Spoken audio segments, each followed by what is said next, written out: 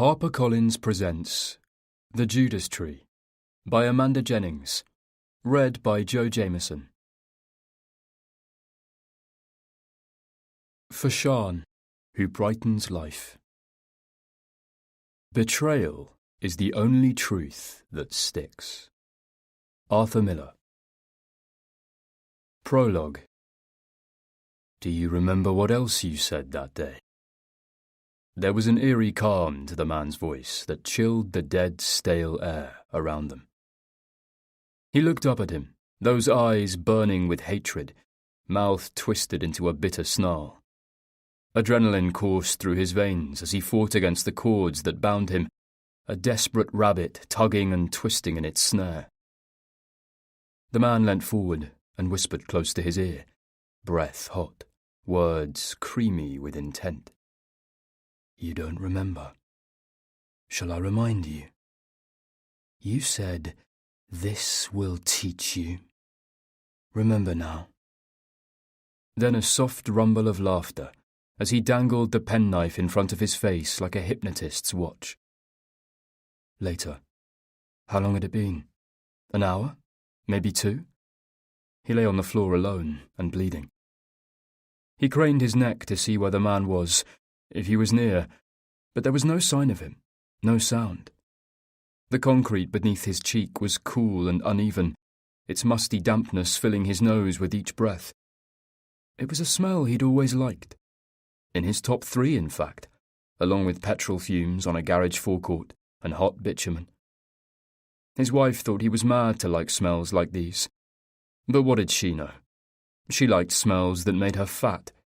Vanilla, freshly baked bread, and cake.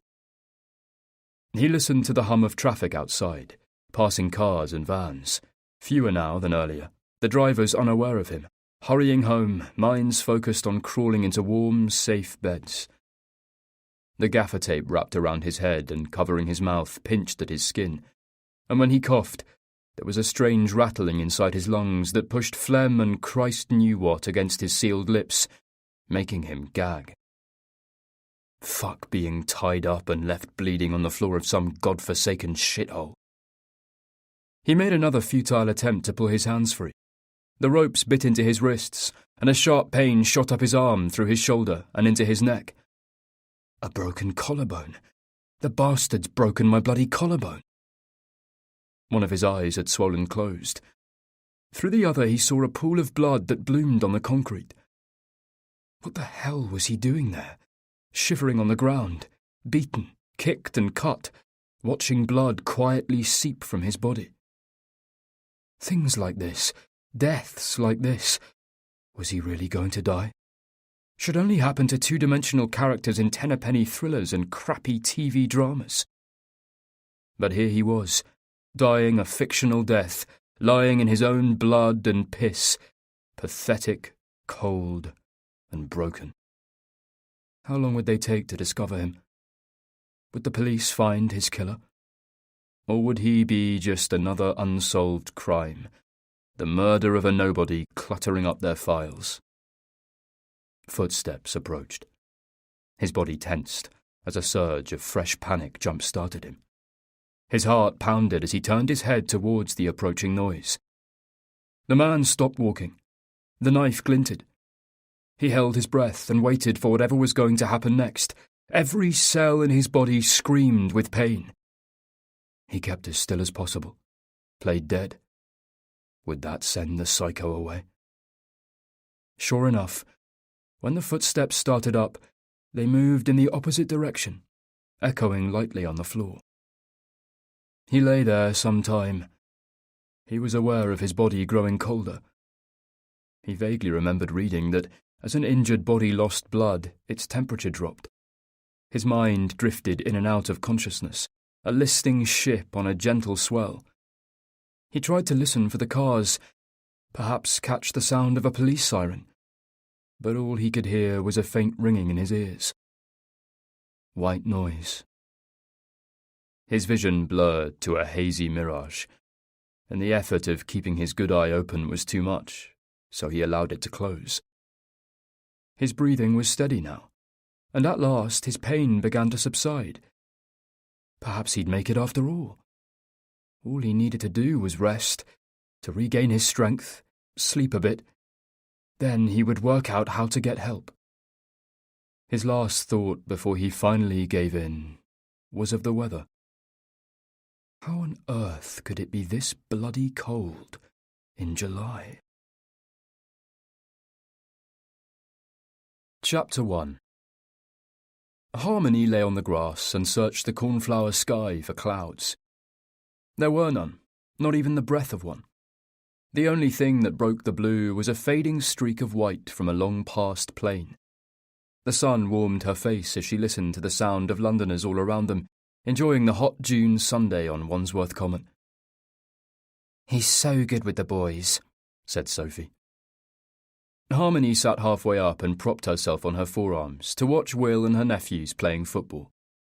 Her husband, in knee-length khaki shorts and pink shirt, crumpled and rolled to the elbows, and the boys, Cal, Matt and George, aged 15, 12 and 9 respectively, bare-chested, skin glistening with sweat, tearing about on a makeshift pitch marked out with T-shirts and trainers. Cal went in for a sliding tackle and knocked his youngest brother's feet from beneath him. George scrambled up, indignant, appealing for a foul while glaring at his brother as he geared up for a fight. Will ran over to George and lifted him high, before turning him upside down and diverting his attention from the injustice. "He enjoys their company." Harmony smiled as Will deposited George back on the ground and ruffled his hair, before hooking an arm around his neck and pulling him close. He whispered something conspiratorial, and George's face broke into a smile, and he nodded. Then the two of them jogged back to rejoin the game, the fight with Cal forgotten. Sophie looked over at Roger, who sat a little away from them in the shade of a sycamore tree, eyes glued to his phone as his thumb scrolled. "Why don't you join them?" she called. "Got an email that needs to go before noon." He glanced up at Will and the boys. "They're fine anyway. If I join, it'll be uneven." Sophie groaned and rolled her eyes. "He's literally never off that thing," she said. "He's worse than the kids."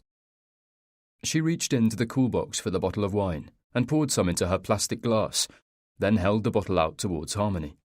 "Want some?" Harmony shook her head, then turned back to watch Will with her nephews. Sophie was right. He was great with them.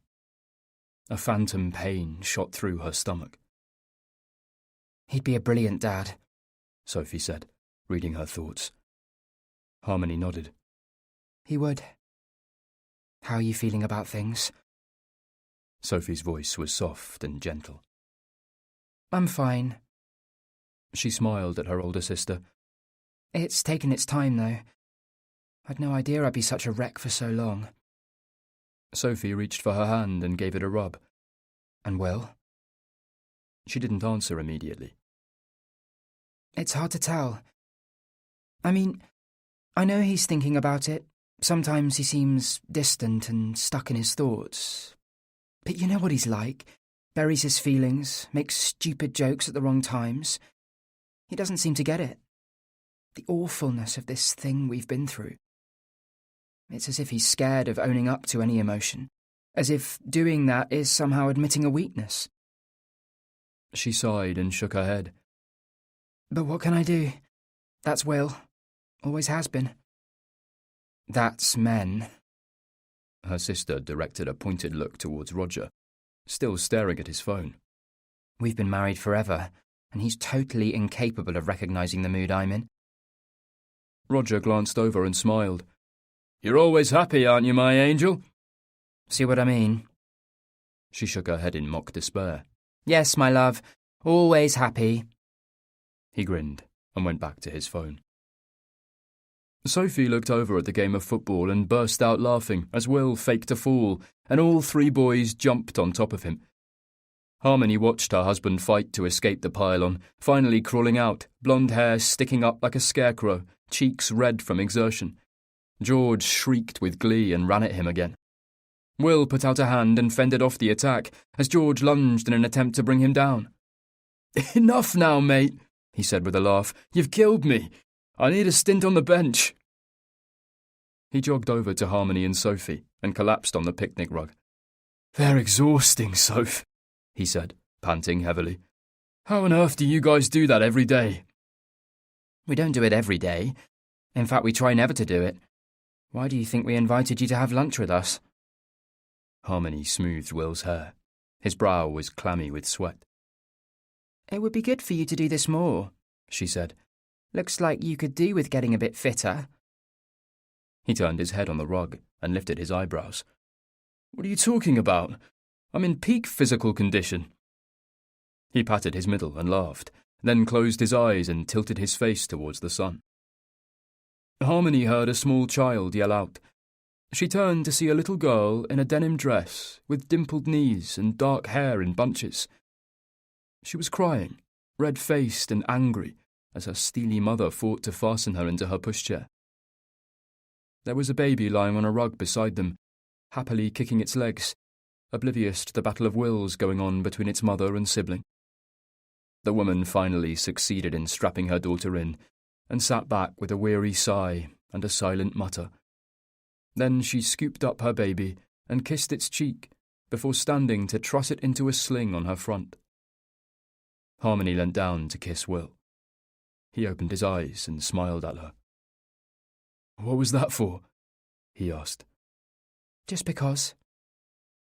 He turned on his side, shifting himself near enough to lay his head on her stomach. "This is nice," he murmured, draping an arm over her. Harmony combed her fingers through his hair. "It is," she said. She glanced up, conscious of being watched, and caught Sophie looking at them with a smile on her face.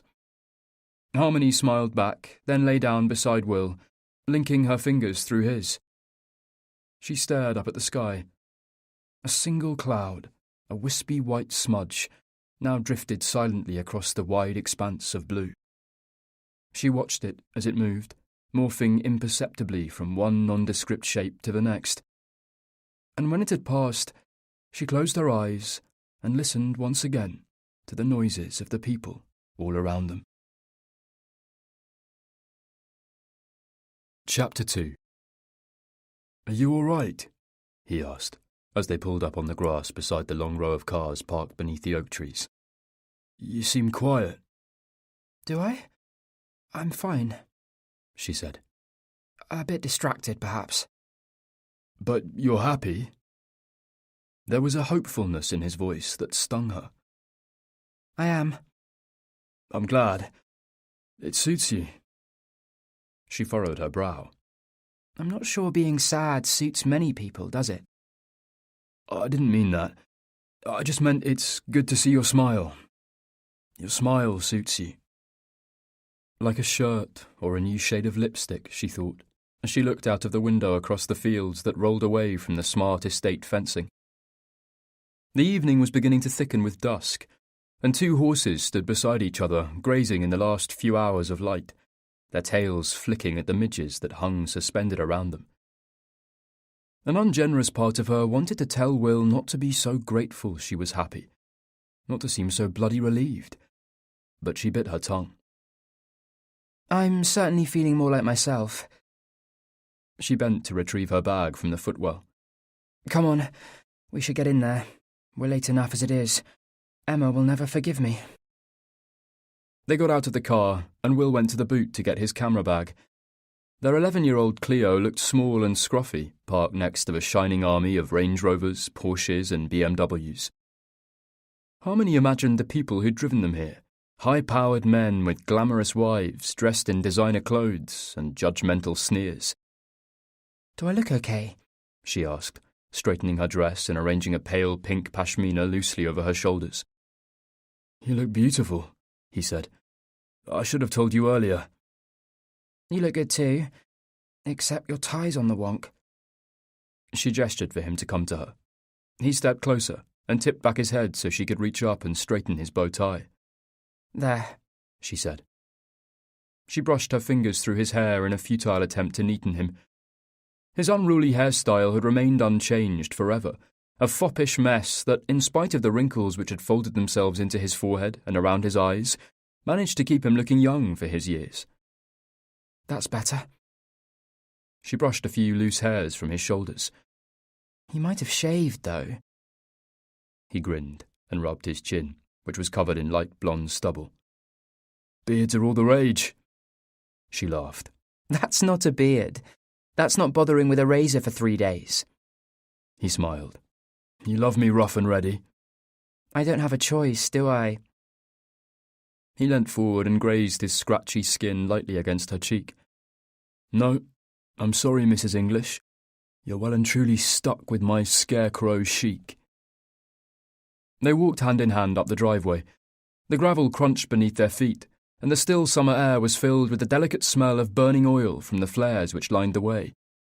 As they neared the house, the noise of the party, exuberant music and a rumble of chatter and laughing, grew. Harmony's stomach pitched with nerves. She glanced at Will, relaxed and nonchalant as always. Nothing fazed him. She was envious of his ability to walk into a party like this without a worry, confident and at ease, eyes glistening with anticipation, not even a whiff of apprehension at the prospect of a room full of strangers. Can you believe they re-gravelled the drive? He said. Christ! Imagine having so much money you'd redo the bloody drive for a party. He laughed. When Ian told me the budget for the champagne, I nearly choked. Harmony wasn't surprised. If you were as wealthy as Ian said he was, re-gravelling the driveway was nothing. From what Emma's let slip over the past few months, the drive is the tip of the iceberg. Will clapped his hands together and grinned. Excellent, he said. Can't wait to get in there and start gawping. They reached the entrance to Emma and Ian's imposing Georgian pile. There were 3 stone steps leading up to the front door, on which were scattered a few handfuls of red rose petals. Harmony remembered Emma telling her they were supposed to look like wedding confetti, but seeing them now, they reminded her of drops of blood, and she was careful not to tread on them as they walked up the steps. The heavy door opened, and they were greeted by a man in striped grey trousers and a black evening jacket, who balanced a tray of champagne flutes on his white-gloved hand. He bowed his head in greeting. Welcome to Oakdean Hall, he said, with theatrical solemnity. Harmony smothered a smile. She had to admire her friend's attention to detail. Emma hadn't mentioned a butler, almost certainly because she knew what Harmony's reaction would have been. They'd been friends since primary school, but sometimes Harmony wondered if they had anything in common outside a deep affection and shared memories. They were different in almost every way. Harmony loved to travel and devoured books, was dedicated to her work, never went to the gym, and rarely wore makeup. In contrast, Emma's world consisted of a few square miles of rural Oxfordshire, the shops of Bond Street and Knightsbridge, and innumerable Instagram pages showcasing pristine beaches, gourmet cooking, and aspirational interior design. Emma had been planning this party meticulously for months. Harmony was also turning 40 that year, and had made Will promise there'd be no celebrations. She didn't even want a card. She'd be perfectly happy if the day passed without mention. Like a dirty secret, it was best kept hidden, not due to vanity, but because of what the milestone symbolised. That she was past her best, that time was running out. Will thanked the man and took 2 glasses of champagne. I know you're driving, he said, as he handed her a glass, but you should try this. It's one of the best we stock, from a tiny vineyard that doesn't usually supply outside of France. It's very easy drinking. She took the glass, and they walked over to the circular table in the large entrance hall that held a huge vase of flowers and a bowl of tropical fruit that spilled over the shining mahogany like a 19th century still life. Will lifted his glass, and she clinked hers against it. Cheers, he said, leaning over to kiss her. She took a sip of champagne. It's delicious. He grinned.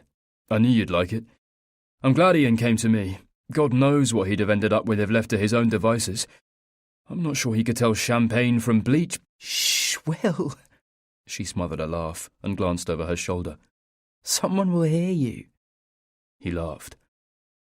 Will, she said, with a certain reticence. She fixed her eyes on her glass, watching the stream of tiny bubbles race to break the surface of her drink to leave a thin, fleeting foam. It was no doubt a terrible time to raise the subject, but this was the most relaxed they'd been in ages. Yes? I've been thinking about things over the last week or so. She glanced towards the front door, but the butler in the grey striped trousers was too busy bowing to be interested in eavesdropping. What things? Her heart skipped a beat. She was surprised how difficult it was to get the words out. She'd been over them again and again, toying with them like worry beads. But as she spoke, they caught in her throat. I think we should try again. Try again? Yes. She reached for his hand. For a baby. His smile fell, and his body tensed. It's been 6 months, she said quickly. And like I said in the car, I'm feeling good. Back to normal, really. And seeing you with the boys in the park the other day, I think we're ready. I know it's taken some time, but I really think we are.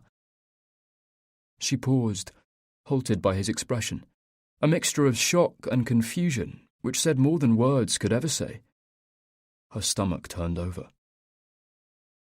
Will glanced at 2 women who were walking in their direction, full-length dresses trailing the floor, heads tipped together, sharing a joke behind raised hands like Cinderella's cackling sisters.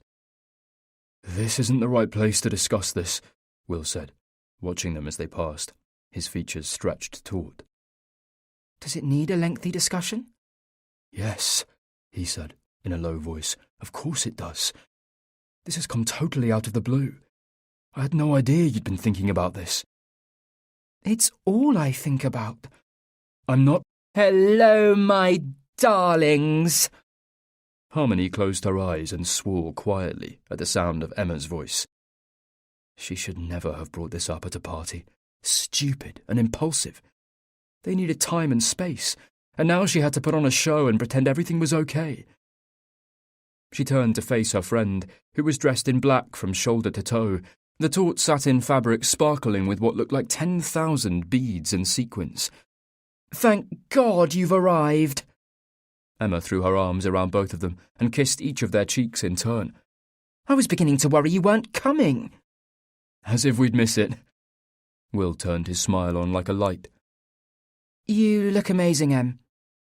But her words sounded forced, her mind too full of Will's reaction, the way he'd looked at her as if she'd pulled out a gun. Emma beamed. You do too, she said. It's criminal you spend all your time in jeans and a sweatshirt. I'd kill for a figure like yours. Then Emma leant forward, her face suddenly serious. She gave Harmony a hard stare. Darling, are you okay? Harmony nodded. Will and I were having a bit of a chat, that's all. She paused for a beat, as Emma began to express concern. We're fine, honestly. Harmony gave Will a tight smile to prove how fine they were. Will smiled back, and put his arm around Emma's shoulders and squeezed. All good, he said. I'm just hoping you'll let me have the first dance with you. Emma squealed. Oh, yes, please. Now, enough serious talking. Let's have some fun. Oh, she said, touching his arm. You've got your camera, haven't you? Will patted the bag that hung over his shoulder. Of course. Good, she said. It would be great to get some photos of people while they still look gorgeous. Will you take one of Harmony and me now? Without waiting for him to answer, she stood next to Harmony and put her arm around her waist. Christ, she said. You really don't have an ounce of fat on you, do you? My stomach's a horror show, like a hot cross bun with all the flab and C-section scars. Harmony smiled weakly, then leant in towards Emma and posed for the photograph. See you in there, Emma said, as she trotted down the hallway towards the throb of the party, lifting a hand and shrieking a greeting to another of her friends. Neither Will nor Harmony spoke immediately. Harmony rested her hand on her tummy, flat, muscular, and barren, and her throat constricted. Would these flashes of sadness ever stop?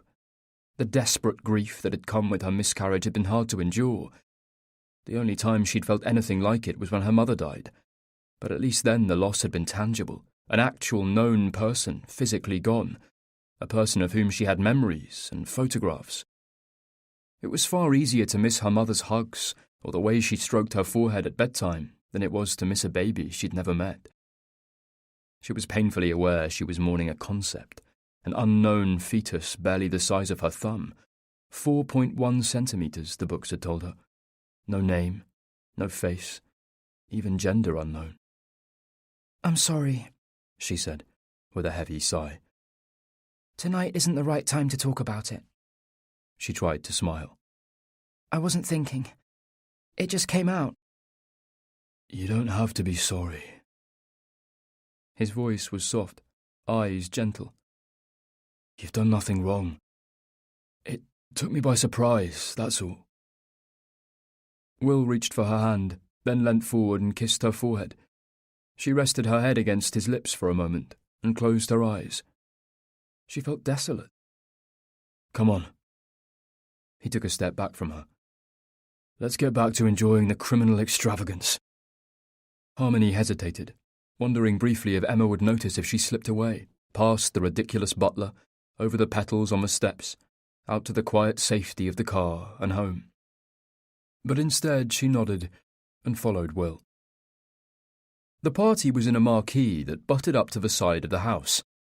It was accessed through the French windows in the living room, a high-ceilinged room with 2 huge sash windows, original plasterwork, and a number of sofas carefully arranged with gold-tasselled cushions. She gasped as they entered the marquee. It was enormous, covering the entire rose terrace, the neatly clipped box hedging and flower beds incorporated into the design with garlands of flowers and strings of lights and what appeared to be 1,000 candles decorating every surface. The navy material which swathed the roof was studded with tiny lights to look like stars.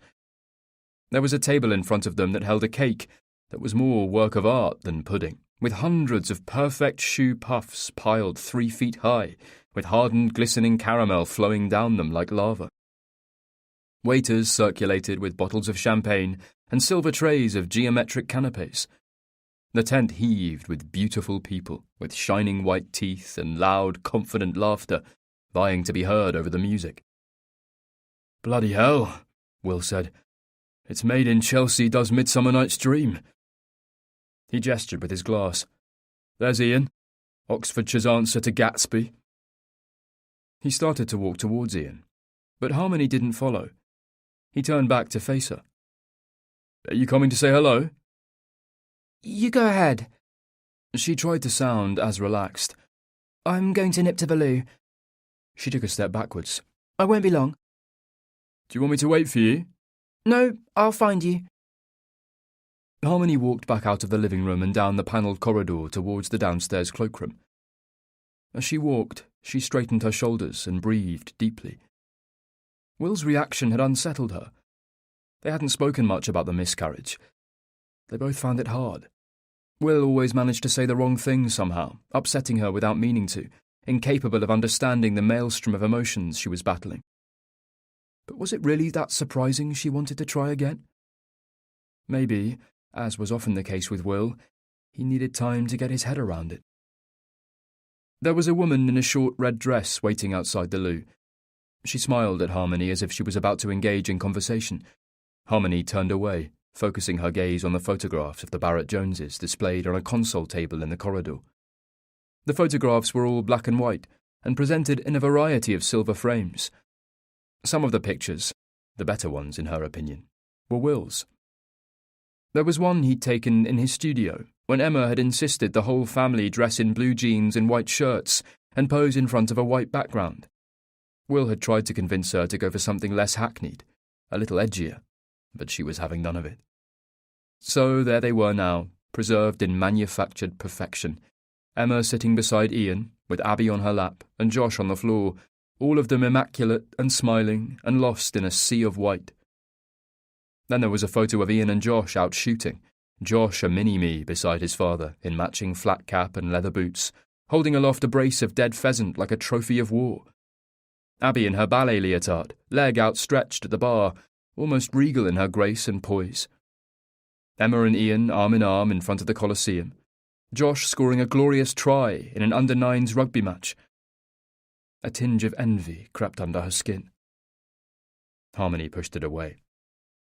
What was she jealous of, anyway? Not the money. and she certainly didn't resent her having children. She was happy Emma had a family. Maybe it was the way Emma's life had panned out exactly as she'd intended, with no obstacles to negotiate, no trapdoors or landmines to surprise and derail her. "I'm not going to be poor when I'm older," she told Harmony when she was 15. "Being poor is absolute shit."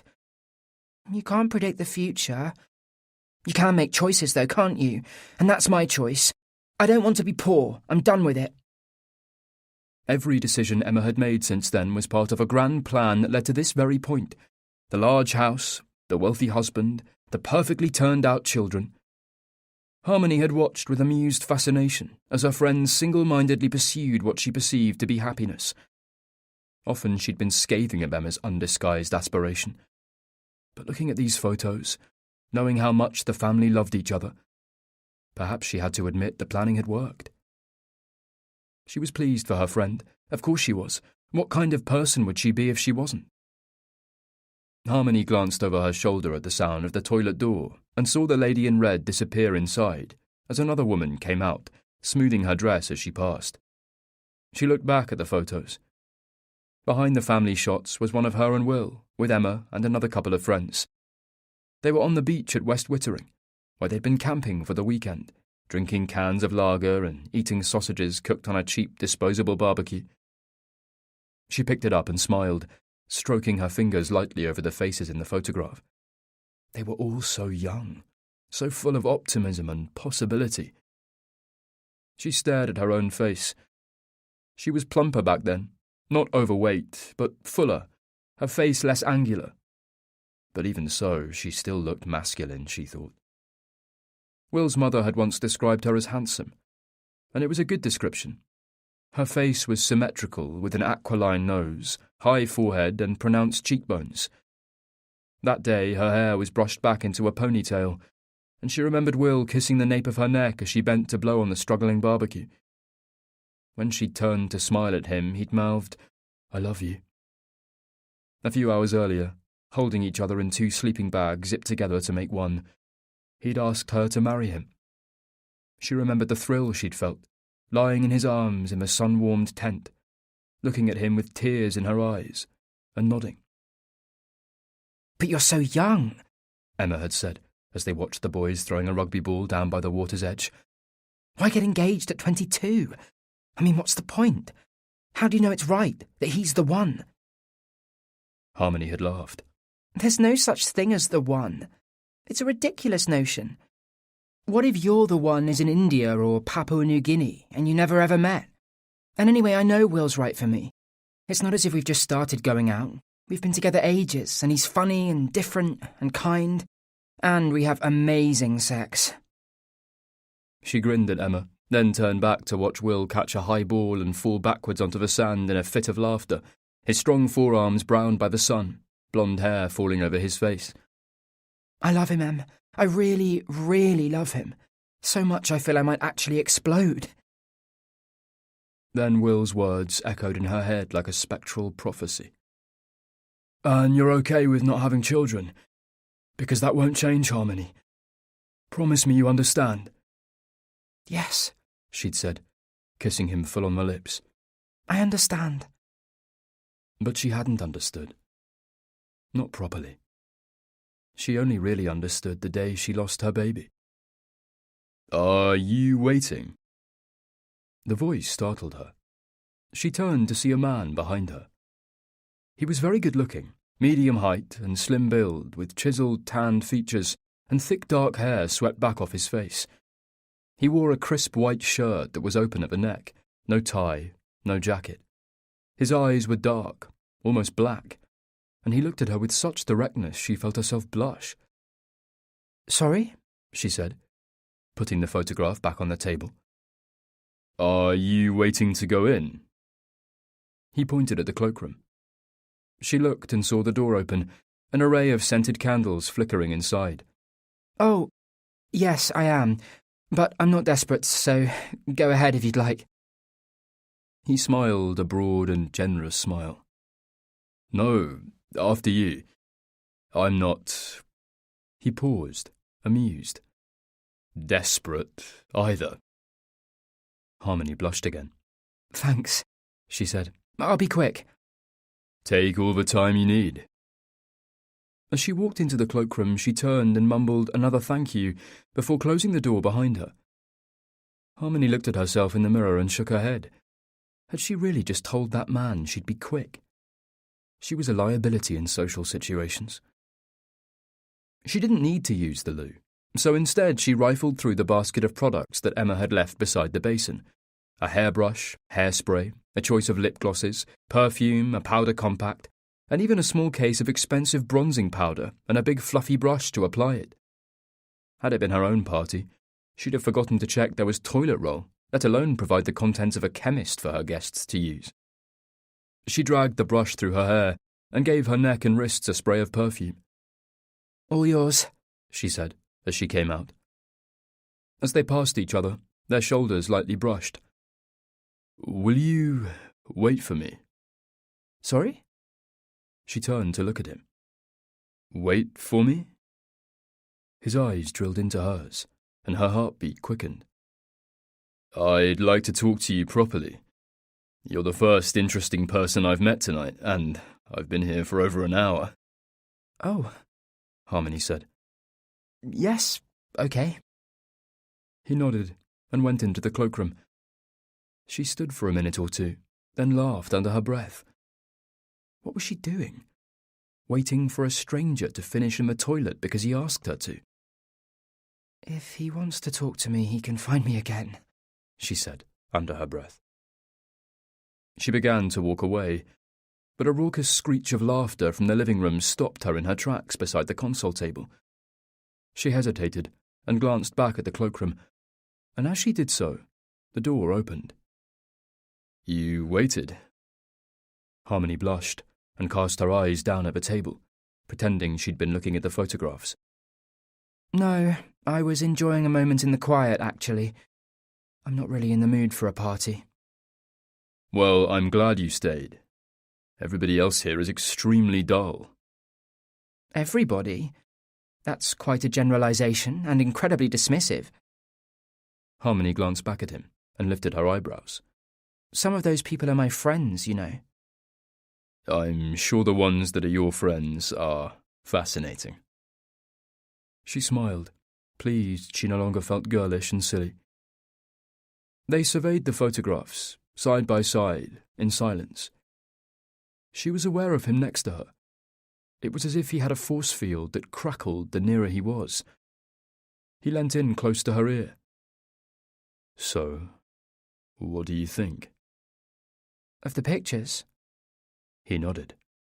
"They're lovely." He shook his head. "They're not lovely.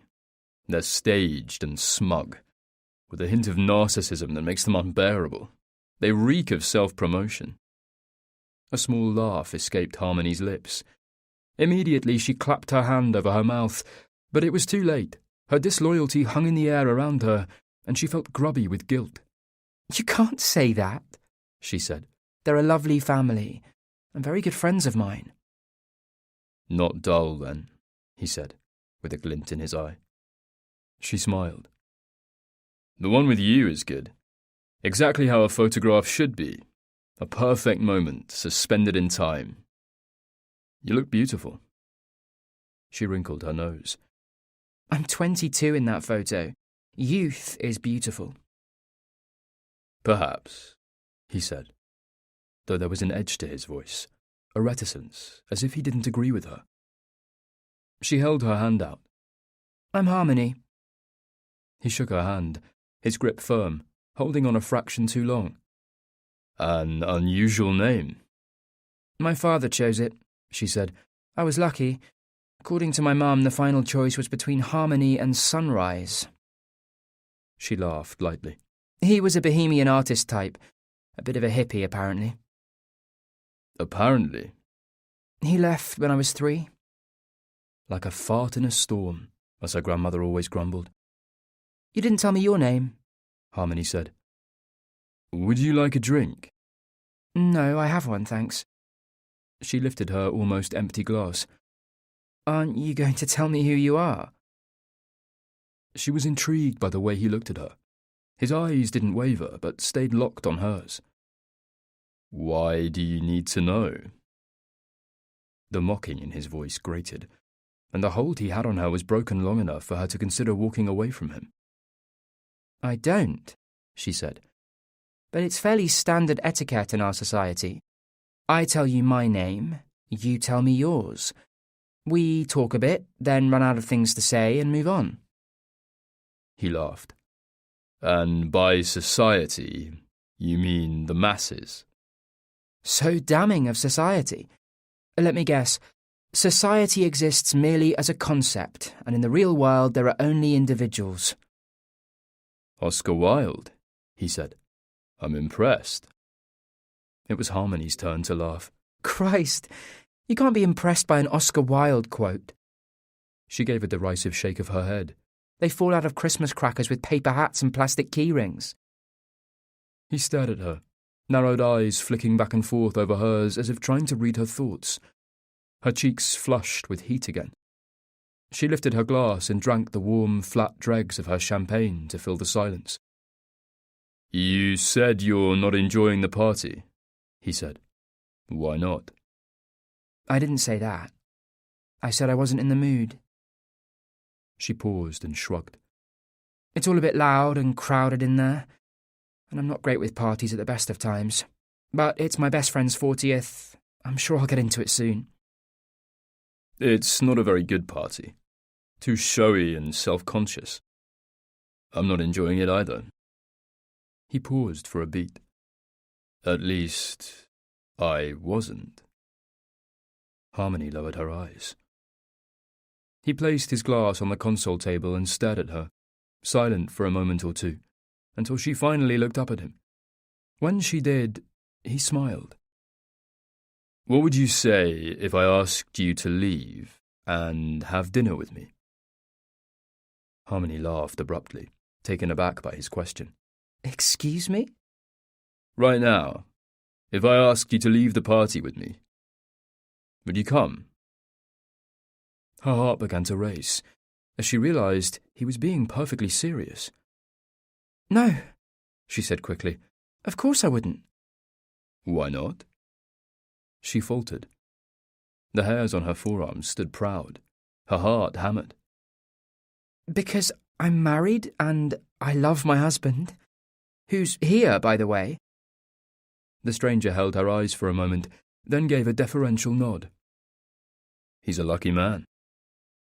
As if on cue, she heard Will's laugh, unmistakable, generous and full, one of those infectious laughs that set other laughs off in a line of falling dominoes. She turned to look over her shoulder and saw him standing with his back to her at the entrance to the living room, talking to a man she didn't recognize. She was filled with a sense of relief as the tension between herself and the stranger disappeared like water through a cupped hand. "In fact, that's him now," she said. "He's probably come looking for me. I should join him before we sit for supper." The stranger stared at her and smiled. "It was nice to meet you, Harmony." She held out her hand again. "Nice to meet you too," she said. "Whatever your name is." He took her hand, and as he did he stroked his thumb against her, barely there, a butterfly's kiss of a touch. Her skin tingled. As she walked down the corridor away from him, she felt his eyes burning into her back. When she reached Will, she kissed him on the lips. The man he was with chuckled drunkenly. "What was that for?" Will asked with amusement. "No reason." She glanced over her shoulder, but the stranger had gone, and she felt a surprising stab of disappointment. Chapter 3. Though Harmony looked for him, she didn't see the man again that night. She would have enjoyed talking more to him. He was interesting, and so different to anybody else she'd ever met, intriguing and enigmatic. She recalled him asking her to leave with him, the focused intent with which he'd delivered his question, and despite herself she felt a rush of excitement. She'd half hoped she might find herself sitting next to him at supper, but instead she was stuck with two men she'd met a couple of times, neither of whom she had much in common with, and she spent most of the meal sitting quietly, toying with her water glass and watching other people as they chatted and drank. Will spent no time at the table. Instead, he leapt around the marquee with his camera like a man possessed. Harmony felt a warm glow as she watched him. Taking photographs was his passion, and it was good to see him so energised and enthusiastic. By 2:00, she was shattered. The number of guests had dwindled, but those who remained were opening more wine or knocking shots back or dancing in happy, sweaty groups, and all looked set to see in the dawn. She found Will chatting to a couple she didn't recognise. "Do you mind if we go soon?" she whispered in his ear. "I'm tired, and we've got to drive back to London." Will excused himself from the couple, who wandered off hand in hand towards the dance floor. "Have you said goodbye to Emma and Ian?" "No. Em's having far too much fun dancing, and I don't want to bring her down. I had a quick look for Ian, but can't see him." "He's extremely drunk. Last time I saw him he was clutching a bottle of vodka and stumbling into the undergrowth with only one shoe on." "Let's slip away. I'll phone Emma in the morning." There were a few people waiting in the hallway for taxis, putting coats on or standing patiently, eyes tired and heavy with alcohol. As Harmony and Will walked down the steps, she noticed the rose petals were now crushed into the stone in dirty smears. Most of the flares that lined the driveway had burnt down, the low blue flames of those that soldiered on licking sporadically at the darkness as they clung to life. Within moments of being in the car, Will fell asleep. His head lolled forward, and every so often soft snores escaped him. Despite the time and the soporific hum of the engine, she was wide awake, mind buzzing, flitting between Will's look of shock when she mentioned a baby and the man she'd met. There had been something about him, a powerful sexuality, not the bravado of a self-styled Casanova, but something rawer, more intrinsic. She'd been with Will since she was 20, and it was the first time since then she'd felt any hint of sexual connection with another man. She knew she should probably expel these thoughts from her head, but it was a breath of fresh air to have her mind occupied with such frivolity. There'd been too much sadness and soul-searching over the past few months. She rested her hand against her stomach as the familiar phantom ache crept into the centre of her, where her baby used to be, as if the scar left when it was torn out of her had opened up again. She glanced at her husband, still asleep, head nodding with the motion of the car. "I wish you felt this," she said, her words loud against the quiet in the car. "What?" he said, his voice groggy. "I thought you were asleep." "Just resting my eyes." He reached for her hand on the gear stick and stroked it. "What did you say?" She didn't reply. "It's about the baby, isn't it?" he said, with a slight drunken slur. "Yes, it's about the baby. Our baby." As she spoke, a lump of emotion caught in her throat. "We need to talk about it." "I'm not sure what you want me to say."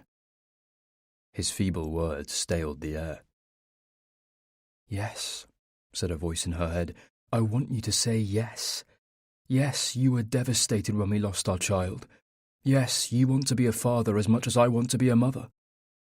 But again, she didn't say anything, and they drove the rest of the way in silence. She turned off the Talgarth Road and into their street, and parked in a space a little way up from their flat. She stilled the engine, then swivelled in her seat to look at him. She faltered. "It's what I said at the party. I want to try again." They sat in the quiet for a minute or two. She willed him to speak, but instead he got out of the car and closed his door. She stared ahead, feeling empty, hands clasped lightly in her lap. There was a group of girls walking down the street. They were underdressed and swaying, passing a bottle of alcohol between them and smoking, the ends of their cigarettes glowing orange in the dark as they stumbled, arms linked, in a drunken chain. Harmony rubbed her face hard and got out of the car. Will was sitting on the steps of their block. His elbows rested on his knees. "I'm sorry," he said, as she approached. His eyes dropped to the ground and he scuffed the side of his shoe against the pavement. "I know we need to talk, but right now I'm tired and drunk and need our bed." She walked past him and unlocked the door that opened onto the communal hallway. 3 flats shared the building, and as usual the man from number 2 had blocked their way with his bike. Harmony squeezed past it and descended the 4 stairs to their basement flat. She unlocked the door and went straight along the narrow corridor to the kitchen and filled 2 glasses with water. When Will came in, she handed him one, then leant back against the kitchen worktop. He drank his and put the empty glass on the table. "Emma seemed to enjoy herself tonight," he said. She knew he was hoping this would be enough to deflect her. Harmony tipped the rest of her water into the sink, rinsed her glass and upended it on the draining board. "She did. I'll see you in bed." Will came into the bedroom as she was climbing into bed. She waited for him to use the bathroom, and as he was undressing, she mustered the energy to try again. "Losing our child floored me," she said. "You don't seem to feel the same, and that makes me feel very alone." He sat down heavily on the edge of the bed. "Will," Harmony asked, "did you hear what I said?" He lifted the duvet and lay down. "I didn't expect you to want to be pregnant again." "Why on earth not?" He hesitated. "Please, Will, talk to me."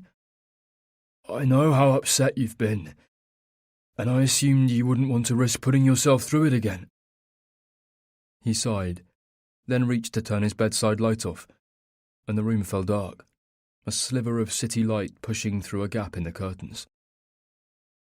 In the silence that held them, Harmony's thoughts drifted back to discovering she was pregnant. A missed period, then 2 weeks late. The blue line on the pregnancy test. Such a simple indication of a new life growing inside her. She'd sat on the floor of their bathroom and hugged her knees tightly. As the minutes passed, euphoria and joy took over from shock, and she realized how deeply she must have buried her desire to have children, hidden it from herself, pretended it didn't matter. She'd convinced herself the 2 of them, evenings out, long Sundays in bed with the papers or making lazy afternoon love, impromptu trips to the pub, to the cinema, were enough. But something awakened in her. Then, 6 short weeks later, she found herself on the same spot on the bathroom floor, the same position even, knees drawn in tight to her chest, white-knuckled hands clasping them to her, as she lost her baby. Dark blood stained her underwear, smeared her inner thighs. Disbelief and panic flooded her, then piercing grief, as she'd curled up on the floor and begged her baby to stay with her, just as she'd done with her mother. She thought about her mum then, a skeleton in a pink cotton nightie lying beside her, so brittle and feather-light, Harmony worried she might crush her with the weight of her arm. Those rattling breaths that came from her struggling body as Harmony cried silent tears that soaked into the pillow. "Please, Mum," she'd whispered. "I love you. Don't leave me." "Don't leave me, baby. Please. Don't leave me." But neither her mother nor her baby had listened. Both left her. Harmony turned on her side and tucked the duvet around her. She had to make him see how important this was for her. "Good night," she said into the darkness. But Will was already asleep. Chapter 4. "I can't wait to see these photos, Will." Will smiled and kissed Emma on both cheeks. "They're good. There's a gorgeous one of you. You look like a film star, which you're going to love." Emma beamed. "How exciting. But first," she said, "what can I get you to drink? Wine? Beer?" "A beer would be great." "Could I have something soft?" Harmony asked. "I've some elderflower," Emma said. "Ian's mother made it, though I hate to admit it, it's delicious." She smiled conspiratorially. "Don't ever tell her I said that." As Emma went back into the kitchen, Will and Harmony walked through the living room and stepped out onto the terrace. The sun was high and bright, but not unbearably hot, and a light breeze carried the smell of freshly cut grass. The table was laid with a pressed white tablecloth, a vase of yellow roses, with a large white parasol offering shade over half of it, a slice of Tuscany brought to North Oxfordshire. All trace of the party had gone.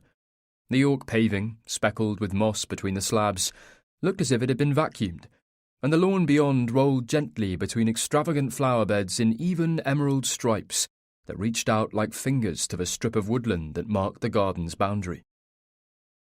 The woods had been thinned so individual trees stood like sentinels guarding the view of the undulating countryside beyond. There was a swing that hung from a beech tree, a wooden fort with a slide, and further into the trees was a platform high up in the branches with a zip wire that shot into the wood below. Will heard his father's ghost tut-tutting at these expensive, spoiling toys, indulged the child and ruin it, and sat at the table facing away from the woods to silence his disapproval. He was glad to be out of London, and in familiar company. The conversation he and Harmony were still to have was a low black cloud hovering over them continuously. He knew what he had to say, but couldn't find the words to tell her without hurting her more. Every time he tried, he knotted up. Will lifted his laptop out of the bag and made space for it on the table. "I hope she likes them," he said to Harmony. Of course she will. They're great. It was lovely of you to spend the evening taking them. She tilted her face up towards the sun and closed her eyes in the warmth like a cat. Emma came through the French windows and put a tray of drinks, a bowl of crisps and a small plate of swollen green olives on the table. She sat in a chair beside Will and slipped her sunglasses down from the top of her head to shield her eyes. So who's this nightmare colleague of Ian's you're making us eat with? Harmony asked Emma. God, don't tell him I said that, whatever you do. Harmony laughed. As if I would. It's his lawyer. He worships the bloody man. Emma poured Harmony a glass of cordial from a jug filled with ice cubes and freshly cut mint. He was asking questions about you. Emma grinned at Harmony and lifted her eyebrows. Me? Really? Do I know him? You met him at the party? Dark hair, good looking, if you like that sort of thing. Should I be jealous? Will smiled and sipped his beer. What type of questions was he asking? Harmony sat forward, her interest piqued. Emma shrugged. It was Ian he was asking. Said something along the lines of him having met one or two interesting people at the party and then described you. Ian knew he meant you when he said your husband had white blonde hair. Anyway, Ian mentioned we were having lunch with you and Will to look at the photos, and as far as I can tell, he invited himself along. Like I said, Ian worships the man, so obviously his wish is his command, and, well, here we are. She reached for an olive, then gestured towards the laptop. Come on, Will. Show me these photos before they get here, and I have to start dashing in and out of the kitchen like a lunatic. They were interrupted by high-pitched screaming. Will turned to see the children running across the lawn towards the fort. Josh had clearly stolen something from his sister and was holding whatever it was above his head as she ran after him, shrieking at him to give it back. For goodness sake, Josh, Emma called. We've guests. Can you try not to be a total savage for a few hours? They both ignored her and disappeared into the woods. It's a shame they aren't eating with us, said Harmony, staring after them. Will's stomach turned over as he caught her sadness. I had to feed them before you got here. If they don't eat before midday, they'll eat each other, Emma said. They're basically wild animals. Don't worry, though, they'll be like wasps on jam when I bring pudding out. She smiled. They're pavlova addicts. You'll be lucky to get any. She reached for her glass of wine, then leant forward to peer at the laptop. These are amazing, Will, Emma said, a few moments later as she looked through the photographs. Oh, she exclaimed, I look gorgeous in this one. She grinned and kissed him on the cheek. You're a photographic miracle worker. I tell him that all the time, Harmony said, without moving her face away from the sun. He needs to make time for it. I can't remember the last time you went to your studio, Will. And that's a great one of you, Harmony. Will looked at the photo. He didn't agree with Emma. His wife didn't look great. Her silk dress skimmed her body in all the right places, but she looked thin, her collarbone pronounced and her cheeks gaunt. She'd lost so much weight since the miscarriage. Emma continued to scroll through the pictures. There, she said, tapping the screen with her fingernail. That's Ian's lawyer. Will looked at the screen. The photo showed two people, a couple, Anne and Cliff, whom Will had met a couple of times before. In the background, cast in shadows to the left of the picture, was a figure Will hadn't noticed until then. It was difficult to make him out properly, but he seemed familiar. Will had certainly met him, but for the life of him couldn't work out when or where. There was an intensity about him that cut through the blurry darkness and locked onto Will, as if he was staring right at him. Now Emma had pointed him out, it was hard to look anywhere else. His presence held the photo like a curse. "I recognise him," Will said, "but not from the party. I must have met him here before." "Not here," said Emma. "That was the first time I'd met him myself. I thought he was a bit strange, to be honest, but then I was as drunk as a tequila worm by 9. Will stared at the indistinct face and racked his brain to place him. "Must have been with Ian, then." Emma didn't answer, but clicked to the next photo. "Oh my God!" she exclaimed. "Just look at Pete in this one. What kind of face is he pulling? And there's Katia and Steve." She glanced at Harmony. "Such an odd pair," she mused. "Do you know them? The world's least suited couple. I mean, look at them. Could they be any more mismatched?" She laughed. "She's tiny, barely speaks English, and is only interested in handbags. And Steve is a 6'5" oaf who lives in his, frankly, vile cycle lycra. God knows what they have in common." "Sex," came Ian's voice from behind them. "They bonk like rabbits on Viagra." Will turned and saw Ian stepping through the French windows onto the terrace. Tall and slim, with ruddy cheeks and hair that was greying at the sides, he was a man whose looks had improved with age and privilege. Unfairly, in Will's opinion, given what a git he was. "Excuse me," laughed Emma. "Is that any way to announce your arrival?" "Sex and shoes. He told me she goes like a steam train every night in return for a pair of Leblanics once a month. They're both as happy as pigs in shit." "Louboutins," corrected Emma. "Or Manolo Blahniks, not Leblanics, for God's sake. And don't say that pig thing, I hate it." She peered behind her husband. "Where's your golf partner?" "Nip to the boys' room," Ian said, as he bent to kiss Harmony's cheek before reaching over to shake Will's hand. "Hello, Ian." Will had to work hard at liking Ian. He was pompous, too pumped up with that ludicrous alpha machismo he'd seen so much of at school and loathed. And as far as Will was concerned, he brought the worst out in Emma. When they'd met, they were plain old Emma Jones and Ian Barrett. When they married, they became Mr. and Mrs. Ian Barrett Jones. Will and Harmony had laughed when they'd heard about the hyphen. "She always wanted a hyphen," Harmony said, stifling her giggles. "How do you think they chose Barrett Jones over Jones Barrett? I mean, how did they decide who got pole position?" If it wasn't for the fact that Emma adored him, Will wouldn't have given Ian a second look. But he was fond of Emma, who, despite her occasionally grating aspirational streak, was warm, kind, and funny. He'd liked her from the moment Harmony introduced them, aged 21, the three of them picnicking in Hyde Park, sitting on the soft green grass, laughing until they cried while getting drunk on Jack and Coke. "How was your game?" Will asked. "Played like a fucking moron." "Ian!" Emma shook her head indulgently. "Sorry," he said, taking a couple of olives and shoving them into his mouth. "Played like a fucking idiot." He winked at Will, who forced a smile back. Will's attention was caught then by Ian's companion walking through the French windows, his head slightly bowed as he watched his step. "He didn't leave you on the 18th, then?" Emma said, as she walked up to greet him. The man lifted his head, and Will's heart stopped. It couldn't be. Could it? "Oh my God," he breathed. Harmony looked across at him. "Will?" Will stared at the man who was now kissing Emma on both cheeks, warmly telling her how nice it was to see her again, how much he'd enjoyed the party, thanking her for allowing him to join them for lunch. "Let me introduce you to our friends," Emma said genially. "Harmony, Will, this is—" "Luke." Will stepped forward. Harmony looked between the two of them. "You know each other?" Will and Luke held each other's stare, Then Will watched a wide smile dawn on Luke's face. "Will English? Well, I never." Will opened and closed his mouth, his voice sticking in his throat. "Luke." As he spoke his name, there was a thump to his gut, like a heavyweight punch.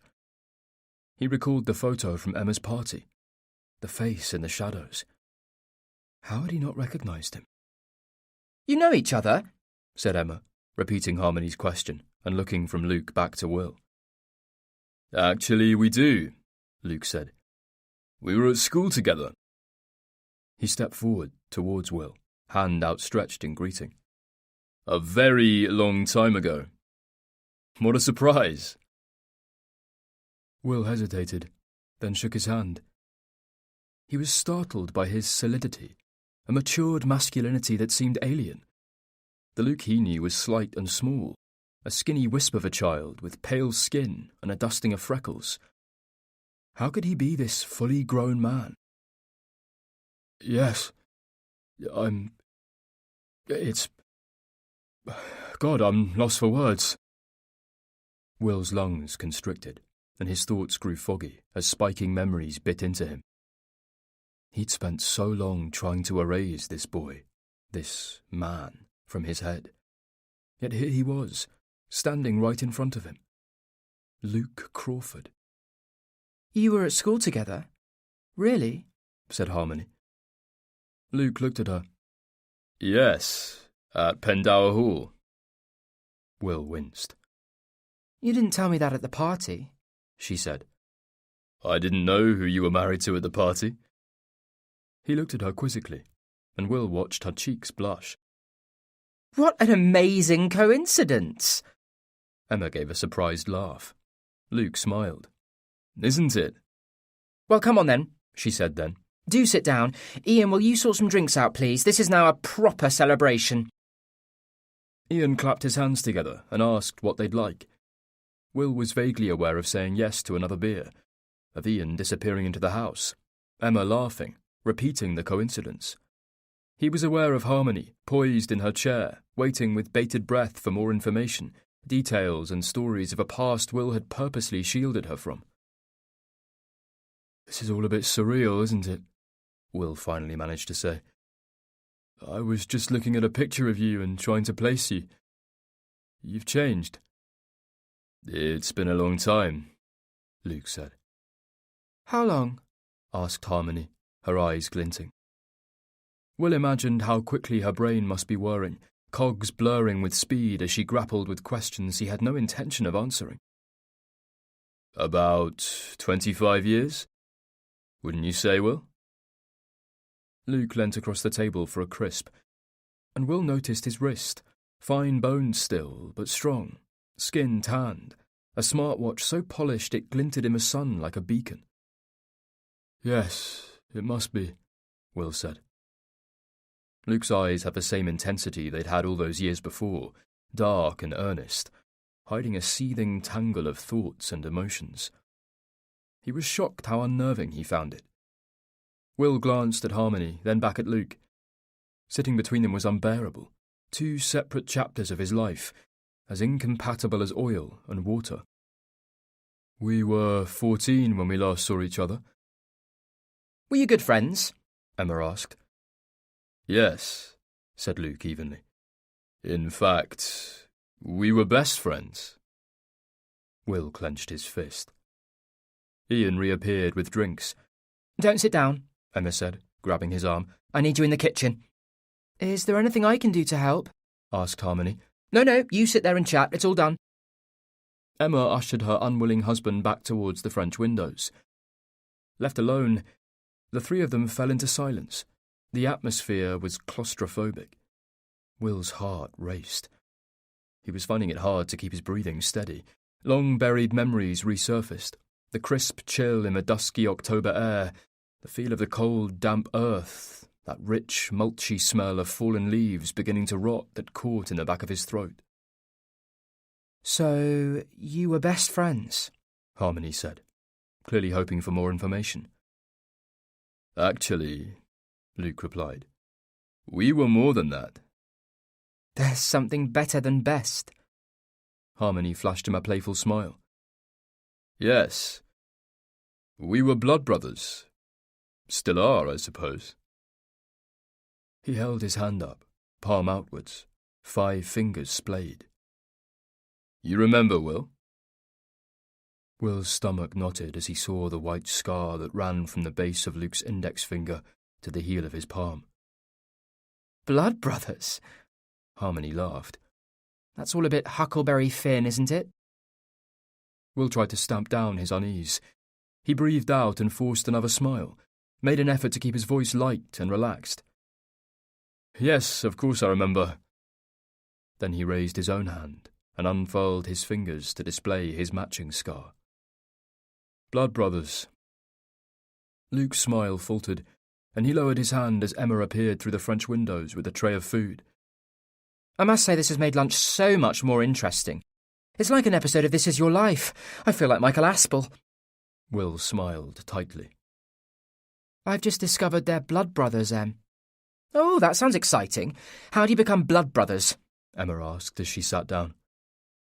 Will had this penknife his father gave him. God, we loved that knife. Didn't we, Will? Will recalled unwrapping the knife on his 13th birthday, the thrill he'd felt as he tore off the brown paper and realised what he'd been given.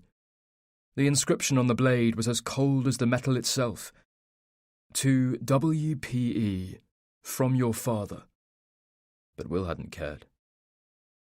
It was like unboxing treasure, a real penknife, a Swiss Army one, with its magnificent blood-red handle, the mirror-like blade reflecting the excitement in his eyes in flashes as he opened and closed it, opened and closed it.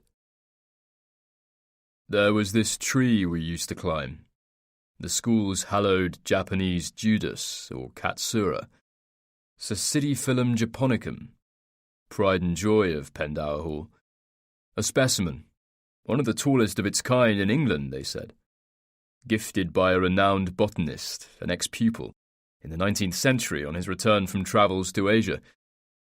We loved it, didn't we, Will? Will didn't reply.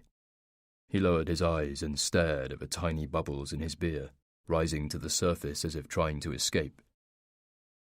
It had branches which were perfect for climbing, and thick leaves we could hide in.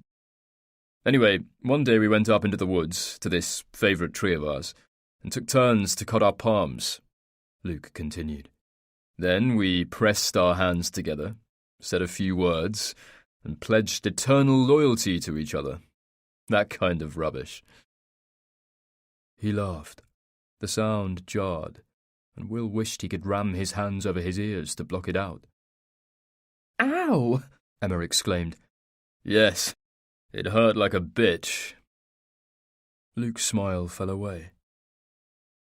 Will thought of the tree, its branches fanning upwards like the fingers of a giant's hand, the cloak of leaves and dappled sunlight, the exhilaration he'd felt as they climbed higher and higher, his heart thumping, skin tingling. Harmony reached for Will's hand and turned it over, then traced her fingertip the length of the thin raised scar. A tingle ran through him. After all these years, I've finally found out. Will pulled his hand back and reached for his glass and downed the last of his beer. I can't believe you cut your own hands open, Harmony said. Can you, Em?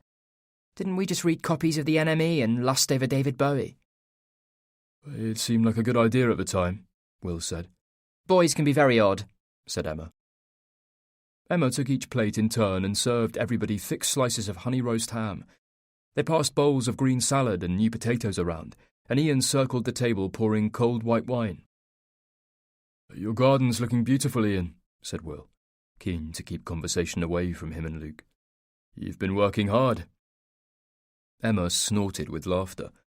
Will, you should know by now, my husband's idea of a hard morning's gardening is napping in a deck chair under the willow tree. Excuse me? Ian retorted. The lawn was mowed this morning. By the gardener? She furrowed her brow and reached across the table for the bread basket. You're such a liar. Ian's face clouded over. A liar? I'm not a bloody liar. Emma was clearly startled by his eruption. I didn't mean to touch a nerve. You haven't touched a nerve, Ian interjected. Not at all. But liar is a pretty strong word to use. He stared at Will. Don't you agree? I'm not sure it's on for a wife to call her husband a liar in company. Or at all, to be honest. Will wasn't sure if Ian expected him to agree with him or not. He hesitated, glancing at Harmony for guidance, but she wasn't looking at him. She was looking at Luke. The look on her face was one of focused curiosity. Will had always been cagey about his childhood, and she was obviously ravenous for details. He knew she wasn't going to let this go, and reliving it all was the last thing he wanted.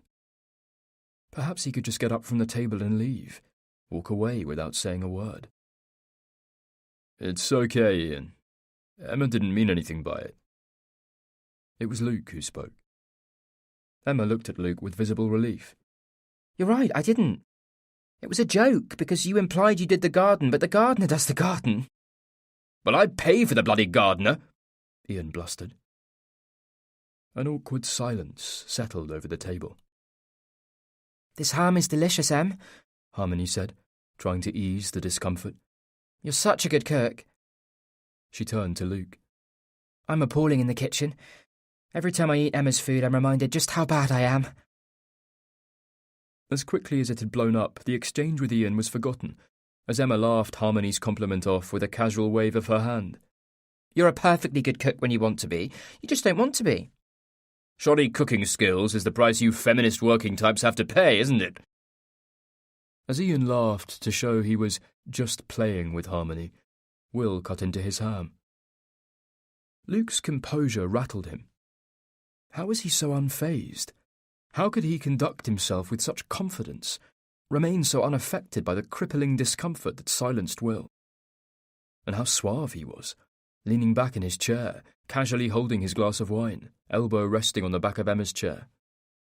He listened intently as she spoke, engaged and interested, so different to the wraith-like boy he'd known, with his darting eyes, coiled like a spring, so thin his bones threatened to pierce his paper-white skin. Emma finished the story she was telling, and they all laughed. Ian stood to refill their wine glasses, and as he did so, Luke turned to Will. Tell me, Will, he said, what's happened since we last saw each other? Has life been good to you? The table fell to a pin-drop silence as they all turned their eyes on Will. He wasn't sure how much Luke meant him to tell. He was a child when he last saw Luke. Everything had happened. Yes, life's been good, Will said at last. I got married to Harmony soon after college. We live in London. Things are good. He smiled at Harmony, who smiled back. Luke nodded. You certainly seem happy. He looked at Harmony, who lowered her eyes and reached for the pendant that hung around her neck. And you? Are you married, Luke? Will asked.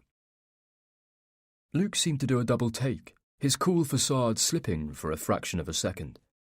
He reached for his glass, then sat back in his chair. I was. That's a shame, said Emma. But so many marriages fall by the wayside these days. It wasn't quite like that. Will saw Ian glare at his wife and shake his head frantically. Marital code for shut up. And you're a lawyer? Will asked. For my sins? Best corporate lawyer in the whole damn city, Ian said, like a puffed-up father boasting about his favourite son. Luke shook his head. Nothing great about being a lawyer.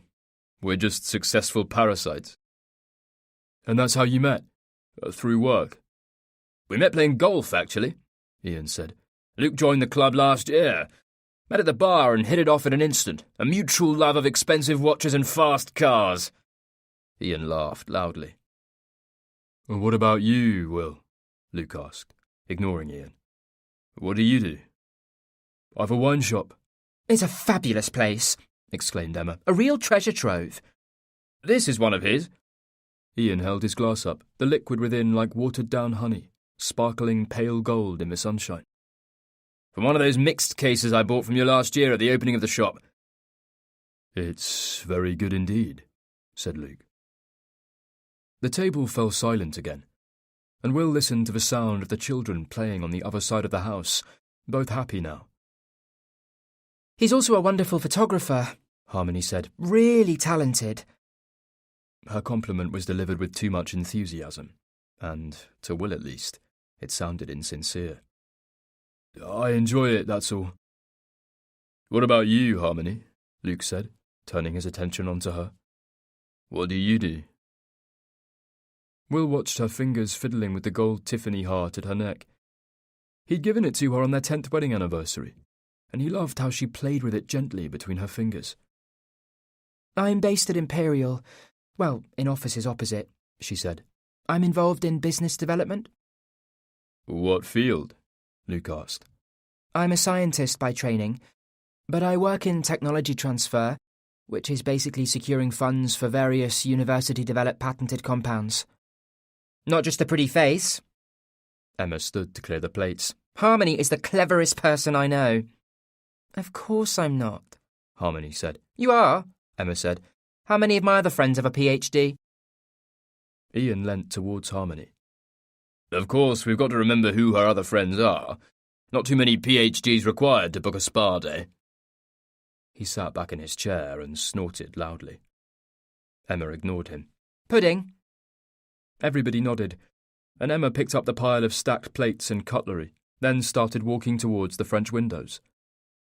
Harmony stood and reached for the bowl of salad. "No, you stay," Ian said, with dramatised weariness. "I'll go. If I don't, I'll get it in the neck for being lazy." He winked at Will. "So, Dr. English," Luke began. "Dr. Hanny," Harmony corrected, raising her eyebrows. "My apologies, Dr. Hanny. What was your PhD?" "Functional genomics." Will reached across the table for the bottle of sparkling water and poured himself a glass. "And what area are you currently involved in?" She laughed. "Are you sure you're interested?" "I am. Very." "Pharmacogenomics, the bit of pharmacology that deals with genetics and drug efficacy." Will watched her run her fingers through her hair, then lightly touched the corner of her shirt collar. He turned away and looked across the lawn. Luke's presence was impossible to ignore, impossible to laugh away, and with it came a rush of self-loathing and shame, as familiar as old toys found gathering dust in an attic. It didn't matter how well Luke looked, how in control of his life he seemed, how undamaged. Will couldn't control the jabs of shame and guilt. "We're looking at the use of gene type to optimize the potency of a drug while minimizing its side effects." "Personalized medicine." "Exactly." A bird screeched above them. Will looked up. It was a circling crow, cawing high in the sky. It wheeled, then flew over the house, its wings flapping strongly, with purpose. As it disappeared out of sight, he heard his mother's voice warning him about a single black crow overhead. She loved her superstitions, and had an impressive catalogue of ominous rhymes for almost everything she encountered. He searched his memory for the one about a lone crow, but couldn't recall it. "What you do sounds incredibly interesting," Luke was saying to Harmony. "It is, and sadly very poorly paid." She laughed. "But you can't have everything, can you?" "Unless you're Will, it seems." Will saw her lower her eyes, as a slight smile passed over her lips. "Yes, I'm very lucky," Will said. Luke and he locked eyes then, dogs assessing each other, uncertain and wary. Will gently stroked his thumb over the scar that crossed his palm. He had a vivid image of his blood falling unchecked onto the sun-speckled grass, felt again the tingle of exhilaration as Luke dragged the blade across his hand, remembered his pale skin parting, his blood flowing. A tremor shot through him as he recalled them pressing their hands together, blood and pain combining, wide eyes bolted onto each other, gripping tight. "We're blood brothers now," Luke had said, with a trembling voice. "That means we're connected. By blood, like real brothers." "You watch my back, I'll watch yours," Will replied. "That's what it means. There for each other. Forever." Then they smiled and tightened their grip, as their mingled blood ran down their wrists and fell like tears on the earth. Chapter 5. By 5 o'clock, the terrace had fallen into shade, and a chill had descended. "I think we should head off," Will said. "If we leave now, we might miss the worst of the traffic." "Yes," said Luke. "I should also go. You're right, the Sunday traffic into London is dreadful." They walked through the living room and into the hallway. Luke picked up his car keys from the circular table in the centre. The spectacular red and orange flowers from the party still held pride of place, despite their fading beauty, a handful of petals fallen like the first leaves of autumn. At the front door, Harmony kissed Emma and Ian goodbye, and then looked at Luke. She offered her hand. He shook it, and her cheeks warmed. This was pathetic. She was behaving like a teenage girl with a silly crush. "It was good to meet you again, Luke," she said. "And amazing about you and Will." He smiled. "Well, I hope now Will and I have made contact, we'll be able to stay in touch." Harmony nodded. "That would be nice." Ian clapped Luke on the back. "Thanks for the game. Shame you played so damn well. I'll give you more of a run for your money next time." Luke shook Ian's hand, then turned to Emma and kissed her on the cheek. "Lunch was delicious. Your children are charming, and you're right. They certainly have a passion for pavlova." Emma laughed. "They do." She paused and smiled at them all. "Perhaps we should do this again soon." Luke looked directly at Harmony. "I'd like that." She reached for Will's hand and took hold of it. "We would too." The three of them walked out of the house and across the driveway towards the cars, their feet crunching over the silence.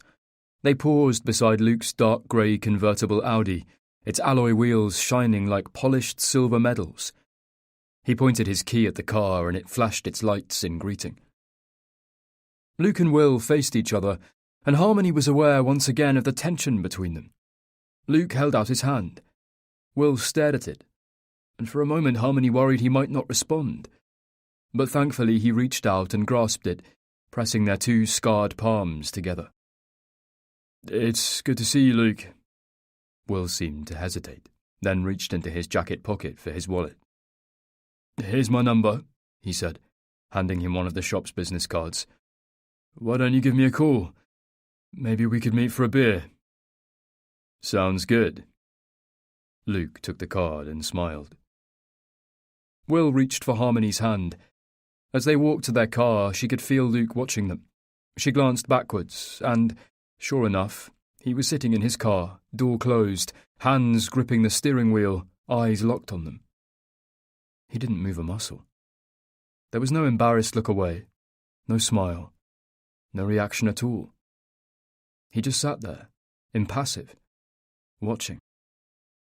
Once in the car, Harmony expected Will to say something to her, but he was silent, his eyes distant, driving on autopilot.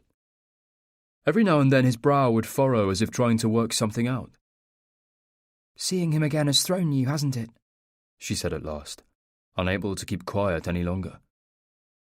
He glanced at her, then nodded. "I spoke to him for quite a long time at Emma's party. He's unusual." She paused, waiting for Will to reply. When he didn't, she pressed on. "And charismatic. Was he always like that? I mean, when you were friends at school?" Still, Will said nothing. She turned to look out of her window. It was so frustrating how guarded he was when it came to his past. She loved to discuss things and probe and learn. Her mother used to laugh at her when she was a young girl, always asking questions, determined to know why trees grew upwards and how clouds floated and why snowflakes looked like miniature paper doilies. Facts made life easier to understand. She'd asked Will so many questions over the years, and only ever had an array of non-committal one-word answers and dismissive shrugs in return. As far as he was concerned, his history was irrelevant. It didn't merit discussion. As unimportant, he said, as a mediocre one-night stand with a forgotten name. All that mattered, he said, was the present, her and him and their life together. She'd accepted his secrecy because she had no choice, but now his past had been revealed like the tip of an ashen finger in the soil, and she was desperate to uncover the rest. The fact that it included Luke was exciting. The man fascinated her. There was something about him that brought to mind her father. Charismatic, the word she'd often heard her mother use to describe him. Despite having dredged every corner of her memory for any recollection of her father, she had nothing. The image she carried was based entirely on a single photograph she had. She'd found it about a month after their mother's death, when she and her sister finally mustered the courage to sort through her personal effects. They'd wedged a chair beneath the door handle of the bedroom they now shared at their nan's house, then put their mother's beloved Ella Fitzgerald on the tape machine. Sitting cross-legged on the floor, her sister holding a bottle of vodka and an expression of grim determination, they placed their mother's precious shoebox between them. They stared at it for a while. Then, in one swift movement, her sister tipped the bottle up to her lips, winced, and pulled the lid off the box. Inside were hundreds of letters. All of them were from their father to their mother. Harmony became breathless as she read them. They were beautiful, incredible expressions of love, poetic, ethereal, surreal even. They were written in curling handwriting, with intricate doodles and motifs decorating the white space around words that struck Harmony as the most romantic thing ever. Then, as she picked up one of the letters, a photograph fell from its fold.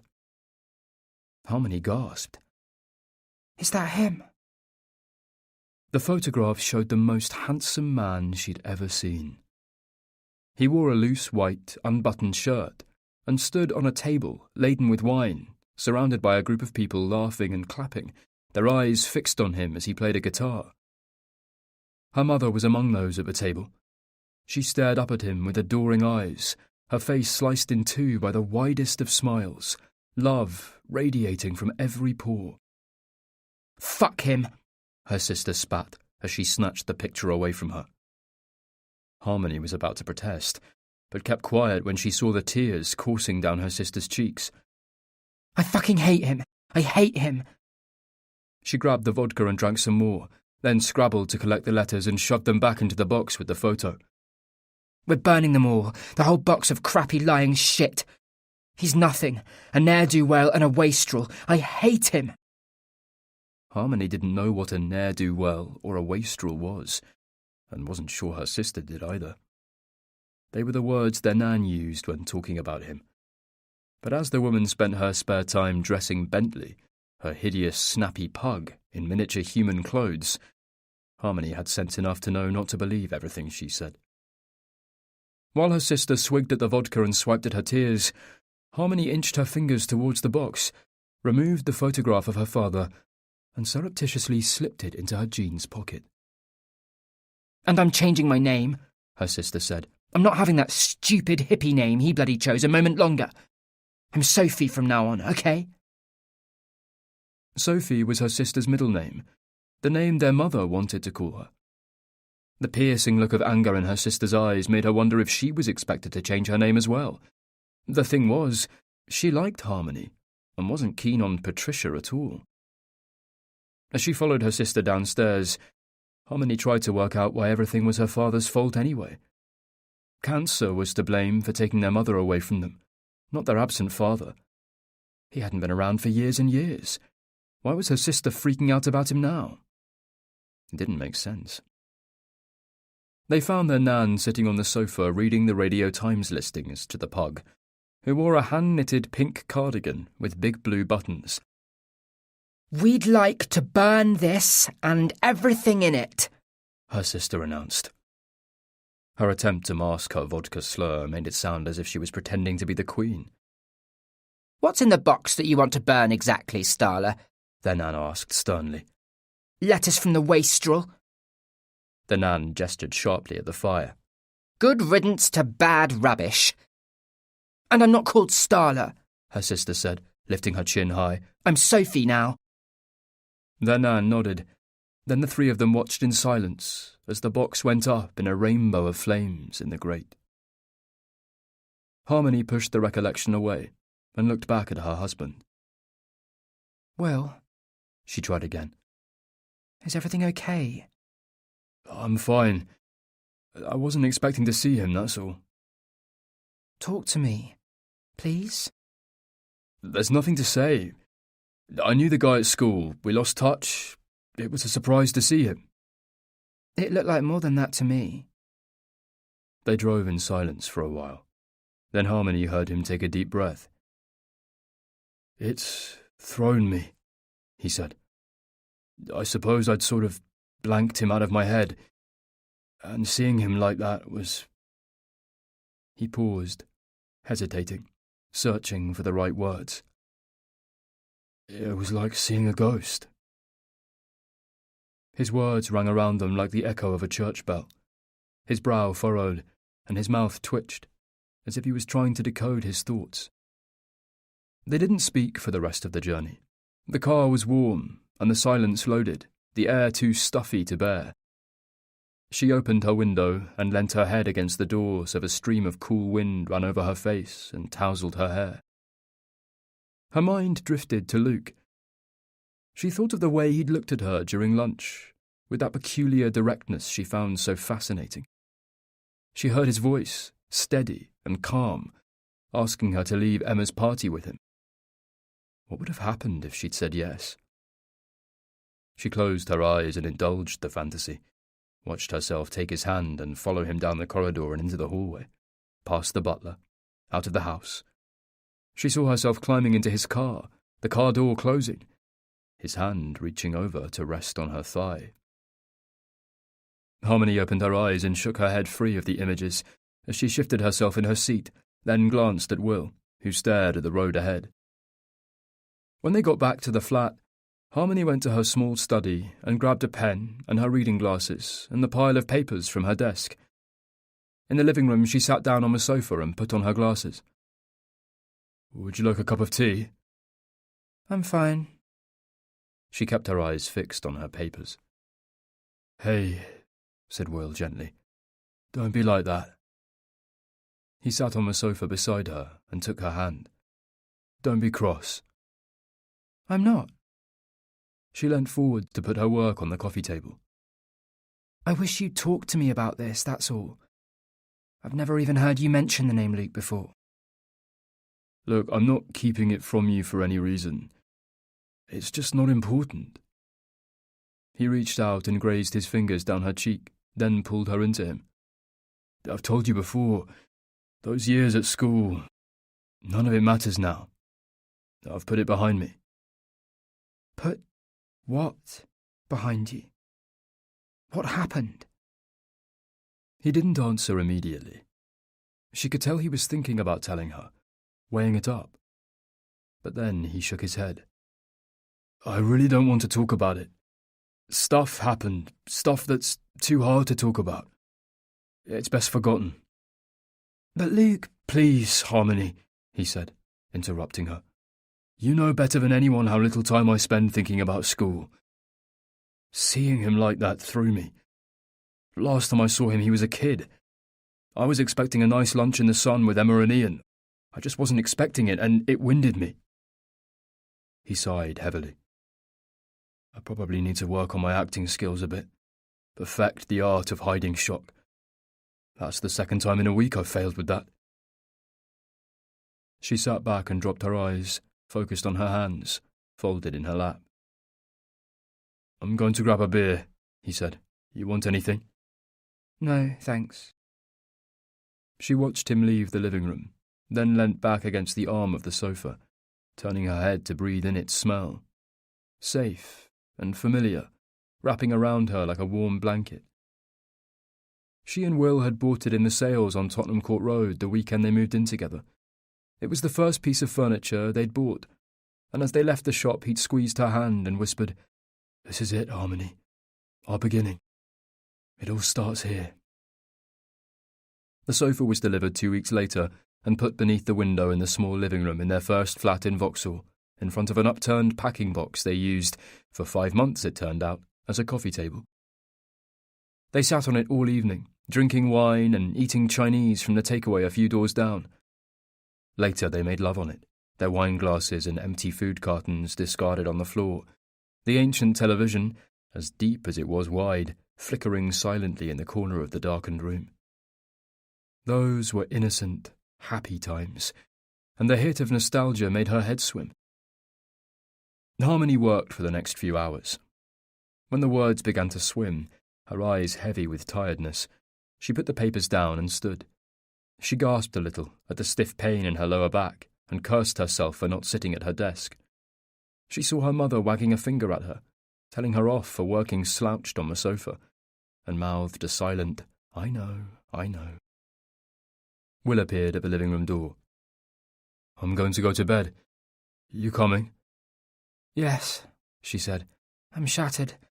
I'll get a drink and then follow you." Harmony filled a glass of water, then checked Will had locked the back door. As she did so, she peered through the glazed panel. The garden, which was bathed in the last of the fading light, could have done with their attention this weekend. It was looking neglected and untidy. The garden was pretty much the only reason they'd stayed in the flat, which was dark and poky, with one bedroom, the box room she used as a study, and a living room they squeezed a dining table into. The garden, however, was beautiful and large by London standards, about 40 feet by 30, with a magical feel. It had high brick walls that were carpeted with unruly bottle green ivy, and an area of aged paving, some of the slabs cracked with moss growing between. There were 2 overgrown flower beds that ran along each of the walls, and at the end of the garden was a stone bench with carved legs, behind which was a mature rosebush that seemed to flower for months. It was a hidden gem in a slice of urban grey between Barons Court and West Kensington tube stations. When Harmony found out she was pregnant, she knew they'd have to move. Will had been hard to persuade. He loved the flat with a passion. But she persisted, explaining they needed somewhere more suitable for a family, somewhere with a proper bedroom for the baby and a utility room, maybe a playroom too. When she showed the valuing estate agent the garden, she had a pang of doubt as his eyes lit up. "Oh, this is very special," he'd said, purring with excitement. "Yes, lots of potential here. It'll fly off our books. Not many places with an outside space like this around here." After the miscarriage, there was no reason to move. No need to justify the expense. The conveyancing fees alone were enough to make their eyes water. But rather than feel relieved she could stay in her home, she felt trapped, resentful of the flat now inextricably linked to her loss. Will was reading in bed. She went to shut the curtains. "Can you leave them?" He closed his book and laid it on the bedside table. She hesitated, her hand resting on the edge of the curtain. She didn't like sleeping with them open. She felt exposed, worried about people being able to see in. "I'd like them open tonight, if you don't mind." She let her hand drop from the curtain and climbed into bed beside him, and he turned his bedside light off. She curled up close to him, resting her head on his shoulder. "Are you sure you're okay?" she asked. "Everybody around the table today could tell there was something wrong, you know. Did you and Luke fall out at school? Was he the reason you didn't enjoy it there?" "No, we didn't fall out. We were great friends. I met him towards the end of the first term when we were 13. He left, though. Was expelled, actually. And I didn't hear from him again." "Why was he expelled?" Will turned his head to stare out of the window. "I don't know." His voice was edged with sadness. "He shouldn't have been." "Was it dreadful there?" He didn't answer immediately. Then, after a few moments, he spoke quietly. "Not all of it. Most of it was bearable. But, yes, some of it was awful." She kissed his chest. "I can't believe your parents sent you away." She was unable to keep the blame out of her voice. "I don't know how people do it. I mean, what age were you? 8? It's barbaric. Why have children if you're going to send them away? Mum didn't want me to go, though I remember her saying something about it being good to get away from her apron strings. It was my father. He believed it was the right thing to do. He saw it as some sort of rite of passage. Spouted all that nonsense about boarding school turning boys into men. He paused briefly. I suppose it was what people did back then. Not the people I knew. She thought of her father-in-law, of his holier-than-thou attitude to life, his favouring of etiquette over emotion, the malice in his voice when he talked about immigrants, the way he buttoned his coat before leaving for church and tutted at Harmony as she sat at the breakfast table reading the Sunday papers, his sneering and sniping at Will, his inability to show any signs of affection towards his only child. Early on in their relationship, Will told her he had only seen his parents on the last Sunday of each month during term time. They'd drive to a pub on the A30, order 3 portions of scampi and chips, then he and his father would eat their food as his mother chatted mindlessly to fill the stony silence. It was from the odd anecdote such as this that Harmony began to understand Will's unwillingness to talk about his childhood and his loathing of school. They'd driven past the place once, years earlier, on their way home from a wedding in Foy. Harmony had been studying the map as Will drove. Well, look at that. Tintagel is a real place, she suddenly said. Who knew? He laughed. You thought it was made up? She smiled. I never gave it too much thought. I thought it was all just part of the legend. Ladies in lakes and dashing knights and swords in stones. Do you want to visit? Will cast her a glance. Tintagel? He grinned and nodded. But it's out of the way. So what? Come on, let's go. Walk where King Arthur walked. We can book into a crappy B&B with a grumpy landlady, get out on the cliffs, have our chips stolen by seagulls. What about work? We'll call in sick. She hesitated. We can't. But we can. Come on, it'll be fun. Then she'd nodded, hesitantly at first, then with more vigour. Will's enthusiasm was infectious. Maybe it would be fun to do something on the spur of the moment for once. Go on then. Why not? They'd been talking and laughing, energised by their impetuous decision. But then Will had fallen quiet.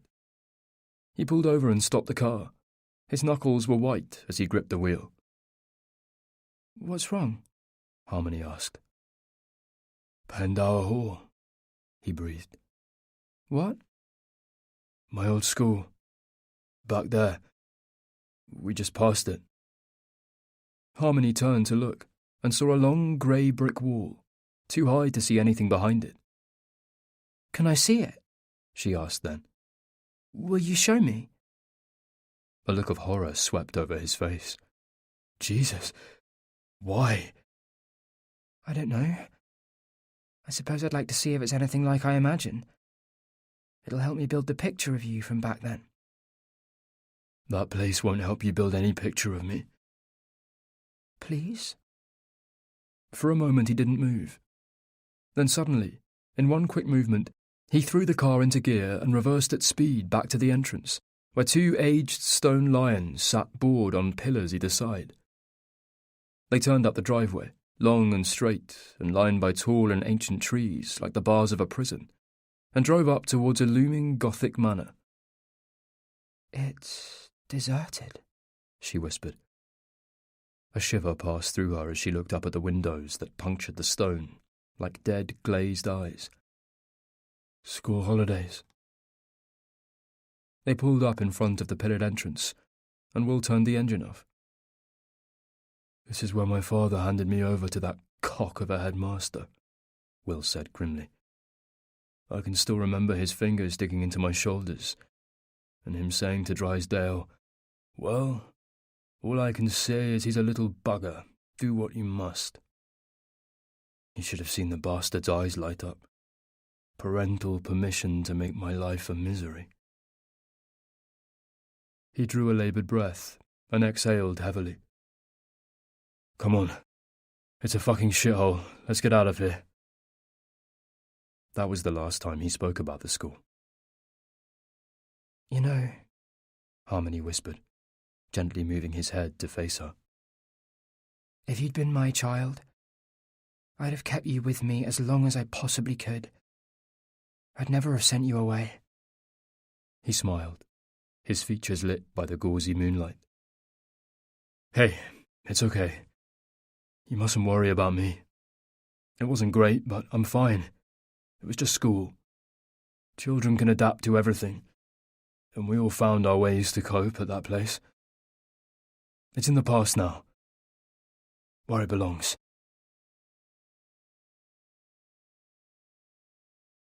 Chapter 6.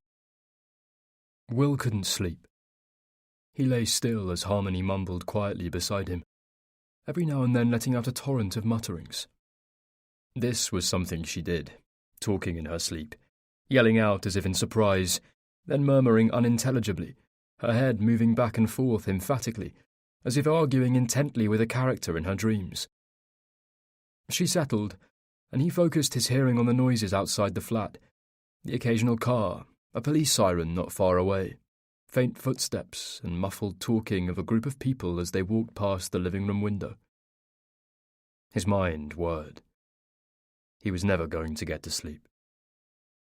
He eased himself out of bed, careful not to wake Harmony, lifted his clothes off the chair in the corner of the room and crept out of the bedroom. He dressed in the hallway, then took his keys off the hook by the door and slipped outside. Night rambling, he called it. Walking at night. It was a habit that started when he was about 10 or 11, when, one night, unable to sleep for worrying about going back to school, he'd called for his mother. She had sat on the edge of his bed, patted his hand and told him, enough now. Be quiet and count sheep. His heart sank as she left the room, closing the door behind her, so he was plunged back into darkness.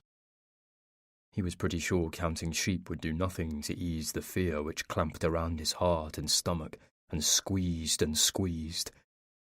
And he was right. By the time he'd counted a flock of 400, he was no more sleepy than when he began.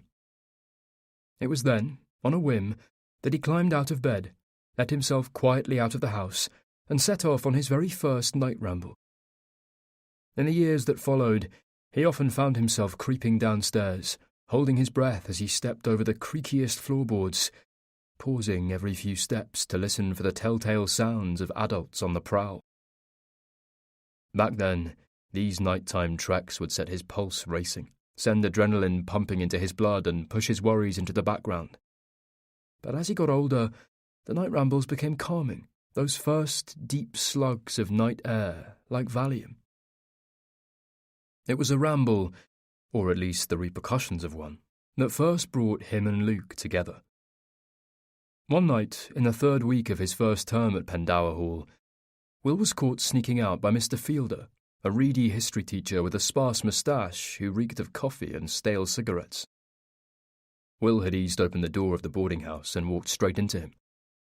The man sent him back up to the first year's dormitory, his thin voice laced with what might have been regret, as he told young Will he'd be seeing the headmaster the following day. Will's stomach had churned with dread for the rest of the night, and the whole of the following day, until, finally, in the evening after prep, Drysdale summoned him. Tell me, English, I'd love to know exactly why you want to run away from school. Why you'd want to cause us bother. Why you would want to worry your parents. Will's stuttered mix of ums and ers failed to convince this terrifying man, and the caning that followed was brutal. Will limped back to the dormitory bruised and biting back tears, and climbed gingerly into bed. Later, a little while after Matron had turned the lights out and the dorm was still, a boy on the other side of the room, a quiet, small boy whom Will hadn't taken much notice of, crept across the room. The boy stood motionless by Will's bed for a moment or two. Then he glanced over his shoulder and thrust out a closed fist. Will didn't move. Nor did the boy. He stood there, like a statue, his arm held out towards Will. Will furrowed his brow and shrugged, unsure what he was meant to do. The boy sighed theatrically, and leant closer. "Take it," he whispered. "It'll stop the bum sting." Then he grabbed Will's hand and pushed something hard into it and closed Will's fingers around whatever it was, before silently returning to his bed. When Will opened his hand and saw what he'd been given, his heart missed a beat. 2 foil-wrapped toffees lay on his palm like gold coins. Will closed his hand and thrust it beneath his blanket. Sweets weren't allowed. Sweets would get confiscated by the prefects, stolen and eaten. Your things ransacked if there was even the smallest suspicion there was more. Where had this boy hidden his contraband? Will sat up in his bed and looked over at the boy, Luke, who also sat up. His pale, thin face was lit in a shaft of fluorescent light from the corridor. He stared at Will, solemn and intense, nodded once, then lay back down. Will pulled his grey regulation blanket over his head and waited with bated breath, heart hammering, until the duty prefect had done his final rounds. When Will was sure it was safe, he undid the golden wrappers, coughing to mask any rustling, then popped both toffees in at once, almost too much for his mouth to hold. He sucked slowly, closing his eyes as the creamy sweetness ran down his throat. Luke was right. For a few glorious minutes his throbbing backside, the desperate homesickness, the injustice and loneliness was all forgotten. In the morning, as they walked down the stairs on their way to breakfast, Will caught up with Luke. "Thanks," he whispered. Luke grinned, and his face lit up like a flare. Will walked along the deserted back streets of Fulham. His stride was full, and his rhythmic footsteps rang on the pavement. The houses he passed were dark, lights off, curtains drawn, their front doors locked and security chains slid across. He imagined the people who lived in them tucked up in their beds, quietly snoring, sleeping deeply. He heard the startled screech of a cat, or maybe a fox, and picked up his pace. He allowed his thoughts to settle on the last time he'd seen Luke, the day he was expelled, both of them perched on those hard wooden chairs in Drysdale's office, which stank of old leather, wood polish and mothballs. He remembered the look in Luke's eyes, the way they'd welled with tears that spilled down his cheeks. Thick nausea pooled in the pit of his stomach as he strode onwards. In the morning, Will left their flat and headed up towards the North End Road, weaving in and out of the people on the busy pavements as he walked to the shop. "Morning, Frank," he said, as he pushed through the door to the happy tinkle of the old-fashioned bell that hung on the back. "Morning, William," Frank replied brightly. Will was fond of Frank. He'd known him for years. Frank had worked at the wine merchants Will got a job at when he finished college. When his father died, leaving Will a small lump sum, he decided to open his own shop and asked Frank to work for him. He was delighted when Frank said yes. He was great company, eccentric in a very British way, with a great sense of humour and an easy-going nature. Frank was a short man and a little rotund, and always dressed in well-fitting suits with his grey hair slicked back with hair cream that he ordered from a specialist gentleman's shop in Bristol. He lived in Chittock with 2 Persian cats called Pie, short for pork pie, and Pinwheel, and his husband, a writer of moderately successful science fiction, who was as wiry as Frank was portly. Frank loved wine with a passion, and was a walking encyclopedia when it came to claret and burgundy, but tended to struggle with other types. His cheerful demeanour brought warmth to North End Wines, which nestled in a tired row of shops between the Co-op and a bookmaker's. From the outside, the shop didn't look like much, with its chipped maroon paintwork, dirty white walls and security bars on the windows, a legacy from its days as a sex shop. But the rent was cheap. Inside, however, was an Aladdin's cave of beautiful wine. Bottles were shelved from floor to ceiling and wall to wall, all of them carefully selected by Will from a variety of vineyards, large and small, and already, even after only a year of trading, they had a small but loyal customer base who travelled from various corners of London and beyond, battling gridlock to buy their wine. "So, how are you today, young William?" "All good, thanks." "Super stuff. The kettle's just boiled." "Lovely. Would you like a coffee? Gracious, no. I've had 3 already. 3? Will lifted his eyebrows. It's not even 10. You'll be bouncing off the ceiling. Frank smiled and playfully batted the air. I've been up since 5. I'm surprised I've only had 3. Will pushed through the plastic strip curtain, reminiscent of a 70s corner shop, and in the tiny cupboard that passed as a kitchen, he made himself an instant and dumped 2 spoonfuls of sugar in it. How are the boys? He called through. Fluffy, Frank said, and as lazy as ever. Poor Pinwheel was a bit off colour on Saturday, but the vet wasn't worried. She said it was probably something he ate. A past its sell-by mouse, I suspect. Greedy toad. Will smiled to himself and took his coffee back through the strip curtain. Being at the shop settled him. He felt comfortable here, knowledgeable and well-respected, with no pressure to be anything out of the ordinary. He didn't have to be talented or skillful, or, if truth be told, stretch himself. He knew about wine. He'd worked in the business since his early 20s, and he enjoyed working close to home with no commute and no pressure. Frank was independently wealthy and worked because he loved it. If the business ever folded, he'd be unaffected financially. It was easy and pleasant, which is just how Will liked it. He didn't make much money, but it was steady. And though there were undoubtedly days when he wished he was out with his camera searching for beauty in the obscure and mundane, they weren't frequent. Would you like a custard cream? Frank asked. Yeah, I've a packet in my satchel. I'm okay, thanks. Will opened the large desk diary by the till. There was a delivery that afternoon, and he was meeting a new restaurant owner on Wednesday. But other than that, it was a quiet week. Did you have a good weekend, William? Will had a flash of Luke walking out onto the terrace, and his stomach somersaulted. Fine, thanks. You? Get up to anything fun? Oh, well, you know, this and that. Frank opened his old battered bag, so stuffed with God knows what that it bulged in the middle, cracking the dry tan leather. He retrieved a packet of custard creams and carefully unwrapped them, took one, then wrapped the packet up and slid it back into his bag. I do like a custard cream, he said to the biscuit. Then he seemed to remember something and waved the biscuit frantically at Will. Oh, yes, something did happen, he said triumphantly.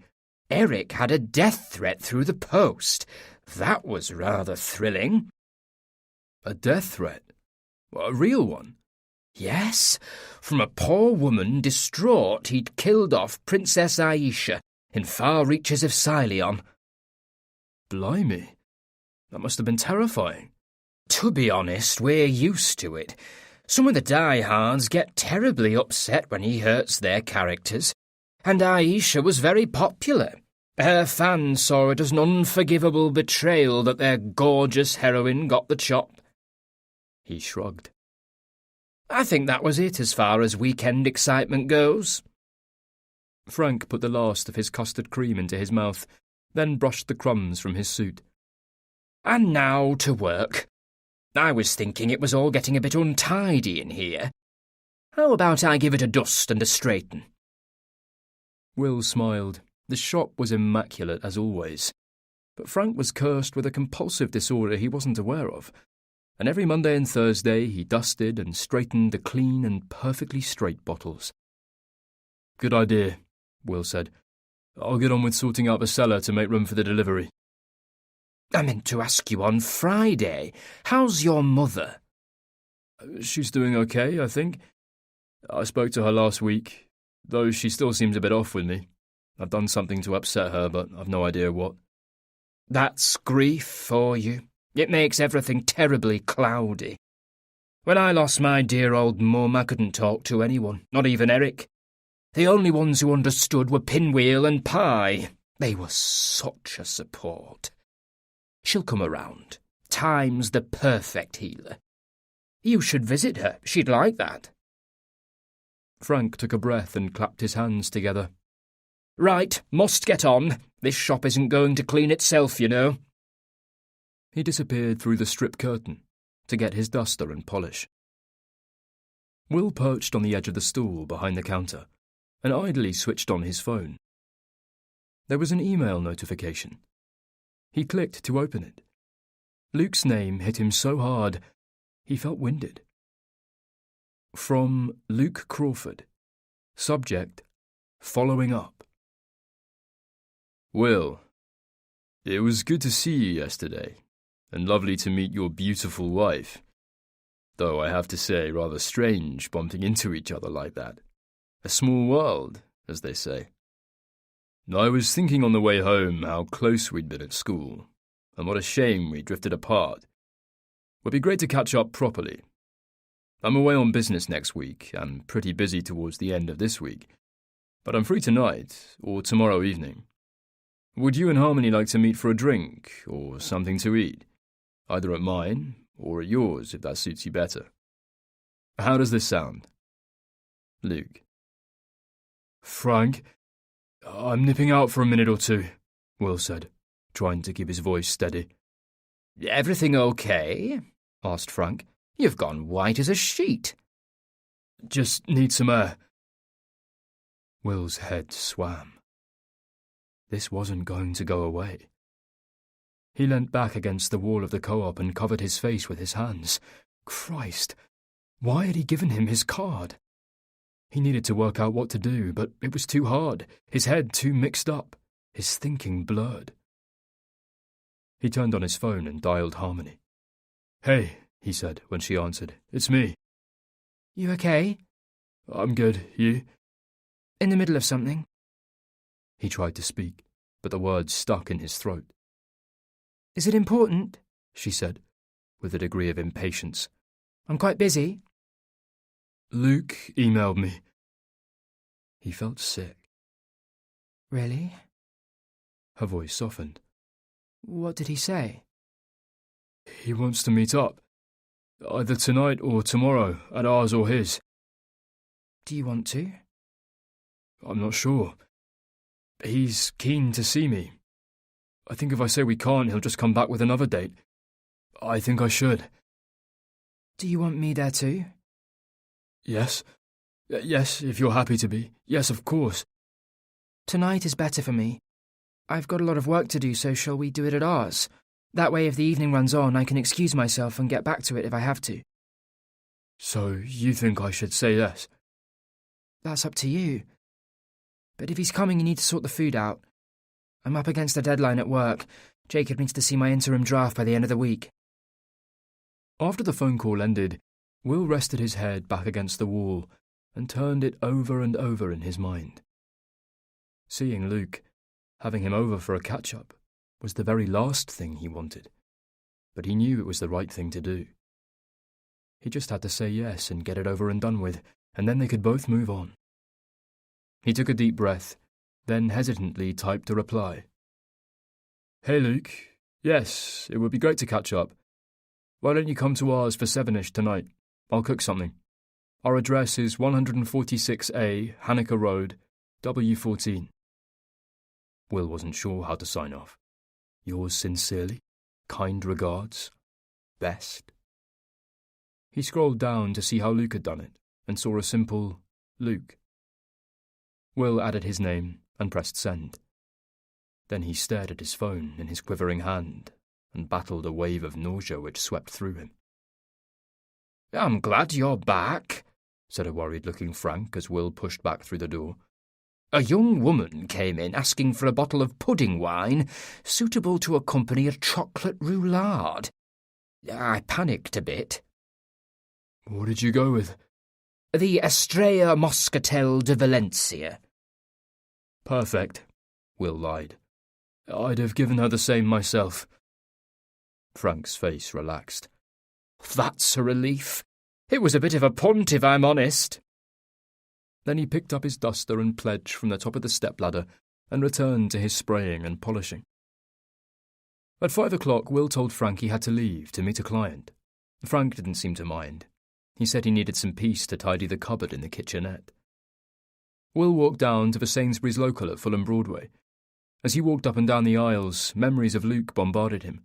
Things he'd forgotten came back as if it were yesterday.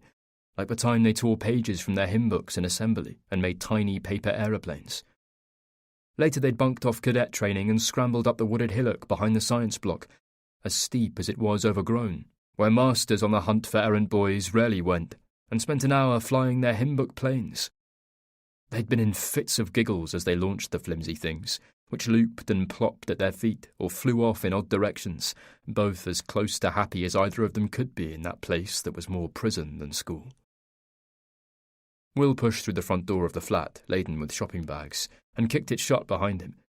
Harmony's bag hung on the hook in the hallway. "Hello?" he called, as he walked down to the kitchen. There was no answer. "Harmony?" He put the bags on the worktop and went back down the corridor to her study. The door was shut. He knocked as he opened it, and saw her at the computer, the glasses she wore for close work perched on her nose, and her hair tied up in a loose ponytail, revealing the soft, smooth skin of her neck. "Hey," he said, putting his hand on her shoulder and bending to kiss her. "Good day." She tilted her cheek towards his kiss, but didn't look away from the screen. "Fine." "I didn't know you were working from home today." "I came back at lunchtime. I left some notes here which I needed." She glanced at him. "My head's all over the place at the moment." "Luke will be here about 7. He paused, waiting for her to say something, but she didn't. "I'll leave you in peace and make a start on the supper. I bought steak." "Lovely," she said, squinting at the screen. "Let me finish this bit I'm on, then I'll have a quick shower and be with you." "No hurry." Will turned to head out of the study. "Well?" She swiveled in her chair. "Yes?" "We really do need to talk soon. About trying for a baby." She smiled, and he nodded and left the room. Before he unpacked the shopping, he opened the bottle of Italian red he'd brought back from the shop. It was one of his favourites. He poured himself a large glass, which he drank as he set about making French dressing and a salad, laid the table, put out salt, pepper, mustard, both English and French. A heaviness, a solemn resolve had settled over him. He felt as if he were preparing a wake. When he'd finished, he topped up his wine and went outside and sat at the wrought-iron table they'd found at a salvage yard a few years back. They'd planned to revamp it, rub the rust back, repaint it in a vibrant colour, something unusual, but it had never been done. Truth be told, Will liked the rust and the chipped paint. It suited the garden with its rampant weeds that ate up the terrace and overgrown shrubs that threatened to suffocate the small patchy lawn area. Will sat for a while, nursing his glass of wine, his mind drifting to the conversation he'd had with Frank about his mother. However distant he'd been from his father, he forced himself to remember how lost she must feel without him. He tried to recall the last time he'd seen her. It was months ago. He must call her and arrange to visit. The sound of the doorbell startled him.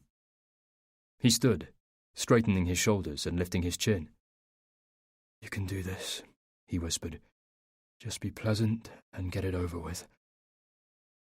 He walked into the house, and as he passed their bedroom, called in to Harmony, "He's here." At the front door he paused and inhaled, then let his breath slowly out before opening the door. Luke held a bunch of flowers and a bottle of wine. "Hello, Will," he said, as he held out the bottle. Will took the wine and glanced at the label. It was a Saint-Emilion, a good year. He'd spent some money on it. "That's a very generous gift," he said. "Thank you."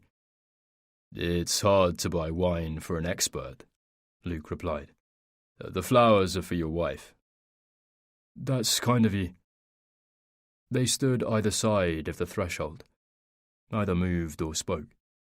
There was a palpable tension between them, thick with conflicting emotions. They held each other's stare until it became uncomfortable, and Will was forced to step to one side and allow Luke in. "You have a nice place," Luke said, as he followed Will into the flat. "We're happy here." Will cast his eye over the living room, which was filled with the assorted bits and pieces they'd collected over the years. It was like a shop of curiosities, cluttered and eclectic. There was a lot of kitsch Americana they'd bought while living in the States when Harmony had taught at Stanford for 2 years, Coca-Cola Cool, she called it. A battered bubblegum dispenser, an imitation Route 66 road sign, vintage baseball cards pinned along the mantelpiece like cardboard bunting. There were things they'd picked up while travelling in their early 20s, a statue of the elephant-headed god Ganesh, which they'd bought in Delhi, some Sri Lankan and Balinese throws, a wooden frog from Thailand. Then Will's photographs, which patchworked the walls with arty landscapes, cityscapes and portraits of harmony. Luke walked over to one of the pictures of her. It was taken at the foot of a looming Mayan temple. She wore a turquoise vest top and a pair of safari shorts, her hair held off her face with a red and white bandana, a water bottle in one hand, her skin tanned and smooth as caramel. As Luke looked at it, Will recalled making love to her later that evening, how they'd talked about the approaching end of the world, the Mayans' prophecy, how he'd kissed her from head to toe, and how she tasted sweet with coconut oil and bitter with citronella. When he finally drew his eyes away from the photo, Luke smiled at Will. "Can I get you a drink?" Will said. "Yes, please. A beer if you've got one." Will fetched a glass from the cupboard in the kitchen and grabbed a bottle of Beck's from the fridge. Back in the living room, he found Luke holding a silver-framed photo of them on their wedding day, studying it as if trying to memorize it. Will poured the beer and handed it to Luke, who thanked him and sat in the armchair by the window. "So," Will said, sitting on the sofa opposite, trying to think of conversation as far away from Pendower Hall as possible. "You were saying at lunch that you work with Ian?" Luke nodded. "I'm his lawyer." "What sort of thing do you do for him?" "I shouldn't really talk about it." Luke fixed his eyes on Will. "I'm sure Ian will tell you if he feels the need."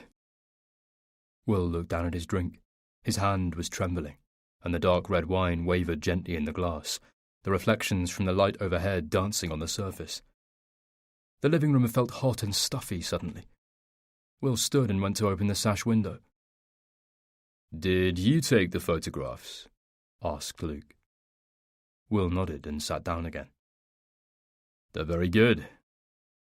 He turned and looked at the picture of harmony on the steps of the temple again. "Especially the ones of your wife." "She's very photogenic, an easy subject for anyone to photograph." "Yes, the camera seems to love her, but the way you framed them is impressive. Your sense of space and balance."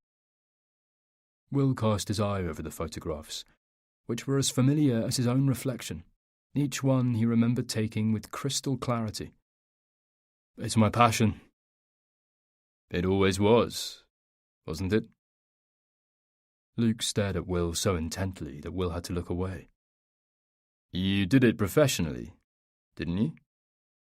Will furrowed his brow, taken aback by the question, wondering how Luke knew. He shifted in his seat. "For a while. It was a few years ago now. I did a couple of weddings and some portfolio shoots. But there were a lot of people, most far more talented than me, doing the same, and there wasn't enough regular work to rely on. Hopefully one day I might try again." He smiled and lifted his glass to his lips. "That's the plan anyway." "I remember that Polaroid camera you had at school." Luke leant forward to put his glass on a coffee table. "You were always snapping something." Will's heart missed a beat, as a recollection of that afternoon caught him unawares. Luke laughed. The noise was incongruous and unsettling. "Always slung around your neck, that camera." The camera Luke was talking about was gathering dust in a box on top of the wardrobe. He hadn't used it since school, but Luke was right. When he was young, he rarely went anywhere without it. He'd been given it by a little-known uncle, his mother's bachelor stepbrother, who lived a reclusive life with 3 boisterous chocolate Labradors in a cottage on the edge of a Scottish loch. They had visited him once when holidaying near Inverness. Will had found the camera on a shelf and been fascinated by it. The uncle apparently never used it and sent it home with Will. From the very first photo he'd taken, a picture of his mother at the kitchen sink filling the kettle, he was hooked. Those images developing from ghostly white to brilliant colour in front of his eyes was actual magic. There was something about preserving a fleeting moment for eternity that bewitched him. His mother had encouraged him, and on those days when his father was in one of his black moods, ready to fly off the handle at anything Will might do or say, she'd pack him a bag with some lunch, a cheese sandwich, an apple, and, if there was some in the battered royal wedding biscuit tin, a piece of fruitcake, and send him off to take photos.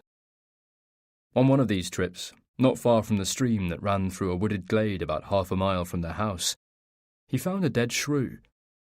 The wretched creature was half covered with leaves and had been dead some time, its body stiff and dry. Its eyes had rotted away or been eaten by insects and were just empty hollows, brown velveteen fur frayed around the sockets like ragged fabric. Its feet were curled into tight balls. Its mouth was open to reveal sharp yellowed teeth. Will had taken a photo of it, then sat cross-legged in the long grass and watched the picture emerge like a mirage from the whiteness. When it did, he smiled. It was a brilliant photo. Everything was captured. There was even a mini insect crawling across the shrew's shoulder that he hadn't noticed when he'd taken it. He sat beside the animal and stared at its death portrait, the sun warming him in dappled patches as it shone through the trees. Eventually, when the rumbling in his tummy became too loud to ignore, he said a solemn goodbye to the tiny corpse and walked home. He couldn't wait to show his mother the photo, but when she saw it, she'd recoiled in shock. I hope you didn't touch it. Good God, child, you'll catch rabies or bubonic plague or something. Go and wash your hands and make sure you scrub under your nails with the soap and brush. His father had come up behind him and grabbed the photo before Will had a chance to hide it. Given the mood he'd been in at breakfast, Will had half expected a hiding, but instead he rested a heavy hand on his son's shoulder. "That's a good find," he said.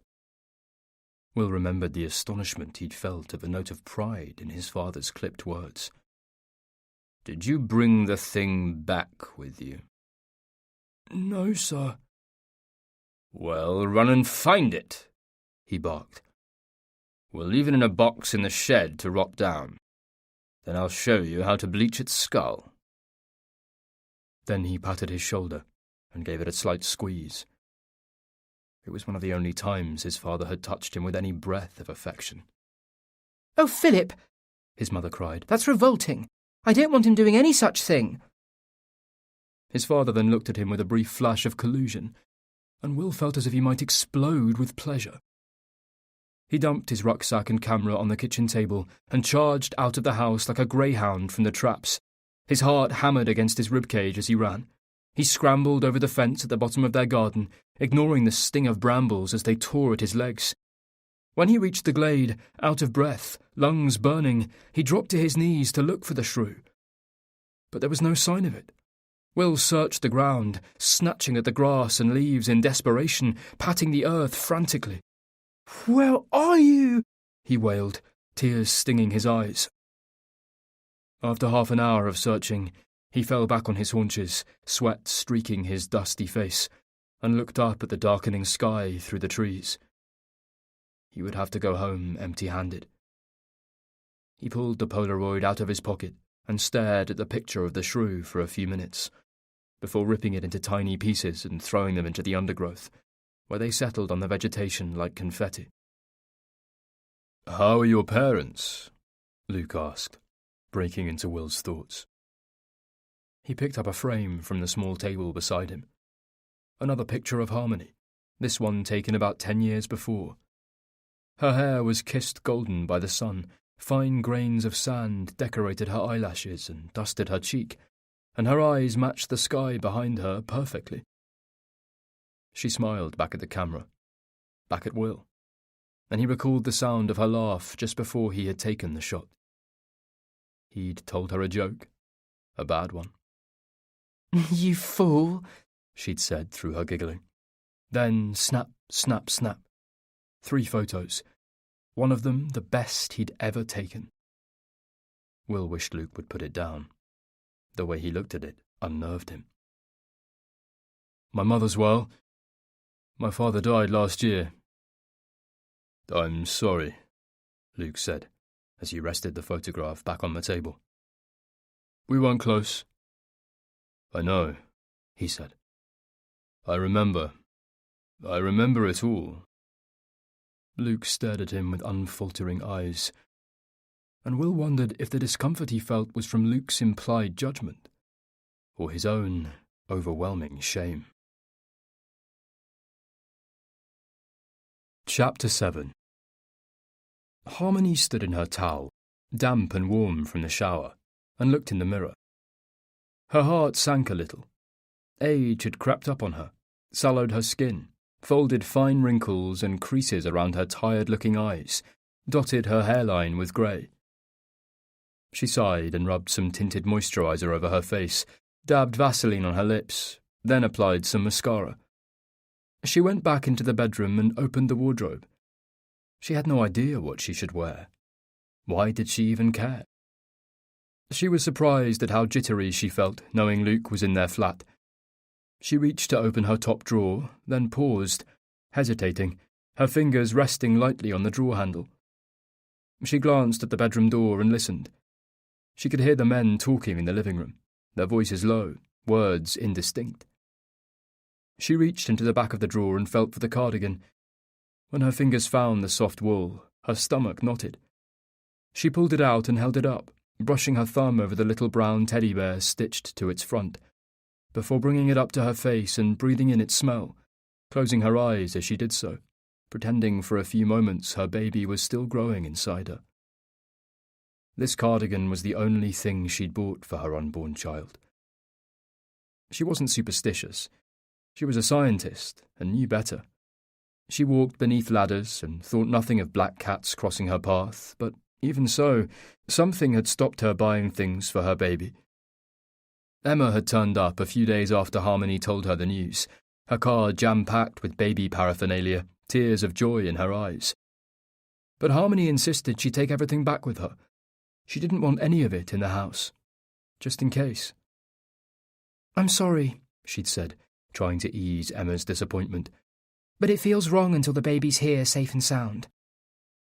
Emma rested a hand on Harmony's arm, her head tipped forwards with concern. "There's nothing wrong about being prepared. You've got to channel the inner girl guide when it comes to babies. What if it comes early?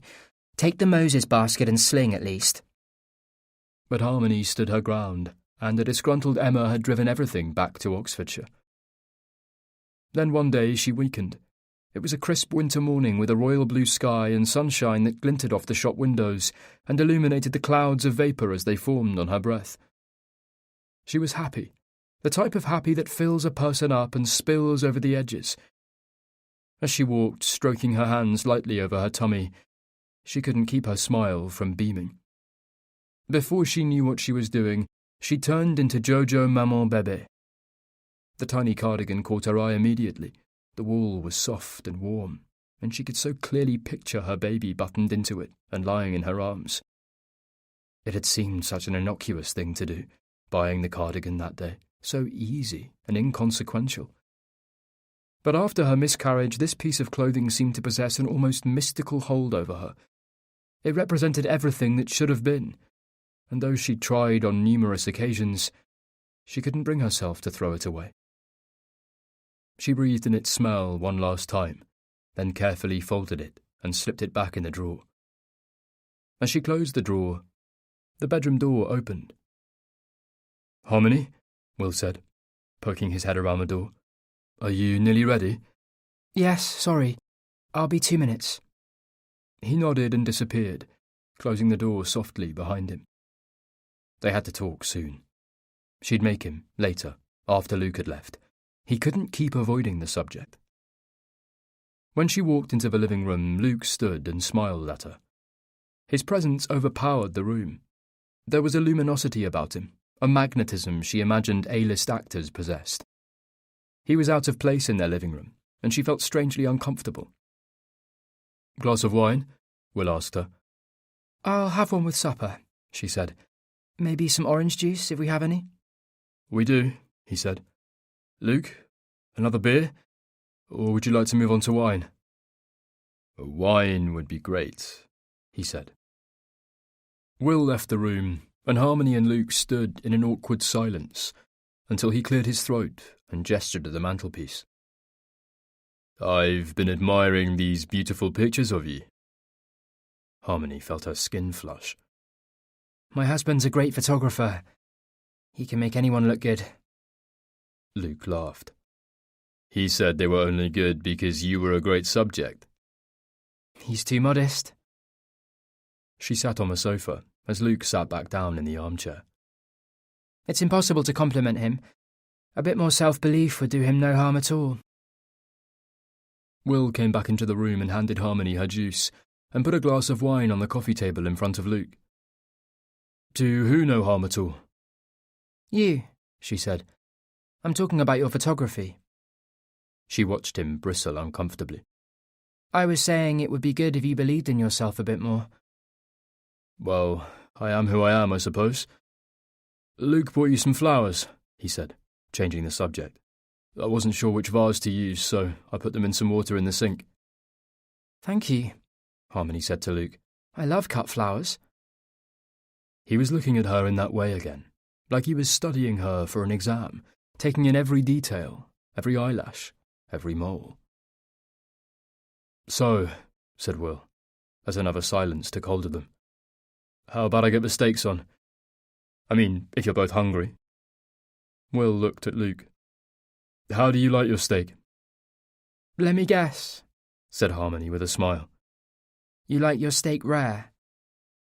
Yes, always rare.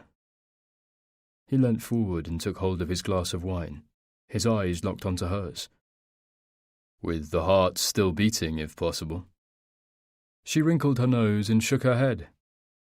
I presume from your face you like yours burnt to a crisp, with all the guilt and flavour cooked out of it. Nothing wrong with having a conscience.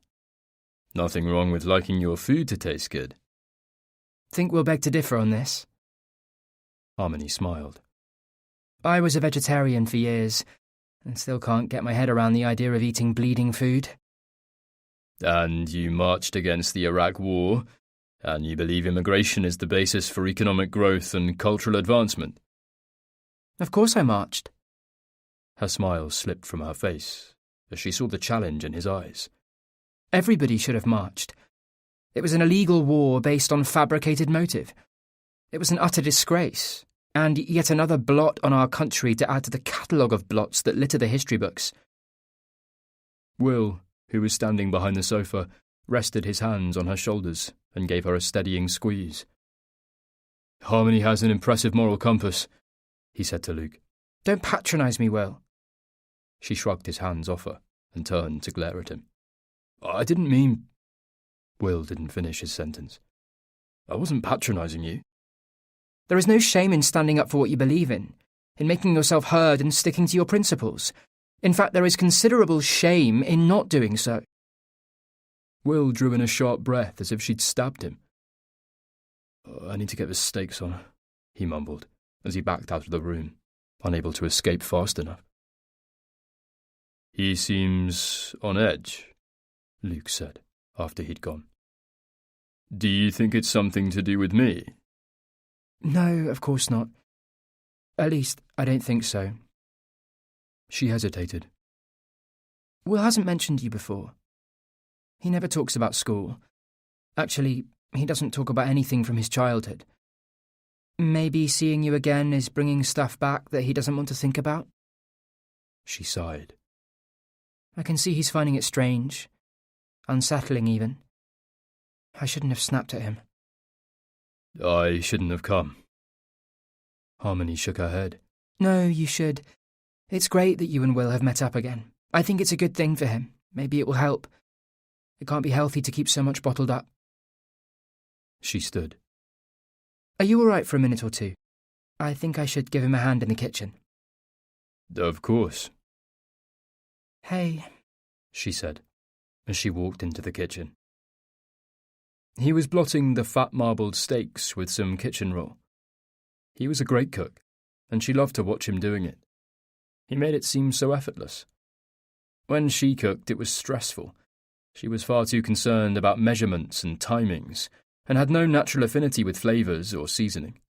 Will was flamboyant and experimental, loved unusual spices, and always sloshed an extra glass of wine in.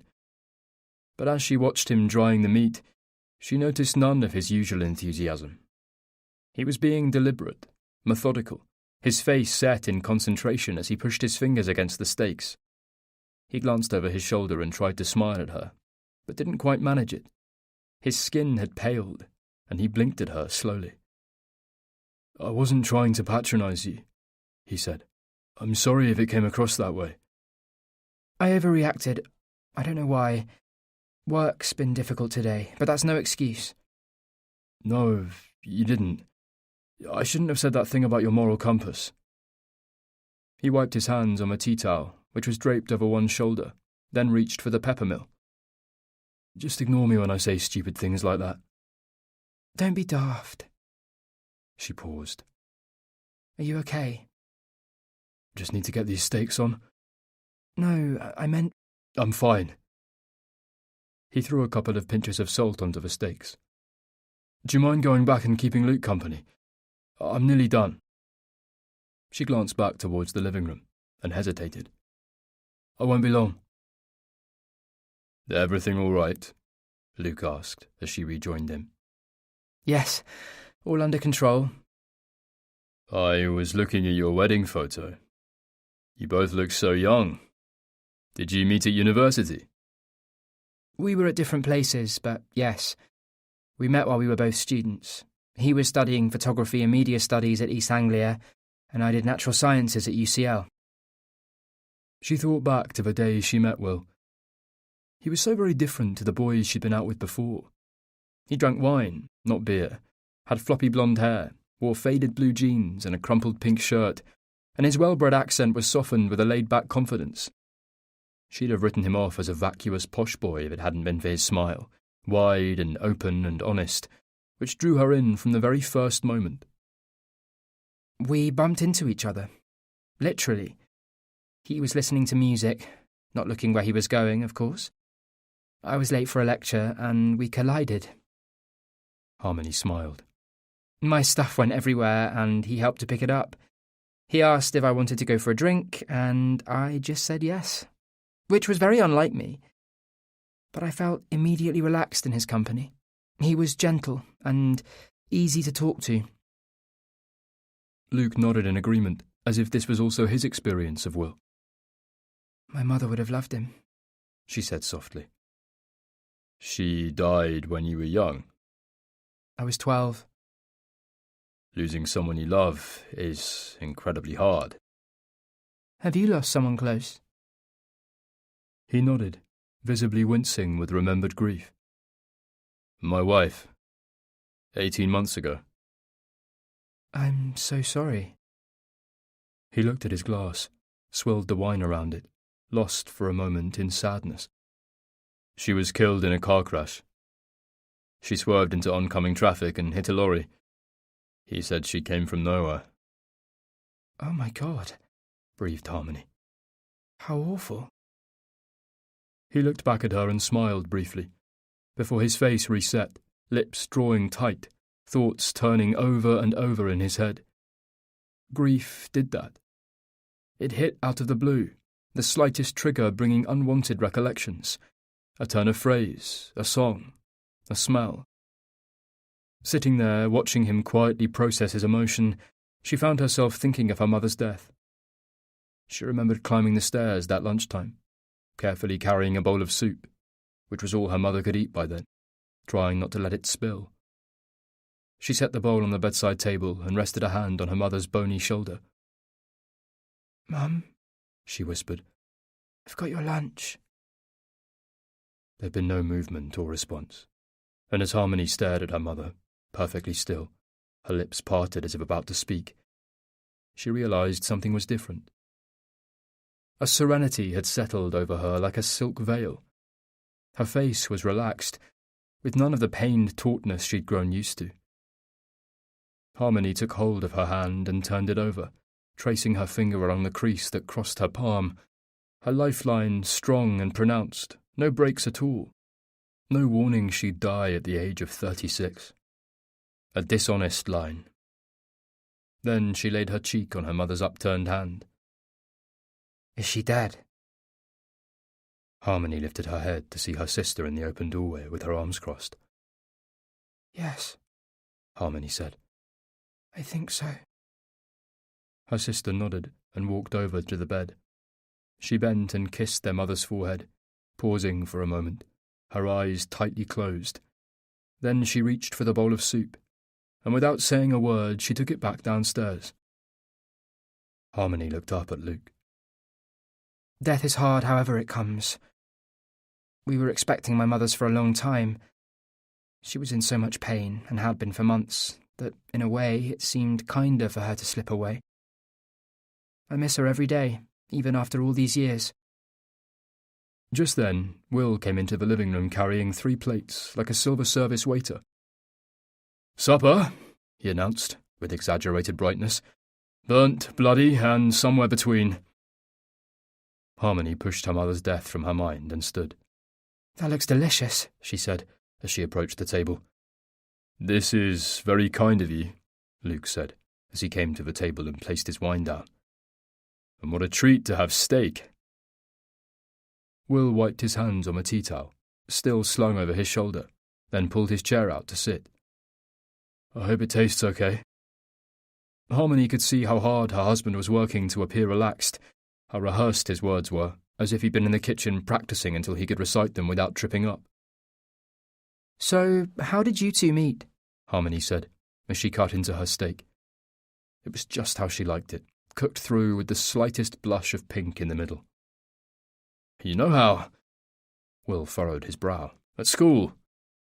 "Yes, but I wondered how you actually became friends. You seem quite different.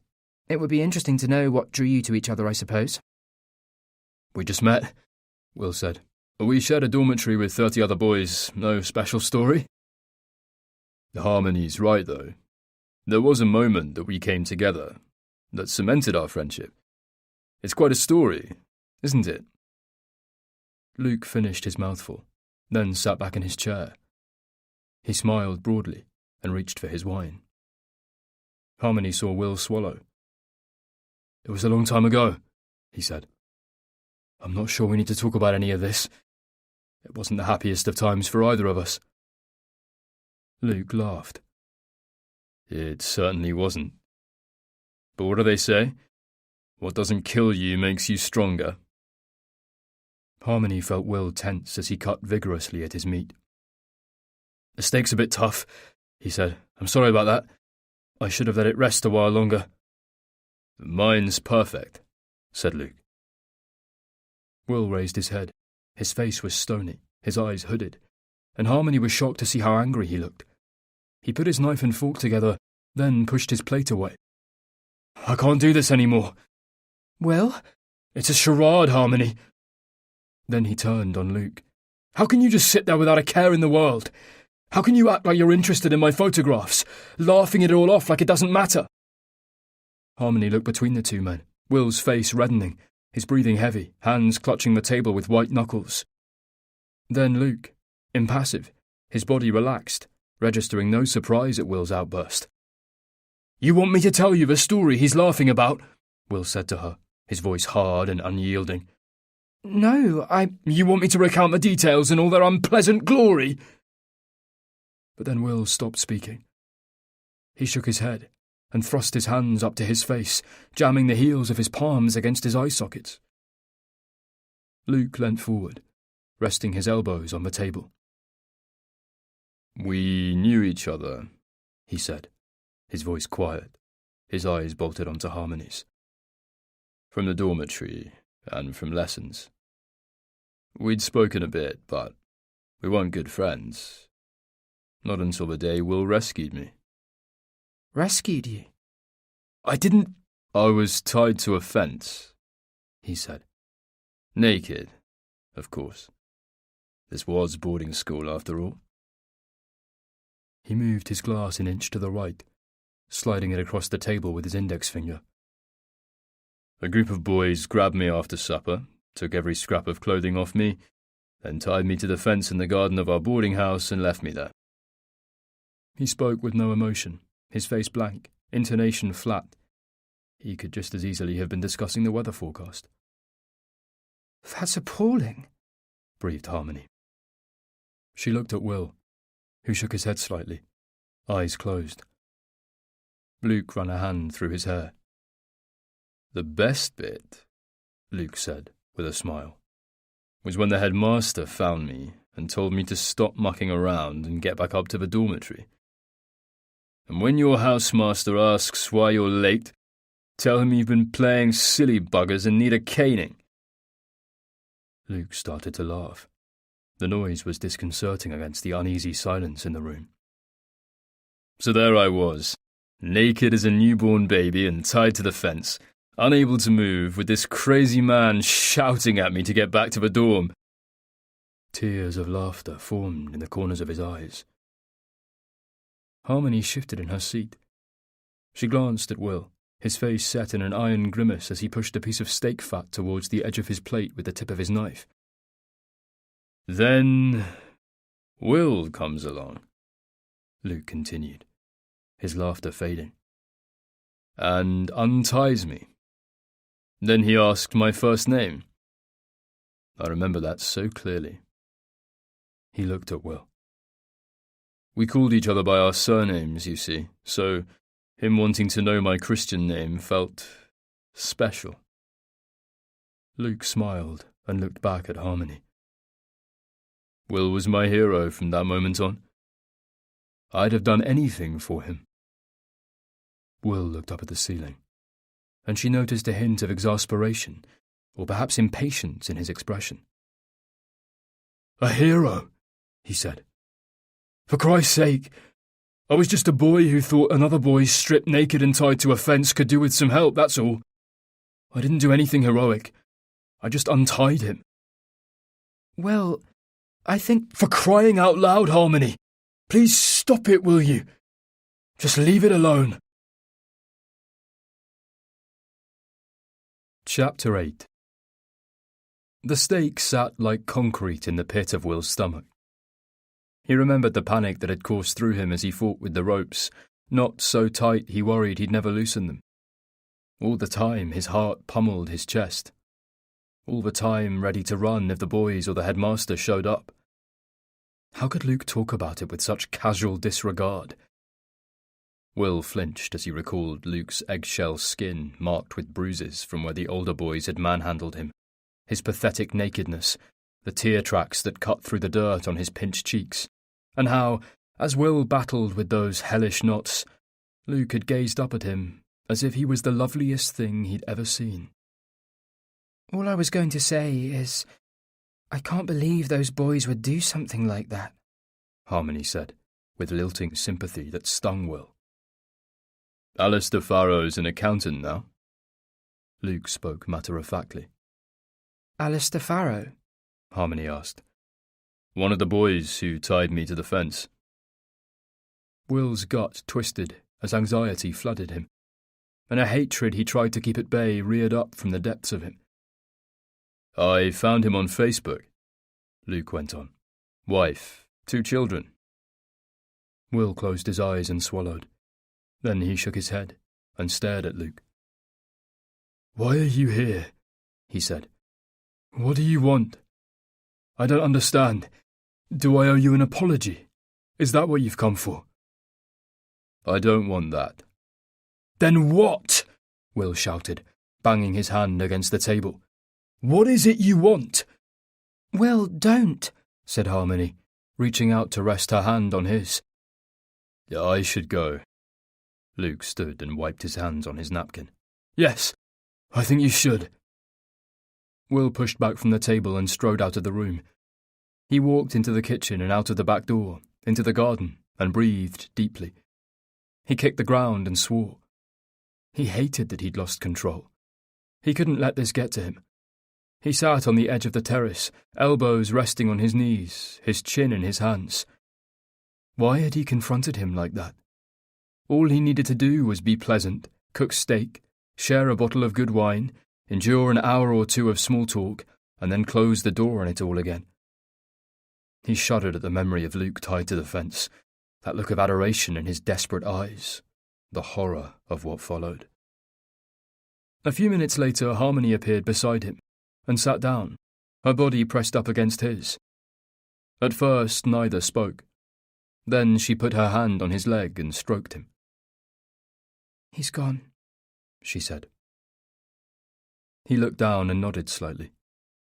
Harmony leant forward and picked a daisy from between the blades of unkempt grass and began to pull off each petal one by one.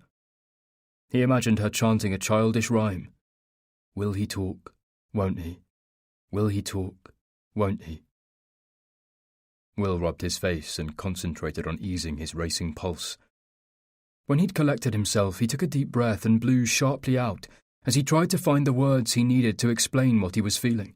It was impossibly hard. It all took place so long ago. He'd buried it, or tried to. But right now it was all as clear and raw as if it happened yesterday. "The bullying was pretty bad," Will said. The sound of his voice surprised him, as if his words had become impatient and barged out of his subconscious without his consent. Harmony took his hands in hers. "Luke was one of those boys who should have stayed quiet and kept his head below the parapet. But he had this temper on him. Christ." Will shook his head. "He went mental sometimes, if people teased him. And they found it hilarious. So of course they teased him about everything. His dad being a vicar, his clothes, being small, his name, anything and everything. And each time he'd fly off the handle.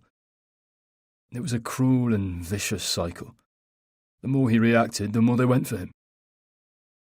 Will was quiet for a moment or two, remembering the speed with which Luke's anger would ignite.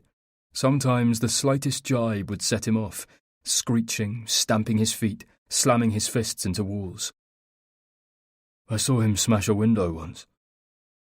A boy in the year above sniggered as we walked past, about nothing much as far as I could tell. And before I knew what was going on, Luke grabbed this boy's textbook, tore it in half and threw it through the glass. 2 prefects had to hold him down until he finally calmed." Will had watched, first in horror as Luke raged and kicked and screamed, then with relief as the anger left him like an exercised spirit, his balled fists relaxing, his breathing slowing to normal, eyes refocusing. "I should have kept away from him. Being Luke's friend was social suicide. But I was there, hiding in the bushes, watching them as they took his clothes and tied him to that fucking fence. All of them laughing and jeering, howling like a pack of dogs on a rabbit. When—" Will paused to draw a steadying breath. "When they left, I was about to go to him, but the headmaster turned up. I was relieved, happy that he was going to get help. But the bastard didn't help him. Instead he started shouting, told him to stop mucking about, to get himself back to the dorm. It was the unfairest thing I'd ever seen." Will recalled his horror when he saw the look of spite on Drysdale's face, leering down at the pale, skinny boy, vulnerable and defenceless. He was so scared he could barely breathe. "I can't believe it," she whispered. Will scuffed the ground with the heel of his shoe. "Word got out it was me who helped him, and then I became fair game." "What you did was the right thing to do." Will didn't reply. Yes, of course, she was right. At the time it was the right thing to do, the only thing to do. But if he could go back in time, he knew he wouldn't do it again. He'd have left him tied to that fence, so they never became friends, never pushed their bleeding palms together, never went to play by their favourite tree on that crisp October afternoon. "I'm glad you did what you did. It sounds like Luke needed a friend." "Yes," he said at last. Then he sighed. "But he was great. I wasn't just friends with him because he needed me. He was fun, and we clicked. He was incredibly bright, which didn't help, of course. Even the masters seemed to hate him for that, hated how he mucked around in class, then got full marks and everything. It drove them mad. And he was funny. Really funny. Will gave an involuntary smile as he allowed himself to remember the laughs he and Luke had. He was different to everyone else. There was something unpredictable about him. I envied him in many ways. He never felt as if he had to follow the crowd, and he questioned everything. He was ballsy. Will looked at Harmony. He did amazing impersonations of our masters. He used to have me in stitches. Will smiled again, as he remembered the genius of Luke's impressions. He'd have Will bent double and almost throwing up from laughing at his Drysdale and the Magnificent Exploding Cane sketch, or his Professor Thomas the Chemical Car Crash, pretending to break test tubes and set the lab alight with a Bunsen burner as he bumbled blindly around. He even managed to turn his face puce like Mr. Frood, the Glaswegian RE master, about to lose it because of forgotten homework. "You forgot your prep," Luke would screech, mimicking Frood perfectly, his skin turning redder and puffing up like a toad. "If you forgot your prep, then we must all assume, including sweet Jesus himself, that you have mushy peas for brains. You are an imbecile."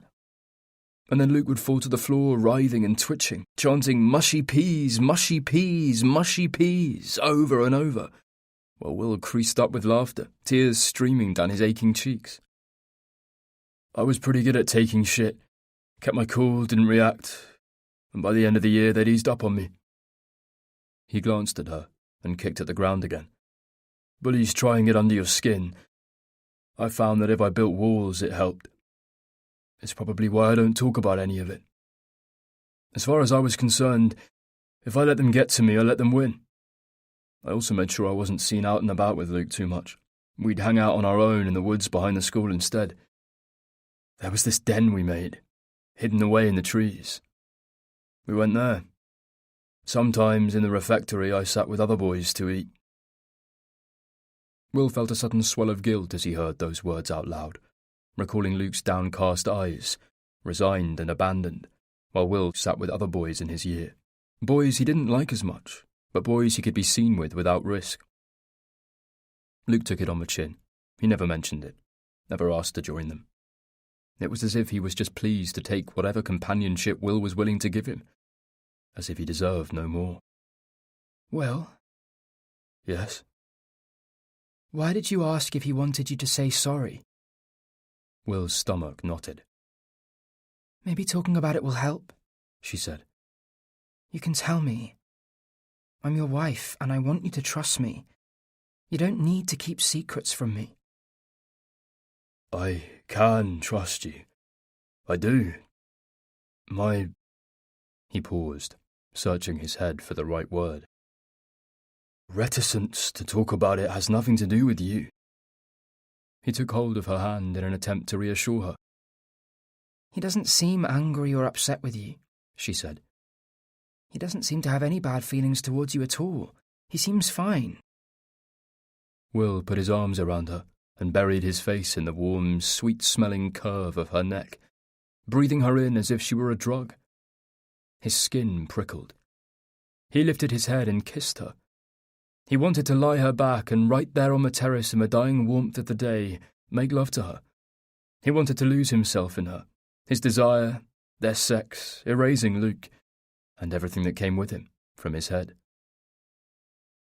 They sat like that for a while, until eventually she made a move to stand.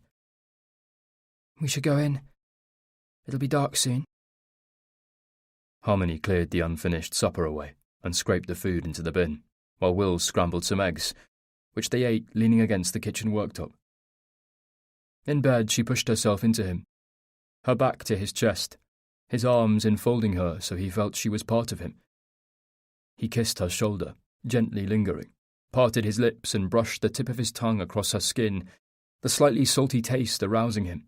The desire he'd felt in the garden returned. "I love you," he whispered. He ran his hand along her arm and over her breast. Then he kissed her, and she kissed him back. When she touched him, He moaned quietly. She stroked her hand upwards and over his stomach and chest, then ran her finger over his lips and his mouth. He closed his lips around her, running his tongue around her fingertip. They made love for the first time in a while. It was comforting and safe, each of them knowing their role to perfection, instinctively doing what the other liked, the familiar, satisfying sex of a 20-year marriage. He adored her body, every curve, imperfection, scar and mole. The touch of her skin excited him, and the smell of her, the real smell of her beneath the creams and lotions. Afterwards they lay beside each other, fingers lightly laced. "There's something I need to tell you," he said. His stomach churned as nerves gathered. He hesitated, the words knotting in his throat. "It's to do with this baby thing." This baby thing, she repeated, with a small laugh. He turned his head on the pillow and looked at her in the light coming in from the hallway. "Nothing's changed, Harmony.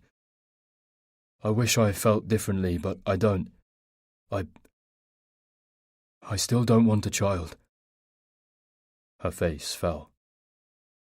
But why? You've never explained why. The words of the poem he'd memorized at 15 echoed in his head, as poignant now as they'd been when he first read them. It was the first time a poem had touched him, the words chiming as if the writer inhabited Will's own headspace, the headspace of a boy with no relationship with his father, who had been taken from his mother, his childhood blighted at home and at school. He'd stumbled on the poem while searching for something by Wilfred Owen for a First World War history essay. It was by a man he hadn't heard of before, Philip Larkin. Standing alone in the library that smelt of old books and wood polish, he read the words over and over, angrily swiping at the tears they provoked. The words were stark, sweary, and spoke to him directly, chiming in a way none of the poets he was usually forced to read ever had. It was there, in black and white, the truest thing he'd read. "Don't have children," Larkin warned him. "Don't ever have children." Will reached over and stroked his hand down her cheek, tucking a tress of her hair behind her ear. "There's something I've kept from you. I should have told you months ago." He hesitated. What is it? "I don't know how—" Just tell me. He hesitated again. "I had a vasectomy." What? Barely spoken. No more than a breath. I don't understand. "A vasectomy." He reached for her hand that clutched at the duvet. "I had a vasectomy." Chapter 9. As his words sank in, she stared at his face and caught the full weight of his pained expression, and how his eyes wouldn't meet hers. "Harmony?" She didn't move. He reached over and turned his bedside light on. She closed her eyes against the brightness, against him. His words tumbled around in her mind. Had she heard correctly? Disbelief muddied her thoughts and vision, drunk on his admission. Her head swam, and as she forced herself out of bed, her knees threatened to buckle. A vasectomy, she said.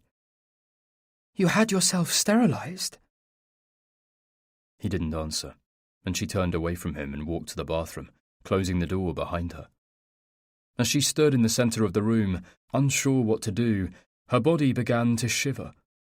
She reached for the towel on the rail. It was damp from her earlier shower, but she wrapped it around herself like a cape, then closed the loo seat and sat down. Will opened the door. He'd put some boxer shorts on, which gaped unattractively. She felt nauseous and looked away from him. He crouched beside her, rested his hand on her knee. Don't touch me. Harmony, I said, don't touch me, Will. He withdrew his hand, and as he dropped his head, she closed her eyes against a wave of nausea. Let me get this straight.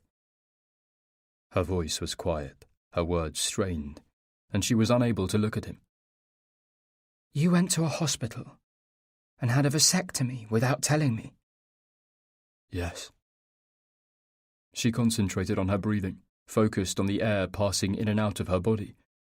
Did he have any idea of the damage he'd done? As she sat there, her shock turned to disbelief. She fixed her eyes on him, her brow furrowed, her head shaking from side to side as she grappled with what he'd told her. Have you any concept of how serious this is? He didn't respond, just crouched there, motionless, struck dumb.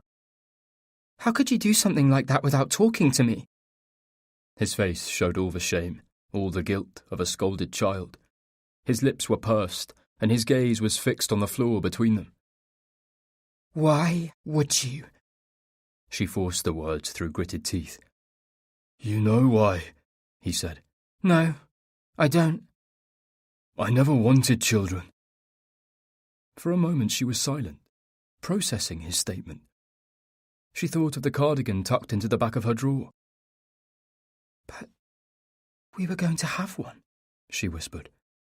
I was pregnant. I thought that changed things. His eyes flicked back and forth across her face, his head shaking almost imperceptibly. But you seemed okay with it, happy even, she said. When the baby died, you must have felt something, some sort of loss. Surely that changed things. She was pleading with him, pleading for him to admit some sort of emotional response, something that would reassure her he wasn't a heartless monster.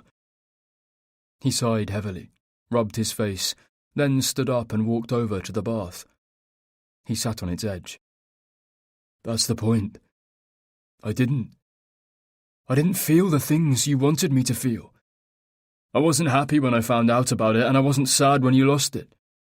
I tried to be there for you because I love you and I care about you, but you can't expect me to mourn something I never felt attached to. A swell of anger rose up inside her. How can you be so callous? She whispered. You don't understand what I'm saying. Will paused, his face twisting as if in physical pain. When it died... He hesitated. When it died, I felt... He stopped himself. What, Will? Tell me, what did you feel? I felt relieved.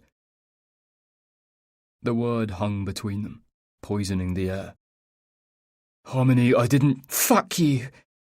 She dropped her head, struggling to process everything she was hearing. Relief? How? She lifted her face and stared at him, and as she did, she pictured his heart, black and shriveled in his hollow chest. Why are you so shocked? He asked then. We've talked about it until we're blue in the face. When we got married, no, when we met, we talked about it. Christ, Harmony, from the start you knew the score.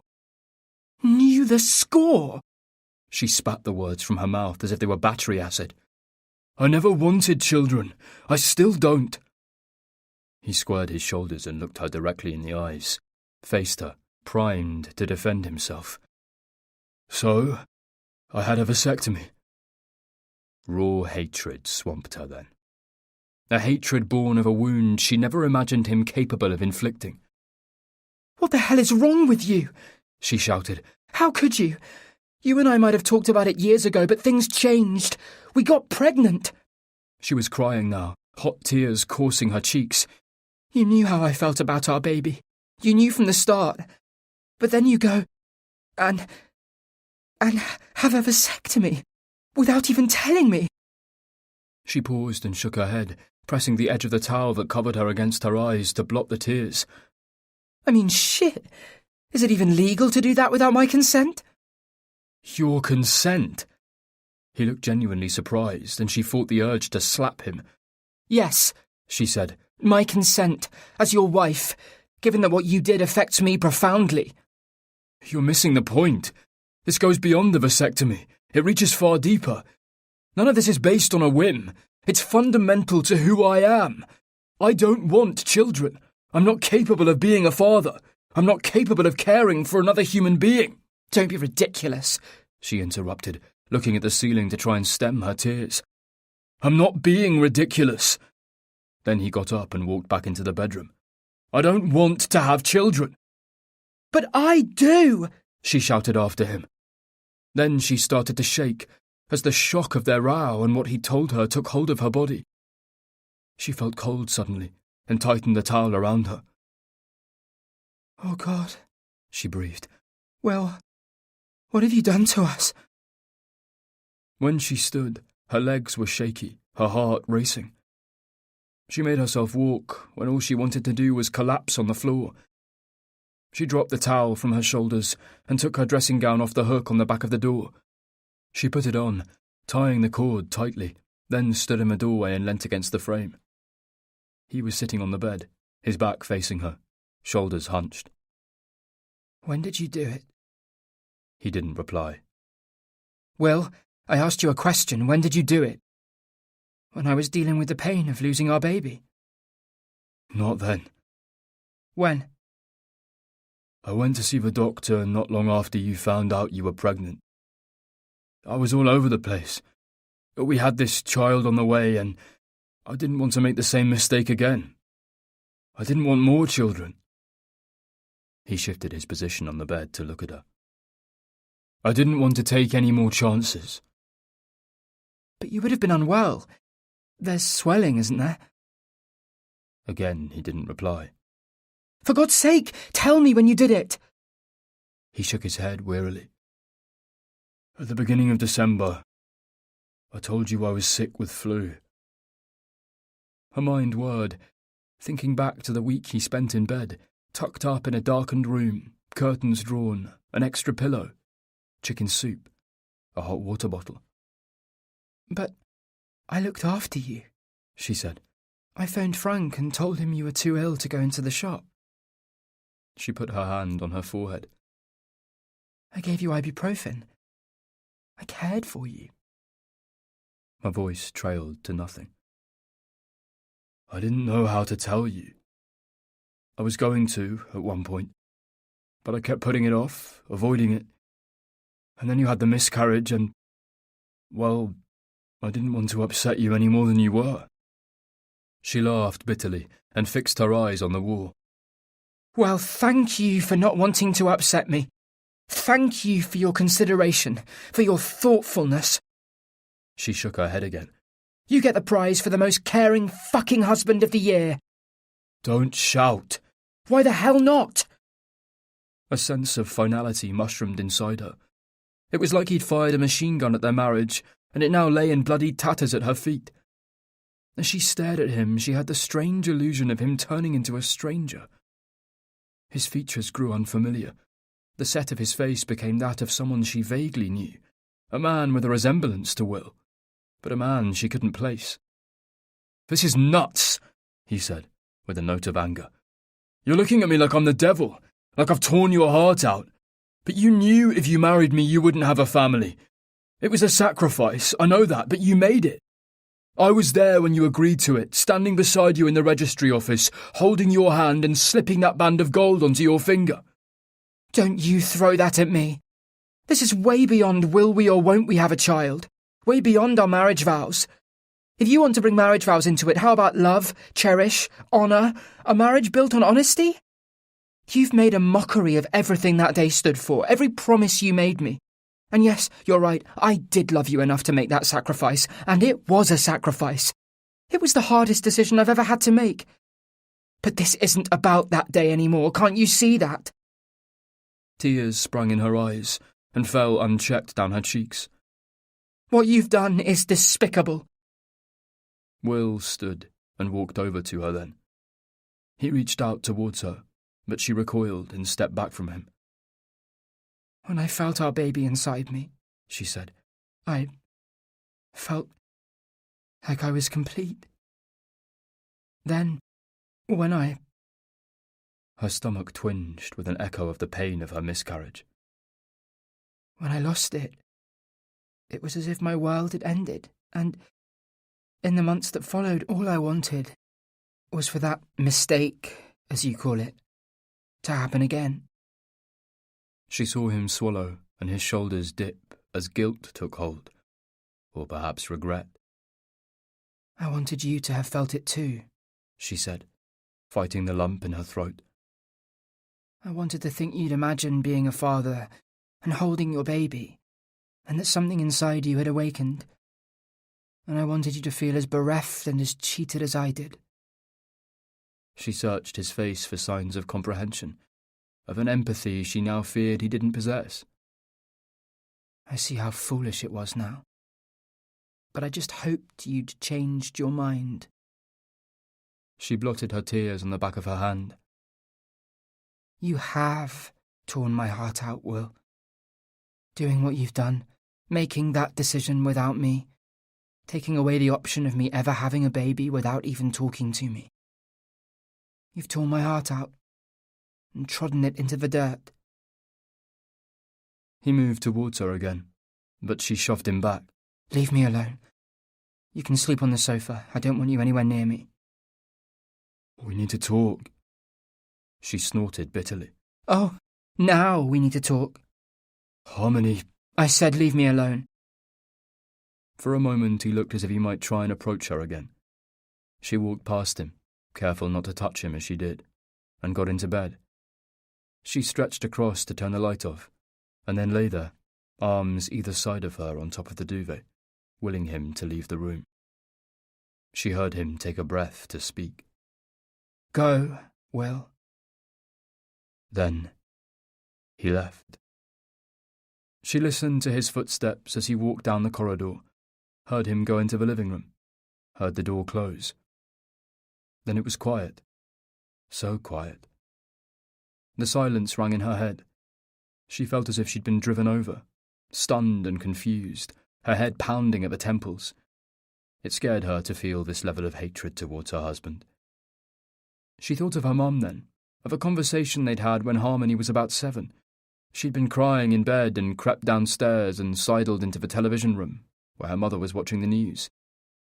Her mother had opened her arms, and Harmony had climbed onto her lap and curled herself into her, burying her face in her soft wool sweater. What's the matter, Petal? Stupid Stevie Graham says my dad left because he didn't love me.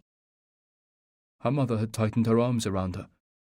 Well, what does stupid Stevie Graham know about anything anyway? Harmony had shrugged. Nothing, that's what. She kissed the top of her head. Your dad loved you all the way to the moon and back. Harmony turned in her mum's arms and looked up at her, her fingers idly reaching up and stroking the balding patch on the side of her head.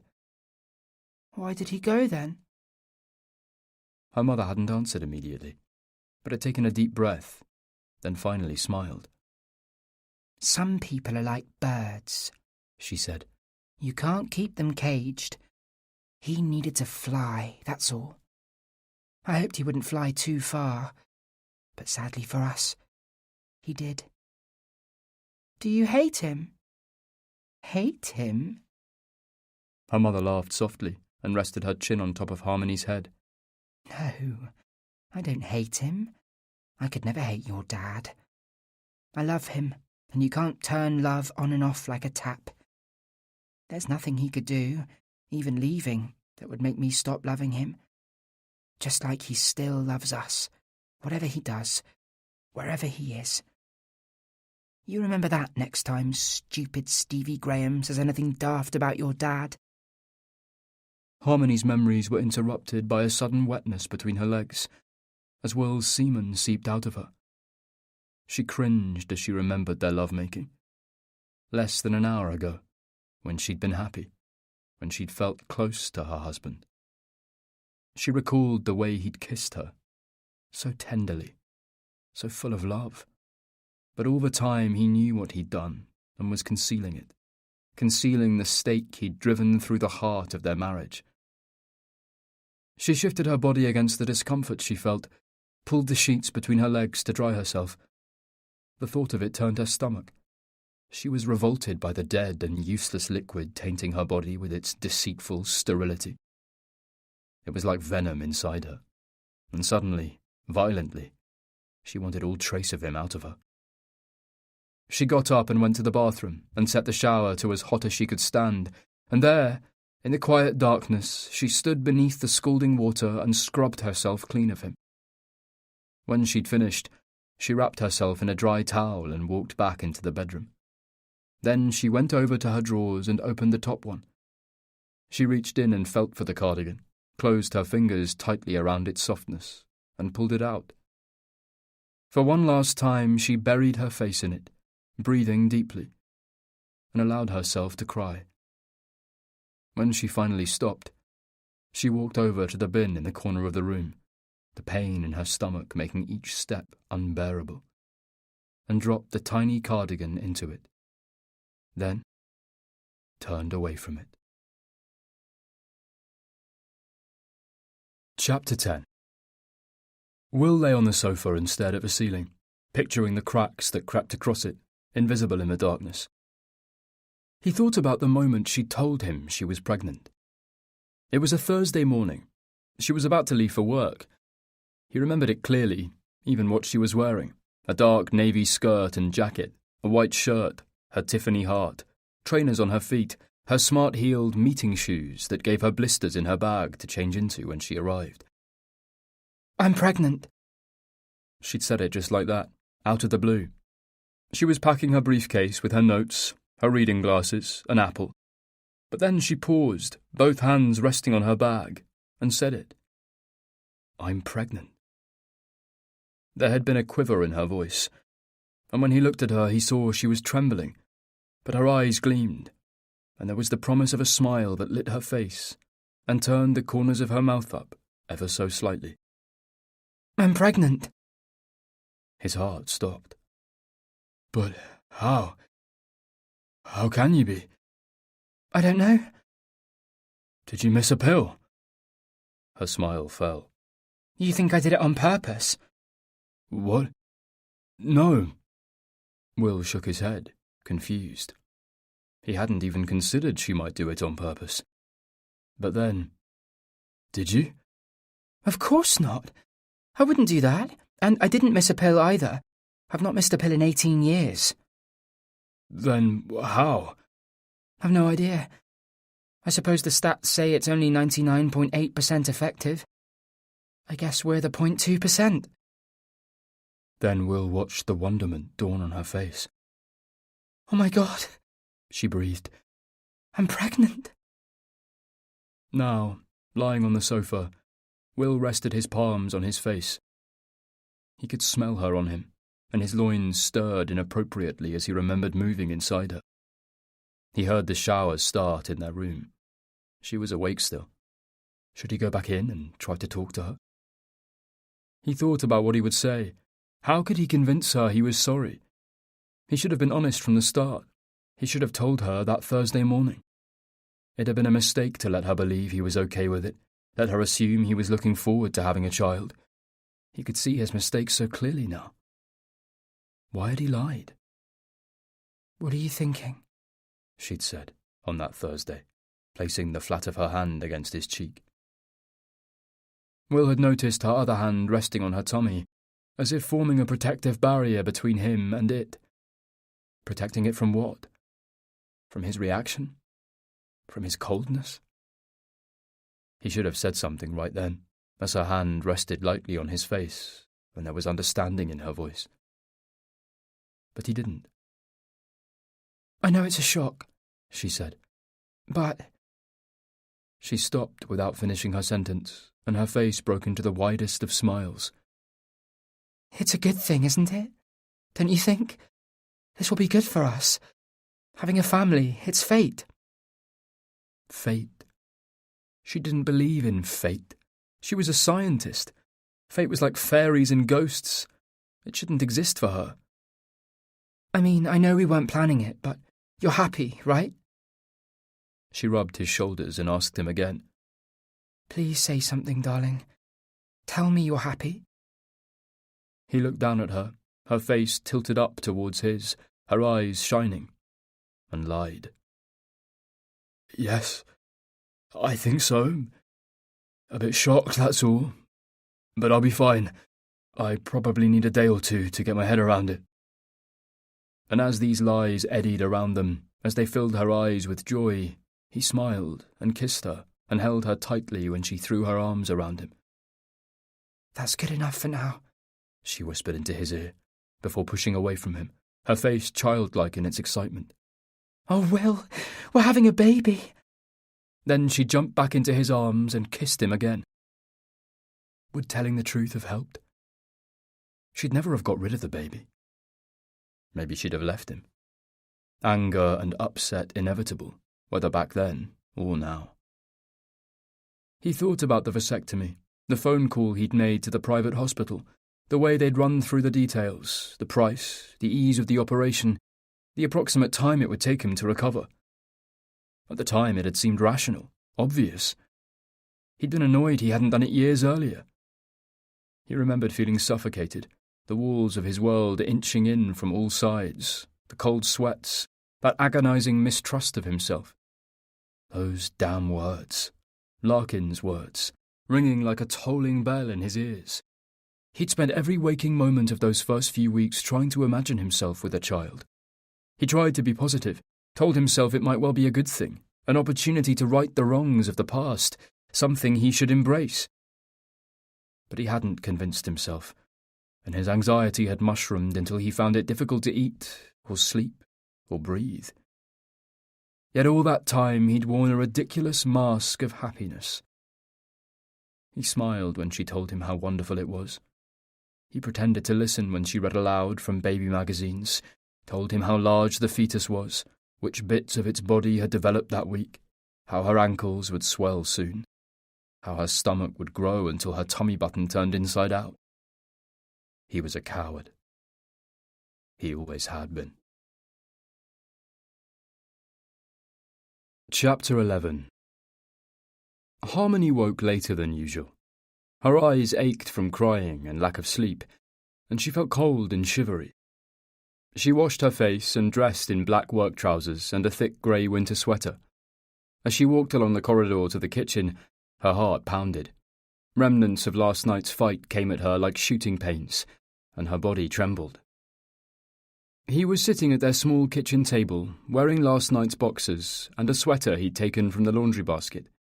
His hair was all over the place, and she could tell from his puffy, tired eyes he'd had no more sleep than she had.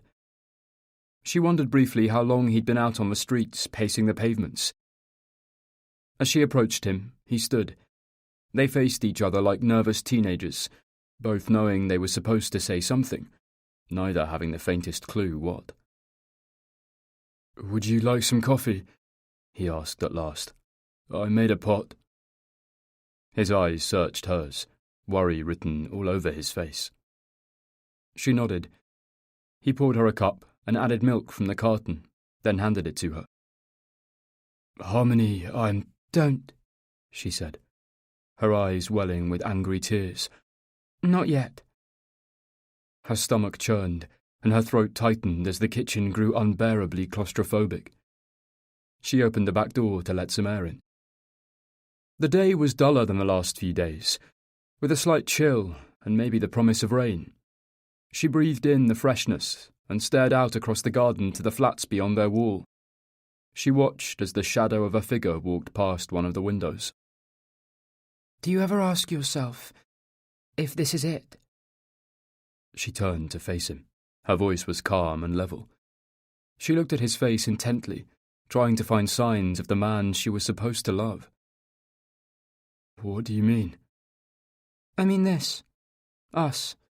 The flat, your shop, my work." "No, I never think that. I have everything I want." She narrowed her eyes, feeling herself fill up with spite. She wanted to hurt him. "Well, I do. I look at this place and I see a dead end." "Our flat?" His brow furrowed. "But you love it, don't you?" "No, Will. I hate it. I didn't always hate it. For a long time I thought it was perfect." "It is." "It isn't. It's as far from perfect as it can be. We had all these plans, you remember? We were going to redecorate, apply for planning to build over the side return." She turned and looked back across the garden. "And then there's the garden. We were going to turn it into an oasis, but look at it. It's a mess." "I thought you liked it wild and overgrown. You said it's romantic." No, you said it's romantic. But it's not romantic. It's untidy and uninspiring. I don't want to sit out there in the evenings with a glass of wine and each other for company. And I should, shouldn't I? That's what it's all about, isn't it? Looking forward to simple pleasures like that. She heard him draw a breath as if to speak. I am trapped here, she said, before he had the chance. Because of what I've done? His voice was full of reticence, as if he didn't want to hear her answer. Yes. What you did, the timing, the secrecy, your lack of understanding of what I've been through, the finality. It hurts. It really hurts. And now I feel like I'm stuck here with no future, trapped somewhere I don't feel safe. Last night I was thinking about it all, about why I'd been so excited about the pregnancy, and why I was so desperately lost after the miscarriage. Being pregnant lifted me out of a rut. It gave me a new focus, something to feel uplifted by. The miscarriage pushed me right back down. You were that unhappy before the pregnancy? She let the question tumble around her head. She'd never thought of herself as unhappy before the baby. Had she been? She trawled her mind, trying to pin down exactly what it was she'd felt. Had she been bored, maybe, or unfulfilled, lacking purpose? Were these feelings real, or merely a reaction to the bombshell he'd dropped on her? All I know, she said, picking at the edge of her thumbnail, is that for much of the last 6 months I felt alone and uncared for, and at times as if I'd been abandoned, floating alone in the middle of an ocean. Then hearing what you did, knowing you could do something like that. She shook her head and left the sentence unfinished. She looked at him, eyes burning into him, willing him to reply, willing him to tell her it was going to be okay, that everything was all right because they had each other, and because he loved her, and he would somehow repair things. But he said nothing. I need to leave, she said. Her stomach turned over at the sound of her words. I can't be here. What do you mean? She began to chew on her lip, unsure what was unfurling, unsure if she believed the words that hovered on the tip of her tongue. I need to leave, she repeated. And as the reality of what was happening took root, she felt another stab of pain in her stomach. She walked past him, unsteadily, then out of the kitchen and back to their bedroom. He appeared in the doorway and watched silently as she bent to pull a suitcase from beneath the bed and gathered clothes which she rammed into it. Where are you going? I'm going to work, then I'll stay with Sophie tonight. She went into the bathroom and filled a wash bag with the things she would need. I need some space to think, she said as she came back into the bedroom. And I can't do that here. You can't leave. This is crazy. Stop it, Will. She turned to face him, hands on her hips. Did you not listen to a word I just said? It isn't crazy. You hurt me more than I can say. If our marriage has a chance in hell of surviving, I need some time away from you to think clearly. He walked up to her, grabbed her upper arms and held her firmly, almost too hard. Don't do this. She noticed his eyes prickling with a suggestion of tears, and her stomach clenched. Will didn't cry. He told her once he'd given up crying when he was a child. He said crying only made things worse and was a luxury he'd learned to live without. Don't do this, he said again. I haven't done this, she whispered. You have. She watched his expression change from distress to panic. His eyes grew wide, darting back and forth over her face. I need space, and you do too, she said. Maybe you should go and see your mum. My mum? What's my mum got to do with this? Harmony growled with frustration as she angrily zipped up the suitcase. I don't know. I just know that you're not doing the right thing by those of us you're supposed to love. Harmony found it impossible to concentrate on work. The words swam on her screen as she read or wrote. Her thoughts kept drifting back to Will, her mind on a roller coaster as she tried to clarify her thoughts and feelings. She lifted the phone and dialed her sister. What's wrong? Her sister asked, as soon as Harmony had said hello. I'll explain later, she said, glancing up as a couple of colleagues walked past her desk, deep in conversation. Can I stay at yours tonight? Of course you can. You sound awful. Do you want me to come and get you? Are you at work? Harmony's eyes welled. She dried her tears on the back of her sleeve.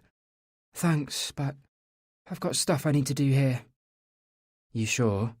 Mm-hmm. Though Harmony wasn't sure at all. She would give anything to be with her sister right now. Okay, I'll see you later. I love you. When the clock finally hit 6, Harmony walked down to South Kensington Tube Station, battling through the crowds of commuters and camera-toting tourists with her case. The tube was hot and stuffy. Her head pounded. She reached into her bag for her bottle of water. The woman in front of her glared at her suitcase and muttered under her breath. Harmony closed her eyes.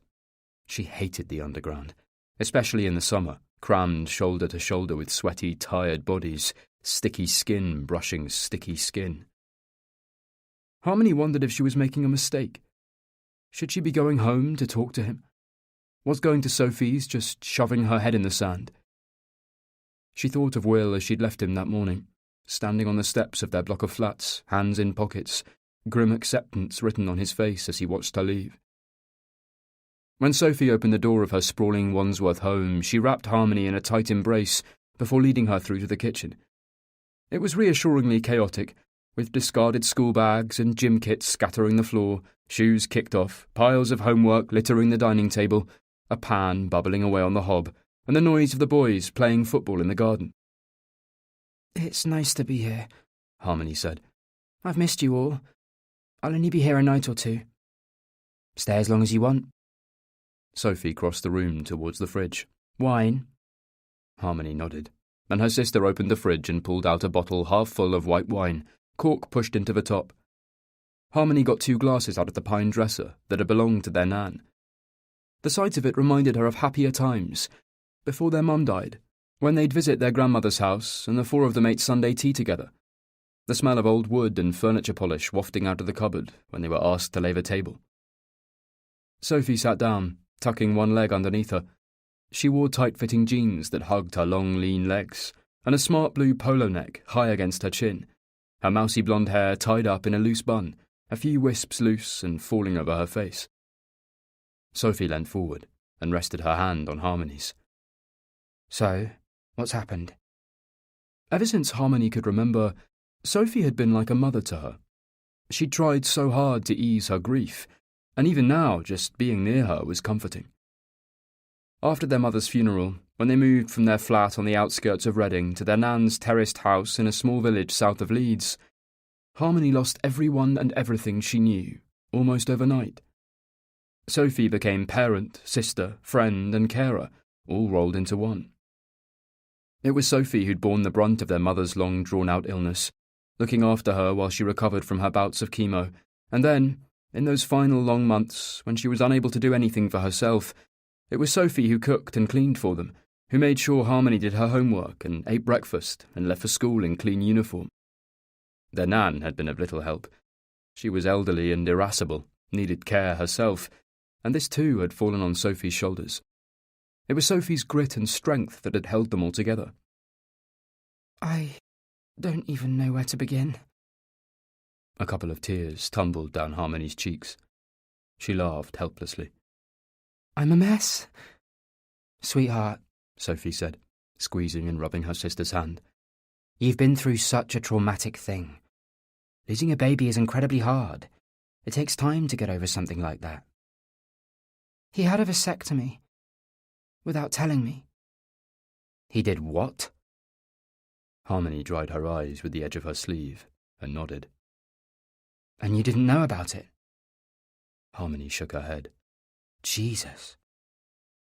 There was a noise from the hob, and they both turned to see the pan boiling over, water sizzling as it hit the gas flames. Shit! Cried Sophie. The pasta! She jumped up and ran to the hob, snatching the pan off the heat. She took the colander and drained the boiling water off.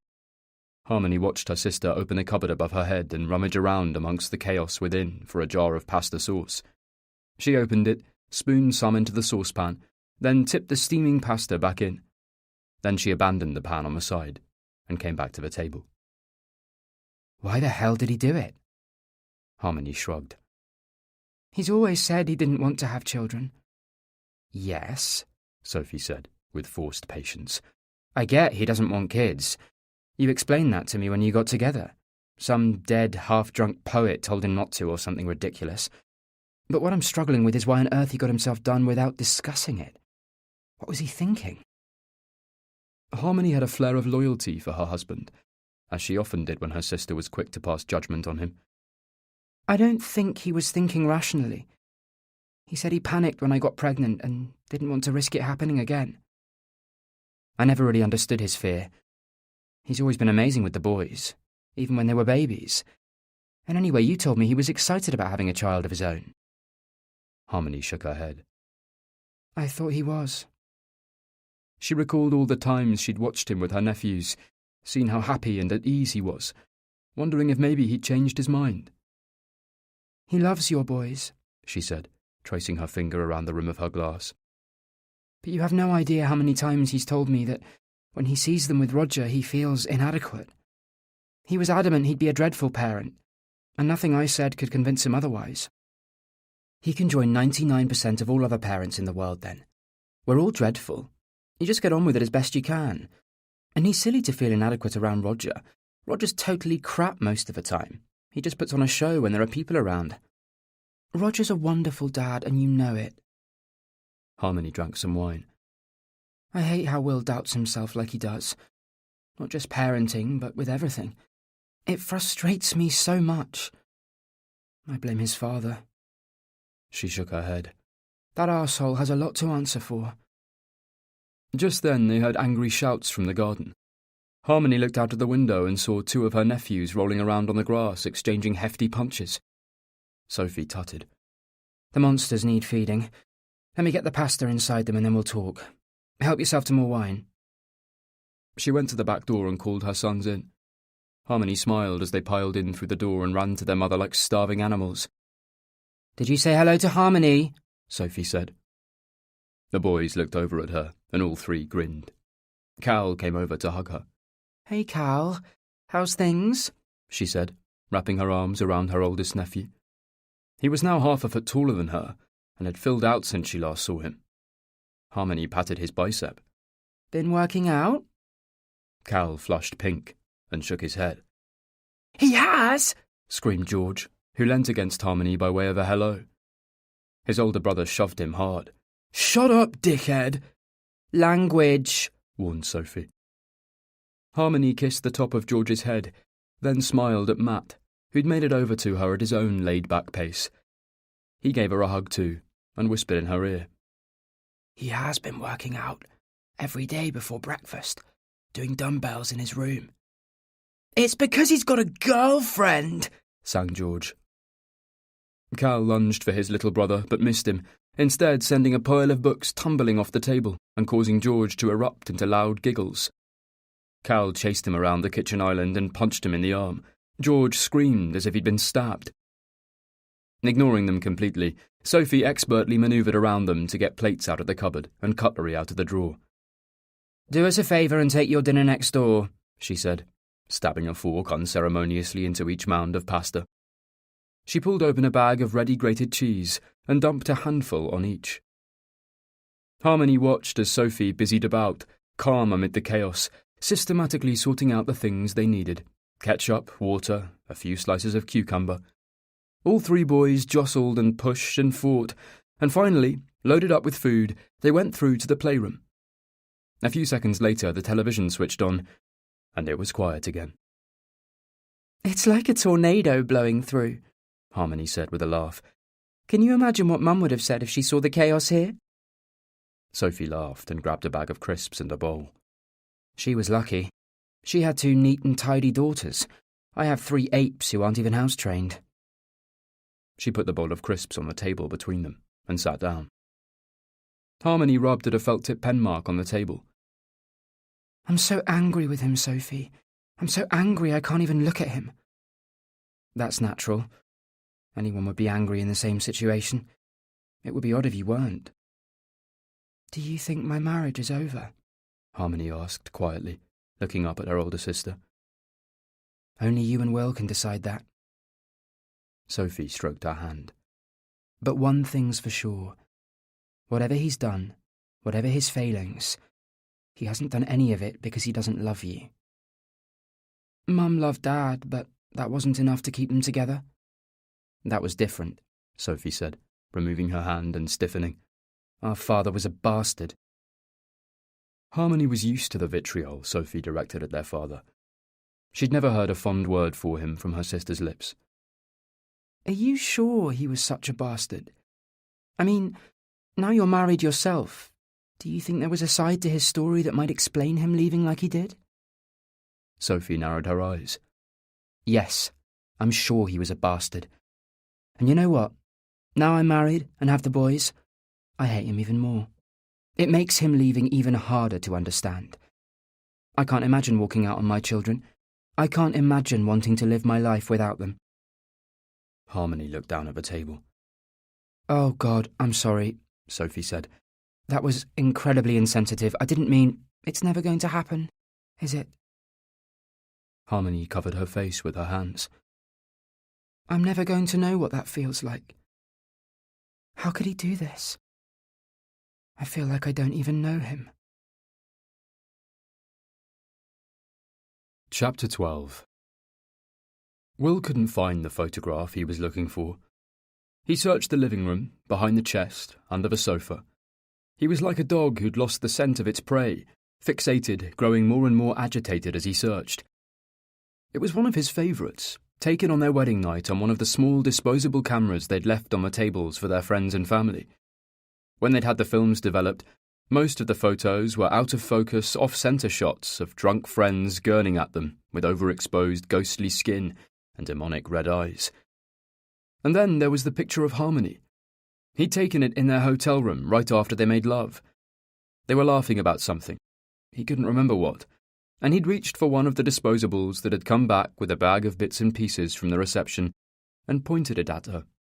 She'd complained, put her hands over her face to hide herself, and just as she lowered them, he took the shot. Then he threw the camera back on the floor, laughed, and kissed her neck. I love you, Mrs. English. Mrs. English? She made a face. God, that makes me sound like your mother. Grainy, and a little out of focus. The picture was perfection. Her eyes vague with wine and tiredness and sex. Her hair mussed up, mascara smudged, love and lust for him pouring out of her. There was a decadence about it, a raw sexuality that stirred him each time he looked at it. The flat was dark and lonely without her. He sat on the sofa and stared ahead at the mantelpiece, their paraphernalia strewn over it, the postcard bunting inappropriately cheerful. He felt as if he'd been scooped out, emptied, left hollow to his core.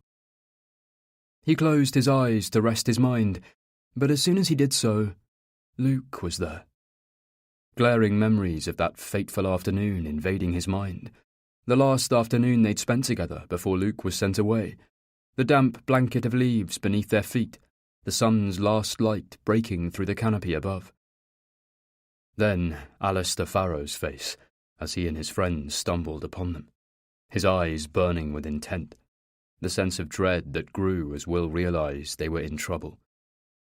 He saw the boys who stood with Farrow, fists clenched at their sides. Will opened his eyes and shook his head to banish the memory, then walked down to the kitchen. He opened the fridge door, leaning on it as he stared at the contents.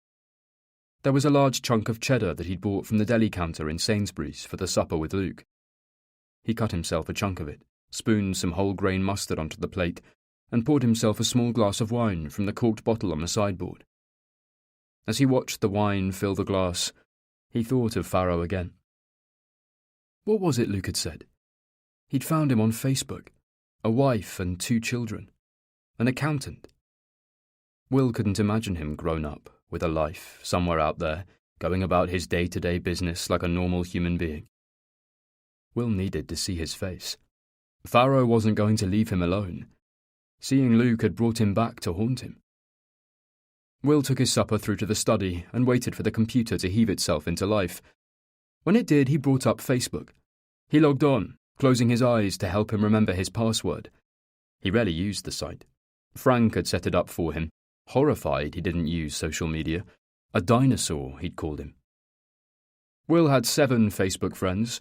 One was Frank, and another was Harmony, who was no better than Will when it came to using it, though her aversion was on principle rather than technophobia. Will had 3 attempts at the password before finally getting it right. He took a deep breath and typed Alistair Farrow into the search box. 11 faces appeared. Will cast his eyes over the list, and halfway down, his heart skipped a beat. There he was. Alistair Farrow. He'd put on a lot of weight and lost some of his hair, but Will would recognise him anywhere. He clicked on the entry, and Alistair Farrow filled the screen. No privacy settings had been used, and his whole life was on view. Photos, comments, personal information. Alistair Farrow, born 1968, lives in Surrey, school, Pendower Hall, married, works at Hammerson Frith Accountancy. Will clicked on a photo album. Holiday snaps, taken somewhere in the Mediterranean, Will guessed. He was with his children, or at least Will assumed they were his children. The first photo showed him in a swimming pool, a young girl with dimpled knees on his shoulders. Next to him was a boy, a few years older, with chocolate ice cream all over his face, holding hands with a woman with a toothy smile and an ill-fitting bikini. The next picture showed Farrow and his wife raising orange cocktails overladen with colourful paper umbrellas and slices of pineapple towards the photographer. They were sunburned, the light reflecting off their reddened faces to give their tight-looking skin a polished sheen. Will stared at the faint scar that ran from Farrow's cheekbone to his jaw. He felt sick as he heard the blood-curdling scream echo in his head. He wondered what story he told his wife to explain it. He'd bet all the money in the world he hadn't told her the truth. Will tore his eyes off the scar and began to read Farrow's timeline, the vacuous everyday status updates of a normal man with a normal family and a normal life. Kids and wife badgering me to get a dog. I don't want a dog. Will they settle for a goldfish instead? Rugby with the lads on Sunday. Come on, you bastards. Bring it on. Son turned 5. Party on Saturday with 20 kids and a bouncy castle in the garden. A&E expect a visit. And so it went on. Will drained his wine, then spent the next few hours poring over Alistair Farrow's albums, reading about his wife, opening the pictures of each of his friends, reading their details, piecing together his life. It was all so anodyne, so conventional. Over the years, Will had pictured Farrow as a towering demon, a 10-foot nemesis, the epitome of evil. But here he was, a pudgy, balding father of 2, with a jolly wife and a modest home with a neat front garden in suburban Surrey. Will moved his cursor over the Add Friend button and hovered there. No, he said aloud, his voice stark against the stillness of the study. Don't. But then, as if someone had moved his finger for him, he clicked. Friend request sent. Bloody hell, said Will, as he sat back and rubbed his face. Why did you do that? Will sat in the dead silence and closed his eyes. He saw the silhouette of Alistair Farrow's face burned onto the back of his eyelids, a ghostly retinal scar. He opened his eyes quickly, then leant forward and turned the computer off. As he did so, his mobile rang, piercing the silence and making him jump. He snatched it up. Harmony? He said urgently. No, it's not Harmony, William. It's Frank. Will's heart sank. Hi, Frank. Is everything okay?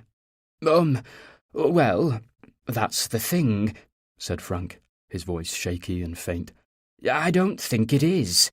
You see, Eric's away, being important at a writer's retreat or something, and... He broke off, and Will heard him take a steadying breath. Well, it's Pinwheel. He's had a little accident. He didn't finish his sentence. Do you need me to come over and help? I don't want to put you to any trouble, said Frank, so quietly Will could barely hear him. but the poor darling is in a bit of a state, and I think he needs a vet. It's his leg. Oh dear, I'm not very good at coping with things like this." "I'm on my way," said Will. "Sit tight. I'll be as quick as I can." Will grabbed his keys from the hook by the door and went out to the car. Frank and Eric lived in Chiswick, about 15 minutes away without traffic, in a pretty mews house with lilac-painted woodwork. When Will pulled up outside, he saw Frank hovering anxiously on the doorstep, pale-faced and jittery. "I'm so pleased to see you," Frank said, as Will got out of the car. "He looks very poorly. I'm so sorry to drag you out." Will's heart went out to him. "Don't be silly. Harmony's out tonight. I wasn't busy. Let's have a look at him, eh?" Yes, thank you. I'd appreciate that," he said, with a slight hesitation. "The vet has an out-of-hours surgery. I should probably have called a taxi and gone straight there rather than bother you." Frank smiled weakly at him. "It's no bother at all. Now, where's the patient?" Will followed Frank as he walked slowly into the kitchen. "Eric normally deals with this sort of thing. He's absolutely super in traumatic situations. He knows just what to do and has this amazing sense of calm about him. I get in all of a dither. I hope my boy is going to be all right. He seems terribly quiet." Frank led Will to where Pinwheel lay wrapped in a soft blue towel on a cushion on the kitchen table. The cat's eyes were open, but he wasn't moving. At first, Will thought he might not be alive, but as he bent close, he heard his laboured breathing. "He was on the side of the road," whispered Frank. "I was calling him in for his tea, but he didn't come, and that was a warning sign. He's usually there when he hears me open the door. He's terribly greedy, you see." Frank had one hand against his mouth, and he nibbled on his thumbnail as he spoke. "He couldn't get to me because, well, he's hurt his leg." Will lifted the edge of the towel and winced. One of his hind legs was badly broken. Blood and dirt matted its fur. He laid the towel back on the cat and gently ran his fingers over his head. Pinwheel blinked slowly. "Poor thing," Will said under his breath. "Let's get you to a vet, shall we?" Will carefully picked Pinwheel up. The cat mewed, and his small body tensed. "It's okay, sweetheart. We're taking you to the vet. You'll feel better in a bit." Then Will looked at Frank. "You'll be able to phone the vet and tell them we're coming in while I drive?" Frank nodded. Frank directed Will to the vet's surgery, but other than that they didn't talk. Will glanced over every now and then to see Frank cradling Pinwheel like a baby, his eyes shining with a film of tears, bending to plant little kisses on the top of his head. He parked at the back of the surgery in the small, scruffy car park filled with rubbish and overflowing wheelie bins, and aggressive signs threatening clamping for unauthorised cars. A young girl answered the door when they rang. "Is this Pinwheel?" she asked. Will nodded. "We think he's been hit by a car." "Take a seat." She gestured to some wooden chairs in the window. "Stephanie will be with you in a minute." They sat and waited in the reception area. It was quiet and still, and smelt of animals and surgical spirit. The shelves were crammed with sacks of pet food, plastic animal toys, leads and collars and muzzles, and the notice board was pinned with photographs of past patients who'd made fabulous recoveries, and a large information poster on the life cycle of fleas. Will looked at Pinwheel. His eyes were closed, but he was still breathing. "Would you like to bring Pinwheel through?" said the vet, as she came into the waiting room. Will stood, but Frank didn't move. "Come on, Frank," Will said gently. As soon as the vet looked at Pinwheel, Will knew it was serious. She was quiet as she checked him over, her face betraying no sign of either hope or despair. Frank was white throughout. Will put his arm around him and gave him bolstering squeezes. When the vet had finished examining him, she smiled kindly at Frank. "I'm afraid the leg isn't looking good. I'm going to keep him in and do some x-rays. I won't know for sure until we've seen inside, but I'm almost certain we'll need to amputate if he's to make it. Frank's eyes welled with tears. I just want you to do anything you can to save him. The pain in Frank's voice cut right through Will. The vet nodded and smiled. She explained that Frank should call in the morning. Can't I stay? He asked quietly. You should go home and get some rest. You can call first thing and we'll give you an update. Frank nodded and leant close to Pinwheel, pushing his face into the cat's fur and whispering words Will couldn't hear. A few moments later he lifted his head and looked at the vet and nodded. Come on then, Will said gently. I'll take you home.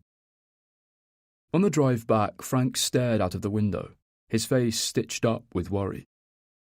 Will pulled up outside the house and turned the engine off, and for a moment they sat in the stillness of the car.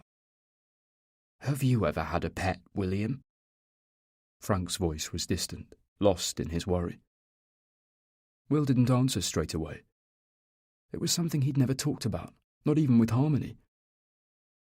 A long time ago, he said. A cat. But I didn't have her for long. They burrow right into your heart, don't they?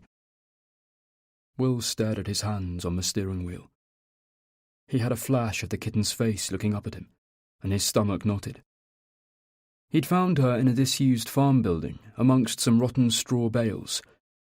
He'd been out with his camera and heard her faint mewing. He'd followed the noise and discovered her behind the bales, her tiny paws pressed neatly together, big blue eyes looking up at him. When he gingerly reached down and stroked her soft head, she started to purr immediately. He remembered how he'd laughed as she battered his fingers and pounced on his shoelace when he waggled it on the ground like a snake for her. He'd looked for her mother, but there was no sign. There was no way he was leaving her there alone. She was far too small and helpless and fluffy. So he tucked her into his jacket and took her home. His father loathed animals and couldn't fathom why anybody would have one in the house. But a few days earlier his mother had been muttering about mice in the pantry, and his father had hated vermin more than any other creature. So as he walked home he practiced his sales pitch. A cat was perfect for keeping mice away. Never in a million years did he expect his father to agree. She can stay, he said, his voice shaking with the thrill of it. In the shed. If I see her in the house, then there'll be hell to pay. But what if... If you argue, I'll change my mind and she'll be at the bottom of a bucket of water. His mother found a cardboard box, and Will cut the front out so it looked like a basket, and they lined it with a couple of old towels. Will named her Socks because of her little white feet, and she was the best thing that ever happened to him. She would wait for him by the garden gate if he went out, and as soon as she saw him she'd scamper up and wrap herself around his legs, purring like an engine. But then, things went wrong.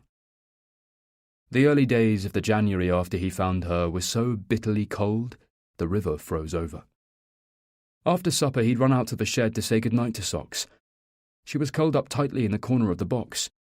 Usually she would get up to greet him, but she stayed curled into a ball, her eyes flicking upwards at him, a single mew the only noise she made. It was Arctic in the shed. Swirls of thick frost coated the inside of the window pane, and the water in her bowl had turned to solid ice. When he breathed, plumes of vapour hung in clouds in the damp, stale air. It's too cold for you, isn't it? Don't worry, I'm here now. He picked her up, then hesitated.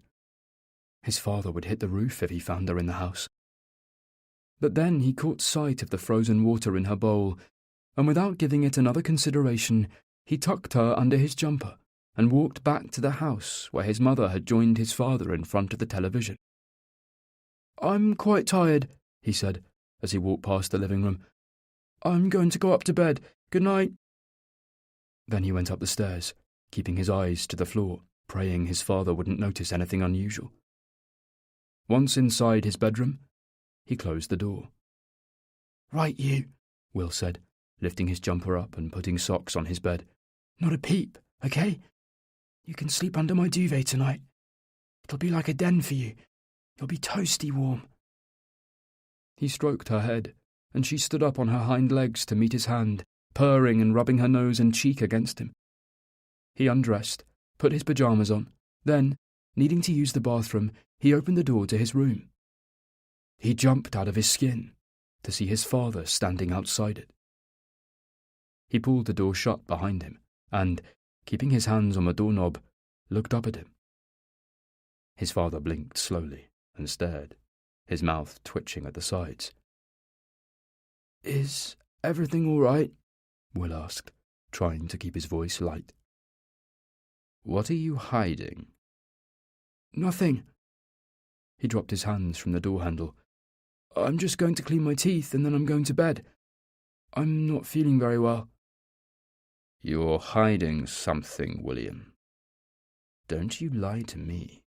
If you lie, it will only make things worse." Will swallowed, his stomach churning. What should he do? Lie? Or tell the truth? If he lied, and his father subsequently discovered socks, he'd turn apoplectic. "My cat," he stammered. "She was so cold. I brought her in to warm her up." His father stared at him, as if he was speaking a foreign language. "Her water was frozen solid." Then, without a word, his father pushed past him and opened the door. Will ducked in front of him, putting himself between his father and the cat, who was sitting on the bed, licking her paw and cleaning herself. His father turned fiery eyes on Will. "What the hell is that animal doing up here?" "She was cold." Will stood in front of his father and opened his arms wide to protect her, but his father pushed him aside and grabbed Socks by the scruff of her neck. He held her up, pushed her towards Will's face aggressively. She squirmed in his grasp. "I will ask again. What is this animal doing in my house?" Will tried to speak, but his voice failed him. "Answer me, you idiot! I asked you a bloody question!" Will watched his father's hand slowly squeeze the cat. Socks screeched. "Stop it!" Will shouted. "You're hurting her! It was freezing in the shed! I didn't want her to be cold! Please, stop! You're hurting her!" "You shouldn't have brought it in." His mother appeared at the door. "Philip?" Will watched her face take in the scene, shock replaced by a calm intake of breath. "I told him not to bring this bag of fleas into my house." With each word, his father shook the cat, who writhed in his hands, the whites of her eyes showing. "I'm sorry, I didn't—" "It's all right." His mother interrupted Will's pleading. "William's sorry." Will looked at her in panic, and she widened her eyes, trying to communicate, nodding with purpose. "Aren't you, William?" She continued to nod at him slowly. "You're sorry, and you'll take the cat back to the shed straight away." Will shook his head. "But it's too—" "Won't you, William?" Her voice barked with a level of sharpness he seldom heard. She stared hard at him, willing him to take her lead. "We all know it's best that cats live outside." Will glanced at his father. Thankfully, he'd finally stopped shaking Socks, who now hung in his grip like a rag doll. "I'm sorry," Will whispered. "I shouldn't have brought her in. Please don't hurt her." His mother walked over to his father and held her hands out. "I'll take the cat, Philip." "It needs to go. First thing tomorrow. If not, if I find out it's here, I swear to God, I'll put it in a bag and drown the thing." His father pushed Socks towards his mother, who took hold of her and cradled her gently, thumbs stroking the soft fur behind her ear. "Get rid of it." As soon as his father had left the room, Will looked at his mother and pleaded with her. "Please don't let him send her away. I love her." "Then you should have left her in the shed." "But—" "There are no buts, Will. If she stays, he'll drown her. He wasn't joking. Do you want that?" Will didn't answer. Instead, he stared at Socks, who had started to purr, eyes closed, chin tilted up as his mother stroked her. "Where will you take her?" "There's an animal shelter in Peterborough. Someone will give her a new home." "They won't love her like I do." "Maybe not. But at least she'll be safe." She turned away then, and as she did so, he saw she was crying. It was the first time he'd ever seen her cry. Will got out of the car and walked around to the passenger side to open the door for Frank. "Do you want me to sleep on the sofa tonight, Frank? I'm more than happy to." "Bless you. I'm fine, though. I've got Pie to look after me." While Frank got ready for bed, Will heated some milk in a pan and made hot chocolate. He carried it upstairs and found Frank already in bed, with Pie curled up and purring beside him. "Do you think he'll be okay?" Frank asked. "Yes," Will said gently, unsure if he should answer with such certainty, when, in all honesty, he had no idea at all if Pinwheel was going to be all right. He placed the mug on the table beside the bed. "I think he'll be fine. Probably being spoilt rotten by all those lovely veterinary nurses." Frank smiled gratefully and gently ran his hand along Pie's back. The cat stretched his paws out in front of him and yawned happily. "Thank you, William. I'm in your debt." "Of course you're not. It was nothing." "It wasn't nothing. You were there for me tonight. I couldn't have done that on my own." Will smiled. "You can call on me any time. Now try and get some sleep." As Will drove home, he battled those memories of his father, painful images of him shaking Socks, his cold and glassy eyes when he said he'd drown her. Will had never got over how close Socks had come to being killed, and it was his fault. He'd known full well his father would go mad, yet he still brought the cat inside. He made the wrong decision, and it nearly cost her life. The memory was a timely reminder. Nothing was safe in his care. Not a cat, and certainly not a child. Chapter 13. Harmony watched the clock limp around to 6 to signal the end of another unproductive day. She leant forward and wearily turned off her computer, then packed her papers into her bag in the vain hope she'd manage to get some work done later. Will hadn't called since Tuesday evening. Before then, he'd been calling every few hours. In the end, she'd texted to ask him to give her a bit of space. She'd hesitated before sending it. She knew she couldn't hide forever, but she was still so hurt and struggling with fresh feelings of loss. She felt utterly betrayed by him. "See you tomorrow, Alice," she said to the department PA, who was cleaning her gold-rimmed glasses on the sleeve of her cardigan. "Will do. You make sure you try and get an early night tonight." She smiled kindly. "You look shattered." It wasn't any wonder she looked shattered. She was currently trying to sleep in George's begrudgingly vacated bed, surrounded by Lego constructions and Star Wars figures, which was nearly impossible with her mind racing the way it was. She couldn't stay at Sophie's for much longer. She had to face Will. As she walked down the stairwell and into the building's reception area, she saw a man sitting on the sofa in the entrance lobby, reading a newspaper. As she neared him, he lowered the paper and smiled at her. Her heart skipped a beat. It was Luke. "Oh my God. Hello," she said, unable to conceal her surprise. He stood up, still smiling broadly. There was an awkward few moments during which she wondered if they were supposed to kiss or shake hands. In the end, she did neither. "What are you doing here?" "I had a meeting in Knightsbridge that finished early, and it's too late to go back to the office now, so I thought I'd pop in and say hello." He paused, then smiled again. "It's nice to see you." She blushed and glanced at the man behind the reception desk, who seemed oblivious to their exchange. "It's nice to see you too." She furrowed her brow. "How did you know where I work?" "You told me. At lunch." "Did I? I don't recall. But how did you know I was here today?" Sometimes I work from home or have meetings off-site. Well, I decided to pop in on the off chance. Then I asked this gentleman if you were in today, and he rang up to your office and was told you were just leaving, he said, with wry amusement. It's no more sinister than that. You don't have to look so worried. The cab drove past Imperial on my way to the meeting, and I remembered you worked opposite, and thought it might be nice to go for a drink. She tried to smile. So, do you have to race home? Or can I steal you for a quick drink? I should get back. He leant closer to her. I'd like you to come. She caught the smell of him, shampoo, and a hint of aftershave, an unfamiliar washing powder, and her pulse quickened. And it's Friday tomorrow, nearly the weekend. An after-work drink to celebrate? I'm staying at my sister's.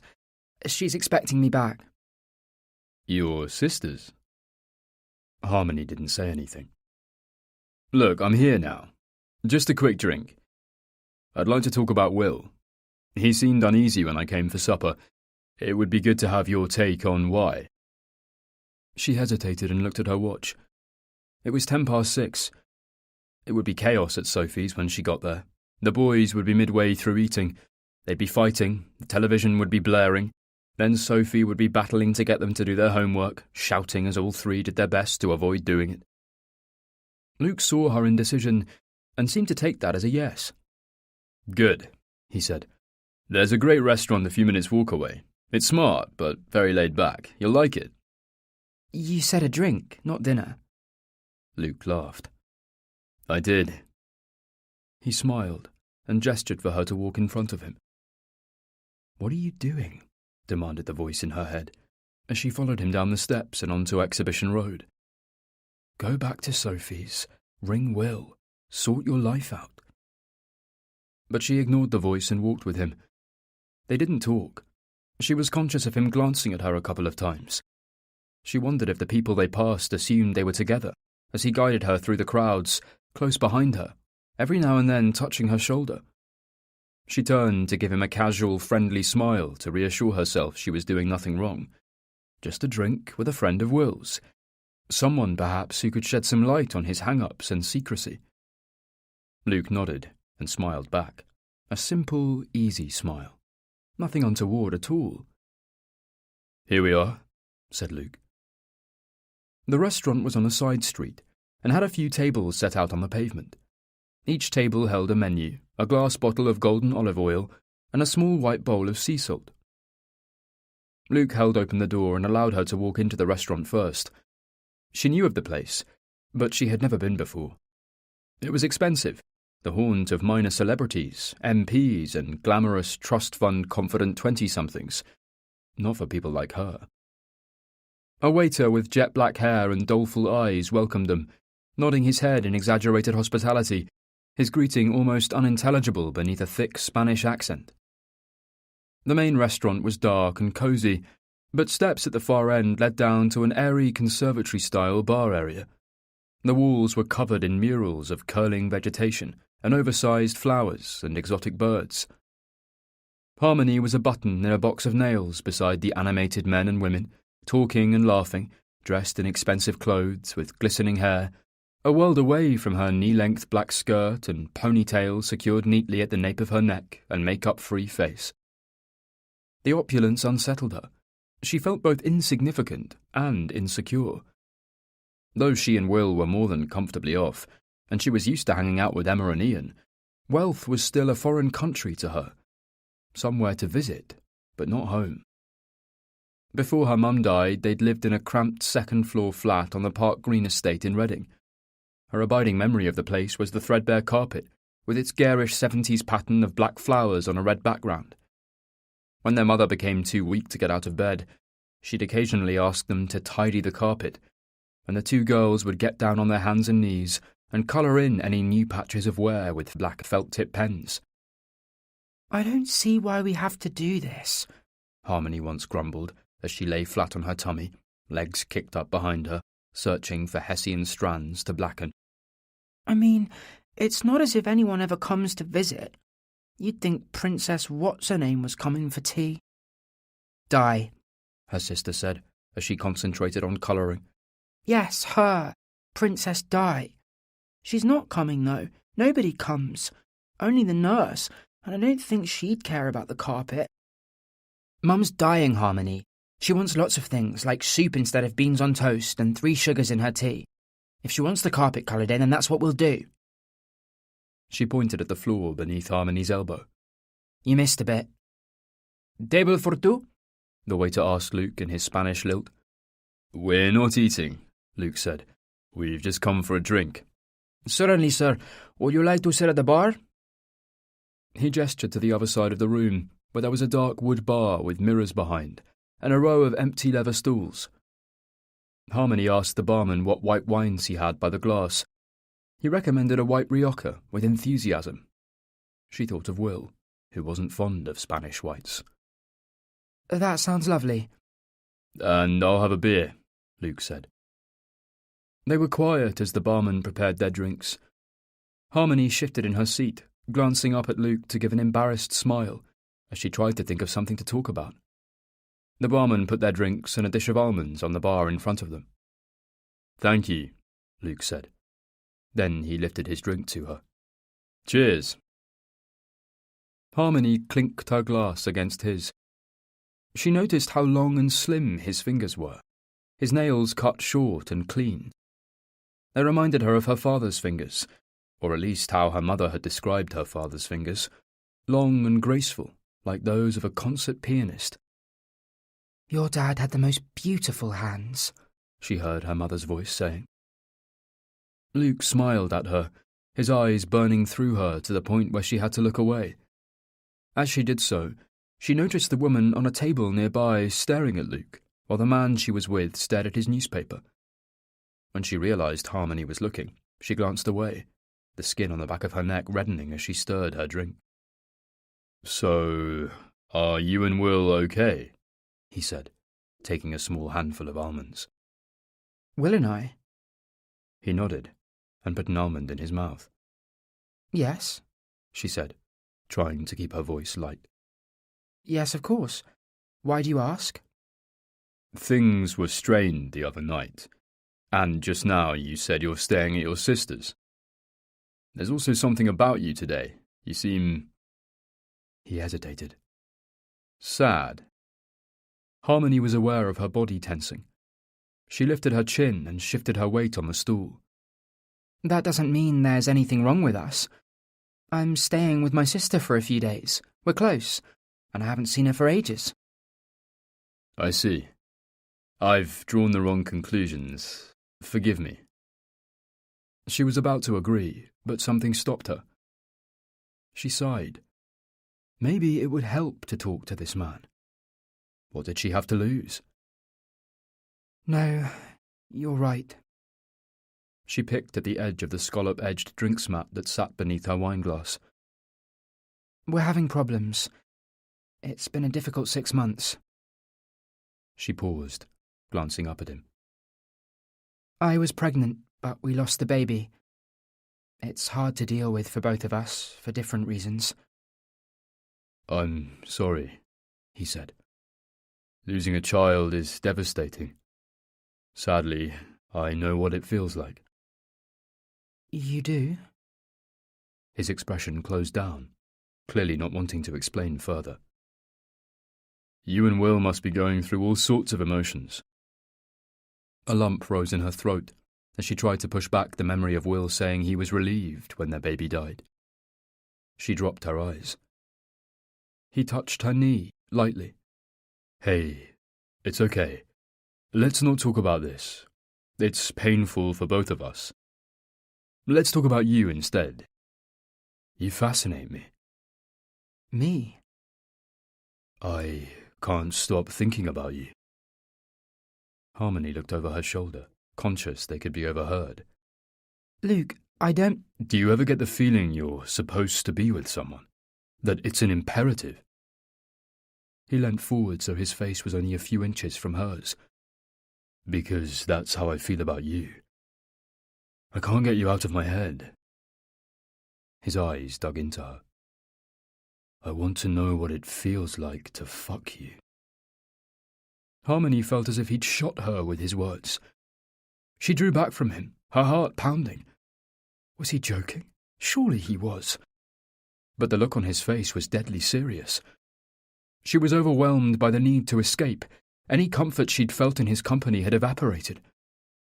"You can't say that," she managed to say. "I'm married." She glanced again at the woman who'd been staring at Luke, but she was now occupied with her phone, the man she was with still absorbed by his paper.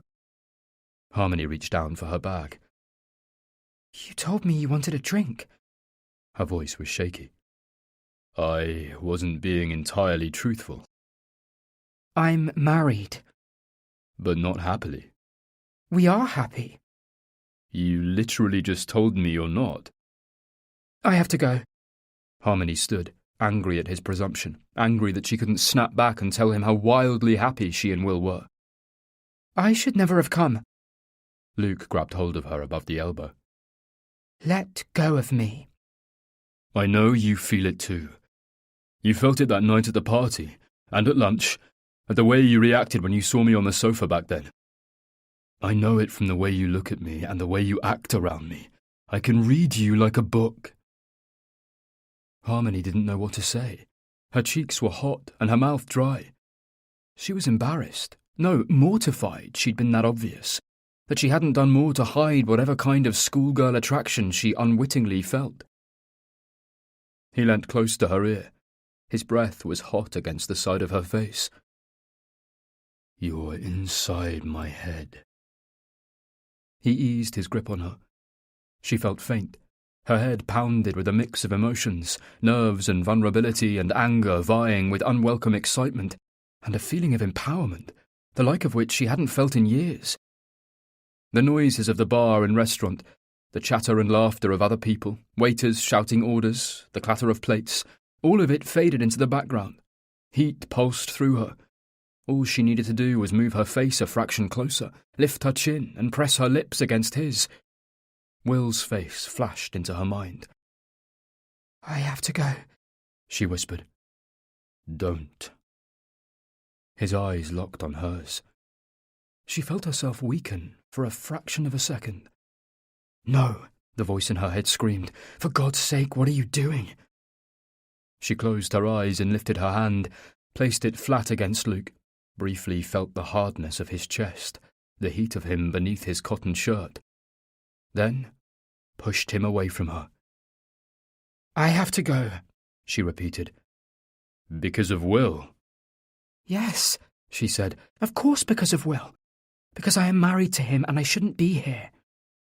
Desire is proof you're alive, Harmony. You don't have to feel guilt. Without desire, we might as well be dead. God knows how short life is. Never ever deny yourself pleasure.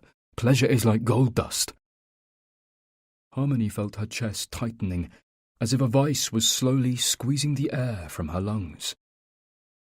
Look at them, he whispered. He turned her head gently in the direction of the couple at the table near them, the woman on her phone, the man with his newspaper. They're not old, Luke said. They're married, but they've run out of things to say to each other. They're at a table in this beautiful restaurant, and she's looking at other men, bored and disappointed, wondering why she's there, while he reads the Times obituaries, idly flitting through it in case a familiar name catches his eye. He's wearing a grey suit, has grey skin, grey hair, sitting with a wife he's not interested in, wondering if the men he went to school with are dead yet. Is that what you want? To be too scared to make changes that would make you happier? I want you, Harmony. I want to hold you, taste you. I want to be with you in a way other people can't be. I want you very, very badly. Harmony breathed heavily, light-headed on his words, every syllable weakening her. Will's face came into her head again. She closed her thumb on her wedding ring, felt its solidity against her skin. "Christ, what am I doing?" she whispered.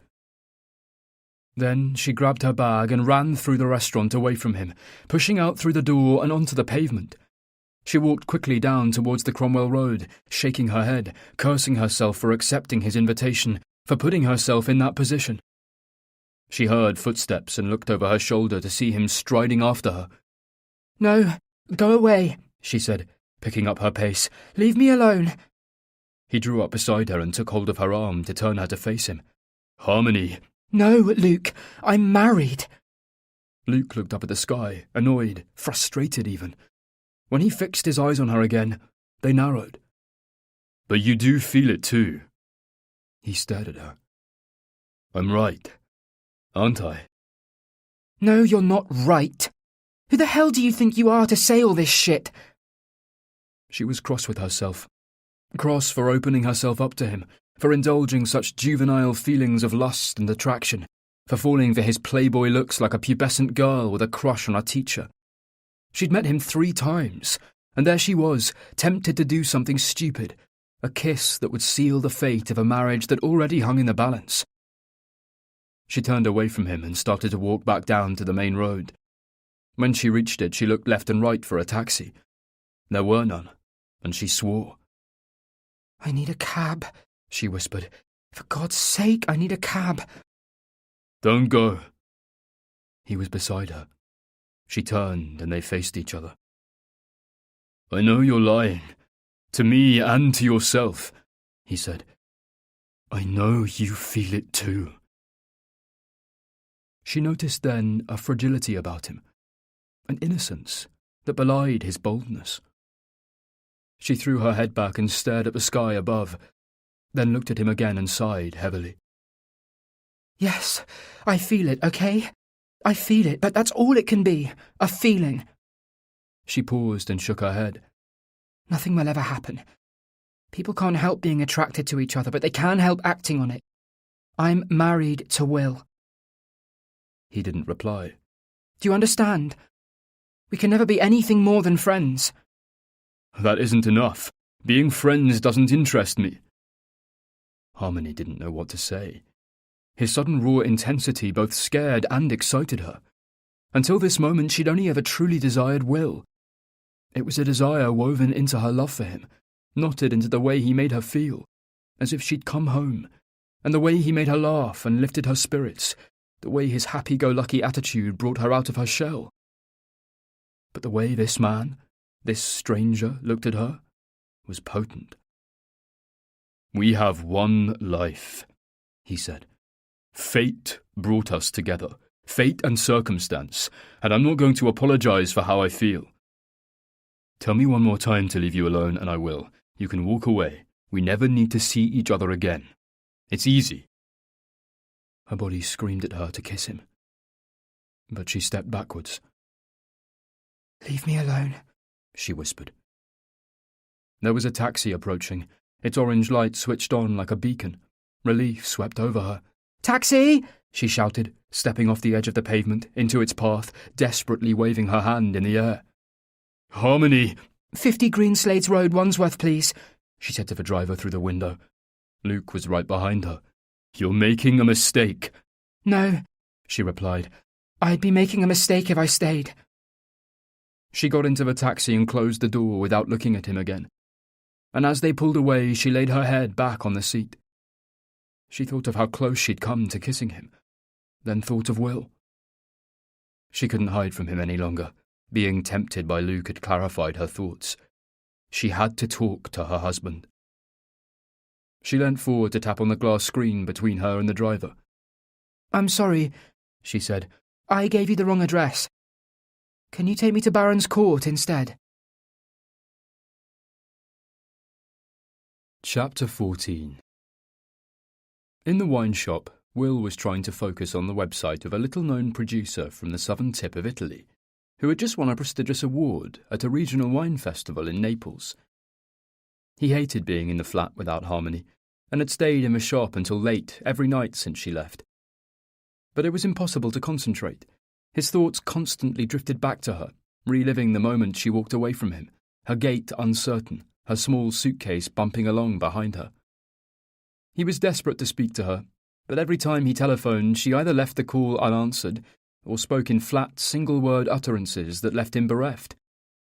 At night it was worse, her side of the bed so empty and cold, the bedroom quiet without her restlessness, his stomach a roiling sea. He'd spent most of each night pacing the pavements, consumed by anxiety. He forced himself back to the Castella de Valde webpage, trying to read words that blurred on the screen. When the bell on the door jangled, he looked up with a start. "Harmony?" He jumped off his stool and came out from behind the counter. She stood in the doorway, the evening sun behind her casting her face in shadow. He combed his fingers through his hair, aware of his dishevelled appearance, cursing himself for grabbing yesterday's shirt off the floor that morning. "Are you back? Are you coming home?" She tucked a few stray strands of hair behind her ear. I'm not sure what I'm doing. "I've missed you." He approached her carefully, as if she were a wild horse and likely to bolt. She didn't move, her eyes flicked over his face, her heart as raw as it had been the day she left. "Shall we go home?" he said. "We can't talk here." She didn't answer. "Harmony?" I think I'd prefer to go for a walk. I'll go back and change my shoes and put some jeans on. Meet me outside the flat in 10 minutes. He watched her walk out of the shop and stayed frozen to the spot. His stomach churned. Had she come back to tell him she was leaving for good? If he could, he'd have sold his soul to turn back the clock to before the vasectomy, before the miscarriage and the pregnancy, back to when their lives weren't strapped to this horrendous, out-of-control emotional roller coaster. Will closed up the till and shut down his computer, then switched the lights off and locked the door behind him. He turned into their street as she emerged from the flat, her work clothes swapped for jeans and a sweater, her hair free of its ponytail. He started to jog and reached her as she stepped onto the pavement. They stood in front of each other, apprehensive and awkward. "Where shall we go?" he asked. It doesn't matter. "The river?" She nodded. They walked in strained silence, passing groups of friends enjoying the warm evening, standing outside pubs, spilling onto the pavement, laughing and joking, others rushing to get home or heading to the park for an evening kickabout. Without warning, she stopped in her tracks. You know, I never once questioned you. Her voice was tempered with anger. I never once asked you to tell me why you were so against having children. I just accepted it because I loved you. The past tense stung him. I want you to explain it to me. You might not think I have a right to know, but I think I do. I want to understand. He thrust his hands deep in his pockets and thought for a moment or two. How was he going to formulate his mush of reasons into a coherent answer? There was nothing he could say that was going to help. The argument they were about to have was unavoidable. "I have no idea how to be a father." But that's ridiculous. Who knows how to be a parent until they become one? The thought of it scares the shit out of me. I learned nothing from my father, nothing at all. How on earth can I think of becoming a father if I've nothing to fall back on? He saw his family then. The three of them, him, his mother and his father, standing in the car park outside the halls of residence. His mother had fussed around him, reminded him to do his laundry, kissed him, told him to call when he could. His father hanging back, his face devoid of emotion. And Will, full of excitement for his new start, his first step into adulthood, free to get on with his life. He'd looked at his father, given him a moment to step forward, but the man made no move towards him. Be the bigger man, Will had told himself. You must be the bigger man. So Will had walked up to him and offered his hand. His father shook it briefly, grasping the other too firmly, before Will let go and straightened his back. "I guess I'll see you at Christmas," he'd said, unsure what else to say. "I'm sure we'll see you before then," his stony-eyed father replied. "You're bound to cock it up. You always do." Will looked at his wife, her questioning eyes burning with livid incomprehension. "I'd get it wrong. I'd make mistakes, and I know what that does to a child. I'm not like you. I'm not strong like you. I'm not strong enough to raise a child. I'm not strong. She started walking again, her eyes focused on where she was going, her mind working overtime. You are, he said, drawing parallel with her. It was the first thing I noticed the day we met. You'd seemed vulnerable and sweet, scrabbling around on the floor for your books. Then we got talking, and I was blown away by how determined and self-assured you were, how independent, full of fight. You hadn't had things easy, but you were gutsy and secure, and so optimistic. My anchor in a storm, Will had thought, after they'd made love for the first time, squashed together in her narrow bed, basking in the glow of sex. She was his salvation. She was everything he wanted to be.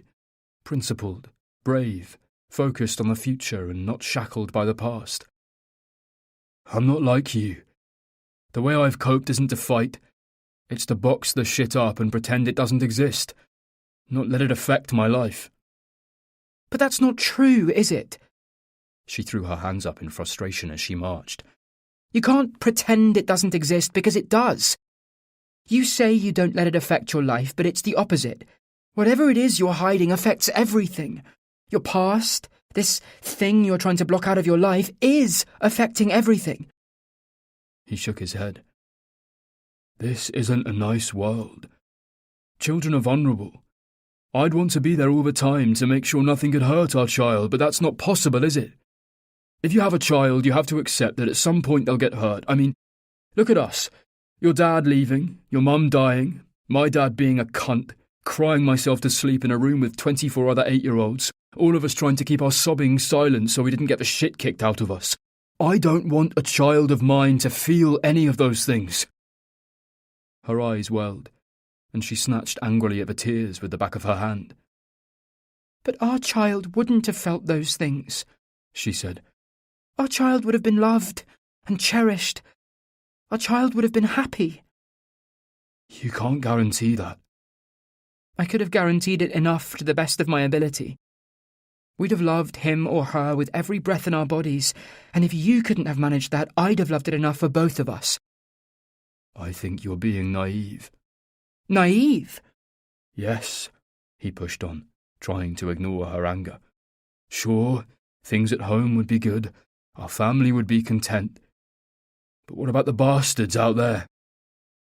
He shook his head and looked up at the sky, trying to repel the image of Alistair Farrow, eyes glinting with spite, lip curled up in an evil half-smile. If we all thought about the dangers out in the world, none of us would leave the house. You've convinced yourself the world is an evil place, but it's not. It's an amazing place, with amazing things in it. Knowledge, laughter, love, friends. All these things make life worth the risk. She shook her head in frustration. If every person thought like you, the human race would cease to exist. And why? Because of fear? And yes, I get it. You and I have experienced pain. We've shed a lot of tears as children. But we went on and found happiness, didn't we? Doesn't that outweigh the bad stuff? She didn't pause long enough for him to answer. I think it does. I think the happiness I've felt makes the grief bearable. You saying that life is so awful it's not worth existing belittles everything we have together. You're twisting my words. But she stormed ahead, not waiting for him to finish his sentence, her feet slamming into the pavement, hands balled into fists at her sides. He followed, turning over her words, recognizing the truth in them, wanting to formulate a response that would communicate his complicated feelings. She came to a stop at the railings which ran alongside the Thames. He stood beside her. The tide was low, and the pebbles and rubbish revealed on the shoreline were covered in thick, dirty silt. Will waited for Harmony to say something, but she stayed quiet, leaning over the railings, watching the listless, muddy water pass by. I'm going to say something which is going to sound harsh. He gripped hold of the metal railing, still warm from the day's sun, for strength. And I know it's going to upset you, but... He stopped himself then, wary of the words he was preparing to say. For fuck's sake, just say it. The slight breeze brushed her hair across her face, and she swept it back. "I've felt this way since I was 18. When most people were struggling with politics or religion or trying to get laid, I was dealing with this. The decision I made, not wanting to be a father, is fundamental to me, and rightly or wrongly, it makes me who I am. It makes me the man you married. If you don't understand that, then..." He paused and took a breath. "Then maybe it's your love in question here, and not mine." She turned on him then, fire in her eyes which brimmed with tears. "You think I don't love you?" she whispered bitterly. "You really think that? If I didn't love you, Will, I wouldn't be here. I wouldn't be standing here desperate to repair our marriage." She shook her head, tears spilling down her cheeks. "You know what? Maybe it's beyond repair. Maybe there's nothing we can do. Neither of us can give the other what they need. I needed you in what was a really dark time for me, but you weren't there for me. And worse than that, you lied to me." She swiped at her tears and turned away from him, walking away from him a second time. "Harmony!" But she didn't reply. Instead, she walked faster, head down, arms wrapped around her body. He slammed his hands against the railings, swearing under his breath. When he got back to the flat, she was sitting at the kitchen table. As he approached her, she lifted her eyes to look at him. They were red from crying, the skin beneath them puffy, a raggedy tissue clutched in her fingers. "I heard what you said." Her voice was quiet, but calm. "About being a father. I can't change how you feel, I know that. And it's not fair of me to ask you to, I know that too. But I can't forgive what you did. It was dishonest and hurtful and affects my life as much as it does yours." "I'm sorry." "A sorry isn't going to make this better." She sighed and exhaled slowly. "You lied to me. When I lost the baby, when I needed you the most, you gave me no support. You didn't care. But it's not just that, it's the secrets, everything you keep hidden from me.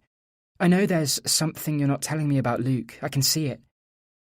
Why won't you open up to me? I hate how easily you keep things from me. You should be able to trust me. I should be able to trust you. Without trust, what's the point? Right now, right this minute, it feels like we've wasted the last 20 years investing in this relationship." "Don't say that." She lowered her eyes, her fingers shredding the tissue so it fell in bits like snow. "Harmony, listen to me. You're wrong." He pulled out a chair and sat opposite her. "It's not easy keeping things from you. It's harder than you can imagine, but I do it because that's how I deal with things. I don't want to spend time discussing school with you. Luke, Alistair Farrow, the caning and bullying, it's not worth talking about. I don't need your sympathy or pity, and I don't want that shit in our lives. It's irrelevant."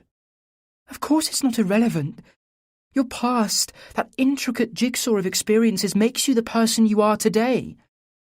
"No," he said. "I put it behind me so I was able to become the person I am today. But I hear you, and yes, maybe I should share more with you. When it comes to the vasectomy, there's nothing I can say to defend it. It was a huge mistake not discussing it with you, I can see that now." He paused. "With all this crap in my head, I don't always think clearly. I'm not like you. I can't put feelings into words like you can. When you lost the baby, I knew how upset you were, but I didn't know what I could say or do to help. Whenever I thought about what to say, it sounded insincere or dismissive." He shook his head. "You say I didn't care, but that's not true. I did care. I just wasn't any good at showing you." Her eyes filled with tears again, and she balled up the remains of the tissue. "Everything I did or said seemed to make things worse. I went onto the internet and read up about it, about losing a baby and what I should do to help. But nothing I found seemed right, and..." He paused, finding it difficult to speak. And of course I'd had the operation and felt so bloody guilty. The more upset and withdrawn you got, the harder it was to know what to say. In the end, I convinced myself that if I just got on with it, tried to keep positive, eventually we'd be okay. But I know I got it wrong. Then he leant forward again and placed his hands on hers. I love you. Please, let's go back to where we were. Let's make things okay again. She stared at him, her face still, her eyes as sad as he'd ever seen them. When she spoke, her voice was quiet. A part of me wants that. But there's another part of me that's still hurting. Maybe I should try and be better, see the bigger picture, tell you it's okay and move on. But, if I'm honest, I don't think I can. I'm hurt and I'm angry. But worse than that, sitting here opposite you, it's like you're a stranger, like I don't know you. So where does that leave us? What do I do? Go through the motions of being a couple and hope those feelings just go away? They will go away, I promise. I'm not sure they will. When she left the table, he didn't follow. There was nothing more he could say. He walked into the garden. It was peaceful and still. Dusk had seen off the heat of the day, and there was a suggestion of rain in the air. A movement from behind the study window caught his eye. He watched Harmony sit down at her desk, her shadowy figure moving slowly. He saw her put her glasses on, then became still as she stared at the monitor in front of her. He wondered if this was what the rest of their lives might look like. Two separate beings tied together in marriage, detached and resentful, circling each other warily. Would that be better or worse than her leaving? He sat at the table and picked at the flaking rust. Would it have been different if he'd shared everything with her? If he'd described that first horrendous night at prep school? All those homesick 8-year-old boys curled up in uncomfortable beds, abandoned, the sound of stifled crying intermingling with the creaks and groans of ancient timbers and pipes. Should he have described how he'd lain awake, wondering what he'd done to upset his parents so much they would send him away? Should he have described the smell of that scratchy grey blanket, heavy with damp and disinfectant, and how he'd hidden from the smell by pushing his face into the teddy he'd brought? Should he have told her the teddy was itemised on the uniform list sent out before the beginning of term? One small soft toy, if required. It started to spit with rain. Will turned his face upwards and closed his eyes, waiting for the tiny specks of wet to hit him.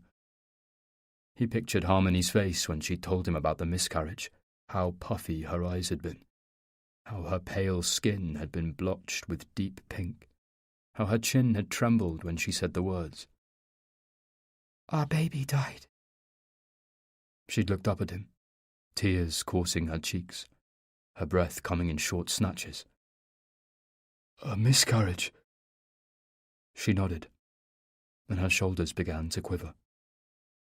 He'd sat beside her and pulled her into him, his arms around her, his chin resting on her head. I'm sorry, he whispered, kissing her hair. His thoughts had been a jumble. He hadn't known what else to say. Everything that came into his head sounded trite and insincere. His emotions were all over the place. The relief he felt shamed him. The unexpected sadness shocked him. Do you need to see a doctor? She sat back and shook her head, pushing her palms against her red-rimmed eyes. I've already been. I went this morning. I should have taken you. There was nothing you could do, she said through her tears. I didn't want to worry you if nothing was wrong. She sniffed. I was hoping she'd tell me it was okay, that the bleeding was normal and the baby was fine. But when they scanned me, there was no heartbeat, nothing at all. Then she started to sob again. Oh, Will, it was awful. The drizzle turned to rain. He sat there for a while, but soon the drops became too heavy and too cold. Inside, he took his wet shirt off and threw it in the direction of the washing machine. He was surprised to see it was nearly 10 o'clock. He peered into the bedroom and saw Harmony was already in bed, the covers pulled tightly over her shoulder, her back facing him. He knew if he went to bed now, he would only lie staring at the ceiling, battling his thoughts, and it was too wet to walk. He went through to the study and turned the computer on, shivering slightly as his damp skin cooled. He pulled Facebook up, wondering if Alistair had accepted his friend request. God knows why he would. Will imagined him sneering at the thought of it. But when the page loaded, he saw there was a notification. His stomach turned over. Alistair Farrow hadn't just accepted his request. He'd sent him a message. Will English! My God, you haven't changed a bit. What a blast from the past. It's been a long time. Are you still in touch with any of the lads from school? I was glad to hear from you. Surprised, too. I was a bit of a cock at school. I notice you're in London. I'm not far away, near Camberley in Surrey, married to Diane. 2 ankle biters, a boy and girl, Charlie and Bea. We should go for a drink. It would be good to meet up again and hear your news. In fact, another friend from school, Toddy, not sure if you remember him, mentioned hooking up for a drink soon. I'll let you know if we do. If you can join us, that would be great. Cheers. And no hard feelings. Al. Will's first response was a burst of spontaneous laughter. He leant closer to the screen, his hand rubbing at his chin, head shaking slowly in disbelief. He reread the message a couple of times. Had Alistair really written that? Had he really dismissed his behaviour in that offhand way, called himself a bit of a cock, introduced his children, then signed off with no hard feelings? Will sat back in his chair and stared at the screen. Alistair Farrow. The 17-year-old who recurred in Will's nightmares now wanted to meet up to laugh about all the bit-of-a-cock things he'd done. Buy him a drink for old time's sake, let bygones be bygones, catch up on all the news. Will stared at the message until Farrow's words blurred and his back had stiffened. Harmony was asleep, or perhaps pretending to be, when he finally crept into bed. He lay beside her, drumming his fingers against the duvet, his mind whirring. He should ignore Alistair's message. He should unfriend him. He had enough to worry about with his faltering marriage without wasting anxiety on Alistair bloody Farrow. He should forget all about him, erase him, push him back into the dark, shadowy corners of his mind where he belonged. But the more Will thought about the flippant tone of the message, the more angry he became. How could Farrow pass off what he did with such glib, throwaway comments? Did he seriously expect Will to have no hard feelings? He thought back to that afternoon. You're pathetic, English. Get the fuck out of here. Will climbed out of bed, careful not to disturb Harmony, and went into the bathroom. He closed the door quietly, then leant over the basin, turned the tap on, and splashed water on his face. He lifted his head slowly and stared at himself in the mirror, his face lit only by the muted moonlight, his skin in shades of blue and shadowed. It was hard to decipher his features. He appeared indistinct, as if fading into nothingness. A nothing man. He bent and splashed his face again.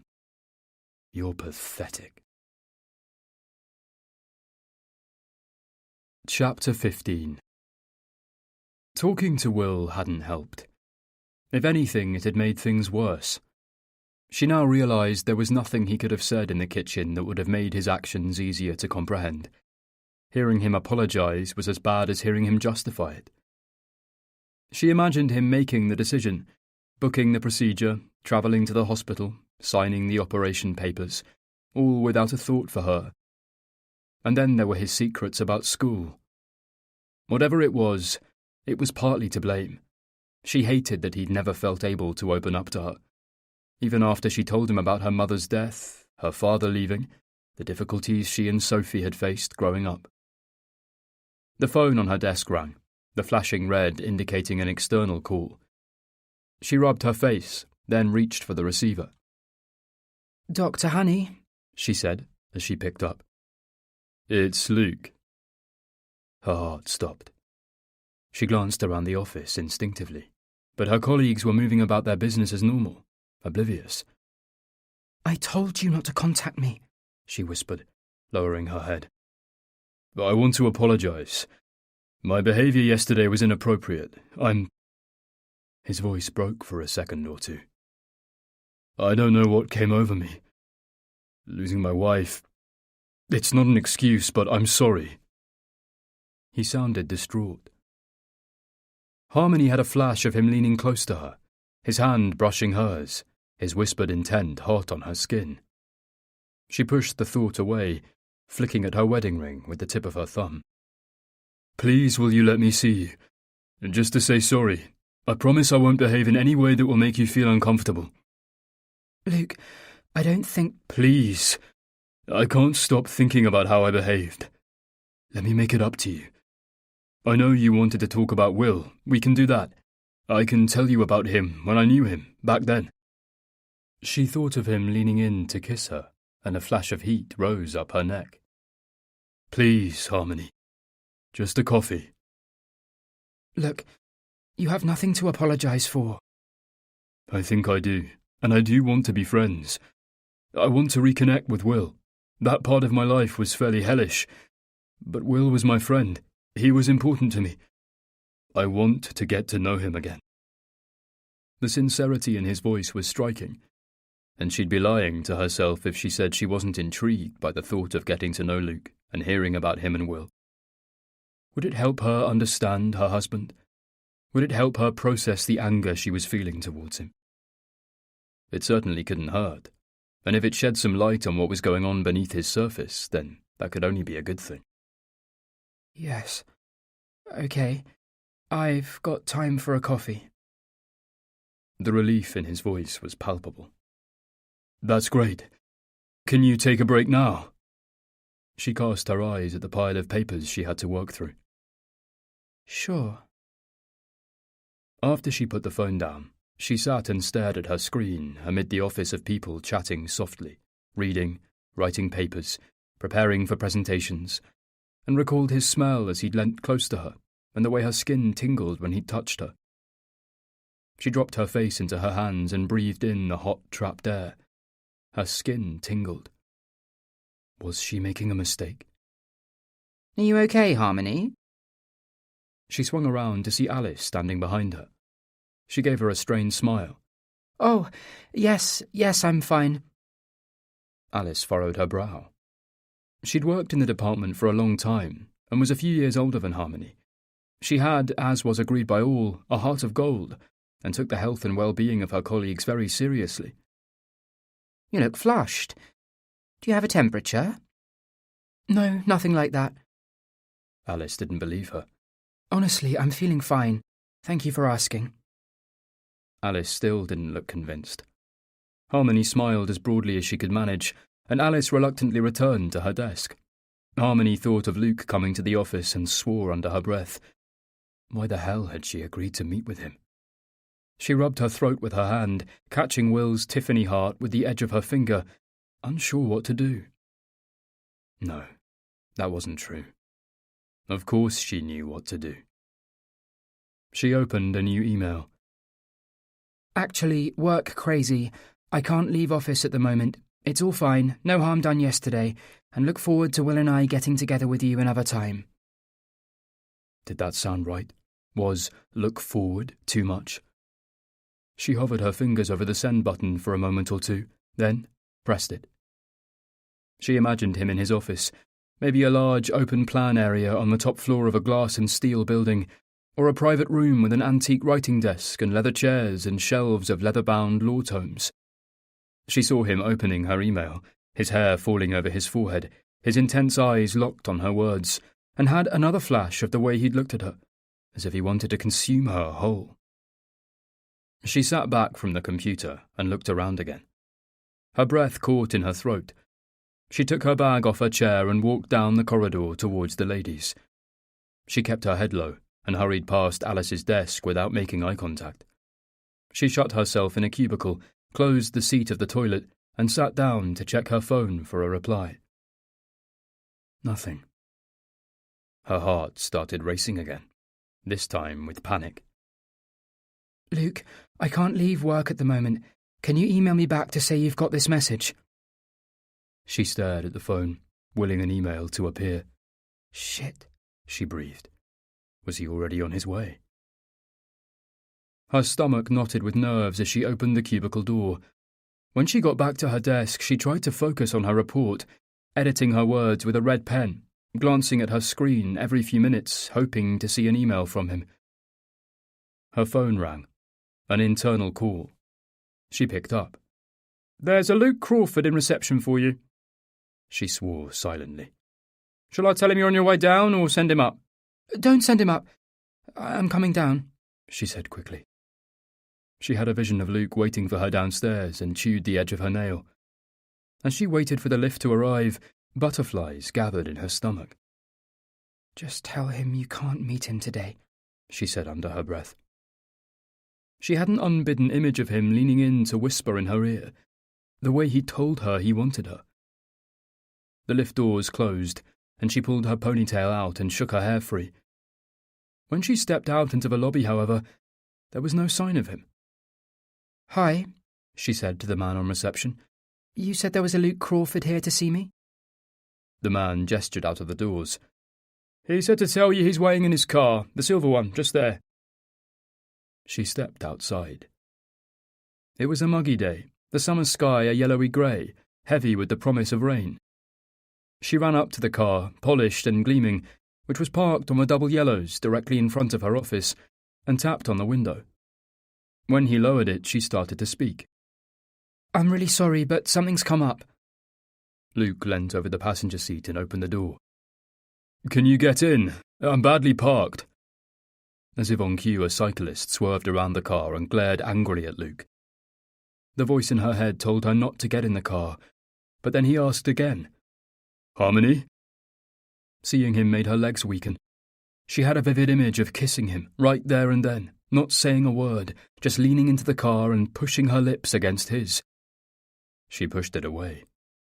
She had no idea what was going on in her head. "Luke, Her voice caught in her throat. I can't." "Will you get in?" There was a note of force in his voice she wasn't expecting. She glanced over her shoulder, half hoping Alice or another colleague was there so she'd be compelled to send him away and go back to her desk. But there was nobody there to witness it. So she climbed in and closed the door. "I haven't got time for a coffee," she said, avoiding his eyes. "Sorry." He turned in his seat to look at her. A heavy silence held them, wrapped in the heat of the car, its smell, new leather and the scented air freshener that hung off the rearview mirror, sickly sweet. "Then we won't have coffee." She turned her head to look at him. His expression was steady, his eyes boring into hers. She took a breath. "You said—" Then he leant forward and kissed her. Lightly, quickly, his hand on the side of her face. She pulled back. "No." He smiled. "No." "You told me you wouldn't." "I told you I wouldn't do anything to make you feel uncomfortable, which, looking at your face, I haven't done." "You said coffee and a chat." "Both of us knew it wasn't going to be that." She shook her head. Her heart was thumping. "Don't lie to yourself. If you didn't want this as much as I do, there's no way you'd have put yourself within half a mile of me." Was he right? Had she lied to herself? Was this a way to hurt Will back? Was this how she knew her marriage was over? People who wanted their marriages to survive didn't get into the car with someone they were attracted to, someone who'd recently so brazenly propositioned them. "It's okay to do this," he said softly. "Life is for living. We get one go, and filling it with regrets is a waste." "It's not that simple," she whispered. "It's extremely simple. I want you, very badly, and you want me. Nothing more than that. Denying it is way more complicated." He leant closer, his mouth only inches from hers, tilted his head, raised the backs of his fingers, and grazed her cheek. Nobody needs to know but us. Then he pressed his lips against hers, and this time she kissed him back. When they broke apart, she felt weak with guilt. I've never done anything like this before. It doesn't matter what you have or haven't done. But I haven't. It's important you know that. Why? She didn't know why. She wondered whether it was herself she was talking to, whether she was trying to excuse her actions, convince herself of her own good character. One stain on a lily-white record. I'm sorry, she said. I can't. This isn't me. I don't understand what's going on. I'll tell you what's going on, he said.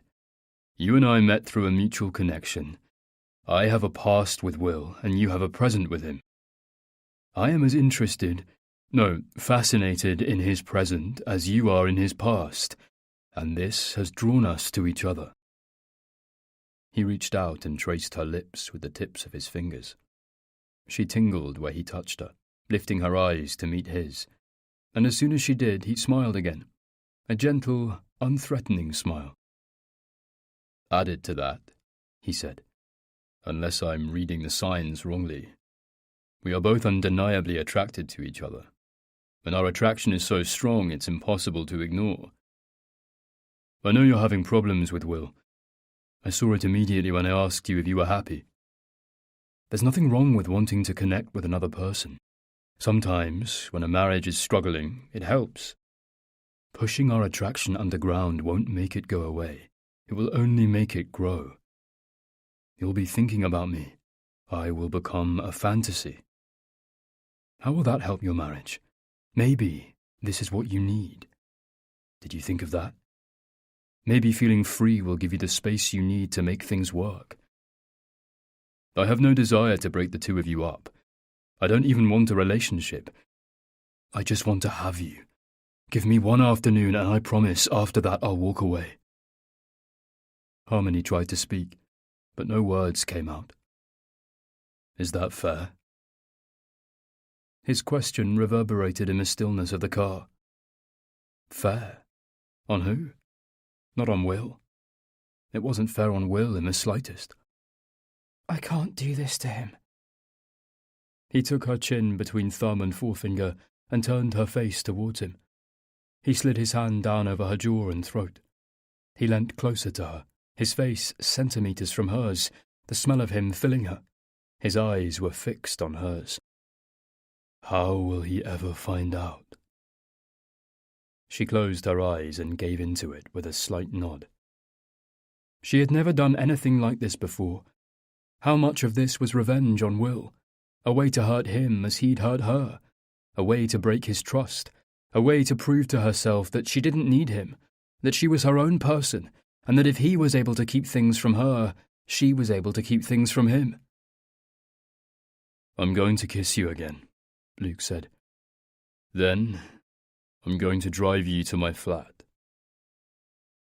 He moved closer to her so his lips brushed hers and sent electric pulses shooting through her body.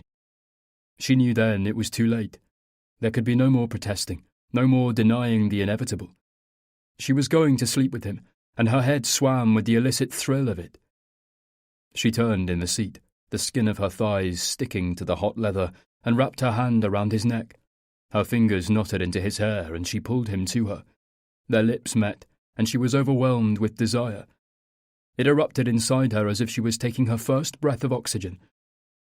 He kissed differently to Will, harder, more insistent, his tongue forcing its way into her mouth, exploring her, tasting her. He drew away, his lips glistening with a sheen of saliva. You consume me. She trembled with adrenaline. Her hands quivered, her lips tingled. You don't even know me, she whispered. The shadow of a smile passed over his face. I know all I need to know. I knew it the moment I first saw you. Luke turned the engine on and pulled away from the curb. You believe in love at first sight? She asked as he drove. Love at first sight, he repeated with amusement. I never talk about love. It's a fatuous, overused word that's impossible to quantify. How long does it take to fall in love? Minutes? Years? Love means different things to different people, and it's a one-way street. One of every pairing always loves more than the other. Love is cruel. What I'm talking about, attraction, desire, chemistry, these are the things that matter. You can love a car, or a film, or a food, but sexual desire is much more specific.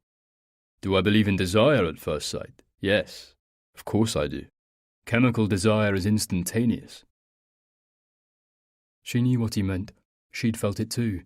Outside the cloakroom at Emma's party, she'd felt their instant attraction. Perhaps that's when the future was etched in stone. Perhaps it was inevitable at that very moment that she would sleep with him.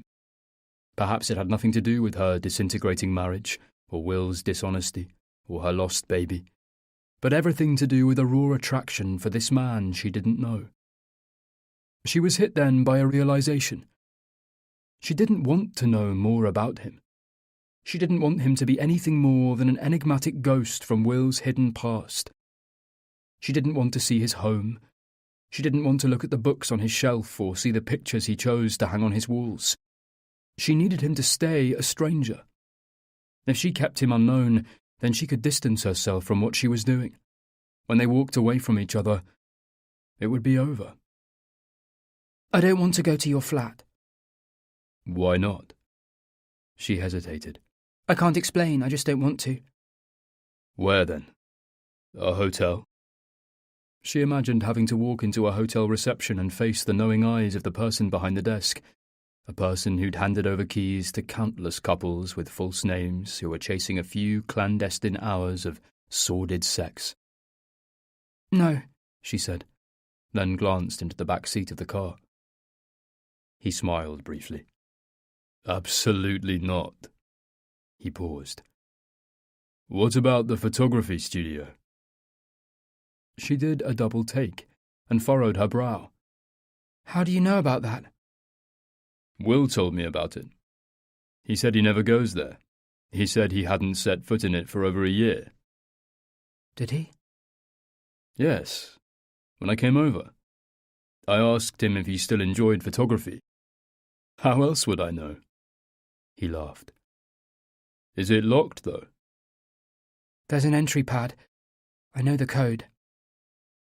Harmony thought about it. They couldn't. Not in Will's studio. But the more she considered it, the more she wondered if it might be perfect. It was safe and anonymous. She didn't feel connected to it in any way. And, yes, it would hurt Will if he knew, but no more than if he knew what they were doing. She felt a stab of guilt, but then, as if in reply, she heard Will's voice. When it died, I felt relieved. Fuck Will. Fuck Will and his callous relief. Yes, she said. We can go there, you're right. He never goes there. And definitely not midweek, as he's always at the shop. Head down towards Battersea. It's a few roads on from the power station.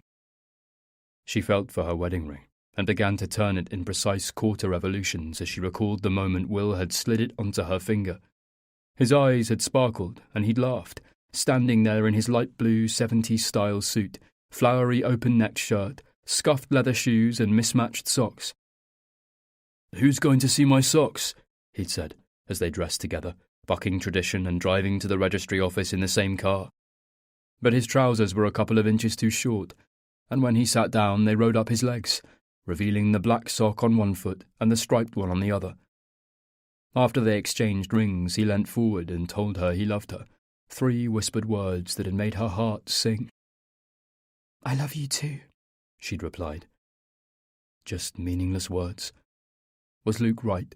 Was love an unquantifiable concept, as unstable and ever-changing as a sand dune? Take it off. Luke's voice jolted her from her thoughts. Sorry? The ring. If it's bothering you, take it off. It's not the ring that's bothering me.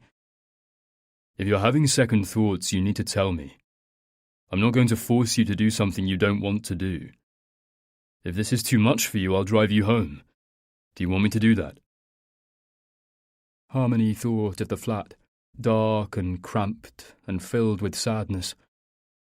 She thought about Will and her moving around each other in their separate spheres, her avoiding being in the same room with him, those loaded, bitter silences. I don't want to go home. Harmony directed Luke to the small yard where Will's photographic studio was located. They parked up and got out of the car. Nerves and doubt began to curdle inside her. This was starting to feel seedy, and as they walked over the small, unevenly paved forecourt, full of weeds and potholes, she fought the urge to bolt. There were 4 small warehouse-style buildings, prefabricated and boxy, that bordered 3 sides of the yard. One was vacant and dilapidated. Another was used as a private storage facility. The third belonged to a motorcycle mechanic. And then there was Will's studio. It was smarter than the others. She and Will had spent a few weekends painting it back when he bought it, the walls in white emulsion, the window frames and door in navy gloss. They'd painted the inside as well, pulled out the rotten carpets, replaced the broken panes of glass in the window, and cleared away the rubbish. She remembered Will eagerly screwing the stainless steel sign to the door, then stepping back to read it aloud. "Will English, photographer," he'd said, wrapping his arm around her shoulder. Harmony and Luke walked up to the door, and with a shaking hand she punched the numbers into the keypad. 1209. Will's birthday. She stalled, as another paralysing wave of doubt bowled into her. Luke bent down and lightly kissed her neck. She pushed Will from her mind and slid the handle back to open the door. It was dark inside, and they were hit by a wall of stale, cool air, heavy with the smell of the damp concrete floor. Harmony reached to the side to turn on the lights, and a moment or two later the fluorescent strip lights flickered into life. She stared at the large, empty room, the sofa to her left, the white wall in front of her, lighting stands and spotlights to the right. Will's space. She saw him then, tinkering with his camera, glancing up at her, smiling as he focused the lens on her. Luke opened his mouth to speak. "Don't say anything," she said. "Just kiss me." As she said the words, she was filled with self-loathing. She bit back tears. Who was she? She didn't recognise herself. What had happened to her? His eyes searched hers, flicking almost imperceptibly back and forth. Then, in one movement, he grabbed hold of her shoulders and pushed his mouth open onto hers. One hand went to the back of her neck, and the other moved over her breast, pushing hard against her. And in that moment, everything she was feeling, the confusion, the hurt, the betrayal and anger, fueled an overwhelming need for him. Every part of her ached for him to erase every bit of emotion. As she lost herself in what they were doing, the pain she'd been carrying for so long now began to fade. The more it faded, the more she wanted him. She grabbed at his waistband and fumbled with the button and zip. His fingers dug into her. He pushed her backwards against the wall as his hand went to the hem of her skirt, pulling it up and over her hips. His fingers felt for her underwear. She broke away from him to take them down. He dropped his head and buried his face in her chest. She pitched her head backwards, raking her fingers across his back. As he lifted her against the wall, she wrapped her legs around him. He kissed her neck, her chest, her stomach, and ran the flats of his hand up her sides and the insides of her arms, pushing them above her head and clenching her wrists against the wall.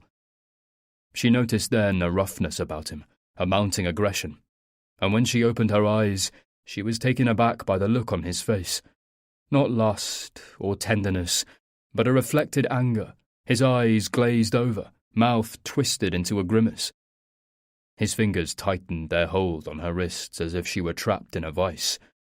He pushed his body hard against her so her shoulder bones grazed the wall.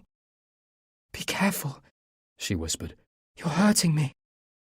His fingers loosened immediately, and he breathed into her neck. I'm sorry, he said. I didn't mean to. His breath came in short, gasping bursts. She put her hand against his cheek to calm him. When she felt him relax, she whispered into his ear, Do it now, Luke. I want you to fuck me. He pushed himself inside her and cried out, then bit down on her lip.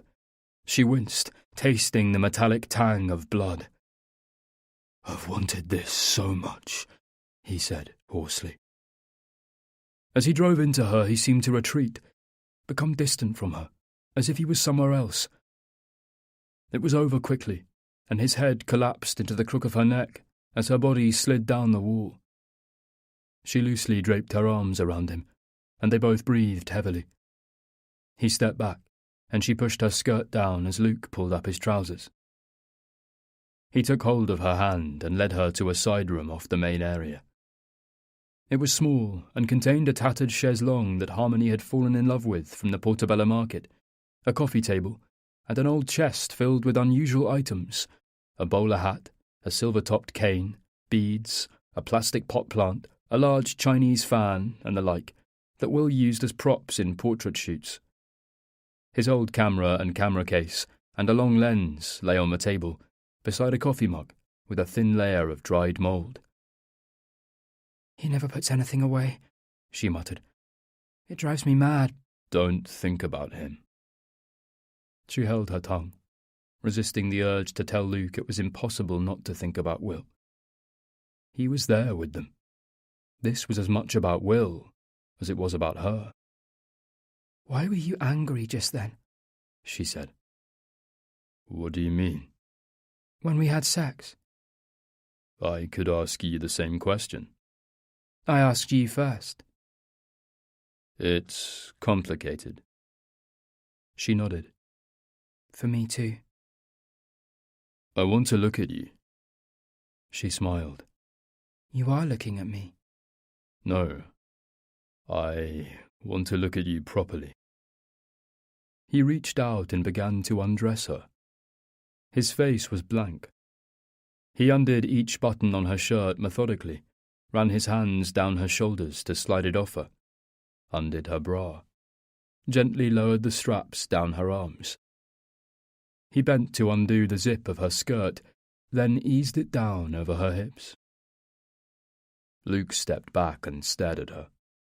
His dark eyes took her in. Unease settled over her. Having him study her like this, naked and in full light, made her feel vulnerable, as if he was inspecting goods, looking for imperfections. She became aware of her body, those bits of herself she didn't like, her bony hips, the appendix scar on her stomach, the large dark mole on her stomach, the broken veins on her thighs. She felt dirty, worthless and cheap, a husk of herself, her morals and goodness sucked out. She lifted her arms to cover herself. "Don't." His voice was firm. The sound of it made her heart skip a beat. "I don't like it." "Don't like what?" "The way you're looking at me." Harmony was conscious of how quickly she was breathing, how shallow and hurried each breath was. "Being naked like this, with you dressed, you staring at me, I don't like it." He touched his fingers to her mouth to quieten her. Then he reached for his shirt buttons and started to take his own clothes off. They had sex on a rug on the floor. This time there was no rushing, or desperation, or anger. He was gentle. She should have enjoyed it, but she didn't. Without the rush of anger and intensity, she was left with the very painful feeling this wasn't her husband. It was as if a witch's curse had been lifted, as if scales had fallen from her eyes. With his every touch, with each moan of pleasure he made, she wanted him less. At one point she put her hand to her mouth to stop herself crying out. Guilt and shame engulfed her. As he kissed every part of her, slowly and deliberately, all she could think of was Will. Everything about this other man felt wrong now, alien, unpleasant. His smell and the feel of his skin, his hard, muscular body. Luke whispered unfamiliar words into the curve of her neck. When he stroked her, she wanted to recoil. She closed her eyes and took herself away. "You stupid woman," the voice in her head said. "You stupid, stupid woman." Afterwards she lay beside him, not quite touching. He turned on his side and lifted a hand to smooth her hair.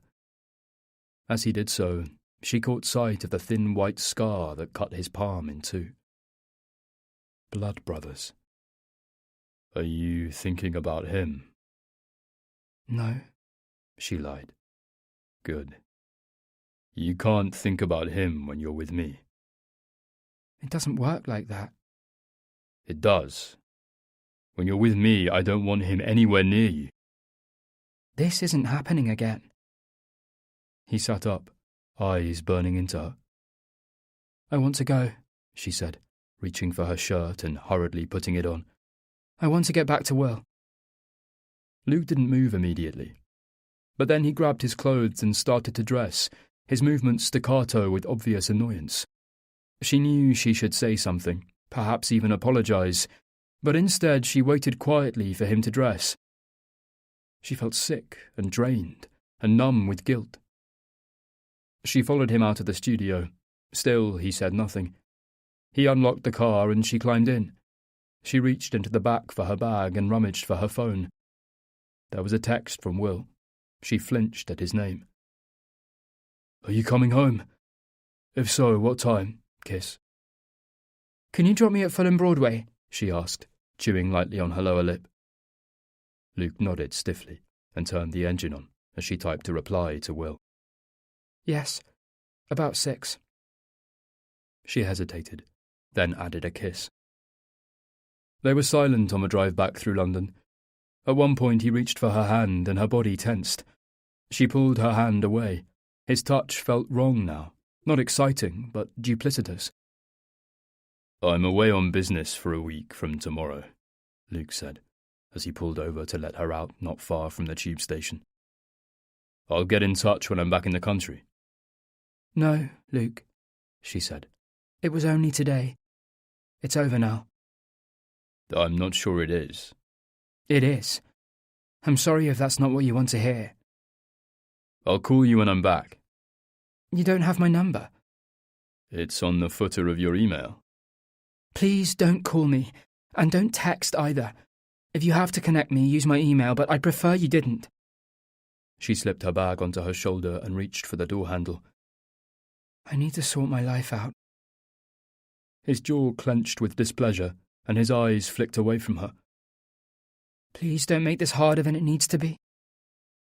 She opened the door and got out, then turned to look at him. But he avoided her eyes, staring out of the windscreen as if fixed on something in the distance, his fingers tapping rapidly on the steering wheel. Finally he looked at her and nodded, and she closed the door. As soon as she did so, he shifted the car into gear and screeched away. She watched the car weaving aggressively between traffic lanes, and when she could no longer see it, she turned and headed in the direction of the tube station. She arrived home a little earlier than she'd said. She stood in the entrance hall of their building for a few minutes, breathing deeply, trying to gather herself before opening the door to their flat. When she tried to unlock the door, she fumbled with the key, as images of her and Luke bombarded her, each sending a pulse of guilt along her veins. "Hi," called Will from the kitchen. His voice cut into her. Familiar, the most familiar voice in the world. He'd only said one word, but she could hear the note of excitement in him. How could he be excited? What on earth was there to be excited about? He appeared at the kitchen door and smiled. "I wasn't sure if you were staying here or at Sophie's." He smiled again. "I'm pleased you've come home." Her stomach seized. I'm just going to take a shower. "I'll be in the garden. Come out and join me when you're ready. I've something to show you." He turned away, but then stopped and looked back at her. "Oh, and Emma called. She asked if you could ring the second you got in, her words. She sounded a bit stressed, just to warn you." I'll shower first. She walked into the bathroom, legs like jelly, and slid the lock shut. She ran the shower, undressed, made sure she pushed her clothes deep into the laundry basket, then stepped under the water and cleaned herself thoroughly, trying not to think of Luke's hands and mouth on her. When she was finished, she wrapped herself in a towel, and as she did, she caught sight of herself in the mirror. There were red scratches over her chest and neck, She stepped closer to the mirror and stared at her face. Her lip had a small cut on it. She lifted her fingers and ran them lightly over it. She recalled the way he'd cried out as he pushed into her, and a wave of sadness swept through her. She was a different person now. Just 2 short weeks ago, she was one half of a long-term marriage, a loyal partner, whose only want in the world was to conceive a baby with the husband she loved, to take away the pain of losing one. Now she was someone completely different. A woman who'd had extramarital sex with a man she barely knew. A liar and a cheat. She hated this new version of her. She hated her with a passion. She turned away from her reflection and walked into the bedroom and sat on the edge of the bed. She felt unwelcome, the room telling her she had no right to be there. This wasn't her space. She didn't belong there. "Oh, God," she whispered. "What on earth have I done?" Chapter 16. First year dormitory, Pendal Hall. Dear Mother and Father, I hope this letter finds you well. School is fine. I've been doing my best, and if you saw how hard I was trying, you would be proud of me. The only thing I can't do at all is rugby. I know this will disappoint you, Father. I'm just a lot smaller than everyone else, and also not very fast at running. I will keep trying, though. I quite like swimming, but it's very cold, and the water is quite green. If you are in the swimming team, you get to wear swimming trunks, but if you're not, then you have to swim naked. Nothing on at all. When I said that I didn't think that was fair to the PE teacher, he sent me to the headmaster for a caning. I'm learning the hard way that it really is best to keep your complaints quiet, though I find it very hard. I've been saying my prayers every night and asking God to help you do your work. I hope the new church is built now, and the villagers are happy they have love in their hearts at last. It's sometimes quite hard here. Lots of the boys are unkind.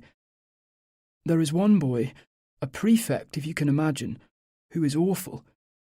Mother, you'd say he has the devil in his eye. I never knew what you meant by that until I saw him. Now I know just what you mean. I'm teased every day, but I do try to do what you said and ignore it, though it does get annoying and makes me very cross sometimes. Things are better now because, wait for this, I have found a friend. His name is Will, and he's great. We like all the same things, like adventure stories and the Beano, and we play this game where we pretend we are marooned on a desert island with cannibals who'll eat us alive if they catch us. I know you will think this is a very foolish game, but it's really fun. Will is tall and quite strong for his age. Our age, I mean. And he thinks I'm very funny. It's great. When I hear him laugh, it makes me feel so happy I could burst. I feel like he is the only person in this whole place who understands me and likes me for being me, and it is very comforting. As you know, I have found it very lonely here, but now I have Will, things are looking up. We talk about everything, and I can tell him what I'm thinking and even what I'm feeling deep inside. He has a camera, so I'll ask him to take a picture of us together and send it to you. You'll see what good friends we are. You'll just be able to tell. The food here isn't great, apart from the puddings. Mother, you would love the jam sponge. They serve it with custard, which is as yellow as the African sun and thick like glue, but they must put a sack of sugar in it, because it's so sweet it makes my teeth hurt.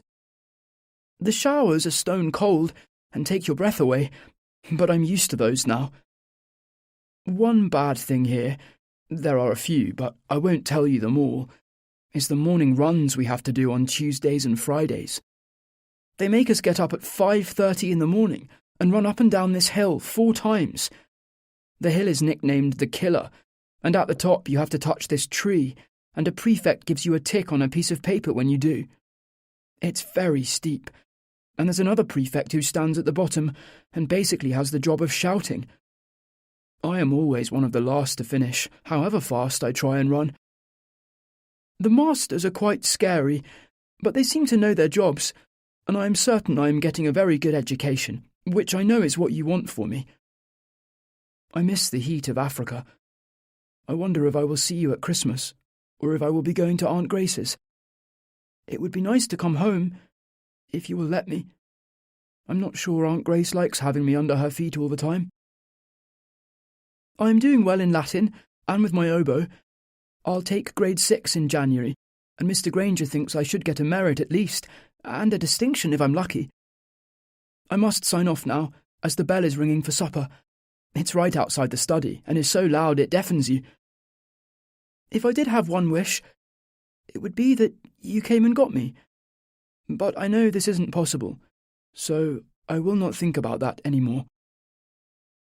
Please send my love to Nairobi. I miss it. I will try not to get cross or do anything that will make you embarrassed, and I will keep trying at rugby, Father. Maybe God will help me with that one. I know God loves you and the important work you do, and I hope he loves me too. Your loving son, Luke Matthew Crawford. Chapter 17. Will's stomach buzzed with nerves as he waited for her. He began to pace, eyes fixed on the back door, fingers drumming his thighs. When he saw her coming into the kitchen, he ran up to the back door so he could see her expression as she came into the garden. She stopped on the back door step, her hair wet from her shower, skin flushed and glowing, and took it all in. The surprise on her face dawned gradually, her eyes jerking from one thing to another, her head slightly shaking in disbelief. He wanted her to love it, and he crossed the fingers on one hand behind his back. "I did the garden." I can see, she said, giving him a brief smile before returning to survey his work. "I know it doesn't make things better. I know it's not as simple as that," he said. "But I couldn't stop thinking about what you said, about it being neglected and scruffy, and, well, once I got started, I couldn't stop. I had no idea I would love gardening so much." She stepped out onto the terrace, which he'd cleared of weeds and leaf matter, and he watched as she slowly absorbed the changes. "Do you remember how excited we were when we walked out here when we were buying the place? That estate agent droning on about how close the flat was to the tube station and the patisserie that sold the best custard tarts in West London, and all we could do was grin at the garden." Did you have any help? She glanced at him before walking over to look at one of the flower beds. So much has been done. "No, but I started first thing this morning. I called Frank and told him I wouldn't be in, and as soon as you left, I got going." He'd made himself a sweet, milky coffee, then dressed in a pair of jeans and an old T-shirt and set to work. He dug out an assortment of garden tools from the narrow lean-to shed, including an electric mower which hadn't been used in over a year. He got a load of rubbish bags from the kitchen and a big blue tarpaulin to use for collecting leaves and weeds and debris. The more he worked, the more driven he felt, moving in a frenzy of digging and cutting and weeding. Sweat poured off him as the close, tight heat pressed down. This was his way of showing her the future. He didn't stop to wonder if this was something she wanted. He just knew he needed to tidy it up, that whatever the outcome, whether it helped or made no difference at all, it was symbolic in some way. At just past 1 o'clock, he took a break and went inside. He made himself a glass of orange squash, which he drank in one beside the sink. Then he opened the fridge, cut a chunk of cheese and rolled up a slice of ham, which he ate as he went back outside to assess his morning's work. The place resembled a wasteland, with rubbish, piles of weeds, clods of earth and clippings littering the whole area. He heard his mother's reassuring voice, saying things always looked worse before they got better. And for the first time in months, he missed her. If she lived closer, he'd have called her to come and help. She was a fantastic gardener, one of those sleeves-up kind of people who got jobs done quickly with no complaining. He wiped the back of his hand across his sweaty forehead and went back indoors to send a text to Harmony to ask what time she'd be back. She was usually home anywhere between 5 and 7, and today, the later the better, he wanted to have it perfect. He tidied up what he had done, then spent an hour and a half turning the soil to reveal moist, deep brown earth, which made a world of difference. "Flowers," he said to himself. He checked the phone for a reply from Harmony, but there was nothing. It was 3:00. He'd taken a chance and driven to home base, the nearest place he knew that stocked plants. There he filled 2 large trolleys with a variety of herbs, flowers and shrubs. He also picked up a couple of terracotta planters, a huge shiny blue urn, a fully developed specimen rose bush with flowers of such a deep red they could have been stained with blood, an Indian-style parasol with tassels and embroidery in a rainbow of threads, a small cast-iron barbecue, and some citronella candles to keep the midges away. He checked his watch. He'd be home by 4:30. He had wanted to cook her supper as well, but he knew he wouldn't have time. When he got home, he put a bottle of Puy Fusé in the fridge and checked there was enough ham left. There were some olives as well, and right at the back of the cupboard he found a jar of roasted peppers. Enough for supper. He went outside and began to position the pots and plants on the beds and terrace. He didn't quite have time to dig them in, but at least it gave a good impression of what it would look like after another day or two working on it. At 5:15 he finally got a text from Harmony to say she'd be home at 6. He didn't have long. He ran inside and rinsed the dirt, sweat and grass clippings from his skin and changed into clean clothes, then grabbed a few bits. He laid a rug on the freshly cut lawn, leant the parasol at an angle over it, lit the citronella candles and placed them around the rug. His heart began to pound with excitement. He couldn't wait to see her. He couldn't wait to start trying to make her love him again. His heart sank a little when she went straight in for a shower. He was like a child impatient for Christmas morning. When she appeared 10 minutes later, her face seemed softer, still sad, but without the underlying anger.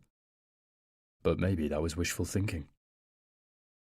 Now, standing in the garden, her eyes filled with tears. "Hey," he said, "it's not supposed to make you cry." It looks great. She wiped her eyes as she walked across the small area of mowed grass to the opposite flower bed. You've done so much. The plants are lovely, she said.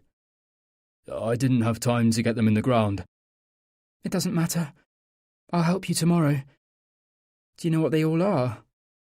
I've kept the labels. I'm going to try and learn their names. He walked over to her, then took her hand and gently pulled her up to the top end of the garden, where he'd put the rose in the large blue pot. He touched its petals gently.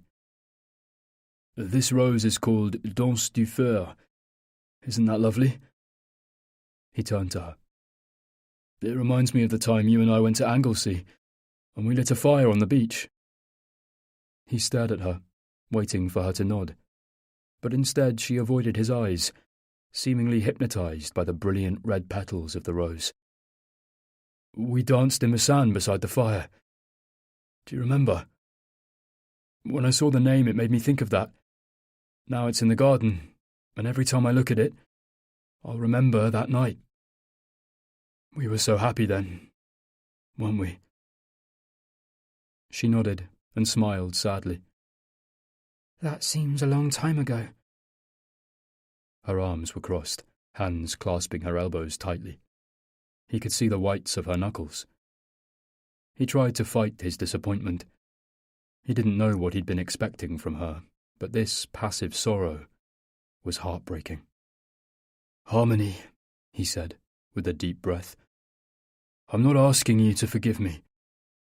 I just heard what you said, that's all. The garden needed doing, and I wanted to do it for you. For us." She didn't say anything, just looked at the ground and hugged herself more tightly. "You stay here. I need to grab a few things from the kitchen. I'll be back out in a sec." He ran inside and opened the fridge to get out the wine, which he put into the clay wine cooler she'd given him the day North End Wine opened for trade. He put it under his arm, then picked up the tray he'd already filled with the food, 2 glasses and a corkscrew. Harmony was sitting on the seat at the far end of the garden, her hands loosely clasped and resting on her knees. He put the tray on the rug on the lawn, then knelt down, smarting a little at the pain in his lower back.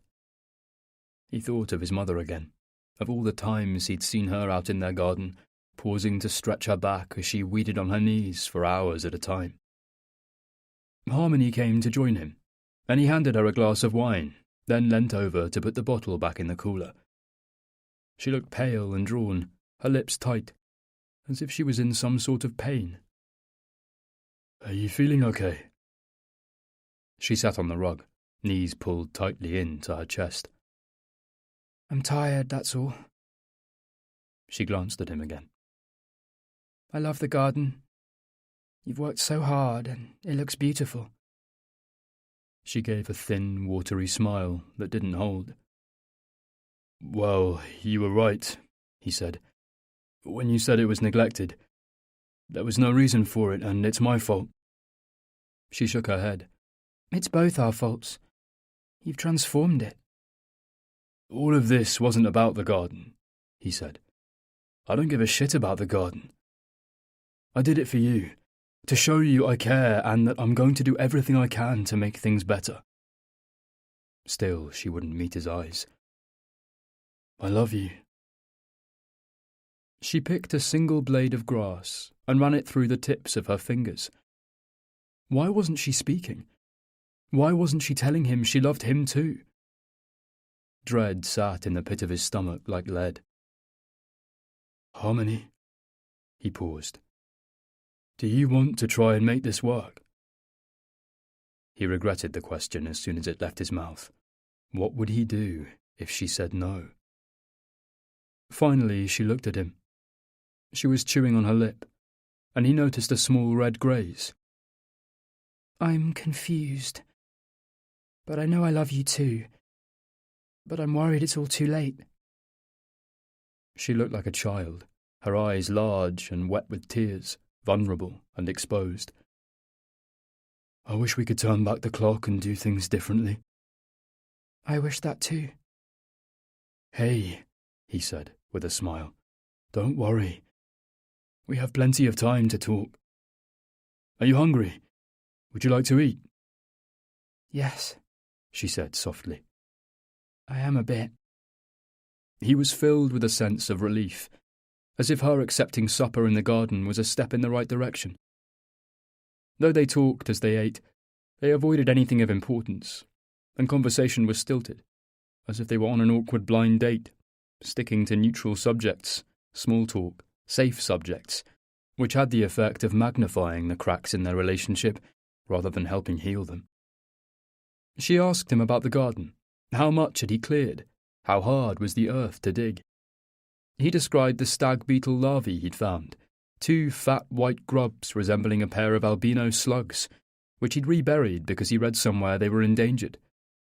And he told her about Frank's cat, Pinwheel, who was hit by a car and lost a leg.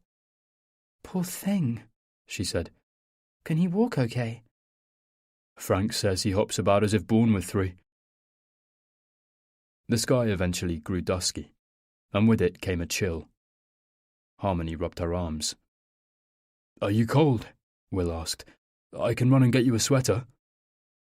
I think I'll go in, she said, standing. I might take some work to bed. I've some notes to read through. He stood too, and they faced each other. "We'll be okay," he said. His sentence hovered in the still air as if unfinished. She folded her arms across her stomach and looked at the ground. He had a sudden feeling she was floating away from him, that if a heavy gust of wind blew, she'd be carried away with it, and reached out for her instinctively. "You meant it, when you said you loved me, didn't you?" She lifted her trembling hand and placed it flat against his cheek. "Because if you do, that's enough." Is it? She dropped her hand from his face. I'm not sure. Of course it is. Nothing is more important than that. If we love each other, we can work it out.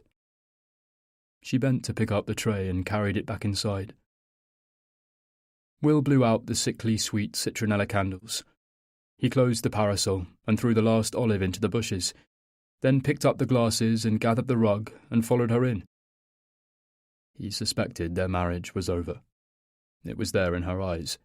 She was distant from him. She had been since the miscarriage. But there was something else there now, something he couldn't pin down. She hadn't been able to look at him. The only touch she'd given him was when she'd placed her hand on his cheek, and that gesture held more regret and sadness than he'd thought possible. It was as if she was saying goodbye. Helplessness gave way to anger, which blew in like a sea wind, bringing with it images of Alistair Farrow, leering at him with malignant eyes. Will didn't go to bed. Instead, he sat in the living room and stared mindlessly at the television, desperate to keep his mind off Farrow. He watched the news, then a poorly written Australian drama with jerky camera work, then a repeat of a satirical comedy show, replete with canned laughter and a smug presenter in a shiny suit. But as much as he tried to keep Farrow from his head, he was there. He thought about the message on Facebook. No hard feelings. He walked through to the study and turned the computer on, logged on to Facebook. He reread the message, Farrow's pudgy, balding head beside it, and a bilious wave of anger tore through him. "You shit," he said, his voice loud against the quiet. "You absolute piece of shit. This is all your fault." Then he pressed reply. "Hi, Alistair. Good to hear from you. A drink sounds great. It's been a long time. I happen to be coming over your way for work next week. Are you able to meet up for a quick one, maybe Tuesday or Wednesday? Thursday would work at a push. Let me know. Will." He jammed his finger on the return key, and his message etched itself into the computer screen. Chapter 18. Emma Barrett-Jones walked into the kitchen and dumped her shopping bags on the black granite worktop that shone like a mirror. She sighed. It was quiet, too quiet. She didn't like it when the house was this empty, just her rattling around between school drop-off and pick-up. Nearly all her friends moaned about the school holidays, about the children under their feet, the mess, the constant "I'm bored, mummy" whining. Not Emma. No, Emma loved the holidays. The house came alive when Josh and Abby were around. Listening to them playing and tearing around, cooking for them, chatting with them, laughing together, was bliss. The children gave this vacuous, often lonely life of hers meaning. While they were at school, the house was dormant, a museum. The only noise she could hear over the silence was her own breathing and the incessant ticking of the clock in the hall. As she unloaded the shopping bags, she caught sight of the worktop around the sink and oven. The sunlight streamed in through the windows, highlighting a fine layer of otherwise invisible dust. She left the shopping and took the J-cloth from where it hung, folded and damp, over the rise of the expensive designer tap. She wiped the surfaces, making sure every speck of dust was lifted. Then she rinsed the cloth and refolded it over the tap. She returned to the shopping bags and thought about Ian. She'd tried to call him that morning, but he'd been too busy to talk to her.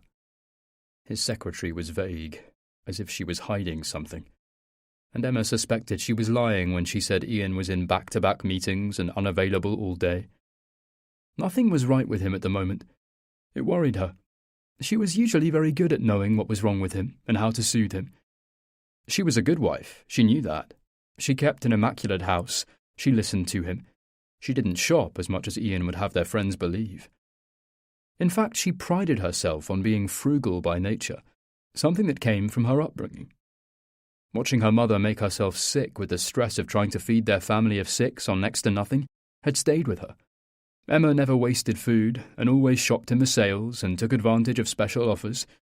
She was confident she was upholding her side of the marital bargain. But over the last few months, Ian had drawn away from her, and nothing she did seemed to bring him any closer, or provide him any relief or comfort. She felt redundant and helpless. After putting the last of the shopping away, she folded the canvas bags neatly and put them into the drawer, then turned the kettle on. She waited while it boiled noisily. When it clicked off and the rumbling boil ceased, the kitchen was plunged back into dreary quiet. She went through the ritual of making a cup of tea, despite not wanting one. What she wanted, no, what she needed, was to talk to someone. The god-awful quiet was eating away at her. She leant back against the worktop and reached for the phone. "Hello?" said Harmony. "Hi," she said. "Am I disturbing you?" "A little, but don't worry. I'm sorry I didn't call you back yesterday." Emma could hear the tightness in her voice and knew Harmony was deep in her work. "It's okay, I know how busy you are. Sorry to disturb you. I hope you weren't in a meeting or anything." "I'm working from home today." Harmony sighed heavily. "My boss sent me a pretty blunt email last night asking for some changes to a report I'm writing. I'm finding it hard to focus, though." "Anything wrong?" Emma leant on the worktop on her elbows, chin resting on her hand. Harmony seemed to hesitate. Emma ran her finger back and forth over the granite and waited for her to speak. She thought she heard Harmony sigh again. "No, not really. Have you got time for a chat?" "Yes," Harmony replied. "I could do with a break." They talked about this and that. Emma could tell there was something wrong. Harmony wasn't herself. She sounded tight and withdrawn, and she wondered if she'd done something to upset her, though for the life of her she couldn't imagine what. "Are you sure you're all right?" she asked. There was a pause. Another sigh. "Oh, it's not great, to be honest. Will and I are having a bit of a tricky time." "You and Will?" Emma exclaimed. "I don't believe it. What's happened?" Harmony didn't answer. "Harmony?" "It's complicated and—" She paused. "And oh God, it's got so messy. Look, you've had an incredibly tough time. Having a miscarriage is a difficult thing to cope with. You need time to get over it, that's all. I think I somehow blamed him for it. But that wasn't fair, was it? It wasn't his fault. I'm always too hard on him." Emma furrowed her brow. "Too hard on him? No, I don't think you are at all. Why'd you say that?" "I don't know. I just wonder whether I'm understanding enough. Sympathetic enough. I mean, like when he gave up his photography. He was so disappointed, had the wind knocked out of him, and... Oh, I don't know. I just can't remember if I was kind to him." "You weren't unkind. Not as far as I was aware, anyway. I've never known you be unkind to anyone or anything in your life, least of all Will. You're very practical and logical about things. The photography wasn't working. He decided to give it up. You supported him in his wine venture." "Maybe that's what I mean. I was so focused on the idea of him setting up the shop and didn't sympathise enough about him giving up his dream. I think I always thought he should do something with wine, having worked in the industry for so long. The photography sidelines seemed like a distraction. I should have been more encouraging and more understanding when it didn't take off." "You're being very hard on yourself," Emma said. "Someone has to think about the money coming in. He seemed to realise, certainly when Ian and I spoke to him, that businesses go under all the time. He said he always knew it would be hard to make the photography pay. But look, it's worked out brilliantly with the wine shop and he seems to enjoy it." "I know," she sighed. "I just wonder if we're all too dismissive of other people's dreams." "Listen, I've known you a very long time and you aren't that type of person. Look at you now, worrying about it. You take everything very seriously. It was a few years ago anyway, and you always seem so content and relaxed. She was stopped in her tracks by a sudden wave of emotion, knowing she wouldn't be able to say the same thing about Ian. "Sorry," she managed. "Give me a sec." "Are you crying?" Emma moved the phone away from her face and pressed her sleeve into her eyes to hold her tears at bay. "No," she said, bringing the phone back. "Not really." "What a pair we are," Harmony said gently. "What's wrong?" "Probably nothing." She paused. I've had one of those weeks, that's all. Go on, talk to me. I can hear you're upset. I am a bit. She paused again. Are you sure you have time? You should be working, shouldn't you? Don't be daft, of course I've got time. Emma dried more tears with her sleeve. Then she rubbed at an invisible mark on the worktop. There's something up with Ian. What type of something? Emma hesitated, shaking her head again, grimacing at the sound of the words out loud. I don't know, she said, her voice unsteady. He's not himself. He's working late and drinking so much more than usual. He looks exhausted and is irritable with all of us. The children have noticed it. I know there's something wrong, but he won't tell me. He keeps saying he's fine. I know he's not. She paused. I'm so worried. Do you have any idea what it might be? I'm not sure. It could be all sorts of things. He's just so tense. She gave a frustrated groan. I keep catching him on the phone, talking quietly or taking a call, then shutting himself away in his office to talk. I asked him about it last night, but he got so angry. He shouted at me, and he never shouts. He told me there was nothing wrong, and he just wanted me to leave him alone, but... She hesitated again. Oh, God. I think he's having an affair. She paused, waiting for Harmony's reaction, but she was silent. Harmony, she said. Did you hear me? Yes, I heard you, she said. Emma could tell she was struggling to speak. I'm sure he's not. Are you? I'm not sure at all. In fact, I'm convinced. I can't think of anything else. He worked late twice last week, but when I called his direct line, there was no answer. He's secretive and won't look me in the eye. She sighed. He hasn't wanted sex in over a month, and you know what he's like. I mean, it's Ian. He's usually all over me like a rash. Harmony was quiet again. Maybe it was the wrong time to bring up her suspicions about Ian. I'm sorry. I know you probably have enough on your plate worrying about you and Will without me adding more marriage problems into the mix. I'm sure he isn't having an affair, said Harmony, so quiet Emma could hardly hear her. Emma had hoped Harmony would scoff at the idea. She wanted her to tell her not to be so ridiculous, then reassure her Ian wasn't capable of such a thing, that he loved her and was probably just dealing with problems at work. But there was a reticence in her voice. She was holding something back. It was almost as if she suspected Ian herself. I always imagined I'd be one of those wives who wouldn't get her knickers in a twist over this sort of thing. You know, husband gets a mistress, one less job on the to-do list. But, well, truth is I do mind. I mind a lot. I mean, God, I just cried. I don't cry. I mean, when do I ever cry? Never. Exactly. Last night I cried proper buckets. I had to hide in the larder, sobbing my eyes out. The children thought I was eating secret chocolate biscuits. She breathed out heavily. I don't want to lose him, Harmony. We've been together too long. He's my husband, and I know he's no angel. He's a bloody pain most of the time. But I love him.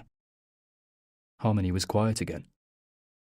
And oh, God, she said, her voice weak. The children. If he leaves us, how will I tell them? He's not going to leave you. Emma sniffed. At the moment he can hardly look at me. Have you asked him about it? No, she exclaimed. I don't want him to tell me he's fallen in love with someone else. Honestly, I don't want to know. I just want him to get it out of his system and come back to me. Emma stopped speaking then, overwhelmed by tears. I'm sorry, she managed through sobs. Do you need me to drive down? Emma knew from her voice that she didn't really want to, not that she'd expect her to. That's sweet of you to offer. But it's too far, and you have work. I'll be fine. I just needed to share it with you. You're probably right. It's bound to be me overreacting as usual. I know he's got lots going on at the office. Emma laughed through the end of her tears. I'll cook him a steak and kidney pie tonight. Remind him why he loves me. Emma nodded, bolstering herself, then took a couple of breaths and exhaled slowly. Right, I am absolutely fine. Everything is absolutely fine. I'm sure there's a simple explanation. Chapter 19. Will waited in his car outside the pub. Rain hammered at the windscreen, and despite it still being early, the black clouds that hung low overhead darkened the sky. He'd answered Alistair's chirpy message, which suggested Tuesday in a similarly enthusiastic style. He'd ended with a cheery looking forward to it, and had a quickly returned reply saying likewise. Will continually questioned his motives. As he pressed send on the messages, as he grabbed his car keys and walked out of the flat, as he drove to Camberley. Yet despite all the uncertainty, despite almost turning around 100 times, there he was, in the car park of the Dog and Duck, there to meet up with Alistair Farrow. He took a breath, patted his hands against the driver's wheel, then unclipped his seatbelt. "Come on, you can do this," he whispered, though as he walked towards the pub, he wondered what it was he actually wanted to do. He had no idea. The pub was low-ceilinged, with a brushed tartan carpet and horse brasses that hung on black-painted beams, and cheap dark tables with wooden chairs with green PVC seat pads. It smelt of old beer, last Sunday's roast, and the faint tang of bleach. Will walked up to the bar and smiled at the heavy-set barman, who was wiping a cloth over one of the beer taps. "Yes, mate," he said, balling the cloth and dropping it onto the counter. "What do you have in the way of red wine?" "Large or small?" "Is there a wine list?" The man shook his head. "Choice of two, Merlot or Cab Sav." Will nodded. "A large Cabernet Sauvignon and a bag of ready salted, please." He kept his eyes on the bar and focused on the voices behind him in the hope of picking out any that might be familiar. He hated how anxious he was. It was ridiculous. Years had passed. He forced himself to turn around to check the pub properly. He spotted Alistair immediately. Having studied his photographs on Facebook for a considerable amount of time, he recognised him easily. He was sitting at a table in the corner, scrolling his phone, thumb working rhythmically, expression unchanging. He wore a green sweater with a pink shirt, a gold watch on his right wrist, brown cord trousers and tan leather shoes with a stripe of red sock just visible. As he studied him, Will felt his knees give way. He reached for the bar to steady himself, breathed slowly and evenly as he allowed the memories of that afternoon to play out, not fighting to block them as he usually would. He felt the thump of fists into his sides and back. He remembered Farrow's smell, cigarettes, school soap, alcohol. He felt his full weight on him as Farrow held him down and pushed his face into the dirt, struggling and panicking as that weight squeezed the air from his lungs. "That'll be $6.50, mate." Will took his eyes off Alistair and slid his credit card out of his wallet. "Want to start a tab?" Will nodded absently, his mind focused on trying to hold things together. He handed the barman his credit card, which the man put with the till receipt into an empty pint glass behind the bar. Will thanked him and picked up his crisps and wine, took a moment to compose himself, then walked towards the table. "Alistair," he said, as he drew level with him. The man looked up in momentary surprise, as if he'd forgotten he was there to meet someone, then hurriedly put his phone down and stood. He held out his hand. "Will English, well I never!" Will shook his hand. A shiver ran up his arm as their hands touched. "Alistair." "Call me Al. Nobody calls me Alistair these days, except for my mother, but only when she's cross with me, of course." He guffawed with laughter. He was plumper than he'd been in the photos, his hair cut close to his head to make light of the baldness. His skin had that reddened quality which betrayed a fondness for plenty of booze. His eyes were surrounded by deep laughter lines, and his lips were so dark they were almost the colour of purple plums. Will gestured at Alistair's pint glass, which was 3/4 full. "Do you want another before I sit down? I've left a card behind the bar." "I'm good for the moment," Alistair said genially as he sat down. "Don't want to get into trouble with the wife." He winked at Will, who managed a tight smile as he sat down opposite him, heart racing. This was even harder than he'd imagined it would be. So, what's it been? Asked Alistair brightly, showing no nerves at all. 20 years? Must be at least. Will plastered his face with a smile. Yes, he said, at least. So go on then. What do you do? I've a wine shop, he said. He stared at Alistair's face, eyes drawn to the scar that ran down his cheek. Ah, wine, nice. I'm a bit of a claret man myself. Do you sell much claret? Yes. Will dragged his eyes from the screaming scar. Quite a bit. How about you? Accountant, I'm afraid. He smiled at Will. Bit of a buzzkill, that one. Yawn, yawn. He lifted his beer and drank. Married? Yes, I am. She's all right, is she? All right. A good catch. Will stared at him for a moment or two. Then Alistair laughed loudly. Mine's a bit of a dog, if I'm honest. I bet yours is lovely, lucky bugger.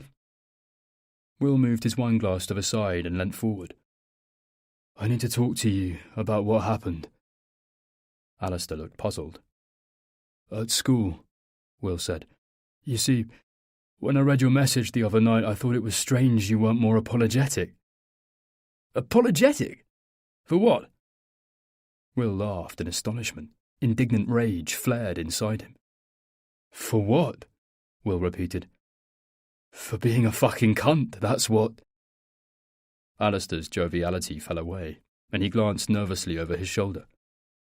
Steady on, he said, keeping his voice low. That's a bit much.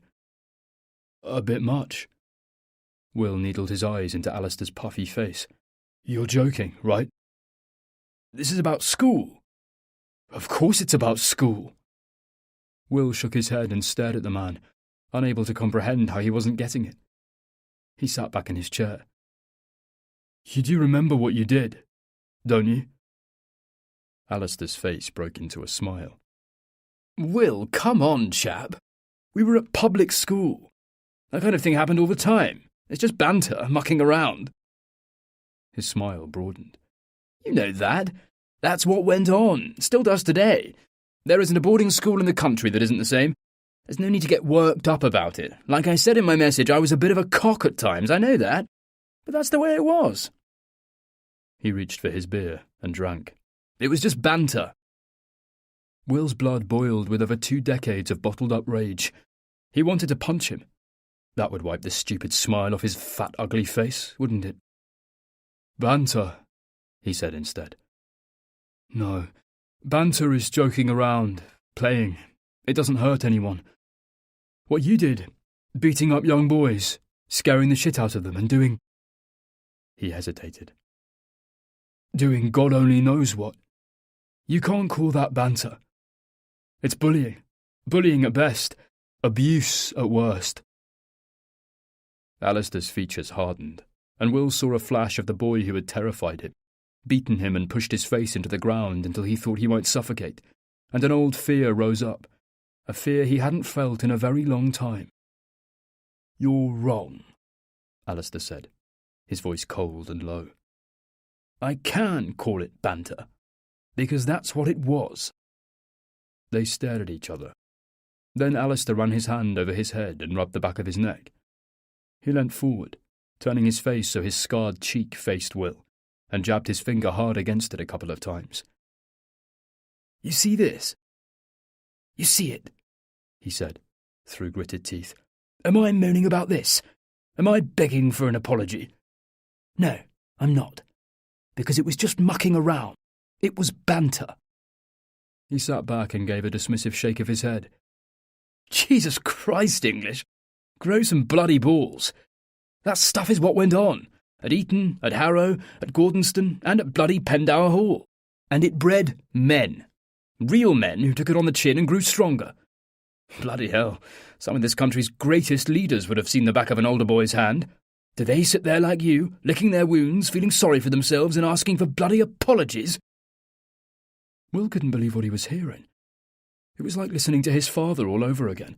All that repellent claptrap about how boarding school bred real men, men who ran the world, men who built the sodding empire, men for whom this type of thing was character building and expected. It happened to all of us, Alistair continued. It happened to me when I was in the bottom years, and the boys who had their fun with me had the same done to them. Yes, some got it worse than others, but that's survival of the fittest. You might not like it. It might not stand up against all that namby-pamby woke rubbish we're forced to suck on today, but that's the way it was. Some of us are on top of the pile, and some, like you, at the bottom. Like it or not, the system works. He reached for his drink, sniffing loudly, then rolled his shoulders a couple of times as if limbering up for a boxing bout. You got children? A son, maybe? Will stayed silent and didn't move a muscle. It was like being stuck in a parallel universe, surreal and nightmarish. He thought of Harmony, of how lovely it would be if he were sitting with her, sharing the packet of crisps that sat unopened on the table, chatting about everything and nothing. He pictured her smile and the way she toyed with her necklace, the look in her eyes before she kissed him. I've got a son. Good kid, bright, tough. He'll go far. He pulls the legs off beetles and the wings off flies. He punches his friends and they punch him back, for fun, for exercise, because that's what boys do to amuse themselves. And it's not just Charlie, they all do it. How old were you when you started at boarding school? Will didn't answer. I was 6, thrown in at the deep end with 20 other 6-year-olds. No parents anywhere near us. It was Lord of the Bloody Flies, and you know it. Most of the masters were wankers. They knew what was going on, and it amused them. Those that didn't like it turned a blind eye. Will pictured Drysdale then, that sick look of pleasure which settled over his face as he flexed the cane a couple of times to loosen her up. And now here you are, sitting there like a saggy-titted feminist wanting to... He bent his voice into whiny sing-song. Talk about what happened! He leant forward, mouth turned down, eyes narrowed, and cold as ice. You want to know what happened? He spat. I'll tell you what happened, he continued, not allowing time for Will to answer his question. Nothing. Nothing bloody happened. You pathetic, whiny little shit. Will stared at his round face, polished puce beneath a thin sheen of sweat. No, Alistair. Something did happen. He kept his voice low and calm. You know what you did. Alistair Farrow's face darkened like a storm cloud. Will's heart started pumping again as the terror he'd felt on that late afternoon began to creep up on him. The noise of his panting breath loud in his ears as he'd turned to run. The cheering, Luke's screams echoing in the trees. I was there. English. Alistair stared hard at Will. I was there when you told Drysdale nothing happened. Don't go making stories up now because your life isn't quite what you'd hoped, and you want someone to blame. He shook his head, reached for his glass and drained the remainder of his beer. Then he picked up his phone and made to leave. I don't know why I agreed to meet up with you, he said, with poisonous contempt. Forced to listen to you bleating on and on. You know how it was back then. It was kick or be kicked, and keep your mouth shut. He looked at Will then like he was shit on the bottom of his shoe, and gave a derisive laugh. No wonder wankers like you got the crap beat out of them. Alistair shook his head again, as he looked down his nose at Will. Moaning and complaining, full of self-pity. Poor me! What a shitty time at school I had. Cry, cry, cry. I bet you think about what your life might have been like if only you'd skipped happily through childhood getting cuddles and love. You know, English, if you and those other wastes of space had just played the game, showed some bloody backbone, then maybe you'd have had an easier time. Maybe it was your fault all along. Played the game? Alistair smirked and stood. It was good to catch up, he said. Don't bother trying to contact me again. Everything inside Will erupted then, every part of his body inflated with angry loathing. His hand shot out and grabbed Alistair by the neck. Alistair fell against the table, knocking both glasses over. One rolled and smashed on the floor. There was a loud shout from the barman. 2 men nearby jumped to attention. One of them rested a hand on Will's arm. The other told him to calm down. Easy now, take it outside. But Will squeezed harder, a red mist blurring his self-control. Alistair's eyes widened and he lifted his hands, trying to free himself from Will's grip. I could fucking kill you. You're the waste of space. You, Alistair, not us. Come on now, mate, said the man beside them. Let go of him. We're all having a nice quiet drink here. Nobody wants this. Will glanced at the man and caught sight of the barman walking over with a set grimace. Others around them looking concerned, unsure whether to step in and help or let it unfurl. Christ, what was he doing? What was this achieving? Nothing. People like Alistair Farrow could never be changed. Their morality, their immorality, was written into their DNA. This man would never admit he'd done anything wrong because he didn't see it as wrong. Attempts to make him see that were futile. Will let go of Alistair with a final push, and he fell back onto the chair, rubbing his neck and swearing under his breath. The barman and one of the men nearby grabbed hold of Will. You okay, Al? The barman said, his fingers digging into Will's arm. Alistair nodded. I'm fine. It's a misunderstanding. My friend's leaving now. People like you make me sick, Will growled, shrugging the two men off him.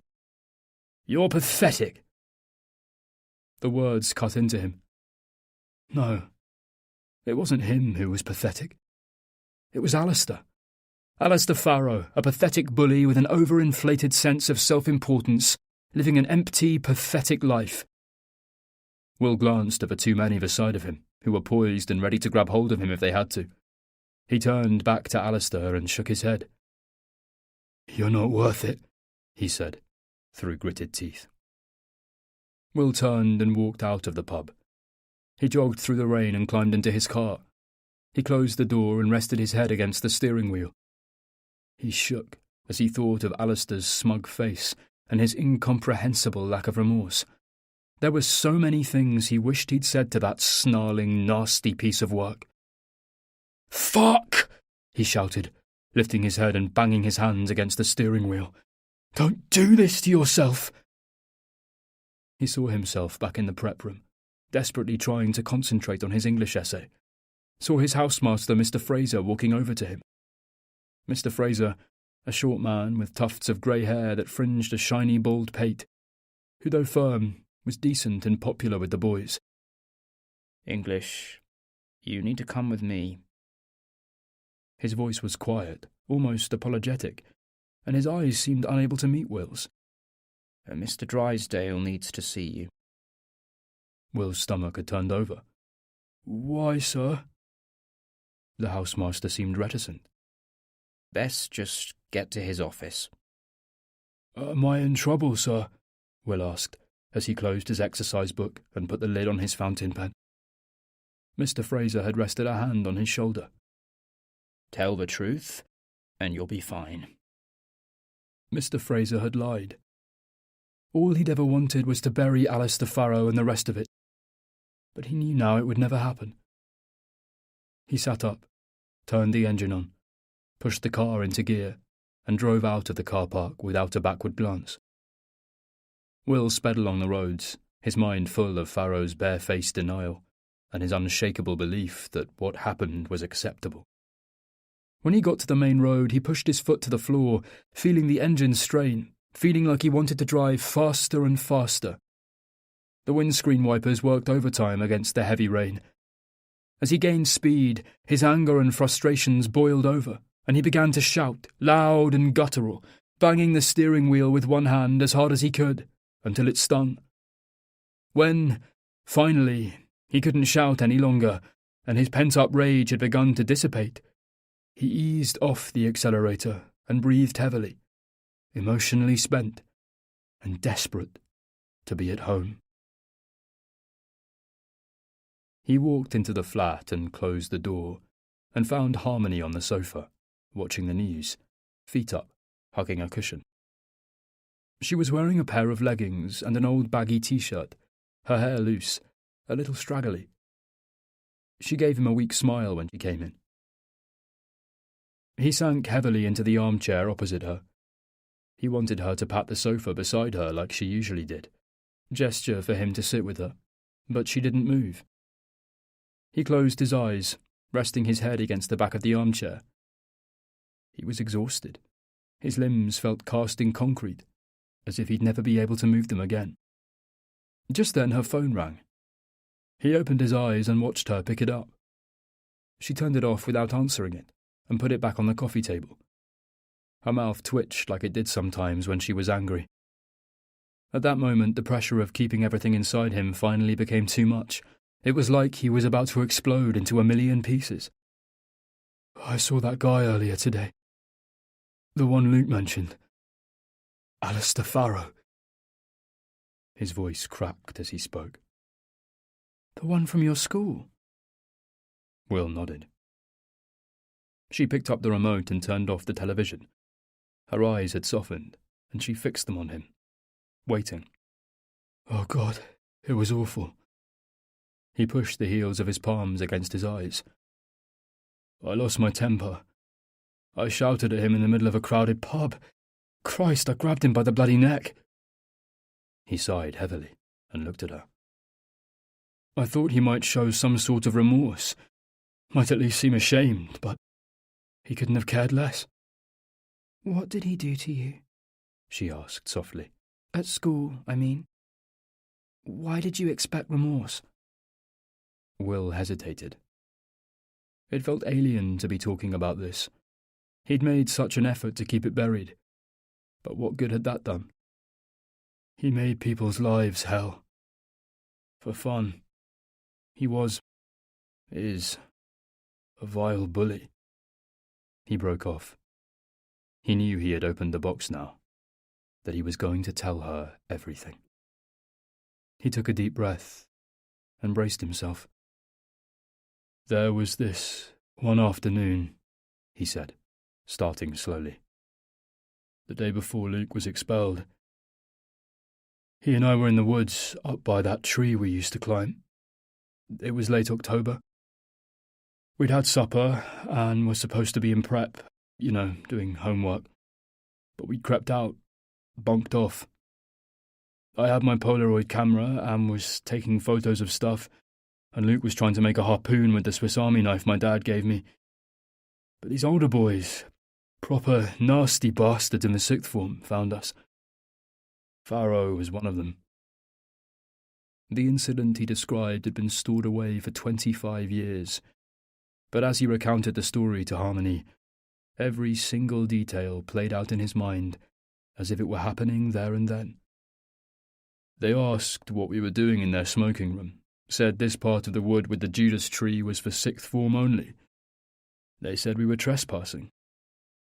Will recalled the malice in Alistair Farrow's voice. He was much older than them, a senior prefect and captain of cricket. He was popular and respected in his peer group and the staff room.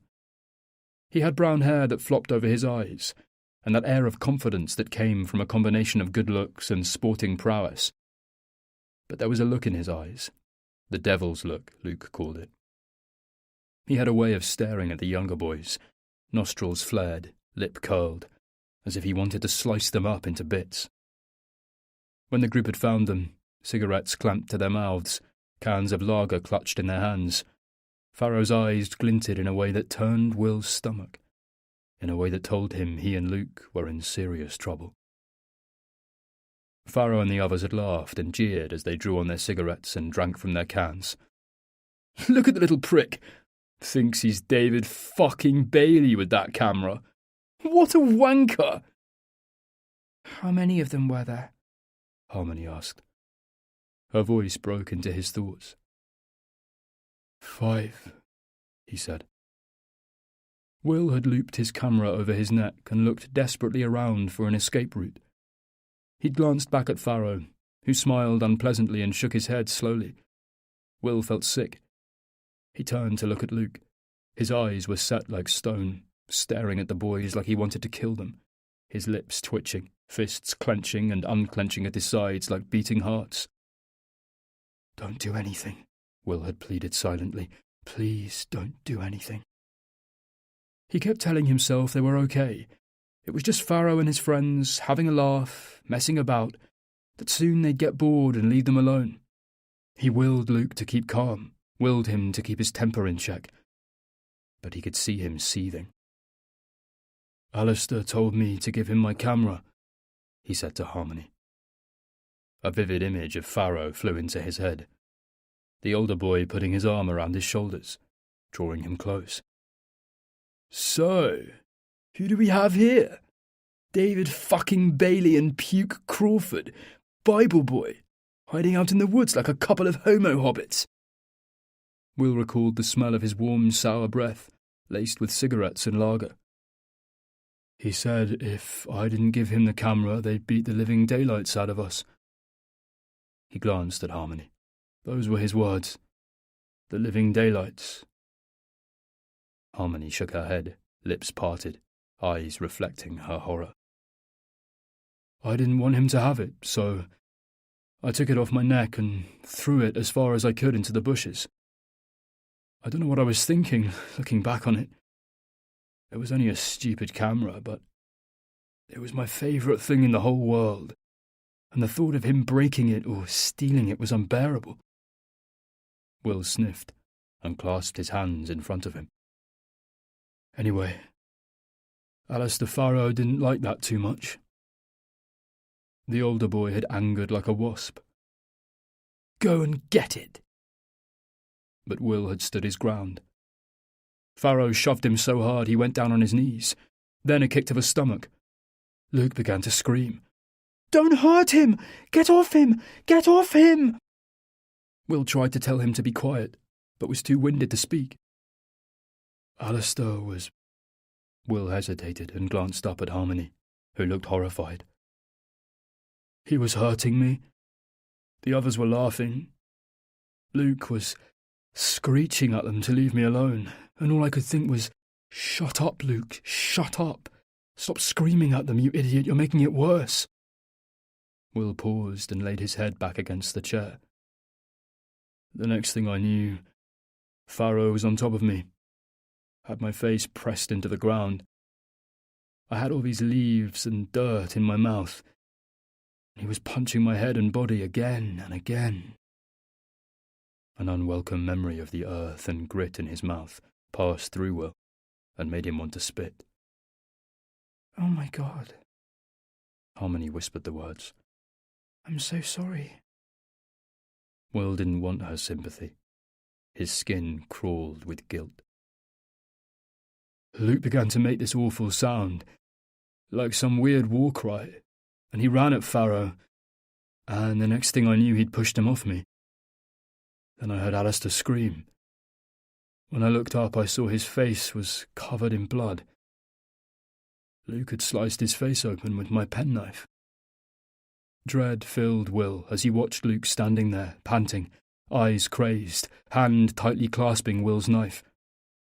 The silence that fell around them was terrifying. All he could hear was the slight rustle of the wind in the leaves of the Judas tree that towered over them.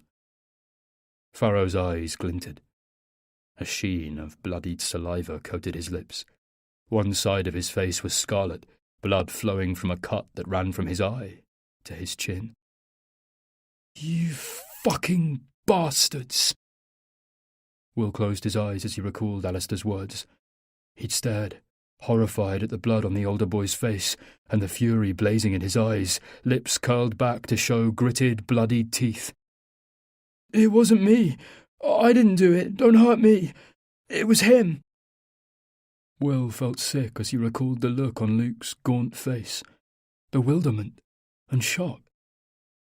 Will's hand flew up to his mouth, but it was too late. The words were out.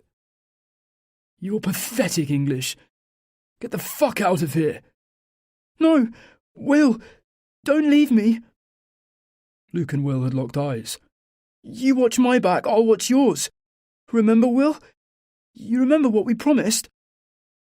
Then he lifted his right hand like a Red Indian to show Will the scar that crossed his palm. Pharaoh began to laugh, and he shoved Will backwards. You're pathetic. Will remembered Luke screaming for him to help him as Pharaoh set upon him like a ravenous lion on a deer, but he just stood there, frozen to the spot in fear. They hurt him. Badly.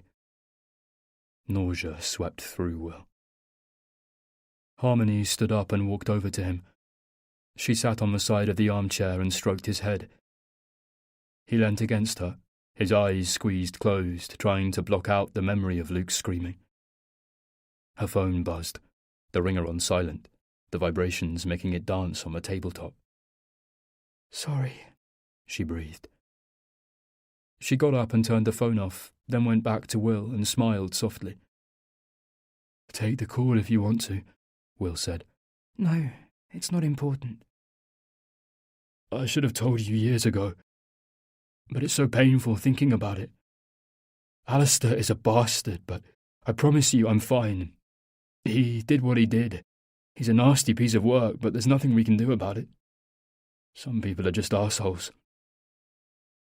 She nodded, then wrapped her arms around him, resting her chin on the top of his head. I'm so sorry that happened to you. Will woke in the middle of the night and felt for her. She wasn't in bed, and the duvet was neatly pulled up on her side, the pillow untouched. Then he heard a soft cough from her study. He checked the time. It was 2:15. He lay still and listened. She was talking to someone. Though he couldn't hear her words, there seemed to be a level of urgency, as if there was some sort of problem. He got out of bed, walked down the corridor, and opened the door to her study.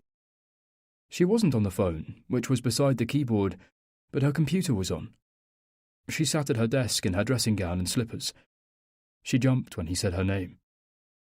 You scared me, she said, with a nervous laugh. Have you been there long? No, but I heard you on the phone. Is everything all right? It was Emma. What she's doing calling it this time, I don't know. She was tense. Something wasn't right. She said she couldn't sleep. She's pretty upset, but I told her I'd call back in the morning. Anything serious? Problems with Ian. Sorry if I woke you. You didn't. Are you coming back to bed? I don't think I'll get back to sleep at the moment. I've got so much on with work, so thought I'd do a bit until I feel sleepy. She glanced at him with a tight smile. I've got a small problem I need to sort out. She put the tip of her thumb to her mouth and chewed on it gently. Can I get you anything? No, thank you, she said, turning back to her computer screen.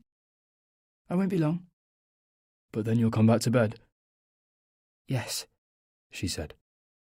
When I've dealt with it, I'll come back. Chapter 20. Harmony walked into the restaurant and scanned the place for Luke. It was a huge, airy room with modern furnishings. It bustled with noise as conversation fought to be heard above the sounds of the open kitchen, where a dozen sweating chefs could be seen cooking and yelling orders. She watched a flame leap a foot out of a pan, the chef turning his head and leaning back to avoid it, then heaving the pan upwards a couple of times, expertly tossing the food into the air. He swept his arm across his brow and called out in rapid Italian to someone behind him. It was reassuringly busy, every table filled, and nobody noticed her as they talked avidly, laughed and ate. Her stomach buzzed with nerves. Luke had called 7 times yesterday and sent a handful of texts, each of them incriminating should Will happen to see them. When he'd called as Will was telling her what happened at school, she knew she couldn't ignore him any longer. She'd waited until Will was asleep, then crept into her office. She'd panicked when she heard Will getting out of bed. I'll call you in a minute, she whispered hurriedly. Don't call me back. He said he was desperate to see her. He couldn't get her out of his head. He was going insane. She couldn't believe she'd got herself into this mess. She'd let her anger at Will muddy her thinking. She would give anything to turn the clock back and stop herself getting into Luke's car. But she couldn't, and now she had to put an end to it. She'd spent the morning at the British Library rather than in the office. Libraries calmed her, row upon row of stacked shelves, insulating her, holding her safely. She'd always felt at home with books. While Sophie had spent any rare free time attempting to cook up half-decent dishes from the meagre supply of store-cupboard ingredients her grandmother kept in stock, Harmony would curl up on the sofa and read. She read anything from Ray Bradbury to Stephen King, Jane Austen to Jilly Cooper. There was always a dictionary beside her. If she came across a word she didn't know, she'd stop and look it up. Sophie teased her and called her a nerd, but Harmony didn't care. Stories were an escape from her fatherless, motherless world, a security blanket for whenever she felt vulnerable. "Can I help you, madam?" asked a man dressed in a spotless black polo shirt, the name of the restaurant stitched across his left breast. "I'm meeting someone," she said. "I'm not sure if he's here already." "And the name of the reservation?" "Luke Crawford," she said. "I think it was for 1 o'clock. I'm a bit early." The man looked down his list, then nodded. "Mr. Crawford hasn't arrived yet. Shall I show you to your table?" The table was near the back of the room, and as she sat down she felt immediately less conspicuous, and her body relaxed. "Would you like something to drink?" "Iced water, please. Tap is fine." He smiled at her and placed 2 leather menus on the table. "I'll send someone over with your water. Can I get you anything else?" "No, thank you. I'll wait until my friend arrives." The man left.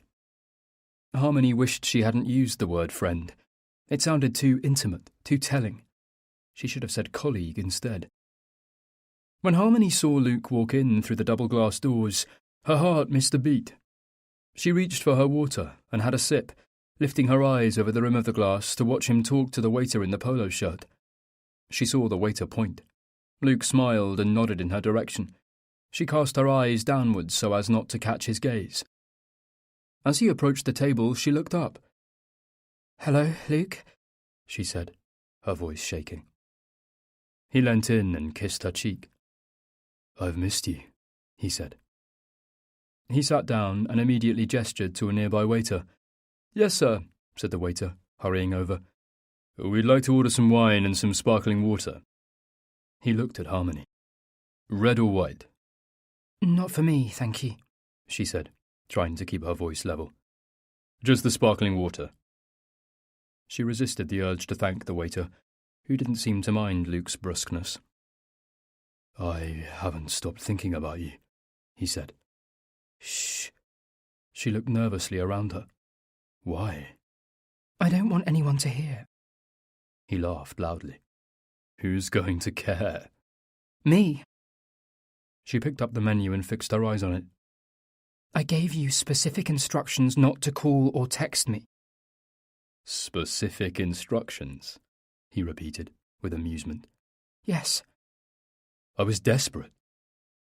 He leant forward and laid his hand on her lower arm. "I can't think about anything else." She laid the menu on the table and looked at him. "I told you not to call me. Will was with me when you did last night. I can't believe you did that." Luke fell silent, his disappointment plain. She recalled Will telling her last night about the incident with Farrow and the older boys, and felt a pang of pity for him. She lifted the menu. "So, what's good?" she said, wanting to avoid the hurt in his eyes. "It's all good. But if you like seafood, the salt and pepper squid is fantastic. If you don't, the carpaccio is delicious. Their pasta dishes are excellent." "I dislike carpaccio," she said. "Remember? The well-cooked steak and the liberal's conscience." "With all the guilt cooked out of it." She nodded, lips pursed. His eyes were fixed on hers, but he looked at her differently to the way he had before their illicit afternoon. The desire had gone, the playfulness. There was a coldness there now, and the hairs on her arms and back of her neck prickled. "Luke, I came here to—" She was cut short by the waiter, who arrived with a bottle of sparkling water. He opened it and poured each of them a glass, then retrieved an electronic notepad. Harmony hadn't even looked at the food, so hurriedly scanned the menu and ordered the salt cod soup and a fennel risotto. Luke then asked for the carpaccio and a seafood linguine. "You ignored my recommendations." She closed the menu without replying. Luke leant forward, his forearms in front of him. Harmony stared at his hand on the white tablecloth, those long fingers and perfect nails, gentle moons of white at the base of each one. She recalled his fingers on her skin, grasping her hair, inside her. He moved his hand so the tip of his middle finger rested against hers. She drew away from him. How was your business trip? She asked, her eyes fixed on the table in front of her. All I could think about was you, so it was both a waste of time and frustrating. Did you think about me? She paused, took a deep breath, and lifted her eyes to look at him. What we did was wrong. Wrong, he said, his brow furrowing in confusion. Nothing about it was wrong. Everything about it was wrong, Luke. He sat back in his chair and folded his arms. His features had set hard, eyes narrowed, burning now with the same angry intensity they had when they'd had sex. I'm married, and having sex with another man is wrong. Your marriage isn't working. My marriage is fine. If your marriage was fine, you wouldn't have come looking for me. I didn't come looking for you, she said, making an effort to keep her voice down. We met at the party, and then you... She paused as the waiter appeared with a basket of bread, continuing only when he left. Then you pursued me. He lifted his eyebrows. Pursued you? Is that what you think? She reached for her glass and drank some water. She didn't want to rush, didn't want to say the wrong thing, something that would lead him on. She needed to keep her head straight. You made your feelings pretty clear at the party. Then you came to my work and took me for a drink, and then asked me, in no uncertain terms, to sleep with you. Then you said you wanted to apologise. We were supposed to go for coffee, and... She tailed off, leaving the rest of that afternoon unspoken. Then you got into my car. You let me kiss you.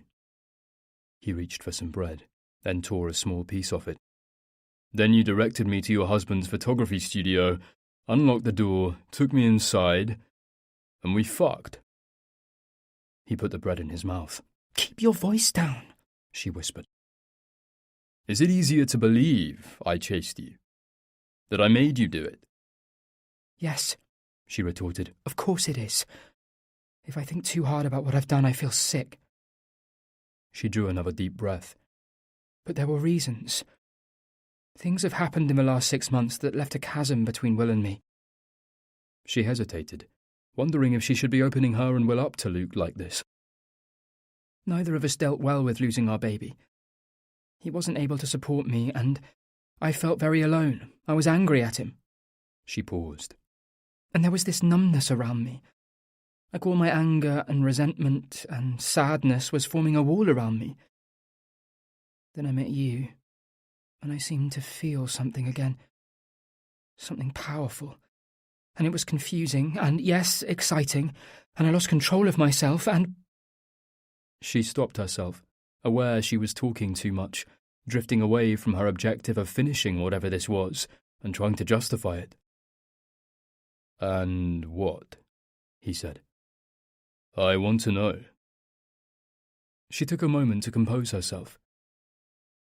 Will and I might be going through a rough patch, but I love him, deeply. What we did should never have happened. But it did happen. He reached beneath the table and laid his hand on her knee, slowly moving up her thigh, stroking her gently. His touch sent tingles down her spine, and for a split second she let it start to carry her away. But then she caught herself. She pushed his hand away. No. She reached for her water again and found she was shaking.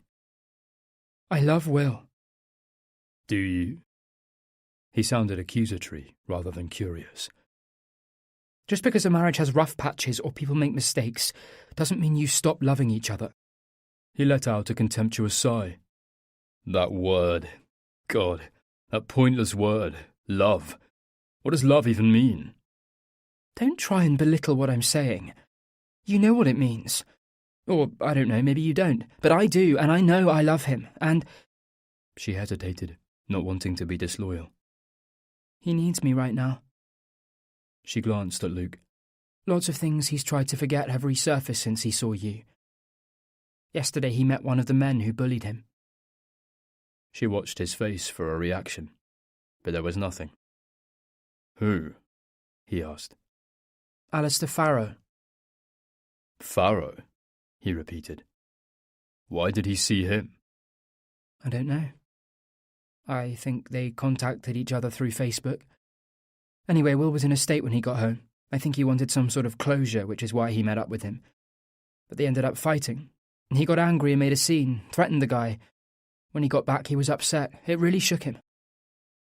Luke was silent, but his mind was whirring, his fingers tapping the table rapidly. Will needs me right now. And so you're staying with him because he has unresolved issues? That's a simplistic way of looking at it. I've been with him for over 20 years.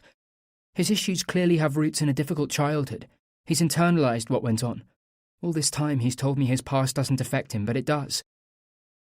Luke blinked slowly and sat back in his chair. It's difficult to articulate what damage can be caused by people like Alistair Farrow. We deal with bad experiences in our own ways, whatever ways we think will work best. But there will always be times when we can't control our emotions, when we are at a low point. But you shouldn't stay with someone because of some bad things that happened to him 25 years ago. You have to stay with him because you want to stay with him. I want to stay with him. That's not what it looks like to me. I was angry with him. So angry it clouded my judgment. It was a mistake. He's my husband. You were married, she said, glancing at him, unsure if mentioning his wife might upset him. You must understand what I'm saying. There are times you are close and times you drift apart. It's not as simple as falling in and... She stopped speaking suddenly, as a group of men came into the restaurant. Jesus Christ, she hissed, and dropped her head, lifting a hand to shield her face from them. It's Ian. Really? Luke glanced over his shoulder. I know he likes this place. She turned on him angrily. You brought me to a place that you know my best friend's husband goes to. I didn't know he'd be here. Luke seemed unconcerned. Hide your face, she said, as she began to panic. Her eyes darted around as she looked for the nearest escape from the restaurant. He'll think there's something going on between us. He'll be right. Luke smiled. Oh my God, please tell me you didn't do this on purpose. Did you know he was coming here? Shit. Are you wanting Will to find out? He didn't say anything. Jesus, said Harmony, glancing over at Ian's group. Calm down. We're just having lunch, he said. We bumped into each other. It's perfectly innocent. Emma will know that's not true. I'm never in this part of town. What reason would I have to be here? Ian won't tell her. Of course he will, she said, through gritted teeth. She glanced up again. Ian and his companions were settling themselves down at a table on the other side of the restaurant. He won't, because I'll tell him not to. And what? He'll just do what you say? She shook her head in disbelief. Yes, exactly. I'm his lawyer, remember? She shielded her face while keeping her eyes bolted on Ian, who was sitting with his back towards her. I'm not staying here. I don't want Ian to know we're having lunch together. She was filled with such genuine fear then. She knew for certain that she wanted to do anything she could to fix her marriage. She stood. As she did so, Luke grabbed hold of her wrist. Will doesn't deserve you, he said. He takes things for granted, Harmony. Luke's fingers dug into her skin. Let go of me, she said firmly. They locked eyes for a moment or two before his fingers loosened. This, she gestured to the two of them. Whatever it was, it's over. No. She leant in close to him. Yes. Leave me alone. You and I are finished. We haven't even started. Then there's nothing to finish, is there? She hissed. She straightened, then glanced in Ian's direction again. He was deep in conversation with one of his companions. She took a deep breath and started to walk towards the door, her head angled away from his table, eyes on the floor. Her heart thumped as if it might break through her chest. At any moment he was going to spot her. At any moment he would call her name across the restaurant. When she reached the door, she pushed out into the sunshine and walked as quickly as she could past the window. As soon as she was clear of the restaurant, safe from Ian's view, away from Luke, relief washed over her. She looked over her shoulder, back towards the restaurant, but thankfully there was no sign of Luke. She broke into a jog to put as much distance between them as possible. Chapter 21. His aunt sat in the driver's seat and clipped her seatbelt in. He sat in the back seat and stared at the back of her head. "Your father," she said, as she turned the Morris Minor's engine on, "is speechless." Luke studied her hair, the way it clumped together in greasy grey whirls. The rosy pink skin on the back of her neck was patched with some kind of flaky skin condition that left a sprinkling of dandruff on the shoulders of her heavy black coat. "Did you hear me?" She shook her greasy head, and then turned to look at him for a moment, her lips pursed together as if she'd tasted something nasty. "I asked him, 'Simeon, do you have a message for your boy?' He said, 'I do, Grace. Tell him he has let us down. Tell the boy he has let us all down.'" She shook her head again, and he saw flakes of dandruff falling on her coat, like snowflakes on a coal face. "Expelled!" she shrieked, so suddenly he jumped out of his skin. "Expelled from school! And I had to look that headmaster in the eye. I've never been so humiliated in all my days. I feel quite faint. I won't be surprised if I have one of my turns. Oh, the shame!" As she droned on, Luke rested his forehead against the cool of the window and watched the world pass as they drove down the long driveway, through the dappled shade of the towering trees, past the stupid lions on their stupid pillars, leaving Pendower Hall behind. The injustice of what had happened overwhelmed him. He imagined his father in the stark, whitewashed room he called the meeting room, the African sun squeezing its way through the small high-set windows.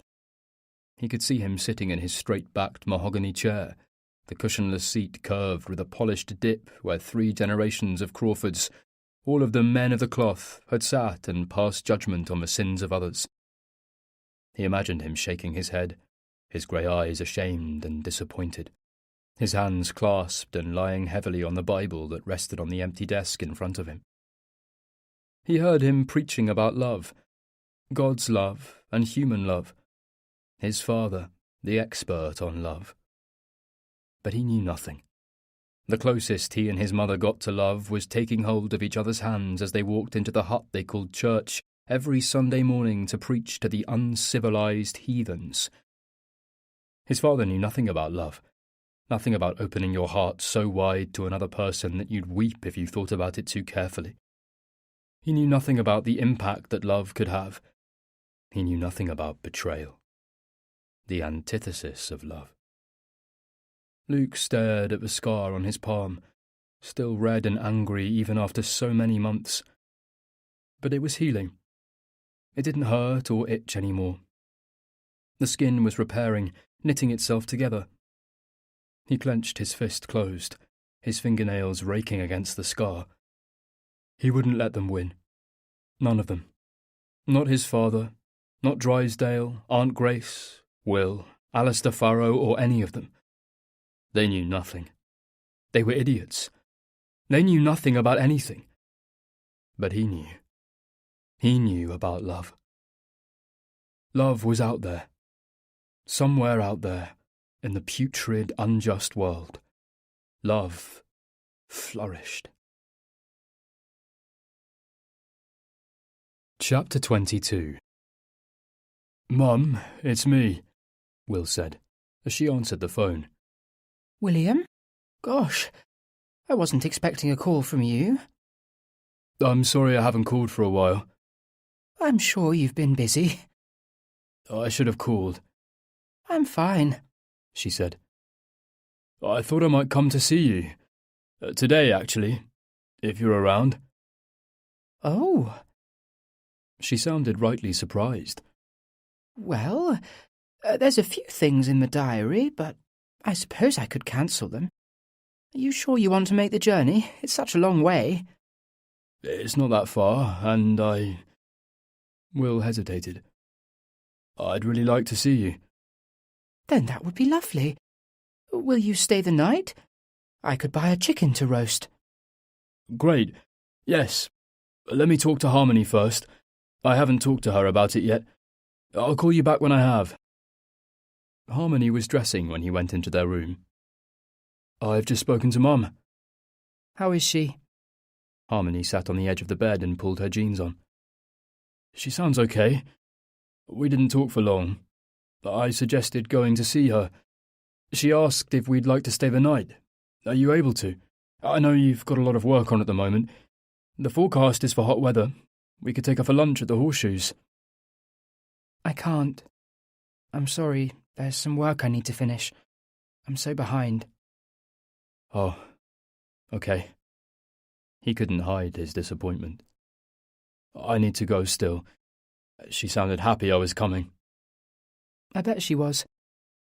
Look, how about I get some stuff done today, then catch the train down? Get there in time for dinner. Will wished things were back to normal. Both of them were still so tense around each other, tiptoeing about warily. Harmony seemed so distant, lost in a place he didn't have access to. He needed her near him. Now he'd begun to open up about his past. He felt a desperate urge to keep her in sight at all times, in case she disappeared into thin air, like a magician's dove. If you're sure, I'll take the train and leave you the car. That way you're not tied to timetables and can come when you're done. He left her to finish getting dressed and walked through to the kitchen to call his mother. After they'd spoken, he unlocked the back door and breathed deeply, enjoying the early morning air. There was a dewy dampness to it that made everything smell more vibrant. He went out into the garden and turned the hosepipe on and began to water the plants. It was a simple job, but he found it peaceful, meditative almost. You're enjoying the garden, aren't you? Said Harmony from behind him. He looked back towards the house and saw her leaning against the doorframe with a cup of tea cradled in her hands. I am, he said, smiling. Who'd have thought it? She smiled back, and his heart leapt. He put the hosepipe down so the water ran into the flower bed and walked over to her. Harmony, I know there's lots wrong, and I know I've made mistakes. Really bad mistakes. She dropped her eyes and shook her head. It's not just you. We both have. I want you to know that I'm sorry. Truly. And I've been thinking about it all. I would do anything I can to make our marriage work. But I can see how unhappy you are. It's hanging over you like a cloud. It's not... No, let me finish. What I'm trying to say is, I don't want you here just in body, living together but not really together. I don't want you here if you'd prefer not to be. If we're going to stay together, I want you to want to be with me. I can't imagine life without you, but stepping around each other on eggshells is unbearable. His voice began to crack. He knew these things had to be said, but the risk of her nodding, agreeing she could never be happy again with him, was terrifying. Being together but worrying you don't want to be here isn't how I want to live my life. Harmony nodded and forced a tight smile. I want to be here. She stopped there, but Will could see there was so much more she wasn't able or willing to say. He ended up spending longer in the garden than he'd intended. He had discovered he found gardening restful, a chance to let his mind drift. And before he knew it, it was nearly lunchtime. He went inside and packed his bag, then opened the door to her study to tell her he was going.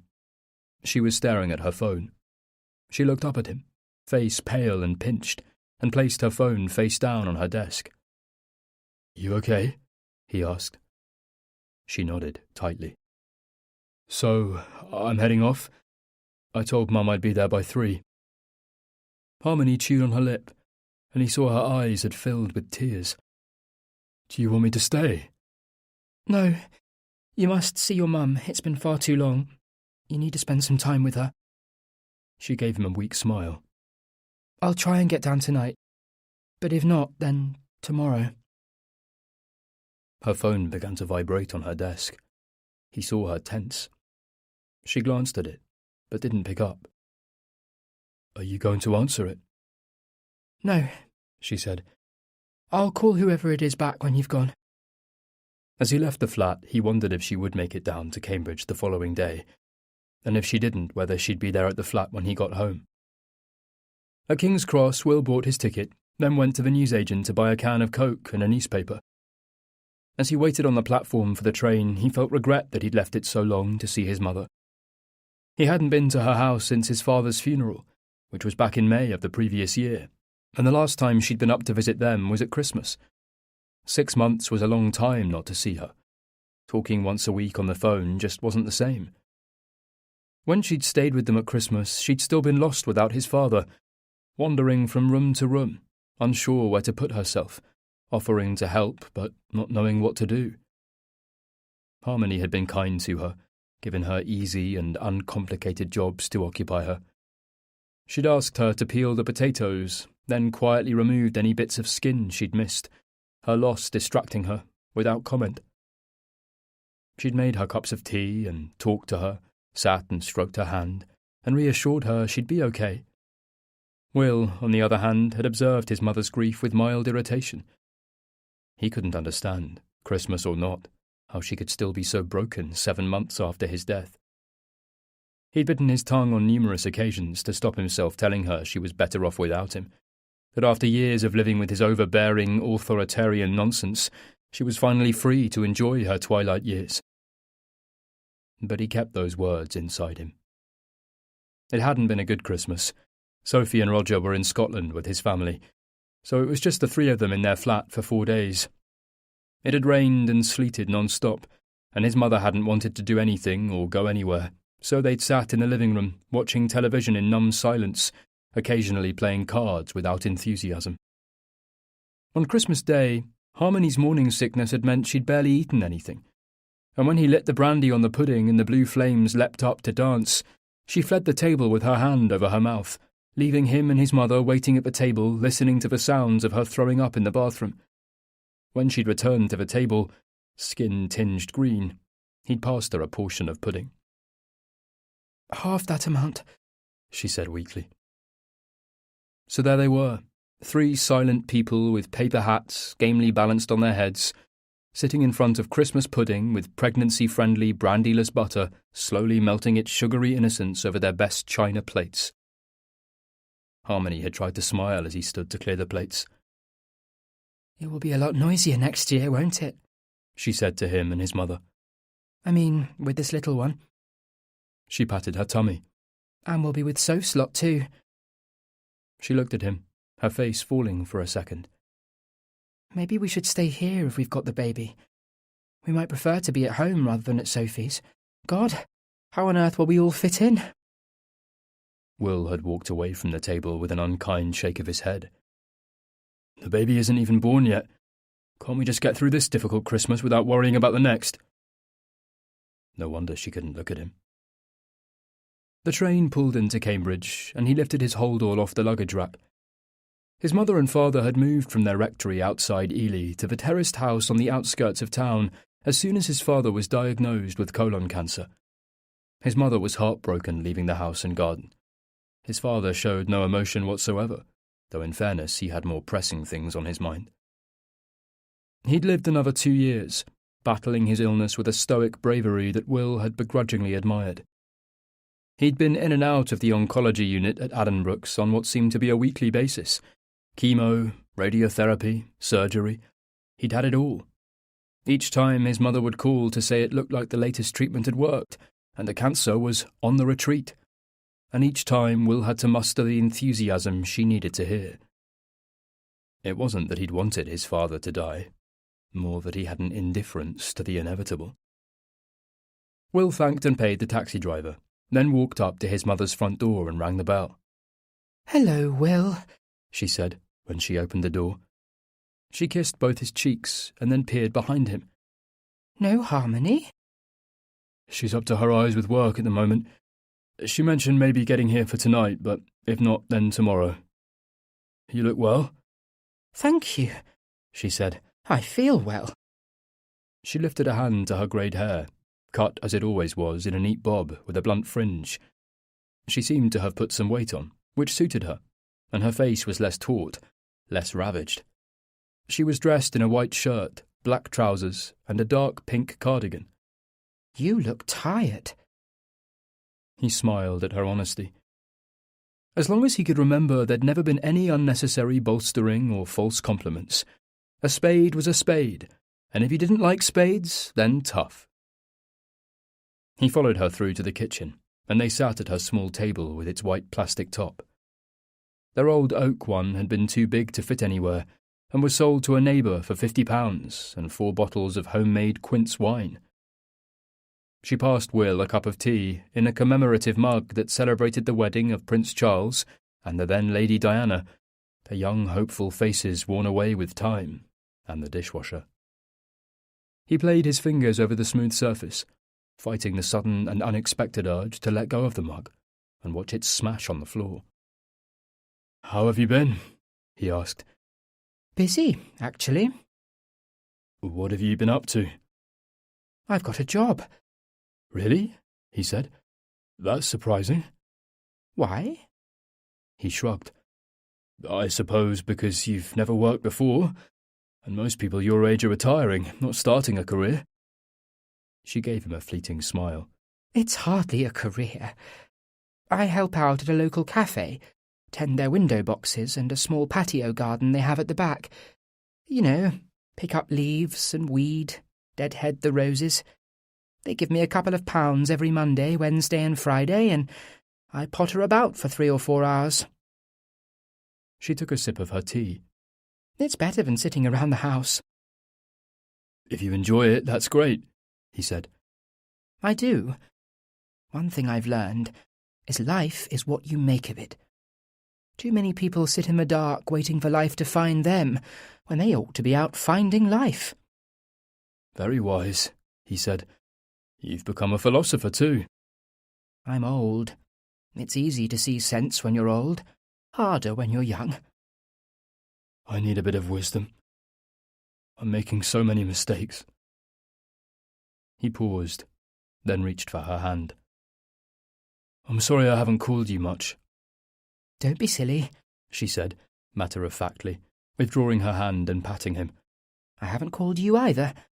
I should have done, especially since you and Harmony lost the baby. She paused. How is she coping? Things aren't great for us at the moment. Most marriages go through a rough patch or two. You have to work through them. If you love each other, most problems have solutions. Do you want to talk about it? Not that my advice would help. Advice is one of those gifts that should be given in moderation and generally ignored. He smiled ruefully. I'm not sure I'm very good at taking advice. I'm not sure it was ever a strong point of mine. She smiled. Are you still missing my father? He said, after a pause, and avoiding her eyes as he asked the question. I am. It's lonely, and sometimes feel sorry for myself. I try to fill my days so I can't think too much. I've got this job, and I'm playing bridge again on Monday and Tuesday evenings. Then I've got the WI on Thursdays. They're a ragtag group, and I'm not sure I like all of them, but it keeps me off the streets. There's a horticultural society I've joined which meets once a month, and I've even been to a few of the lectures at the university, some of which have been extremely interesting. I'm impressed. I spent months sitting alone in this house, which I don't really like, staring at the television and moping. Then one day I thought, how ridiculous to be wasting my time. That's another thing you start to value as you get older, the time you have left. She smiled. So in answer to your question, I'm feeling better about losing your father's companionship, though I will always miss him. Will nodded. Can I ask you something? Of course. Do you wish you had a grandchild? Goodness. I wouldn't presume to have an opinion on something like that. That's between you and Harmony and has absolutely nothing to do with me. He nodded and looked down at the table. Do you ever wish you hadn't had me? Why on earth would you ask that? He hesitated, then shrugged a little. I know I made things hard for you. I know my father fought with you about me, and You had to intervene all the time. And I know you wished I'd have been easier and not so provocative. He sighed. I suppose, looking back on it, having me must have been exhausting and difficult for you. I don't remember making your life any fun. She leant forward and patted his hand. He looked down at hers, liver-spotted, veiny, her thin gold wedding band dull with the years. You were my whole life, William. You're my child. The most important thing that has ever happened to me. The most wonderful gift. Life without you would have been unthinkable. And do you know what? Having said all I've just said about grasping opportunities and experiences in old age, I'd swap the rest of my life for just 24 hours with you as a baby in my arms, to smell you and kiss you, and have you look up at me as if I was the most beautiful person in the world. That was quite simply the most magical time of my life. Will nodded. I'm sorry I was such a shit to you. She laughed, a gentle peal of laughter that he realised he missed. Gosh, you were at times. I'd look forward to you coming home from boarding school so much. Then you'd shut yourself away in your room, music so loud the walls shook. That awful long hair that I know you only grew to annoy your father. All those damn cigarette ends you threw into the guttering, which I had to scoop out at the end of every holiday. But you know, most of the time you were lovely. You were such a joyful child when you weren't so cross. You made me laugh. And I missed you so much when you were away at school. Why did you send me away? It sounded more like an accusation than he'd intended, so he softened his voice. I mean, if you missed me, why did you send me to boarding school? It was hard with... His mother stopped before finishing her sentence. Go on. She hesitated as she tried to formulate her words. It was hard with your father sometimes. He wasn't a good man. You're wrong. I'm not. She sighed and looked upwards, as if the right words might be glued to the ceiling. Your father... she began. Then she hesitated. Your father found it hard to show his emotions. He had a difficult time growing up.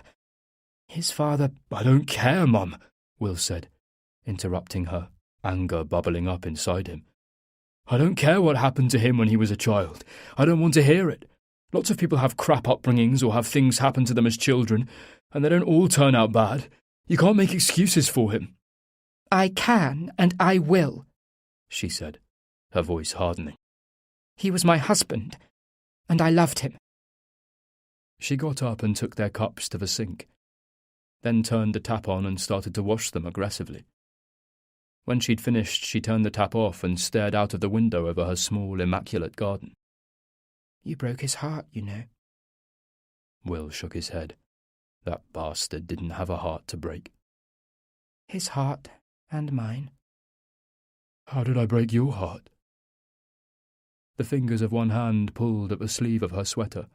She fixed her eyes on him. There was an intensity to her stare he found difficult to bear. You should have made your peace with him before he died. What do you mean? I mean exactly that. You should have made your peace. Is this why you've been angry with me? She didn't answer him. But it was him with the problem. Why was it my responsibility? Because he was dying. Because you needed to repair your relationship. Because it would have meant the world to him. And maybe left you happier too. Will laughed, a bitter laugh born from years of wishing he and his father had a relationship, years of trying to get his approval, years of being desperate for his love. That man never gave any sign he cared about me in the slightest. He was cold and detached, and went out of his way to crush any self-respect or confidence I might have had. You can't mend that damage with a deathbed heart-to-heart or a meaningless final embrace. It doesn't work that way. We had no relationship. There was nothing to repair. Will recalled the 1 or 2 trips he and Harmony had made towards the end. His father lying in bed, weak and frail, with yellowed skin, clinical paraphernalia surrounding his bed, his body wasting away before their eyes. Will had never told anyone, Not even Harmony, how little he'd felt when he took the phone call from his mother to inform them of his death.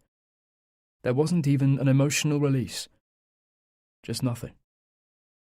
The night of the funeral, a few hours after the last person had left the stuffy wake and the food and drink had been cleared away, the three of them sat in front of the fire, staring silently at the flames, licking the pile of logs in the grate, clutching mugs of tea. "You should have told him you loved him," his mother had said, in a flat, monotone voice, the light of the flames dancing in the shadows on her face and reflecting in her grief-stricken eyes. "I didn't." Will closed his eyes as he recalled the way she'd crumpled, the mug of tea falling to the floor. Harmony had leapt to her side, her hand rubbing his mother's back. His mother collapsed in frightening sobs Will didn't comprehend. Will pushed thoughts of that night from his head and opened his eyes. "I don't want to talk about this," he said. "It was over a year ago, and there isn't anything we can say to change what happened. He's dead. I didn't make my peace, and I'm okay with that." "He was your father." "In blood," Will said, doggedly clinging to the argument, ignoring the voice in his head that told him to tell her what she wanted to hear, that he regretted it and would never forgive himself. Instead, he ploughed on. "In my book, you have to earn the right to be a father. You have to earn respect, not demand it. And you have to want to be a father and do your best." His mother crossed her arms and stared at him, her eyes prickling with angry tears. "You are a selfish, selfish boy." Will opened his mouth to speak, but she didn't let him. "Did you ever stop to think about how much it would have meant to me? I know how difficult he was. Good God, I put up with enough of his rubbish myself. But he was dying." She untucked a tissue from the sleeve of her cardigan and pressed it against her eyes. "Did you think how I might be feeling? I wanted him to pass away having had some sort of reconciliation with my son, with you." She paused. "You're right. It was difficult being in between you both, listening to your constant fighting, seeing the hatred for him grow in your eyes. I loathed it. It was exhausting. We don't get to choose our parents, but we don't get to choose our children either." She paused and balled the tissue and closed her fist around it. "Do you know what my most wished-for wish was?" Will looked at his hands and stayed silent. "That the three of us could sit down in front of the fire and play a game of gin rummy or Scrabble and chat like a normal family. That was it. Not much to ask, was it?" She shook her head. "But you're right. He's dead and gone now. It's done, so there's no point dwelling on it." His mother straightened her shoulders and took a deep breath. Will saw her battling with the regret and sadness that haunted her, trying to paper over it and put on a stoic face. He stood and went over to her and put his arms around her. "I'm sorry, Mum. I understand what you're saying, and I get it. You're right. I didn't think of you. I was only thinking about myself." When they separated, she looked up at him and nodded. "It's good to see you," she said softly. "I've missed you. I let my feelings over this get in the way of what matters." "No," he said. "It did matter.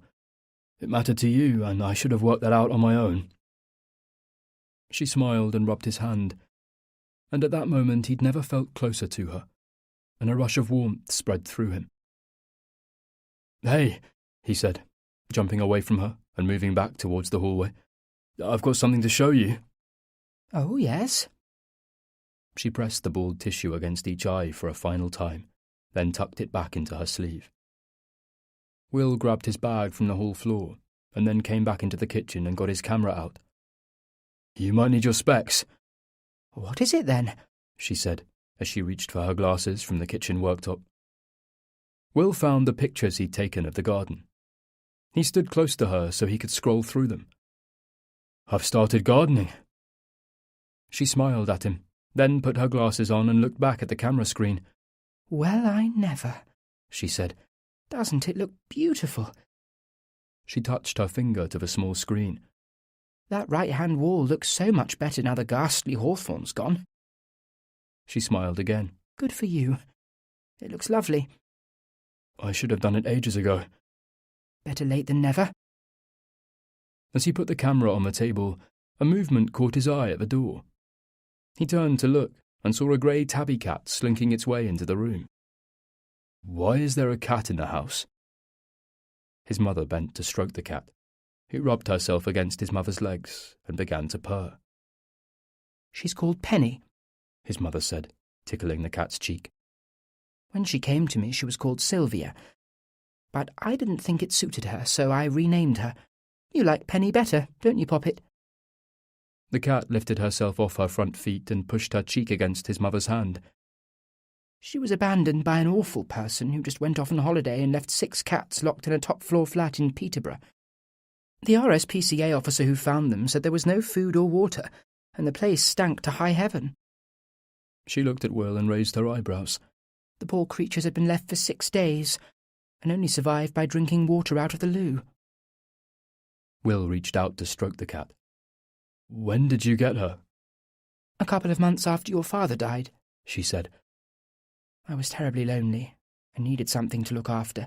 And, well, I never forgot taking that dear kitten of yours to the shelter, and I thought I'd somehow try and make amends.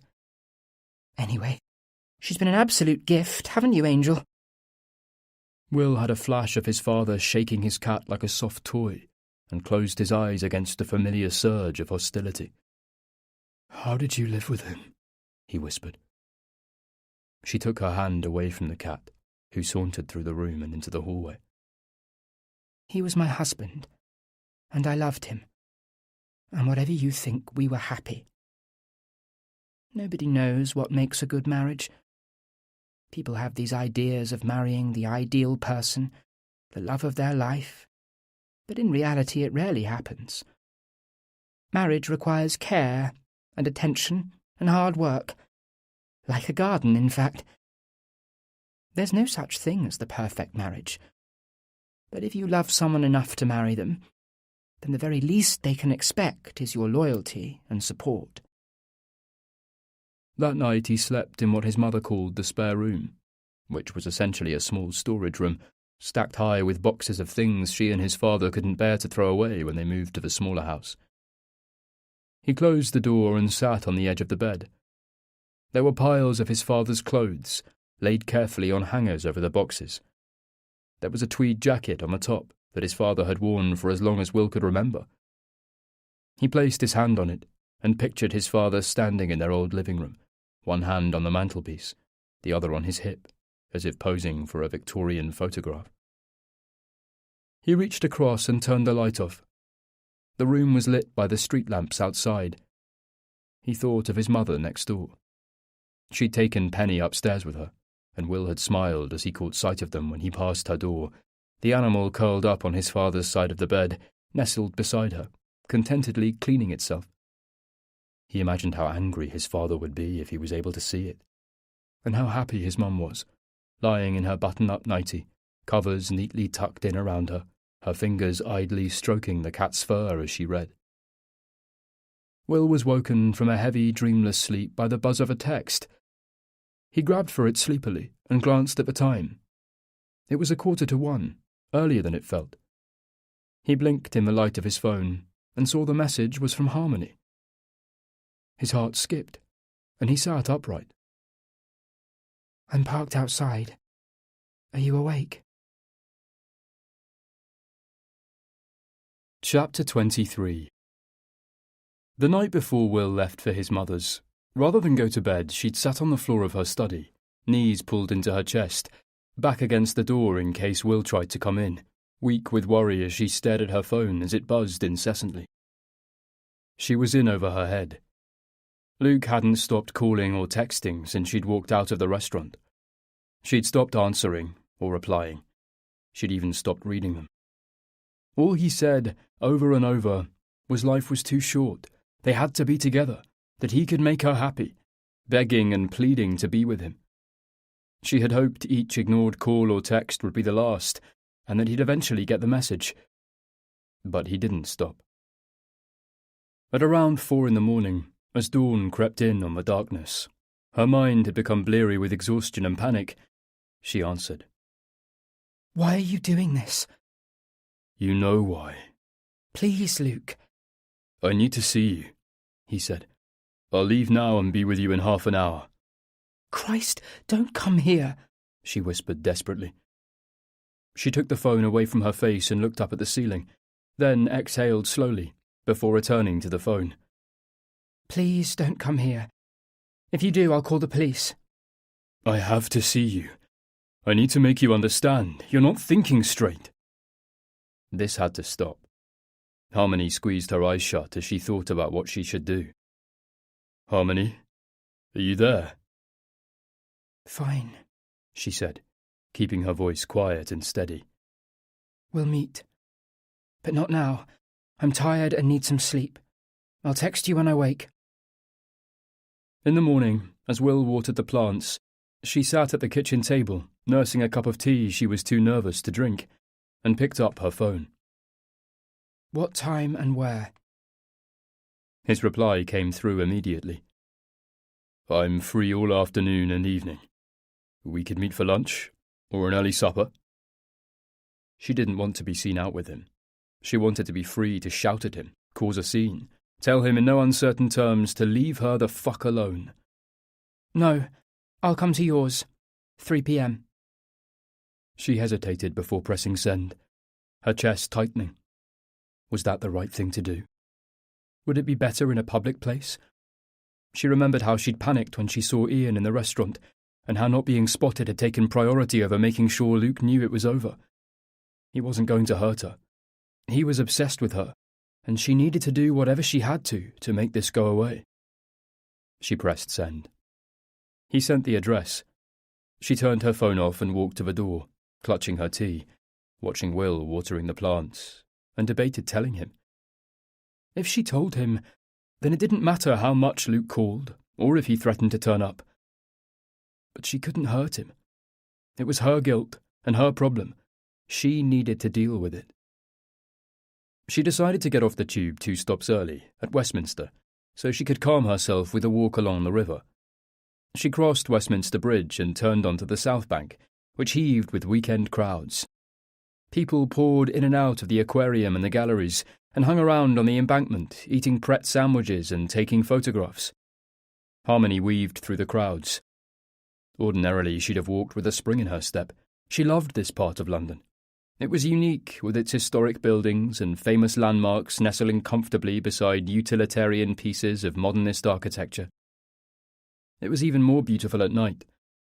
She and Will used to come here to eat fish and chips, and look at the lights strung like pearls beside the river, their reflections rippling silently in the oily nighttime blackness of the water. Those were happy times, when nothing mattered but the two of them, when love was straightforward. His flat was in a huge concrete and glass building beside Blackfriars Bridge that loomed over the river. When she walked into the reception area, the dark grey of the exterior was replaced with a shiny checkerboard floor and wall-to-wall mirrors. There were 2 lifts, and she pressed the button and waited, tapping her foot as she did so in an attempt to ease her nerves. His flat was on the top floor, and by the time the lift got there, she worried she might throw up. Had she made a terrible decision to come to his place? Maybe a pub would have been better, or the park. A park would have been ideal. Don't be silly, she whispered aloud. He's a lawyer, and a friend of Ian's, not a bloody axe murderer. When he answered the door, he smiled at her, as if nothing was untoward. He leant forward to kiss her mouth, but she turned her head, deflecting his kiss so it landed on her cheek. His smell filled her, and she had a sudden flashback to the afternoon they'd spent together, the clash of their bodies, the frenzy and desire, the way he'd clung to her, buried his face in her neck. Her stomach heaved. Any attraction she'd felt had vanished. She walked past him and into the flat. I'm not staying long. He closed the door, and she heard the click of the lock. She pushed her shoulders back and lifted her chin. You look lovely. I've not seen you without makeup before. There are lots of things about me you haven't seen. He laughed. Yes, I suppose there must be. She followed him into the main room, which was twice the size of her and Will's flat alone. There were 2 full-height windows that overlooked London as far as the eye could see, and glazed double doors that opened onto an empty concrete roof terrace. Harmony walked up to the central window and took in the panorama, a sea of roofs and glinting towers and famous buildings. "Not a bad view, is it?" he said from behind her. "It's at its best at dawn." She turned to face him. "I bought this flat after my wife died. I couldn't sleep in our house without her, so I sold it and bought this." He smiled at her. "What would you like to drink?" I'm fine, thank you. Her eyes scanned the room. The walls were brilliant white, with abstract paintings in muted black and greys. The floor was polished concrete, with a high sheen in a swirl of charcoal greys. There were no rugs to soften the effect, and the furniture was sparse: a large white corner sofa, a glass coffee table, and a couple of 60s-style chrome and black leather seats. There was a stainless steel kitchen area, with an ornate faceted metal ceiling light that hung over the island unit, and a solid steel and glass dining table to one side. The whole place was spotless. No clutter or books, no ornaments, nothing on the kitchen surfaces apart from an expensive-looking coffee machine. She tried to keep herself relaxed, but as she looked around the sterile, soulless room, her skin prickled with unease.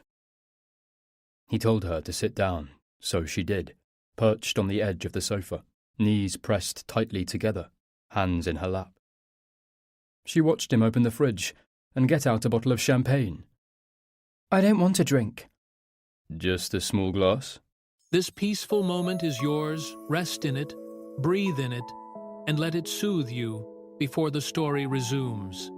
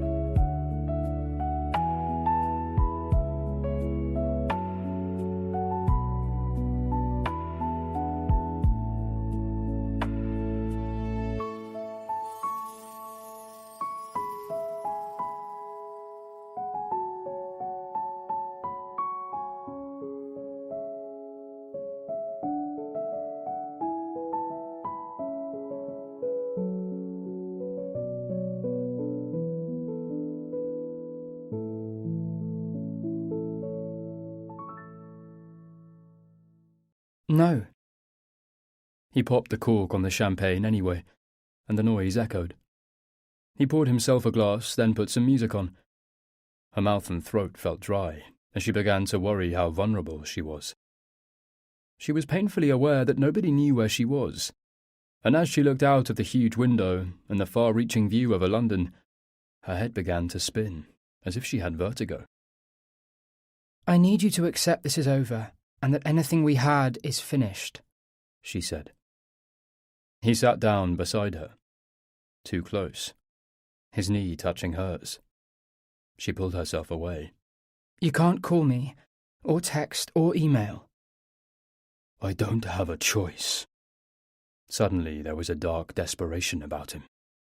His eyes flicked back and forth over her face as if searching for something. Of course you do. She was aware her breathing had become quick and shallow. She tried to take a fuller breath to calm herself. Luke, listen to me. I made a mistake. I was in a bad place and I never should have done it. There are no such things as mistakes. There are things you do and things you don't do. We were not a mistake. You and I have something special. You and I have nothing, Luke. We have a connection. We don't have a connection, for God's sake, she said with exasperation. We had sex against a wall in a lock-up on an industrial park. Luke took hold of her arm below her elbow. Leave him, and be with me. Christ, she said, shaking her head. You really mean that, don't you? Yes. You don't even know me. He stared at her, his face blank, his mind visibly whirring. Come with me, he said then, leaning forward to put his glass on the coffee table. He stood, then walked away from her and disappeared into another room. Luke, she called after him. He didn't answer her. She swore quietly, then followed him to the doorway. I don't understand. She stopped speaking and stared. What the hell was she looking at? She stood, mouth ajar, and tried to make sense of it. It was his bedroom, large and white-walled like the main room, with a neatly made bed and a bedside table with nothing on it but a stainless steel lamp and a photo frame. But her eyes were drawn to the wall directly behind the bed. Hanging on it was a large canvas, a blown-up photograph. A photograph of her. Where did you get that? She breathed. The canvas was at least 1 metre in width and 1/2 metre high. It was the photo Will had taken on their wedding night on one of the disposable cameras they'd put out for their friends. It was one of his favourites, taken just after they'd made love. She stared at it, mesmerised, fear mounting with every breath she took. As she stepped closer, she saw the photo frame by the bed also had a picture of her. She walked over and picked it up. It was her profile picture from Facebook. Luke leant against the wall. His arms were crossed, eyes dead, mouth set. She noticed to the left of him there was a chest of drawers, and on it were a dozen or so more photographs. All of them were of her or Will. A cold sweat crept over her body. One of the pictures showed her walking down the steps at work. It was winter, and there was a thin layer of snow on the ground. She wore a woolen hat and gloves and her long navy trench coat. The quality of the picture was grainy, as if it had been enlarged. You photographed me, she whispered, weak with growing horror. She looked back at the canvas above his bed, the face of a young woman so besotted with her new husband, the scent of sex fresh on her skin, her eyes full of him. She heard his voice telling her to smile, laughing as he stroked his hand down the inside of her thigh, telling her he loved her, that he would always love her. Oh, God, she'd been so stupid. She reached up to the smaller version of it, the one in a silver frame on the chest of drawers. You took this from our flat? Yes. When I came for dinner, and you went to talk to him in the kitchen. There was an eerie flatness to his voice that startled her. But why? She stuttered. Why have you got these? He'll hurt you, Harmony. She pushed her fingers against her temples and moved them in small circles, trying to relieve the pressure that was building. She looked back at the photographs, looked at the ones of Will. Will walking into the wine shop, Will laughing in a cafe, the picture taken from outside on the street, Will opening their car door.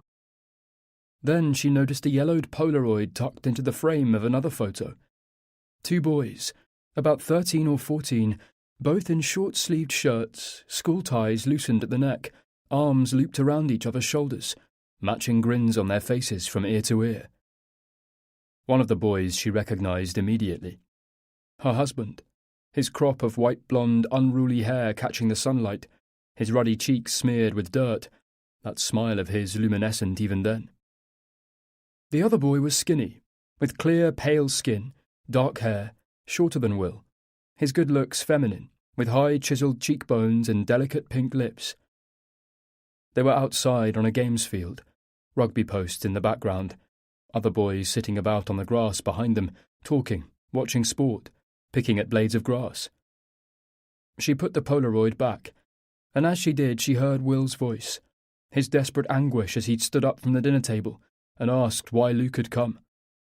The look on his face at that lunch when Luke walked through the French windows, a mix of alarm and distress. It was as if a blindfold was removed from her eyes. "This isn't about me, is it?" she said. "It's about Will." It was, at the beginning. But I fell in love with you, Harmony. I didn't expect to, but I did. I didn't think I was capable of loving another woman. Will took my life away.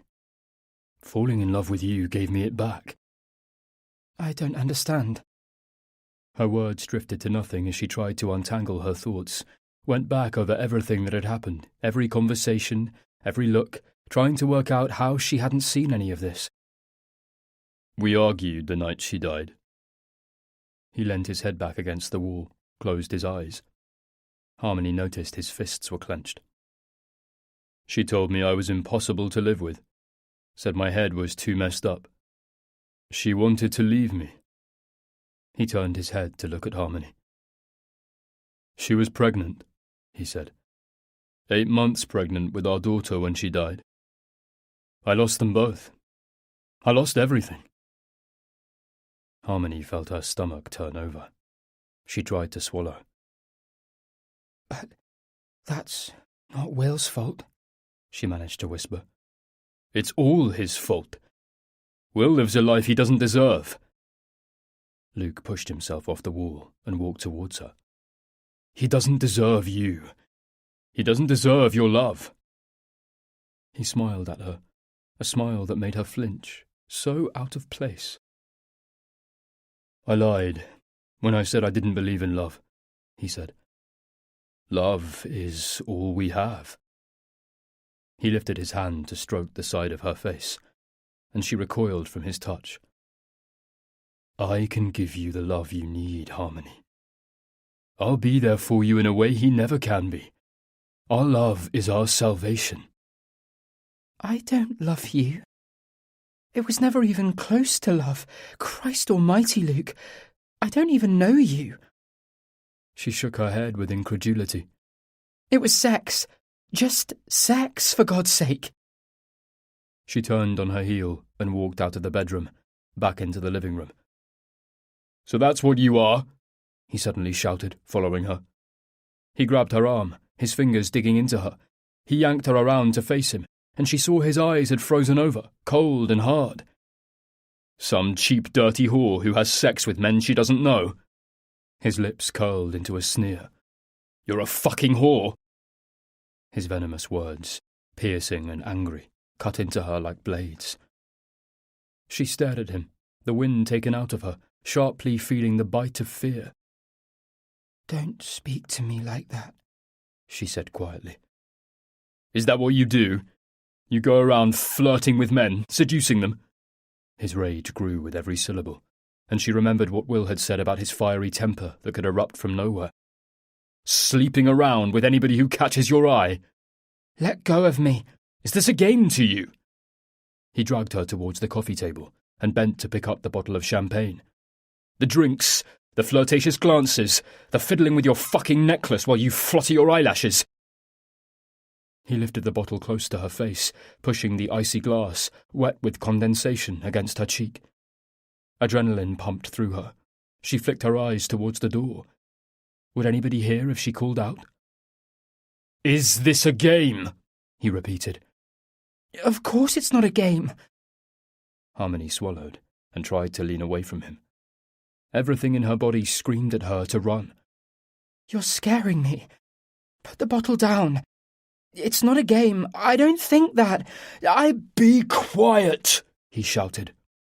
Then he drew his arm back, and for a moment she thought he might bring the bottle down on her, but instead he hurled it hard against the wall.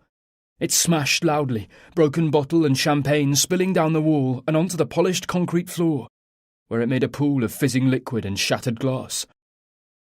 Harmony watched, terrified, as his hands flew to his face, his fingers clawing his scalp again and again. Will betrayed me. He abandoned me. This is all his fault. Then he cried out as if wounded, then dropped to the floor, crouching, bouncing on the balls of his feet. Then his fury began to fade, and he folded his arms over his head as if sheltering from falling debris. She stood frozen to the spot and stared at Luke, who was shaking, cowering on the floor in front of her, battling whatever demons raged inside him. I'm sorry, she managed to whisper, heart hammering with fear, knees feeling like they might buckle at any moment. But it's not Will's fault. It's mine. Whatever happened at school, he was just a child. But I'm not, and I shouldn't have let this happen. Will was just a child. Luke lifted his head, his face drained of colour, drained of fight. We were all just children. His eyes were glassy and unblinking, focused on something far away. Leave me alone now, he said. For the briefest of moments she wondered if she should leave him in this state. But then she glanced at the mess of glass and champagne on the floor, thought of the photo of her on the wall in his bedroom, recalled the way the red mist had descended over him. I'm sorry, she said, as she turned and fled. A few hours later, with an overnight bag in the boot of the car, she drove along the Talgarth Road, heading out towards the M4. She couldn't stop thinking about the look in Luke's eyes, that eerie mix of hatred and hurt. She relived the crash of the champagne bottle as it hit the wall. She tried not to think of him following them, of the pictures he had of her and Will in his empty, cold bedroom. But it was difficult to think about anything else. She knew she should tell someone, but she didn't dare. She would have to confess her infidelity, and if Will found out about her and Luke, she was convinced it would be the final straw, that her marriage would collapse, and she was determined to do what she could to try and save it. There were issues they'd have to work through. Those hadn't gone away. But the episode with Luke had focused her mind. She and Will had too much to lose. When she joined the M25, she found it gridlocked. The traffic was solid and unmoving. Harmony swore and craned her neck to see how far the line of stationary cars stretched. It seemed to go on for miles. Must be an accident, she said to herself, wiping her brow and lying back against the headrest. Of all the nights. An hour passed and she'd only moved 2 miles. She kept glancing at her phone, imagining she heard it ring, imagining it was him, calling or texting. She would have to get a new number, a new email address too, maybe even change their landline number. She wondered how she would explain that to Will. Up ahead, some way away, she saw the blink of flashing blue lights and heard the distant sound of sirens. Come on, she whispered. Hurry up and clear the traffic. She eventually crawled past the accident, a multi-car pile-up with a couple of cars so badly crushed they no longer looked like cars. 3 serious-faced policemen waved the queue through a single lane.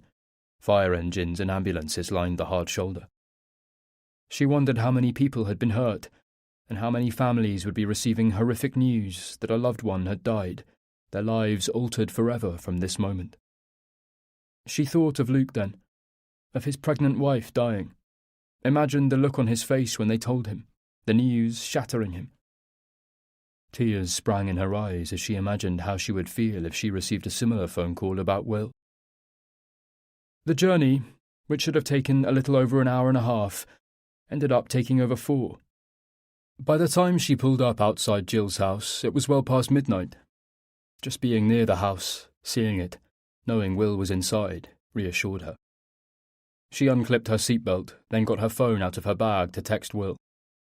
When she turned it on, she braced herself for missed calls and texts from Luke, but there were none, and she breathed a sigh of relief. I'm parked outside. Are you awake? She pressed send and waited. Out of the corner of her eye, she saw a movement in the window upstairs. The curtain drew to one side, and the shadowy outline of her husband looked down at her. Oh, Will, she breathed.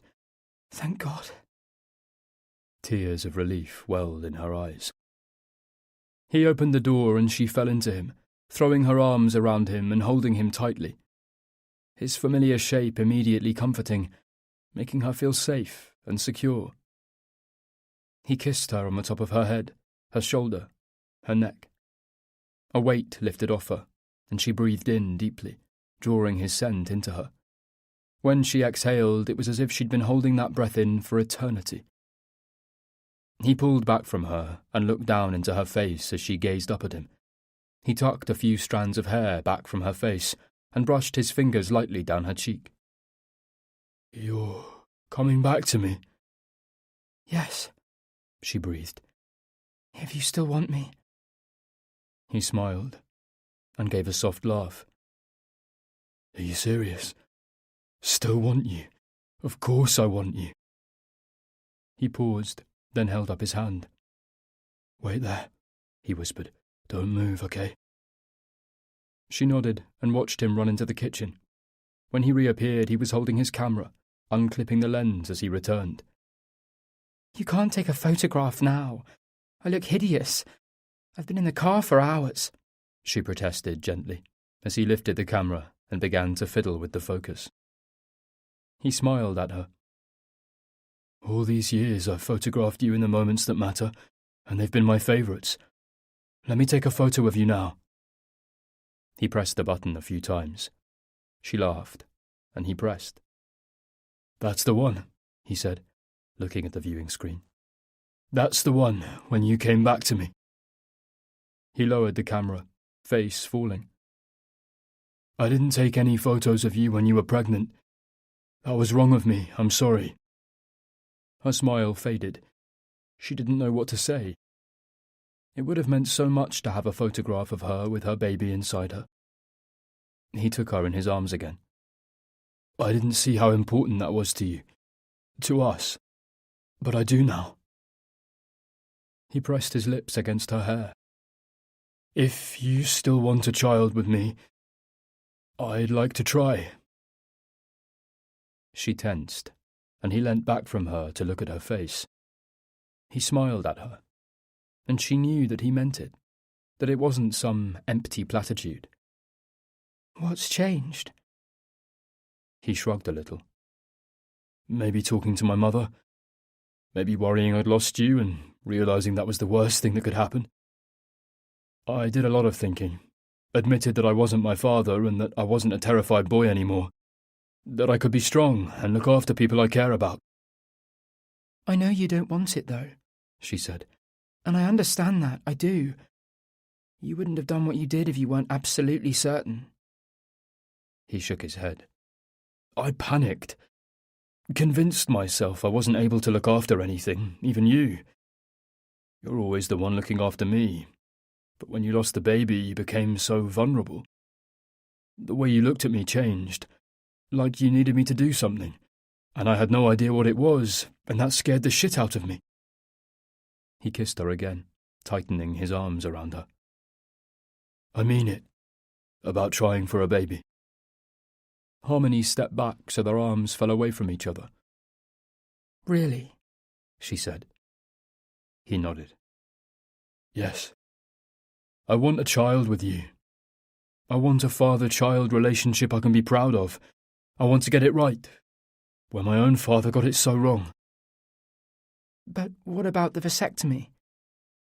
I spoke to the hospital this afternoon.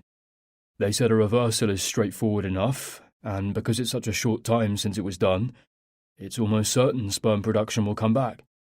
Something to do with a low chance of epidermis blockage. Harmony smiled. You mean epididymal? Do I? He furrowed his brow. What did I say? It doesn't matter. She shook her head and took hold of his hand. But let's talk tomorrow. I'm shattered. She had a memory of sitting in her study, staring at the phone in her hand, as Luke plagued her with texts. Would you like a bath? I could jump in with you, like the olden days. She smiled and nodded. That sounds nice.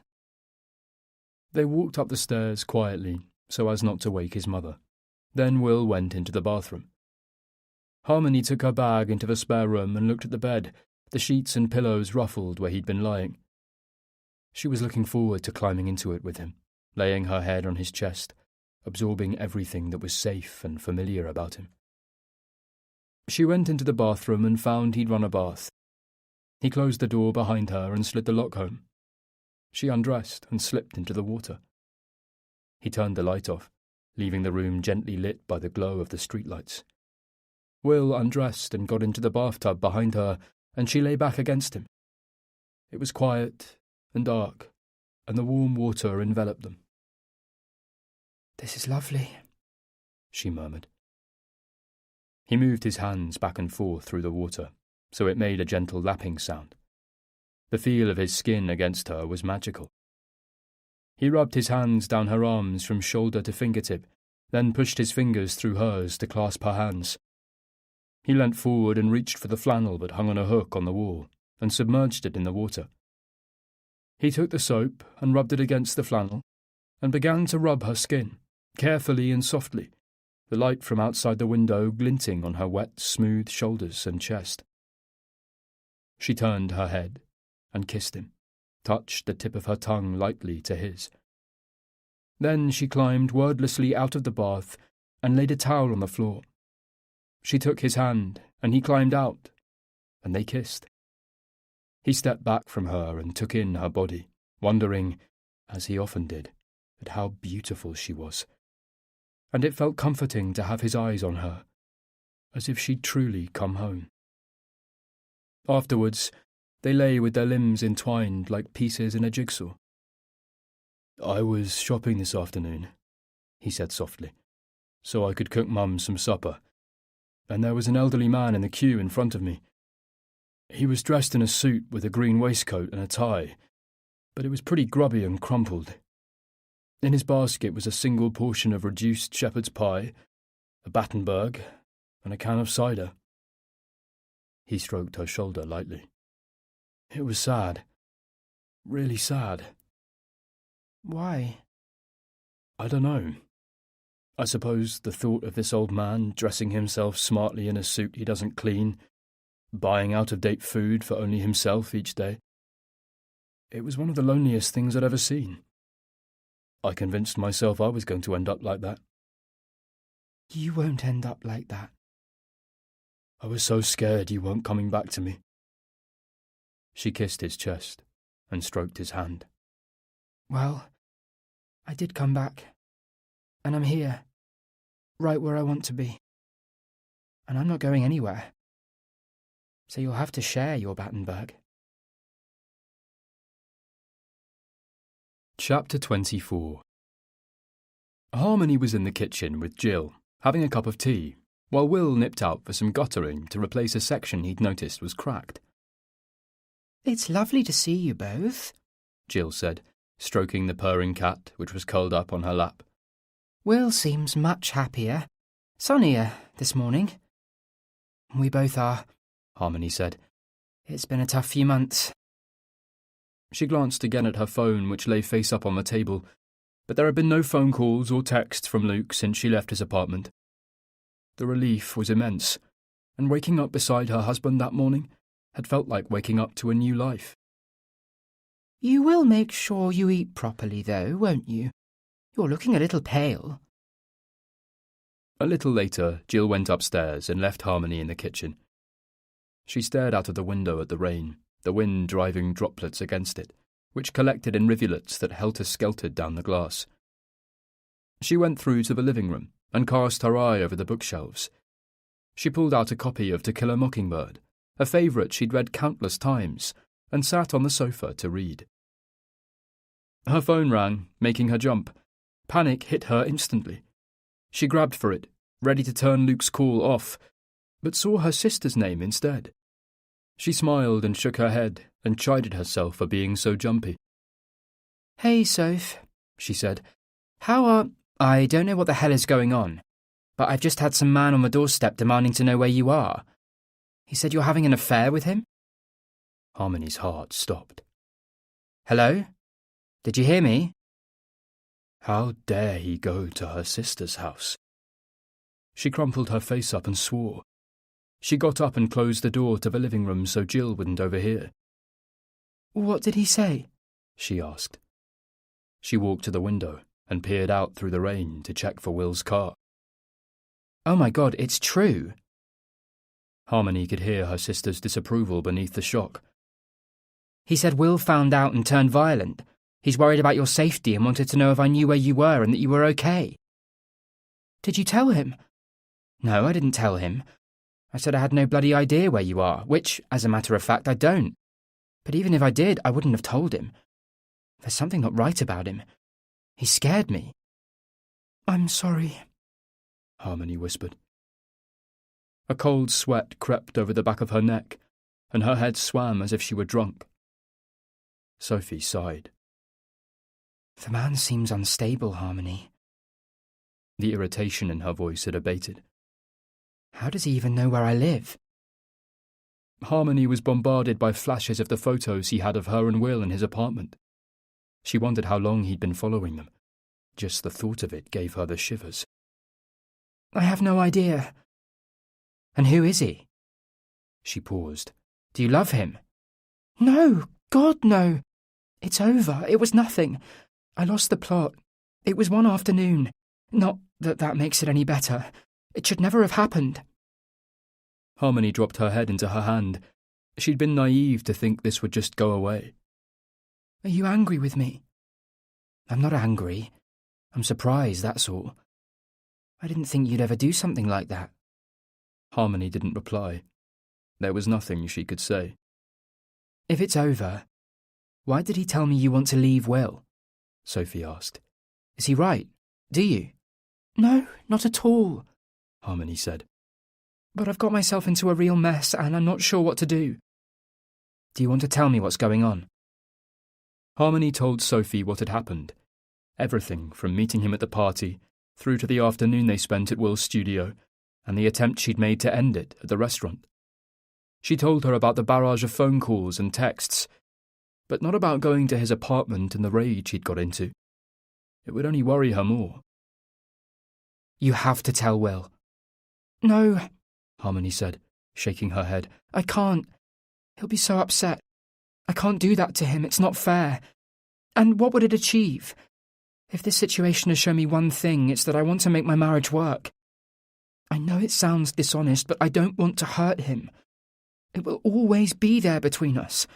I regret every second of it, and I don't want it to ruin my marriage. He's going to find out. That man has no intention of letting this lie. He's delusional.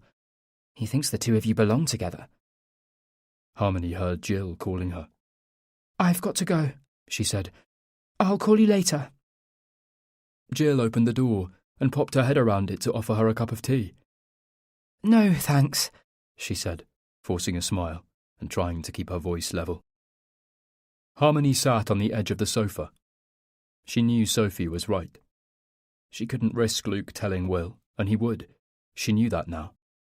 He would tell him a pack of lies, poison Will with his conviction it was a full-blown love affair, rather than the regrettable and sordid mistake it was. She had to tell him. As she tried to think of the best way to break it to him, Tears rolled down her cheeks. It wasn't long until she heard the front door open and close. Will was home. She ran out of the living room and threw herself into his arms. "What's happened?" Will's question was thick with worry. "What's wrong? Is Mum okay?" She stepped back and looked up at him, her eyes sore from crying. She's fine, but... oh, God, everything is wrong. I need to tell you something, she said through sobs. She walked back into the living room, and he followed. Can you close the door? I don't want your Mum to hear. He sat beside her on the sofa and took her hand. She looked down at his hand on hers, large, soft hands, with a light dusting of blonde hairs across the tops of them, short nails, the edge of one thumbnail bitten into an irregular shape. She stroked his skin with her other hand and shook her head. 2 tears fell onto his jeans. The ache in her chest was unbearable. "Hey," he soothed. "It's okay. Whatever's happened, it's okay." She felt as if she was part of a firing squad, rifle aimed at a blindfolded innocent, her finger hovering on the trigger. I had... She sniffed and wiped her eyes with her sleeve. I got involved with someone. She took a deep breath and watched his face fall. It happened once. She lifted her hand to the side of his face and rested the flat of her palm against him. "I don't understand." His brow furrowed in confusion. It should never have happened, but it did. I finished it, but... She hesitated, and tears began to fall again. He won't stop calling me. This was even harder than she imagined it would be. He even went to Sophie's. "You had an affair?" Will stood up and walked over to the fireplace and gripped the mantelpiece with one hand. It wasn't an affair. "Who is it?" She didn't answer. "Do I know him?" She closed her eyes, dropped her head, and nodded. "Who?" Luke, she whispered. "What?" It's Luke. She looked up at him and saw the horror on his face, and her heart lurched. "How? Why?" he whispered. "Luke." She could see him concentrating, as if he was trying to translate a foreign language. "Luke Crawford, who I was at school with. But you don't know him. I mean, you've only just met." I don't know why I let it happen. I was... She hesitated. all over the place. It was a mistake. I felt alone and... confused. I was so angry with you about the vasectomy and the way you were when I had the miscarriage. I felt abandoned by you and I was flattered by his attention. I wasn't thinking straight. It meant nothing. Do you understand that? It means absolutely nothing. "Of course it means something." He moved back to the sofa and sat down, pushed himself into the corner, keeping distance between them. This didn't. She rubbed her eyes dry and took a few deep breaths. Will rubbed his face. "Where? What? Where did you fuck him?" Her stomach turned over. She looked at him in shock, surprised at the tone in his voice, the harshness of his words. "Tell me where you fucked." Please don't do this. "Tell me." How will it help? "Did you fuck in our bed?" No, she said. Of course not. She felt wounded by his question, shocked he would think she'd do that. But as she sat there looking at his emotionally battered face, shoulders hunched, dazed and confused, she realised how ridiculous this was. Why was sleeping with Luke in their bed any more awful than sleeping with him at the studio, or in the back of a car, or some bed and breakfast off the M25? She was sickened by her own hypocrisy. Her eyes prickled. At the studio. Will swore under his breath. There's more, though, she said. Her tears now abated. A heavy shroud of numbness settled over her. You were right. He blames you for something. I've no idea what. And he says he loves me, won't leave me alone. I told him I don't want to see him. I told him I love you, but he won't listen. He turned up at my sister's and told her a pack of lies. He's messed up. He's got it into his head that he and I should be together. Will stared straight ahead. Will? His face blurred as her eyes welled with fresh tears. He stood up and, without a word, walked out of the room. Harmony heard him pick up his keys, then leave the house, the front door slamming behind him and reverberating around her. A moment later the car engine started, and the car pulled away with a screech of acceleration. Harmony sat at the kitchen table and watched the hands of the clock march slowly around, willing him to come back. When Jill asked, she said everything was fine, and that Will just wanted some space. Jill looked worried, so Harmony tried to reassure her, despite feeling anything but reassured herself. She held her breath when the phone in the house rang, terrified it was going to be the police saying he'd been in an accident. By 6 o'clock, she began to think about people he might have gone to. She phoned Sophie and Frank, and sent deliberately vague texts to a couple of Will's other friends, asking them to let her know if he happened to show up. Then she telephoned Emma. If he turns up at yours, you'll call me, even if he tells you not to. Yes, of course. We're in tonight. Ian wants to watch some hideous war film. Anything but talk to me. She paused. Hey, it's going to be okay. I'm sure Will be back soon. Harmony closed her eyes. I hope so. She hesitated before calling Luke. Cold dread filled her at the thought of Will confronting him, but she knew that there was every chance that he might have made contact with him. She dialed Luke's number. Luke? Yes? Is Will with you? No. I told him what happened. He's left in the car. That was hours ago and he's not come back. I thought he might have come to talk to you. The churning in her stomach was unbearable. Where are you? Jesus, Luke, I'm not telling you where I am. And if you go to my sister's house again, she'll have you arrested, she said, with a flare of anger. How did you even find out where she lived? Did you stalk her too? You told the taxi driver her address the evening we had a drink after work. Harmony swore. Just call me if he turns up. There was silence from Luke. Please, Harmony said, trying hard to keep her voice calm. Still silence.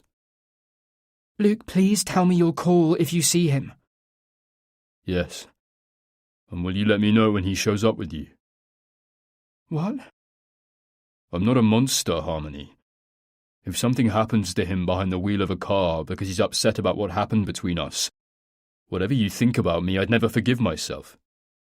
It's happened before, remember? Not to mention I'd quite like to know he's not about to appear here and kick the shit out of me. Harmony lied to Jill and told her Will had been called to a client whose wine had been stolen. It was a tenuous lie, and one that Jill didn't believe for one moment. Do you need to get back to London? Jill asked her. We could call a cab to take you to the station. Harmony hesitated. She was fairly sure he'd come back to his mother's house, and wanted to be there when he did. Do you mind if I stay? I've got my laptop here and work I can be getting on with, if you don't mind. It will be nice to have your company. Jill stood to leave the kitchen, but paused at the doorway. Are you all right? You seem very distracted. I'm a bit worried about Will. We had an argument. I'd have thought he'd be back, or called at least. Good gracious. I've been worrying about that boy for the whole of his life. Jill smiled kindly. He'll be fine. He always is. They had soup and buttered toast for supper, which they ate while watching a costume drama Jill loved, but Harmony found hard to concentrate on. When they finished, she carried the empty bowls back to the kitchen and washed them up, staring out of the window as the night settled over Jill's back garden. It was tidy and well kept, but it lacked the flair and excitement of their garden at the rectory. It was as if Jill's passion had gone, as if she didn't have the time or energy to create anything special, but instead merely went through the motions of gardening.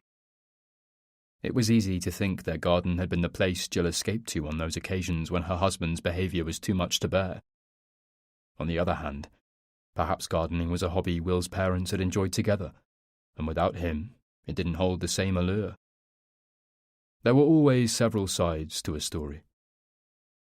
She'd often wondered if this was why she felt safe with science, where there were right and wrong answers, rules and theories. You worked on a theory until you had a rule. Grey areas unsettled her. She liked absolutes. When she dried the bowls and put them away, she called the flat and Will's mobile again, but still no answer from either. "I think I'm going to go to bed," she said to Jill, poking her head around the living room door. "Is there anything you need before I go up?" Jill was stroking the cat, who purred so loudly Harmony could hear it from the doorway. Jill glanced up and gave a brief smile. "No, thank you. I've everything I need right here." At 11:30, her phone beeped a text. She grabbed at it. It was Luke. "Is Will back yet?" "No." She wasn't sure what else to say. She lay awake for most of the night, as a confusing mix of feelings and emotions jostled in her head. She wanted to know where Will was. She was terrified he was lying dead, or dying with the car wrapped around a lamppost somewhere. She hated how he drove when he was angry, and hearing him screech off like that was hideous. She must have dozed off, as she woke with a start as soon as she heard the front door open. She looked at her clock. It was 4:30. "Well," she breathed. She leapt out of bed and ran to the stairs. It was him, and she felt weak with relief. He looked tired, deep grey bags beneath his eyes, his skin pale, clothes rumpled and smudged with dirt. She put her arms around him, one hand against his head, held him close to her chest. They walked into the kitchen. "Where did you go?" He wasn't able to look her in the eyes. "I drove a bit. Walked a lot." He leant heavily against the work surface. "I had some thinking to do." "I'm so sorry, Will." Harmony sat at the table. "Truly. I love you so very much, but I understand if you can't be with me." "I love you too. I don't think I knew what that really meant until yesterday. All this time I've been coasting through life, hiding stuff from you. From myself, even. There was so much I should have told you, but I hid it, and hoped it wouldn't interfere. But the stuff I kept inside has held me back and stopped me being truthful to both of us. I've been living a lie. But when I thought about you with another man, when I thought about you leaving me, I saw my world fall apart." "I was so angry and hurt, but that's no excuse. What I did was wrong. I should never have used it as an excuse to betray you like that." My father used to take great joy in telling me how unfair life was. "Life isn't fair, William," he used to say. "Life is ugly. Get used to that." I used to think he was a prick for saying it, but I know what he meant now. Life isn't fair. I wasn't fair to you, and you weren't fair to me. "Can we get through this?" He took hold of her hand. "Yes, I think we can. I hope so. I'd like to try." Harmony lifted his hand and kissed it, but then her face fell. "But what about Luke? What if he calls again? He hasn't left me alone. He's insane." "You don't need to worry about him anymore. I'm here now." They went upstairs. While Will was in the bathroom, Harmony grabbed her phone. "He's back. Now leave us alone." Chapter 25. Alistair Farrow settled down on the sofa to watch the television. His wife had got up to take the empty plates through to the kitchen, so he grabbed the remote and started to flick through the channels. There was no way he was watching some reality crap about orange-skinned nobodies he'd never heard of trying to bonk each other. Christ, her taste in television, no, in all things, sickened him. He trawled through until he found a repeat of Have I Got News for You on Dave, then tucked the remote beneath a cushion to hide it from her. He swilled his whiskey gently, listening to the ice cubes clink against the glass, and began to laugh along with the show. When the phone rang, he checked his watch and muttered under his breath, "Who the hell could that be?" It was nearly 10 o'clock. He heard his wife answer with that irritating sing-song voice she put on for the telephone, and a few moments later she came into the room. "There's someone on the phone for you," she said. "For me? What do they want? If it's someone trying to sell something, you can tell them to piss off." "He isn't a salesman. He said he wants to talk to you. He said his name is Will English." "For crying out loud!" snapped Alistair. He took a heavy breath and shook his head. "What's wrong with that idiot?" He drank some whiskey and turned back to the television. "You can tell him to piss off anyway. I'm not interested in talking to him." "He sounded quite insistent." "I don't care," shouted Alistair, not taking his eyes off the television. "He's a pillock." "Alistair." "Jesus," he muttered. "Did he say what he wants?" "No, he just said it wouldn't take long and he's sorry to disturb us this late." "Is that all?" She nodded. Alistair thought for a moment or two, remembering the things Will had said to him in the pub. He didn't want to hear any of that crap again. It was a part of his life he didn't need to revisit. "I don't want to talk to him. Tell him to write me a letter or something. In fact, don't say that. Tell him to go fuck himself." He chuckled quietly at the thought of his wife passing that message on, and drained his whiskey. "Perhaps you could tell him yourself," she suggested. "It might be better coming straight from you. He's got a very nice voice," she said, as if this might persuade him. He banged his glass down on the side table. "Jesus, woman! It's 10 o'clock on a Sunday night!" "You talk to him and I'll fetch you another drink. How about that?" Alistair Farrow stood up and straightened his clothes. "I'm not happy about this at all," he grumbled as he passed her. She walked over to the side table and picked up his empty glass. "What the fuck are you doing calling me?" he said, as he grabbed the phone. "I need to see you. I didn't say what I wanted to say last time. I lost control, and I'm sorry about that. You need to listen to me. You're going to tell your wife you have to talk to me, then you're going to get into your car and drive to an address I'm going to give you." "Ha!" Farrow exploded with laughter. "Don't be ridiculous." "Don't say another word. If you do, I will tell your wife what you did at school. I'll show her. I have a photo of what happened that afternoon, of you and what you did." "You're lying." Alistair turned to check where his wife was. He lowered his voice. "I know you're lying." "I had my camera that day. You threw it into the bushes. You remember that? Well, I went into the bushes and got it back and took a photo. It's a good one. No denying who it is. And I have no qualms about sending it to your wife and your kid's school and your boss. I'll put it on Facebook and make sure everybody you know has seen it. Do you hear me? All I want is 5 minutes of your time and you'll never hear from me again. I need some..." He paused. "Closure." Closure? Who did this guy think he was? Peddling politically correct American therapist claptrap like that? He was even more of a pathetic prick than he first thought. Farrow looked up to see his wife coming out of the kitchen with a glass of whiskey in one hand and a large gin and tonic in the other. She handed him the whiskey as she passed. He waited until she was back in the living room before replying. "You're blackmailing me," he hissed. "All I am asking is you give me 5 minutes of your time. A quick, calm chat. Then we can both forget all about it." "Where is this bloody place?" he asked, keeping his voice low. "Not far. Under an hour." Farrow shook his head and rolled his eyes. "Address?" he snapped. He tore a piece of paper off the pad by the phone and grabbed the pencil that lay beside it, wrote the address down, then slammed the phone into its cradle. You should never have picked up that bloody call, he shouted. It's some idiot I was at school with. He's an utter lunatic, and now I've got to go and talk to him. She ignored him and laughed at something on the television. Did you hear me? He yelled. She looked up at him. Please don't wake the children.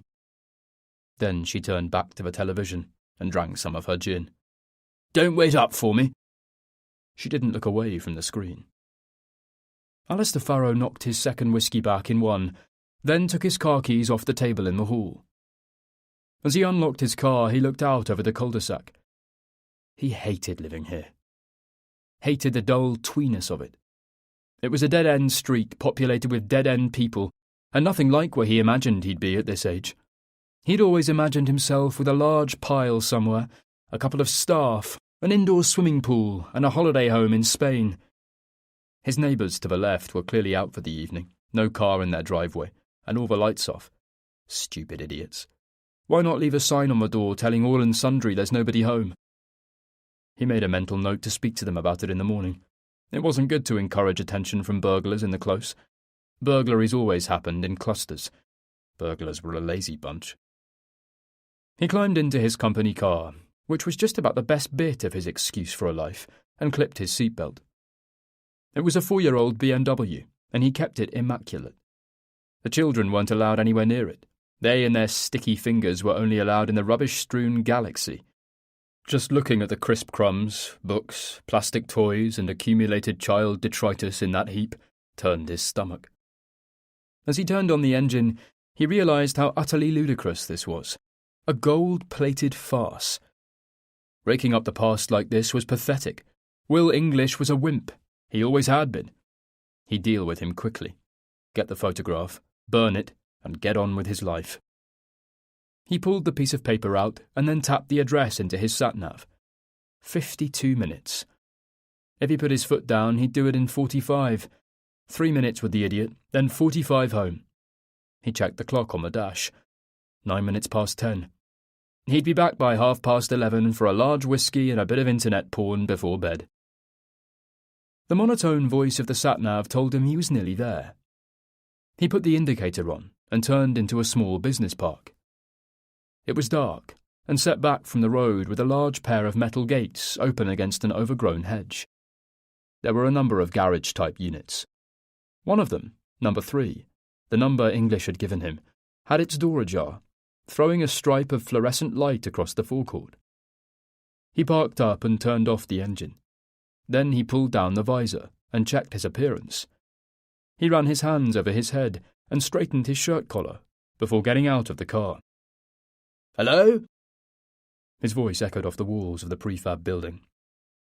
A police siren sounded over the noise of the traffic on the street beyond.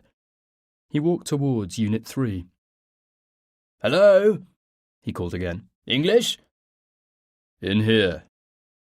As soon as he stepped inside, he saw it was some sort of photographic studio, with painted breeze-block walls and lights on stands, and cloth backgrounds hung from metal clips.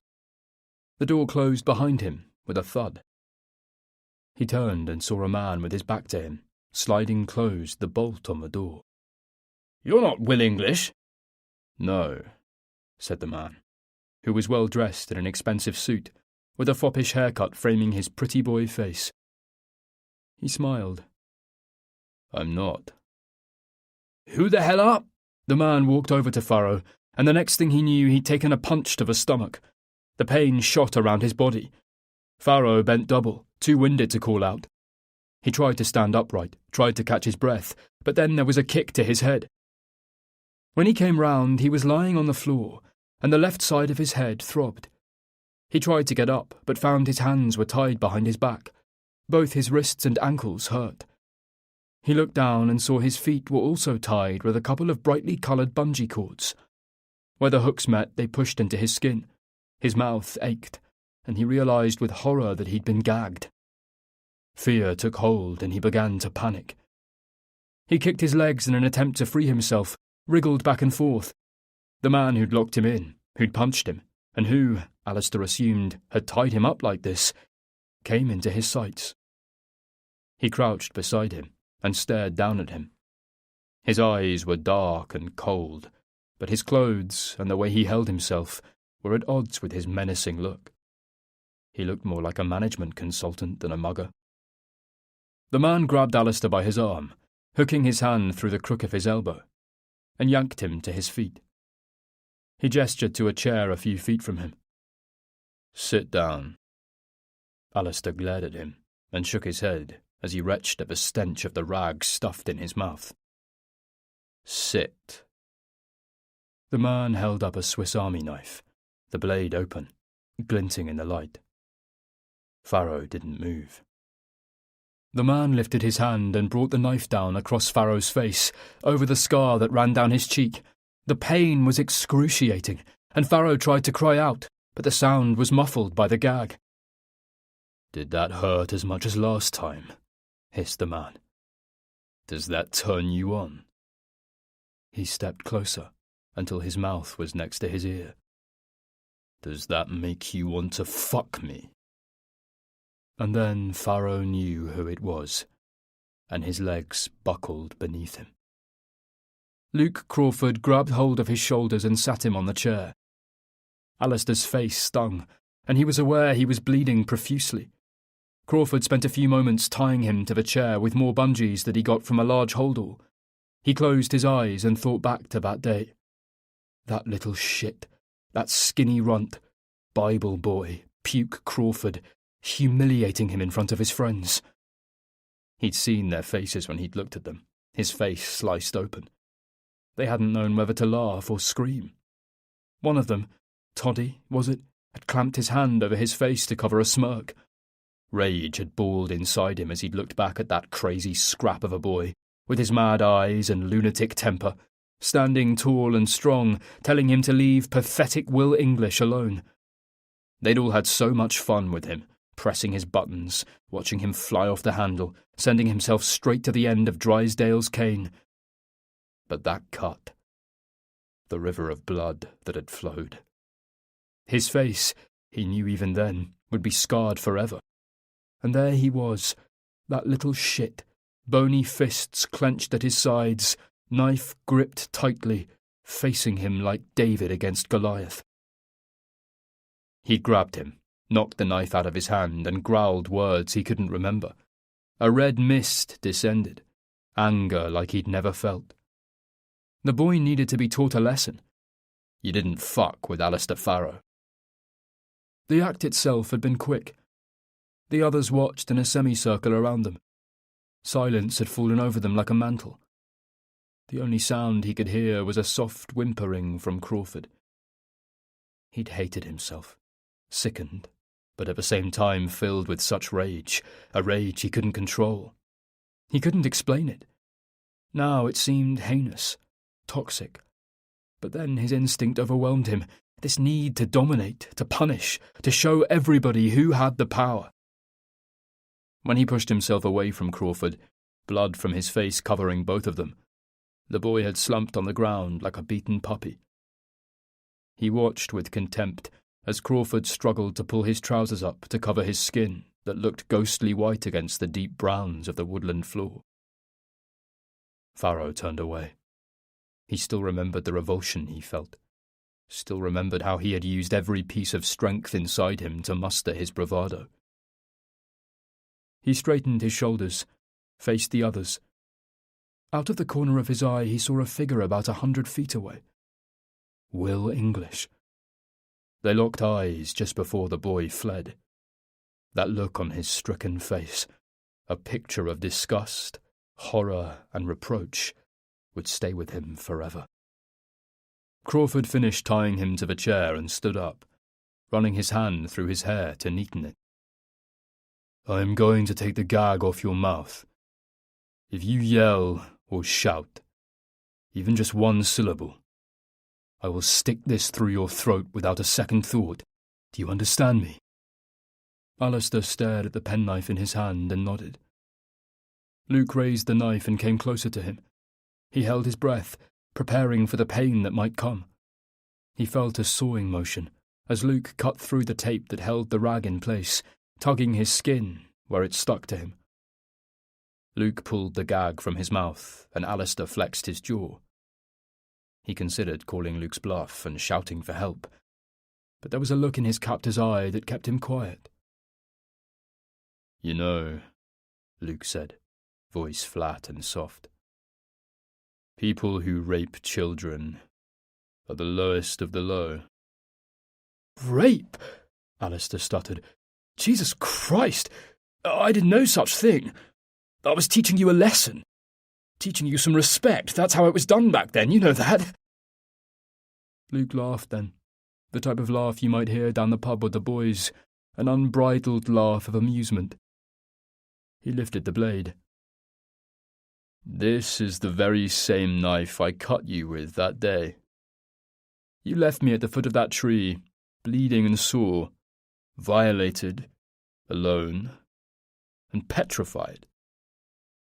And you know what I did after you'd all gone? I searched for this knife. I stayed there until it was too dark to see, until I found it. It took a long time. It had travelled some way when you smacked it out of my hand. But it was my friend's knife, his most beloved possession. It had a message from his father, who wasn't the nicest of men, but you know how these things are. Will loved that knife, and I wanted to find it for him. When I found it, feeling with my hands in the undergrowth, I felt as if I'd won the lottery. In the end, though, I decided to hang on to it." Luke advanced on Alistair. "Stay away from me!" cried Alistair, fear and anger meddling into one indistinguishable rush of emotion. "Stay away, or you'll pay for it!" "I've already paid for it. Every day of my life since that afternoon." "You'll go to prison. If you kill me, you'll go to prison. Is that what you want?" "Like you went to prison." Luke looked at him and smiled, his eyebrows raised. "Not everyone gets punished for the crimes they commit. You should know that better than anyone. And anyway, a bit like you did, I've got it covered. I'm not going to prison. Someone else is." "Enough now!" Alistair was panicking. A paralysing fear had begun to creep over him. He wanted this to stop. "What do you want? You don't have to hurt me. Is it money? Do you want money?" "Money?" Luke said with a smile. "No, I don't want your money. I've plenty of my own." "Then what?" Farrow thought of Will, of what he'd said in the pub, of wanting to hear remorse. "You want me to say sorry? Is that it? I'll say it then. I'm sorry, okay? I'm really, really sorry." "Your apology means nothing to me." As he spoke, Luke Crawford walked over to him and lifted the blade. Calmly and methodically, he drew it down the other side of his face. Farrow yelled out, and as he did so, Luke grabbed him by the throat and brought his face close to his. "Shut the fuck up," he spat. "That's what you said to me that afternoon. Do you remember? You said, 'Shut the fuck up.'" Alistair Farrow began to whimper. "Please don't hurt me. I have a family." "I know all about your family. They seem nice enough, in a dull, suburban kind of way." "Don't hurt my children," he whispered. He thought of them all asleep in their beds. Would Diane be wondering where he was? Would she have called the police by now? Or would she be snoring in bed, blissfully unaware of the danger he was in? "I'm not going to hurt anybody. Except you." Farrow began to scream then. Luke's hand was over his mouth in an instant, pressing against him, squeezing so hard he feared his jaw might shatter. "Do you know what happened to me after you defiled me and left me in the woods to limp back to school alone in the dark?" Luke asked him then. He loosened his grip on his face and lowered his hand, lifting a single finger as a warning not to scream. "I told my housemaster. I know, telling tales, that kind of behaviour would have got me into serious trouble, but I figured you couldn't do any worse to me. And the man sent me straight to the head. Drysdale said I was lying. He said that lying about things like that spreading muck about respectable members of the school was akin to treason. But I insisted, so I was sent to the nurse and told to sleep on a camp bed in her office. Nobody sat with me. They turned the lights off and left me alone in the dark. No windows, no lights, pitch black. It was like lying in a coffin in the ground. I lay awake all night feeling dirty and confused, my body throbbing with pain, desperate for someone to tell me I was going to be okay. I was terrified, abandoned and broken, a child ruined. Ruined, as it turns out, forever. As he spoke, spitting the words out like poison, he dangled the penknife back and forth. I tried everything I could to get on with some sort of life. I was driven. Everything I did so I could put what happened behind me. I studied, kept fit, worked hard, searched the world for someone to love so I could salvage my life. I thought that would make it better, if I had my own family to love and look after, to protect from animals like you. I could prove to the world and myself that life could be good. But I was wrong. You ruined me. You stole my life. Luke came up behind Pharaoh, pulled his head back, and stroked his fingers gently down his exposed neck. My wife died because she couldn't deal with me. She tried to help, but she couldn't. He brought himself close to Alistair's ear. You know why nobody can help me? Because of you, he whispered, his breath hot on Alistair's skin. Because of you, I can't even help myself. Alistair tried to shake his head. Why are you doing this? He rasped. What have you got to gain from killing me? It's not about what I have to gain. It's about having nothing left to lose. Alistair Pharaoh struggled against the bungee cords that held his feet and hands in place, as Luke bent to rummage in a holdall at his feet. He came out with some grey gaffer tape, picked up the piece of rag and pushed it back into Pharaoh's mouth, then wrapped the tape twice around his mouth and head as he pulled back and forth in desperation, panic engulfing him. Then Luke leant close to his face. Do you remember what else you said to me that day? Pharaoh stared up at this man, his crazed eyes locked onto his panic levels surged again. There was an eerie calm to his voice that chilled the dead, stale air around them. He looked up at him, those eyes burning with hatred, that mouth twisted into a bitter snarl. Fresh fear gripped him as he fought against the cords that tied him, tugging and twisting like a snared rabbit, desperate to free itself. Luke leant forward and whispered close to his ear, his breath hot, words creamy with intent. You said, "This will teach you." Chapter 26.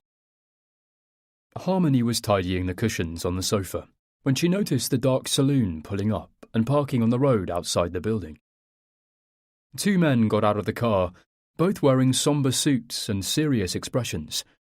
They exchanged words before walking away from the car. She craned her neck and saw them climbing the steps to the main door. She jumped when the doorbell rang. She went to buzz them into the building, smoothing her hair as she did. Hello? She said, as she opened the door. I'm D.C. Fletcher, said one of the men as he approached. His grey suit was crumpled, his white shirt greying on the edges of his collar. He was older than he'd seemed from the window, with deep, craggy lines, a large nose that had been broken on more than one occasion, and a small scar through one of his eyebrows. He flashed his identification at her, and she leant forward to read it. Is everything okay? She said. Does Will English live here? Yes, she said, looking from one to the other. He's my husband. Is he in? Asked the other, a younger man with sandy hair and matching eyes and the sallow skin of a heavy smoker. He's in the garden. She turned and gestured unnecessarily to the back of the flat. Shall I call him? If you wouldn't mind, said the older man patiently. Harmony nodded. Would you like to come in? The two men came through the front door, and she directed them to the living room. They made the room seem small and overcrowded. She went to the back door and called for Will. He was on his hands and knees, wearing shorts and a t-shirt, a sheen of sweat coating his sun-reddened face, weeding the bed to the left of the lawn. They'd both been too tired to think about work, so Will had phoned Frank first thing and told him he wouldn't be in, and Harmony had called in sick. Alice told her to take care and that she was happy she was finally looking after herself. They'd ended up leaving Jill's just after midday, with Harmony driving so Will could sleep, though she'd found it hard to keep her own eyes open on the monotonous stretch of motorway. They'd both gone to bed when they got back and had a few hours' sleep, and when Will woke he went straight into the garden. He told her he wanted to make the most of the last few hours of sun, but she suspected he was still trying to come to terms with the idea of her with Luke. He'd need time. She knew that. The police are here, she said to him in hushed tones. They want to talk to you. Will looked surprised. He stood up and dragged his arm over his damp, earthy brow. Do you know why? He asked as he walked up towards her. She shook her head. They didn't say. Maybe something to do with Luke? Why would it be to do with him? He asked sharply. She shrugged and lowered her eyes. I don't know. All the phone calls and texts, and... She hesitated. And, well, I went to see him, to tell him to stop calling me. And there were all these photos in his flat. What photos? Photos of us, you and me, taken without us knowing. I should have told you. She paused, unsure why on earth she hadn't told him about the photographs. He's not well, Will. He needs to see someone who can help him. Will nodded and headed towards the house, brushing earth from his shorts and smoothing his sweaty t-shirt as he went. Harmony glanced up at the sky, which was the blue of a robin's egg, with a few white clouds hanging as if suspended by invisible threads. A group of children walked past on the other side of the wall. They were laughing and joking. She heard a snippet of their conversation, two boys discussing football, then a ball bouncing, and their happy voices faded as they walked away. She followed Will down the corridor. The two men straightened their shoulders. Will English? That's right. How can I help? I'm D.C. Fletcher and this is D.C. Jones. We'd like to invite you to the station to ask you a few questions. Can I ask what about?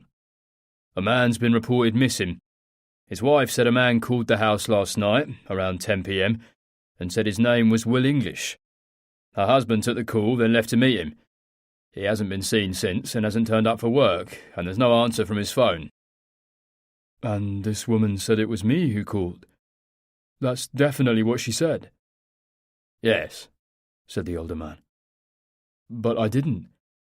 It has to be a different person with the same name. If you wouldn't mind coming with us, we can discuss this at the station. Will turned pale as a corpse, and fear swamped Harmony. Will, what's going on? Do you know anything about this? He shook his head. Nothing at all. He turned to the policeman. Who is it who's missing? The man's name is Alistair Farrow. Harmony gripped her hands behind her back, in the hope the policeman didn't notice how much she was shaking. Will opened his mouth to speak, but nothing came out. His eyes flicked back and forth. She could see his brain turning over. Couldn't he be at a friend's or sleeping off a heavy night or something? He hasn't been gone long. The words left her mouth before she could stop them. It's out of character. The wife says he never misses work. He was in a state when he left the house. We tend to follow things up. Better to make a few simple checks at this stage. Do you need me to come with you now? Will said then. Yes, please. Will took a breath and nodded. Would you mind if I wash my hands and change into some clean clothes? I'm pretty dirty from the garden. DC Fletcher hesitated for a fraction of a second before nodding. Will left the living room and went into their bedroom. Will you excuse me? Harmony asked. We'll wait in the hallway, the older man said. Harmony followed the men into the hall. DC Fletcher checked his watch. The other man opened the front door. She was filled with the sudden urge to flee, to get Will and run, down the corridor, out of the kitchen, over the garden wall, and away. Will had changed his shorts for a pair of jeans, and taken his t-shirt off, which lay at his feet. He was bent over the basin, using his cupped hand to wash under his arms and behind his neck. You need to tell me where you were last night, she whispered. When you were gone yesterday. You were gone for hours. Where were you? He turned the tap off, then reached for the towel which hung over the edge of the bath, and patted his face and neck dry. I didn't call Alistair Farrow last night, and I didn't meet him.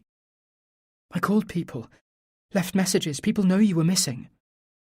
You think I've done something wrong? No, she said, shaking her head. No, of course not. He rubbed his face and shook his head, then sighed. Look, I went to my father's grave, okay? His brow furrowed, as if hearing those words surprised him. What? She followed him out of the bathroom and into their bedroom. He took a clean t-shirt from his drawer. I sat beside it for most of the night. Before that, I drove to my parents' old house. I snuck in over the fence at the bottom of the garden and walked around, sat in the places I had done as a child, in the hollow in the copse, on the swing, thinking about things, about you and Luke, about how everything was fucked up and how much I blamed my father for things I did wrong. And then I realised it was all such bullshit. It hit me like bricks. Blaming other people, my father, the school, Alistair Farrow, was a cop-out. And I have to start taking responsibility for the decisions I make. He paused. I've been blaming all these things for my decision to have the vasectomy, for my fear of having children, for keeping things from you, giving myself all these excuses. But you have to take responsibility for your actions, don't you? She braced herself as an unwelcome image of her and Luke came into her thoughts. Yes. Blaming others for our mistakes is too easy. Anyway, that's when I decided to go and see him, his grave. Mum and I had talked, and she said some things that really stuck. It got me thinking about how unhelpful it was to carry so much anger around. I drove to the church and sat by his headstone, and ended up telling him I was sorry. Not to him, sorry about our relationship, our missed opportunity. I told him we were trying for a baby, and I was going to be a good father, he said. Then I lay down next to his grave and closed my eyes, and for the first time in my whole life, I felt close to him. For a moment she didn't move, but then she smiled and stepped forward to put her arms around him. I didn't phone Alistair Farrow last night, he said quietly. She held him tighter. I know. Chapter 27. Will sat in the interview room at the police station and tried to keep calm. And where were you last night? I took the car out, drove around a bit. My wife and I had a fight. Did you go and see anybody? No. Well, not really. Oh, really? What do you mean by that? Will rubbed his face hard. I went to my father's grave. There was a knock on the door of the interview room. A woman opened the door. Can I have a quick word? She said to the two men. DC Fletcher leant forward and switched off the recorder. Then both men excused themselves. When they came back in, they wore serious expressions, and the air about them had altered. There's been a development, DC Jones said, taking his seat. He waited for his colleague to sit down. Then both men fixed their gaze on Will. DC Fletcher leant forward, clasping his hands in front of him. A body has been found. This morning by a security guard. Turns out the body belongs to Alistair Farrow. What? And he was found on your property in Battersea. I don't understand. William English, I'm arresting you on suspicion of the murder of Alistair Farrow. You do not have to say anything, but it may harm your defence. The man's monotonous voice faded to nothing, as Will's mind settled on Farrow. He recalled the hatred in his eyes that day in the pub, how he'd stared at him coldly, remorselessly, truly believing he'd done nothing wrong. A voice in Will's head wanted to tell the police they needn't worry, that if Farrow was dead, it didn't matter. He was a nasty piece of work who deserved it. Did his lack of compassion make him a bad person? What followed came in a blur. Will was led to the custody sergeant. He was searched, his clothes swapped for a tracksuit, DNA samples taken. Then more questioning. He declined a solicitor. Are you sure? I've nothing to hide. DC Fletcher opened his folder and picked up his pen. He pressed the button on the recording system, said the date, then checked his watch and said the time. They covered the basics: name, address, contacts, work details. The detective didn't look up. He merely asked the questions and paused, pen suspended, waiting for Will's answers. Will found it difficult to think.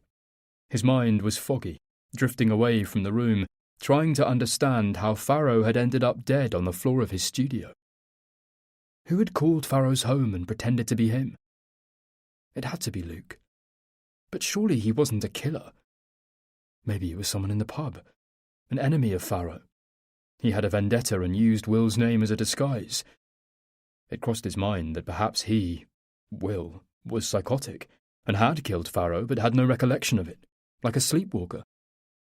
Maybe the memory of being at his father's grave was an elaborate fantasy constructed by his subconscious mind. Was that even possible? Can you answer the question? Will narrowed his eyes and forced himself to focus on the man in front of him. I know you've answered some of these already, but your cooperation would be appreciated. Can you confirm how you know Alistair Farrow? Will nodded. Sorry, yes. We were at school together, but we weren't friends. You met with him recently? Will began to wonder again. He saw himself driving through the outskirts of Camberley, turning into the car park, felt the warm buzz of the pub as he opened the door. Answer the question, DC Jones said firmly. We went for a drink. And this was following contact you'd made with him? The man looked back through his notebook, licking the tip of his finger to flip through the pages. Through Facebook. He said the word Facebook as if it was something he'd never heard of. Yes. And it was your idea to meet? I think so. It might have been him. Will trawled his brain to remember which of them had suggested meeting up. Why couldn't he remember? He closed his eyes and thought hard, trying to sift his mind for the answer. It's hard to remember whose idea it was. If you weren't friends, why did you contact him? Well, another boy, a man, from school. We bumped into each other at a friend's house. Will shook his head. It's hard to explain. I think it was nostalgia. I was having a few problems with my marriage. Will stopped talking as he watched the man scribbling. What was he writing down? That he was having problems with his wife. Why? We've spoken to a Mr. Mike Cherry. Who? The landlord of the Dog and Duck, the pub you and Alistair Farrow met at. He paused and sat back in his chair, crossing his arms and lifting his chin. There are several witnesses who saw you fighting. When we spoke to the landlord, he said you attacked Farrow and threatened him. No, it wasn't like that, said Will. We had a row, but I didn't threaten him. DC Fletcher consulted his notes. Did you or did you not say, I could fucking kill you? Will had a flash of losing his temper and going for Farrow. He turned his hand over and stared at the scar which struck through his palm. Everything was clear now. He was going to prison for a murder he didn't commit. The murder of the only person in the world whom he'd ever truly wanted to kill. Will almost laughed out loud at the irony. He placed his hand palm down on the table and pressed it hard against the wood. I can't remember the exact words, but I didn't mean... And did you grab him by the neck? Will didn't answer. Can you answer the question, please? Did you grab Alistair Farrow by the neck in the Dog and Duck pub? Yes. What was your argument about? Will recalled his feelings towards Alistair that night, the rage that caused him to jump up and lunge for him, the overwhelming urge to put him down like a rabid dog. The man was a bully, he said at last. Alistair Farrow bullied me, and I wanted him to apologise. He hesitated. At least I think I wanted him to apologise. I'm not sure what I wanted. Will's mind was hazy. He took a long, deep breath, which he let slowly out. So you wanted Alistair Farrow to say sorry for things he'd done to you at school? I suppose so, yes. I wanted him to at least acknowledge that what he did was wrong. And did he? Will looked at the man whose pen was poised. When Will didn't answer, he looked up, and they locked eyes. Did he apologise? Will held his gaze for a moment or two, as he was hit by an overwhelming urge to vomit. He shook his head slowly, then looked down at the table. No, he whispered. He didn't. He said he had nothing to apologise for, and that the bullying was no more than mucking about. And you left in such a state you left your credit card behind the bar? Yes, I cancelled it the next day. The man turned to a new page in his notebook. The premises where the victim was found. What do you use it for? I used to run my photography business from it. I don't use it now. Why not? I couldn't make it work. Not enough business. Who knew the code to the door? The keypad. The man nodded. Just me and my wife. So only you or she could have unlocked the door using the code? Was it open? Yes, it was, with no sign of forced entry. Whoever went in there with Alistair Farrow knew the code. Will's heart pummeled in his chest. Everything pointed to him. But how? He thought hard, tried to sort through the chaos in his head. Where did you fuck him? In his mind's eye, he saw Harmony's face fall, her eyes shining with tears, head shaking back and forth. Will's head pounded. He squeezed his eyes shut and pressed his knuckles against his temples. Why did you call Alistair Farrow's house yesterday evening? I didn't, Will said.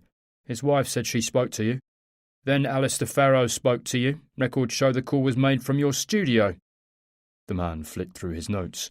At 10:04. Will shook his head. The man stayed quiet. I didn't kill him. Do you know of anyone who might have wanted to kill Alistair Farrow? Will closed his fist over the scar on his palm. Yes. Luke Crawford. Farrow bullied him too, and he... Will stumbled over his words. He... what? Alistair Farrow sexually assaulted him. Will hesitated. Raped him. I witnessed it. I watched it happen. Will winced as he heard an echo of his voice crying out to Farrow. I didn't do it. Don't hurt me. It was him, not me. It was Luke. Alistair Farrow had looked at him with scorn, had shaken his head, blood running from the cut on his face, dripping from his jaw. Will pictured Farrow nodding at his friends, watched two of them drag Luke over to him, Luke's feet desperately scrabbling against the ground, his arms flailing, trying to wriggle free. Will had frozen, petrified, and watched Farrow advance on Luke, his face, neck and shirt blooded as if someone had thrown a tin of scarlet paint over him. Will saw Luke's face smeared with terror. He muttered, I'm sorry, Luke, over and over, too scared to move, to get help, to intervene. Farrow held his hand over Luke's mouth to muffle his shouts and tried to force him onto the ground. Luke must have bitten him, because Farrow yelled and hit Luke so hard that he spun and fell into the dark, loose earth. Will watched as Farrow pulled him up while yanking his belt open, grasped Luke's hair with his hand, pulled his head back so hard Will feared his neck would snap. "He works at a law firm in the city. Luke Crawford." D.C. Fletcher wrote something in his notebook and showed it to D.C. Jones, who nodded. Will scraped his fingers through his hair. "I don't want to say any more without legal representation," he said. "I'd like to call someone. I can still ask for that, can't I?" "You can." The man sat back, closed his file, and formally terminated the interview. Will was taken back to the custody cell and given a glass of water and a limp ham sandwich from a vending machine. He lay on the bed, hands behind his neck, and stared at the ceiling.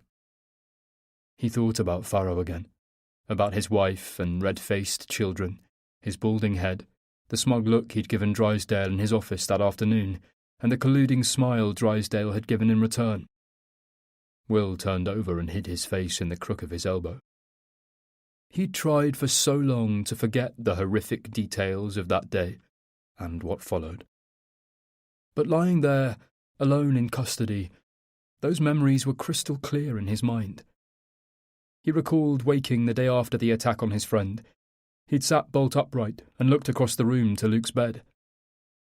With horror he saw it hadn't been slept in. The grey blanket was tucked around the mattress, smooth, not a single wrinkle, as if it had been ironed on. Will dressed quickly, then hurried along the corridors, down the stairs, across the courtyard to the huge, intimidating refectory where the boys were gathering for breakfast. There was no sign of Luke.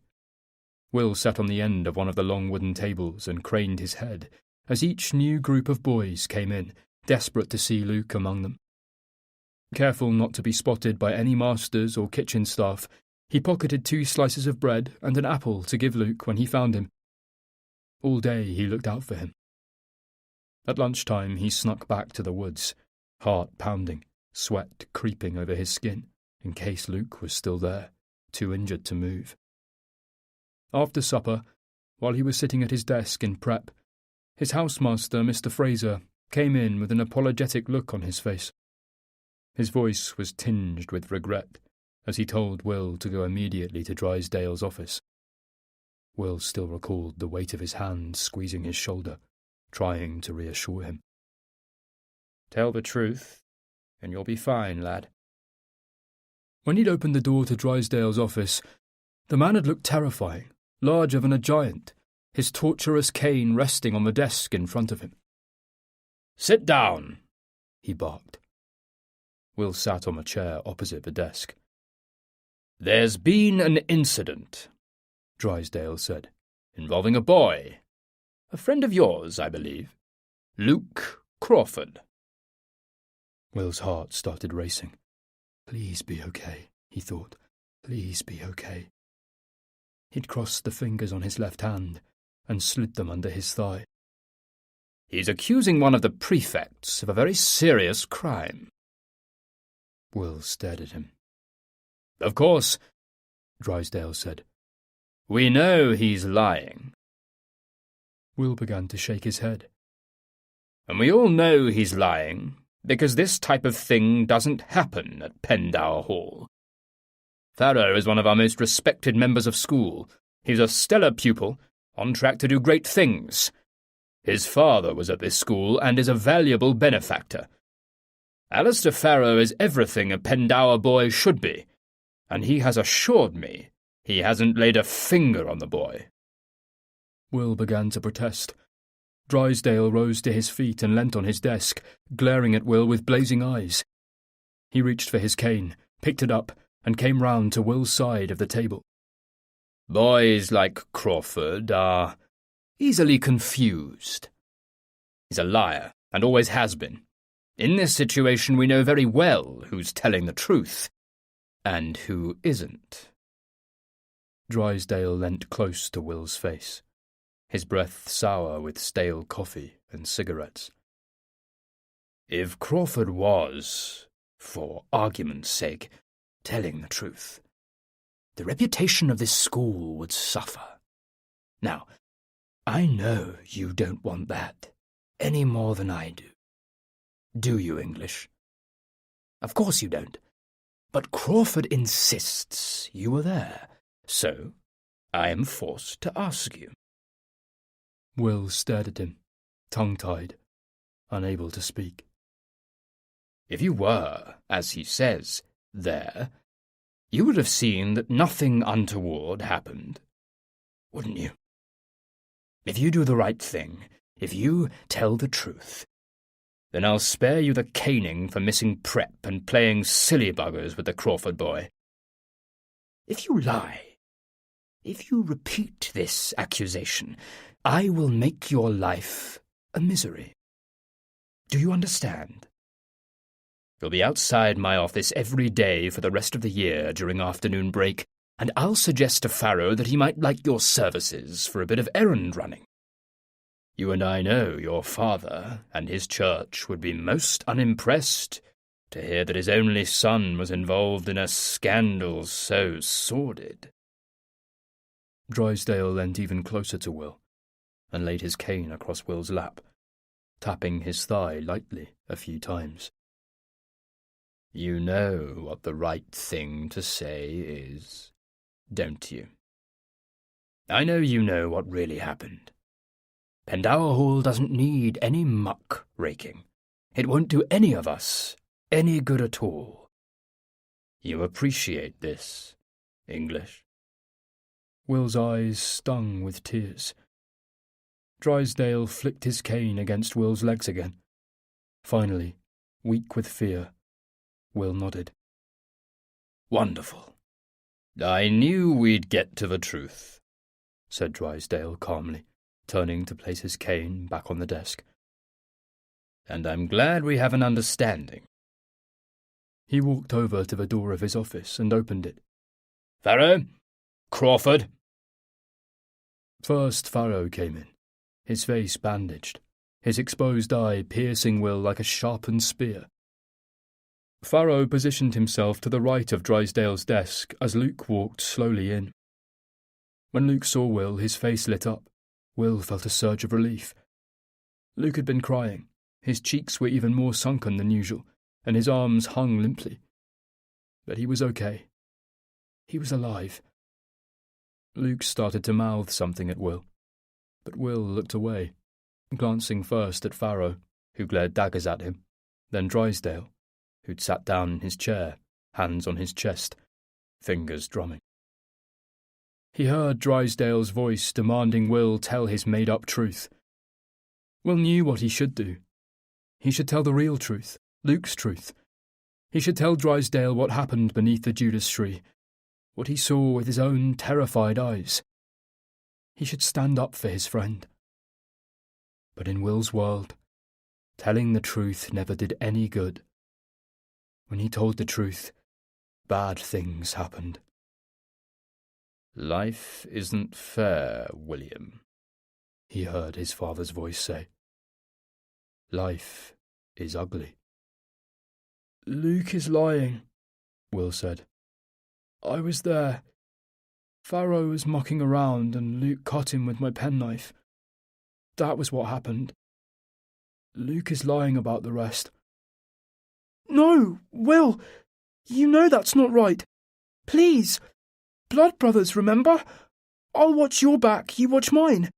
You said— Shut up, Luke, Will screamed, clamping his hands over his ears, tears burning his cheeks. I hate you, don't you understand? I hate you, and I wish I'd never met you. I hate you! Then he'd pushed back from the chair, so hard it fell over, and ran from the room, ignoring Luke's cries and Drysdale's shouts for him to get back that instant. It was the last time he saw Luke Crawford. Until Sunday lunch at Emma and Ian's, that was. When Luke strolled back into his life and turned it upside down. Chapter 28. It was Frank's message on the landline voicemail that galvanised her. Will had been in custody now for approaching 48 hours. She felt desolate, worn out from trying to face the very real possibility that her husband was going to prison for murder. "Harmony, dear, it's Frank. I've called a couple of times, but must have missed you. I hope you're bearing up. I've made a cottage pie. It's a bit large, enough for 8, really, but maybe you could eat portions of it over a couple of nights. It'll freeze well, of course. Anyway, I'll bring it over on my way to work in the morning. If you're not in, I'll leave it on the doorstep wrapped in a few carrier bags with a packet of custard creams as well. And, oh dear, I just know he didn't do it, as if he ever could. Keep strong, and bye for now." "You're right, Frank," she said aloud as she put the phone down. "He didn't do it. And at the moment the man who did is walking free." She picked up the phone, grabbed the sticky note that was stuck to her computer screen, and dialed the number. The lawyer Will had appointed answered the phone with efficient brusqueness. "Why haven't they arrested Luke Crawford?" Harmony demanded. "He has an alibi. He was with someone who corroborates his story from 8 until 4 in the morning. The police have questioned him, but there was nothing to hold him for, I assume." "But he did it," Harmony said, shaking her head and gripping the phone. "I know he did it. So why isn't he a suspect? As I said, he has an alibi. What has he told him he was doing?" "He was entertaining a client. They went drinking, then picked up a couple of prostitutes, apparently." Her distaste was obvious. "He's lying." "That's beside the point.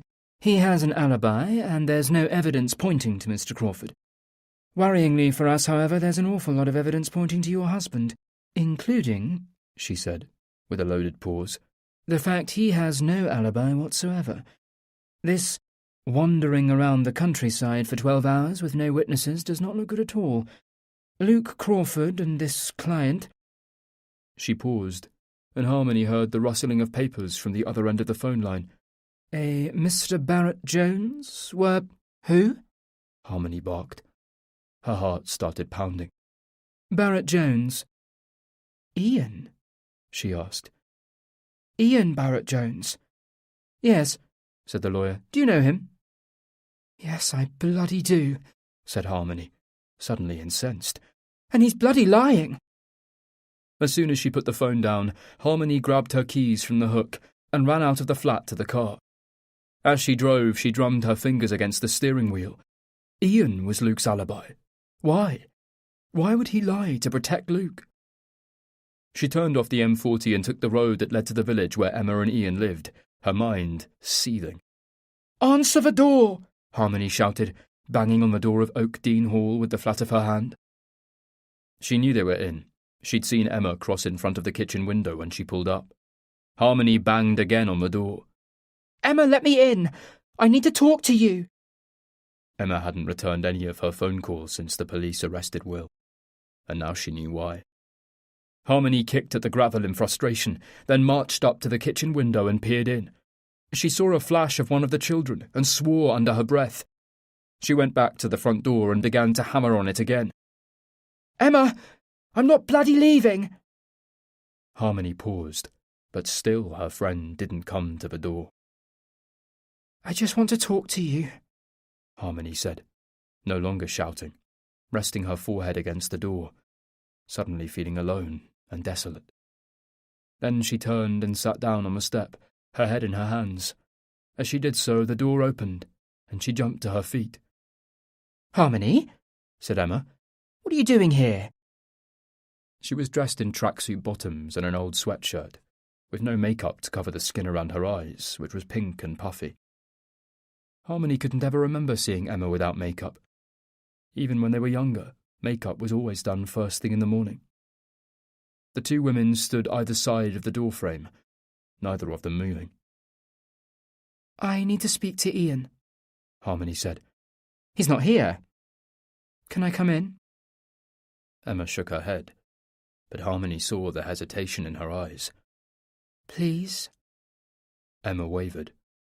"I promise I won't stay long." At last, Emma stepped to one side and allowed Harmony in.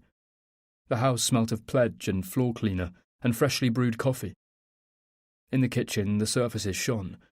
Not a speck of dust or an out-of-place piece of paper anywhere to be seen. The sound of children's television from the den broke the silence. Would you like a drink? Emma asked, without making eye contact. Will didn't do it. Emma turned away from her to fill the kettle. She turned the tap off, but kept her back to Harmony, and put her hands on the edge of the sink and gripped it. He didn't kill that man, Harmony said again. Emma turned around and crossed her arms. I don't know what to say, Harmony. Harmony felt the sting of tears, and her stomach knotted. Say you believe me. The court will have to... Fuck the court! Emma flinched, then turned to put the kettle back on its base and flicked its switch. It was Luke Crawford. Emma shook her head. There was a stoop to her shoulders that aged her. Luke killed him. Emma closed her eyes. He didn't. Because he was with Ian the night that man was killed. Why didn't you tell me Ian was Luke's alibi? I don't know. I didn't think it was relevant. Not relevant, Harmony cried. Of course it's relevant. My husband is in custody for a murder he didn't commit, and the man that did it is going to get off because he was supposedly with your husband. Emma visibly winced, and her eyes shot to the floor. And we both know he's lying. We spoke that night. You told me you were with Ian. You remember? No, you're mistaken. Her eyes gave her dishonesty away, darting from one side to the other. The kettle reached boiling point noisily and clicked off. I was here alone. No, you told me you were both here. You said he wanted to watch a war film. No, you're wrong. Stop it, cried Harmony, slamming her hand down on the work surface. Do you know what you're doing? My husband will go to prison for murder. Emma crossed her arms around her body again, her fingers gripping at the sides of her sweatshirt. She shook her head. He won't. If he didn't kill him, he'll get off. They won't send someone to prison without evidence. If he's innocent, he'll get off. Harmony laughed bitterly and looked at the ceiling. Don't be so naive. People go to prison all the time for crimes they didn't commit. Why are you lying about where Ian was? I'm not.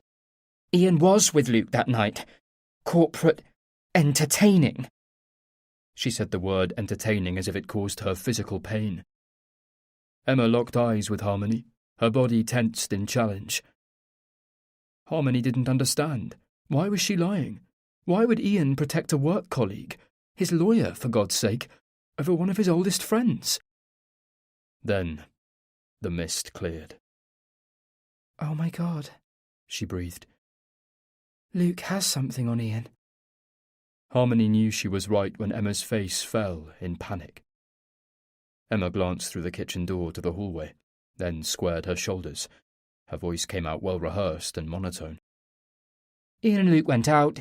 Ian was entertaining Luke. It was business. They stayed out late. You're lying, Harmony said. I know you are. I've known you all my life, I can tell. Harmony took a step towards her, but Emma stepped backwards. Do you know what Luke did to that man? He tortured him to death.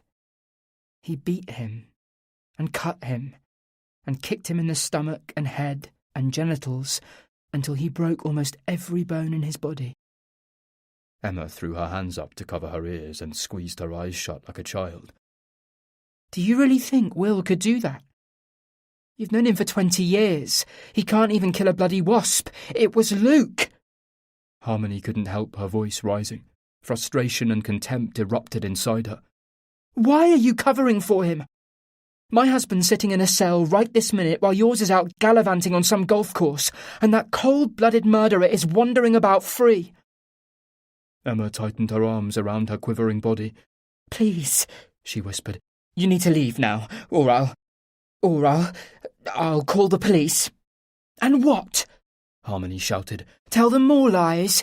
Try and get me locked up as well. You could try breaking and entering. Maybe tell them I stole some jewellery, say I hit you. Why not? Don't. You know. Harmony had to stop speaking to allow a lump of emotion to subside. You know he's stalking me. Emma's face contorted in confusion. Stalking you? Who is? Luke Crawford. He's been following me, and Will. I went to his apartment and saw photos he's taken, all over his apartment. Photos I didn't know he was taking. She paused.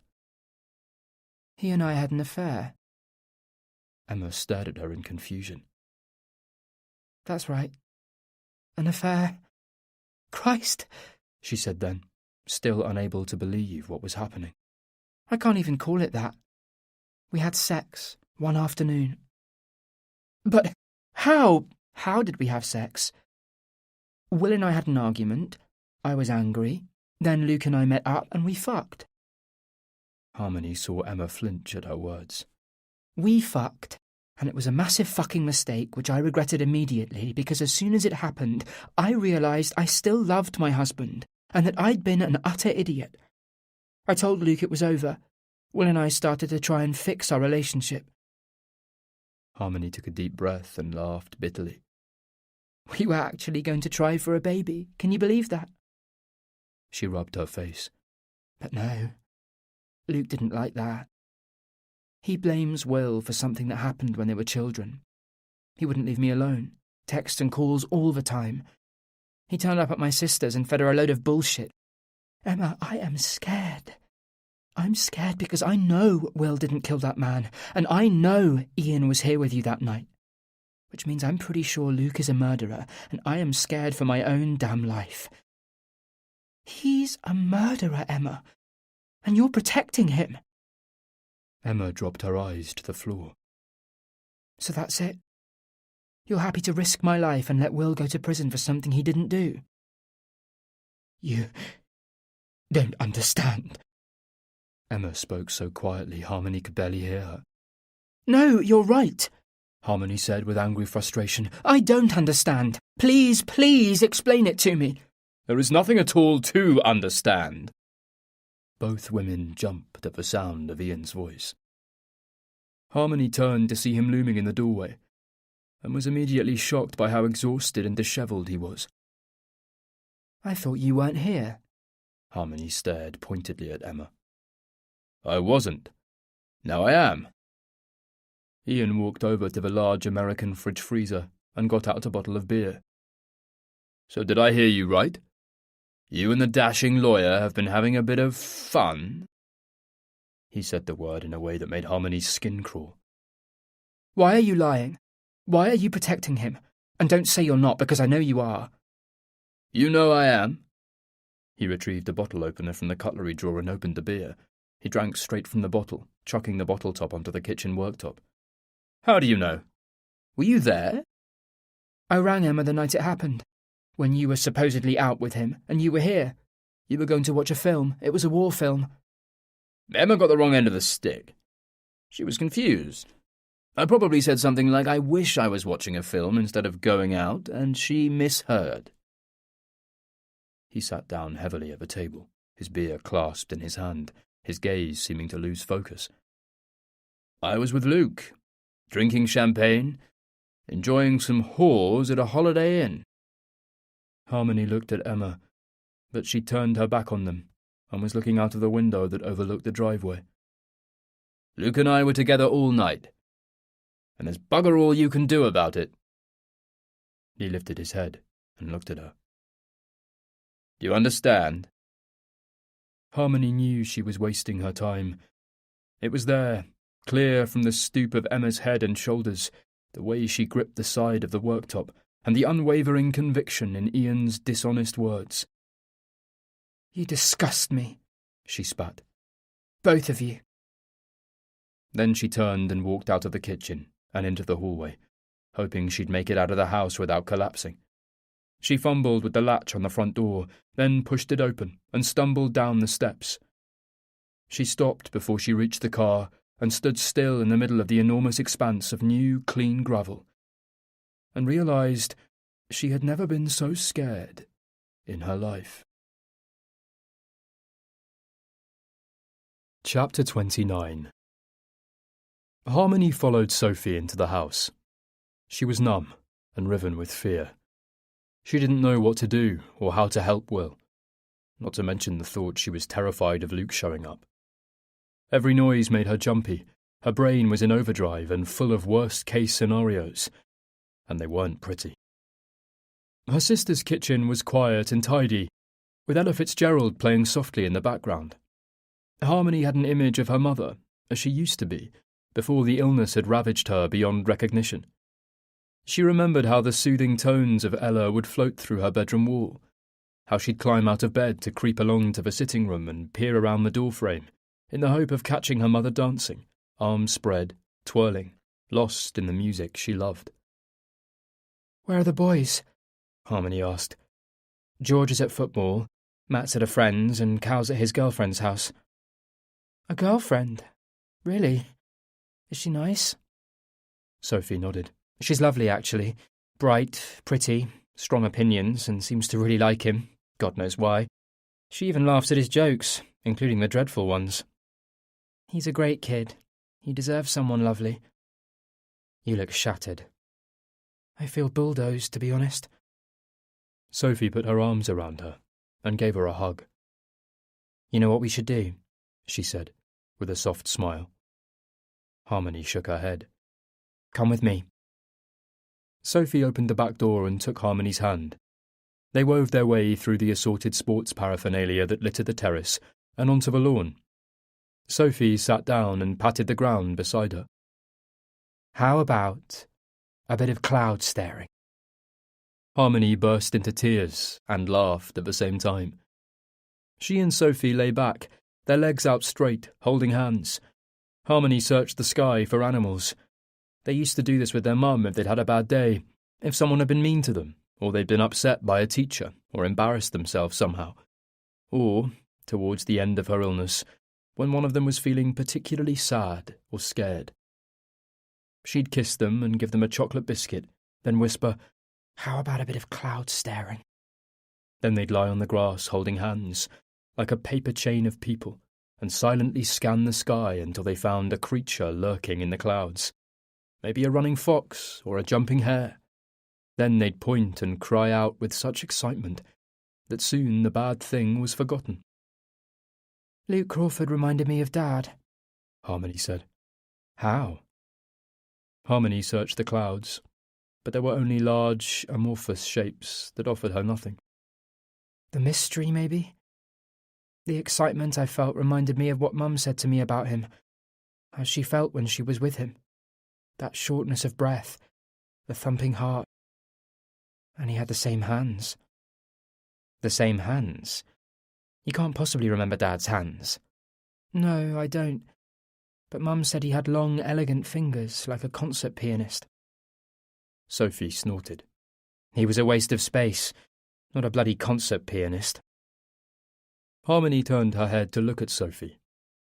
Her sister was beautiful in profile, her nose small and neat, her skin clear, with fine, even creases around her eyes, and long eyelashes that were tipped with blonde. "Why do you hate him so much?" The sisters had never discussed this. It was as if they'd come to an unspoken mutual agreement whereby Sophie was allowed to loathe him and Harmony was allowed to love him. Harmony had no reason to love him other than her desperate desire to do so. As a child, she had idolized him and chosen to adopt her mother's rose-tinted memories rather than her sister's hateful ones. "We shouldn't talk about it. You love him, and it's not right for me to badmouth him." Harmony smiled. "You've done nothing but badmouth him since Mum died." She turned her head to look up at the clouds again. "Please tell me." Sophie was quiet for a while, before she sighed heavily. "He broke my heart," she said at last. "Mine and Mum's. I loved him so much. He was my world." She hesitated. "He left the day she found out about the breast cancer." "Surely you've remembered that wrong," Harmony said. "The same day." "I was with her. She was crying. There was a typed letter in her hand. It must have been from the hospital. She sat me on her lap and I cuddled her and told her it would be okay. When he came home, she handed him the letter and I watched his face. Everything went dark, like he was cross with her." Sophie paused. "That night I heard him shouting. I sat in the corridor outside their room and I heard him say we were suffocating him, which I didn't understand then. I thought he meant actually suffocating. Then I heard him tell her he didn't want to spend the rest of his days looking after her, that he was a free spirit, not a nursemaid. He started screaming at her, telling her to stop crying, to stop laying on the guilt. It scared me, and when I heard him coming out of their room, I ran back to bed and hid beneath the covers. He was gone in the morning. "Poor Mum," said Harmony. "I can't imagine how desperate she must have felt." He took his toothbrush, his passport, and all the money in the joint account and just left us.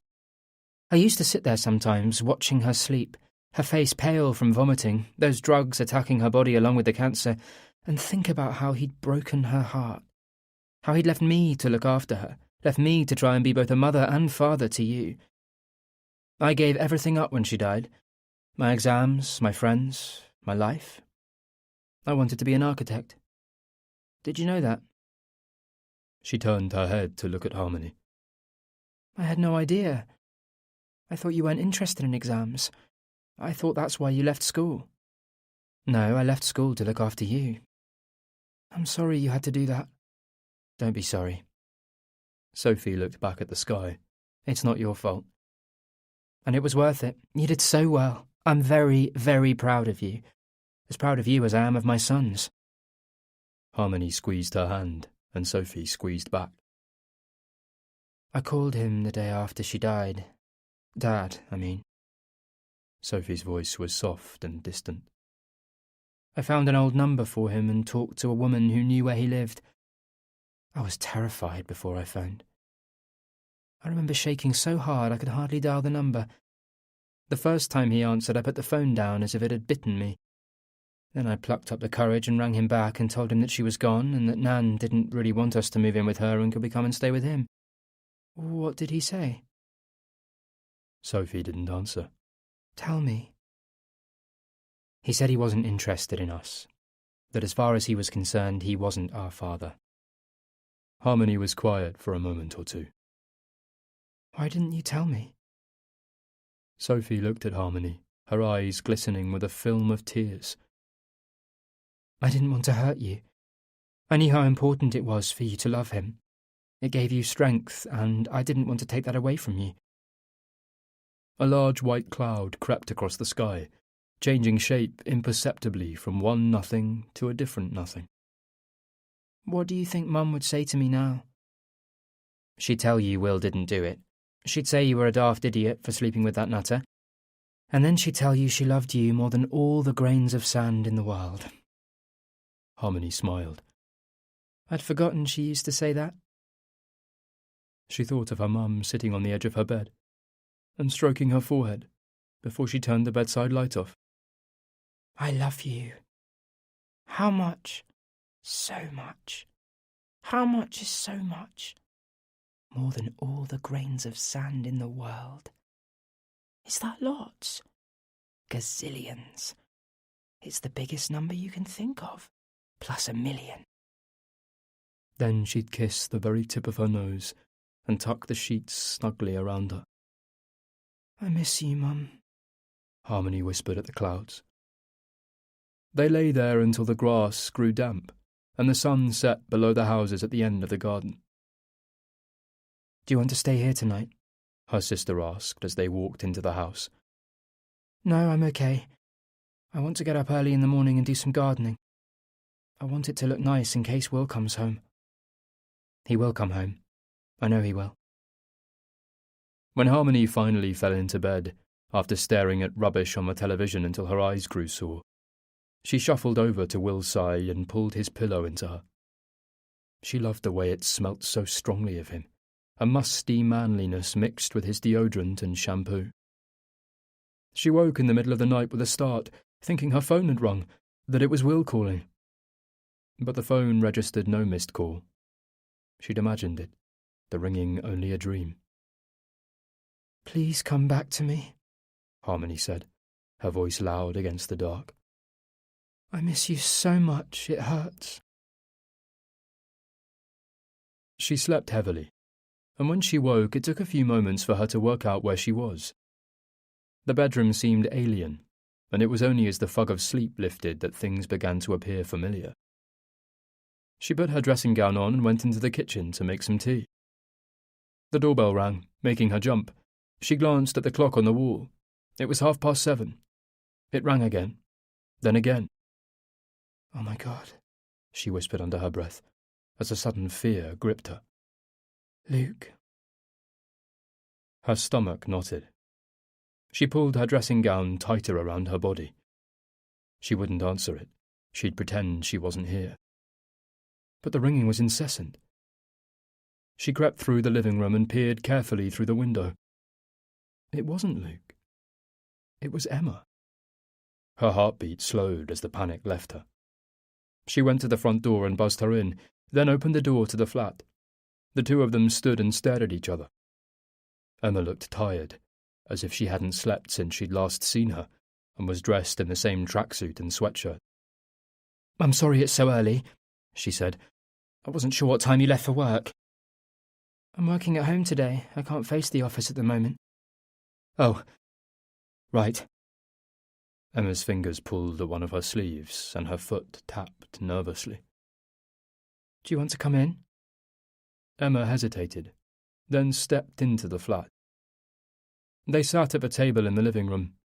Harmony didn't speak. She had nothing to say. She sat as if made of stone and stared at Emma.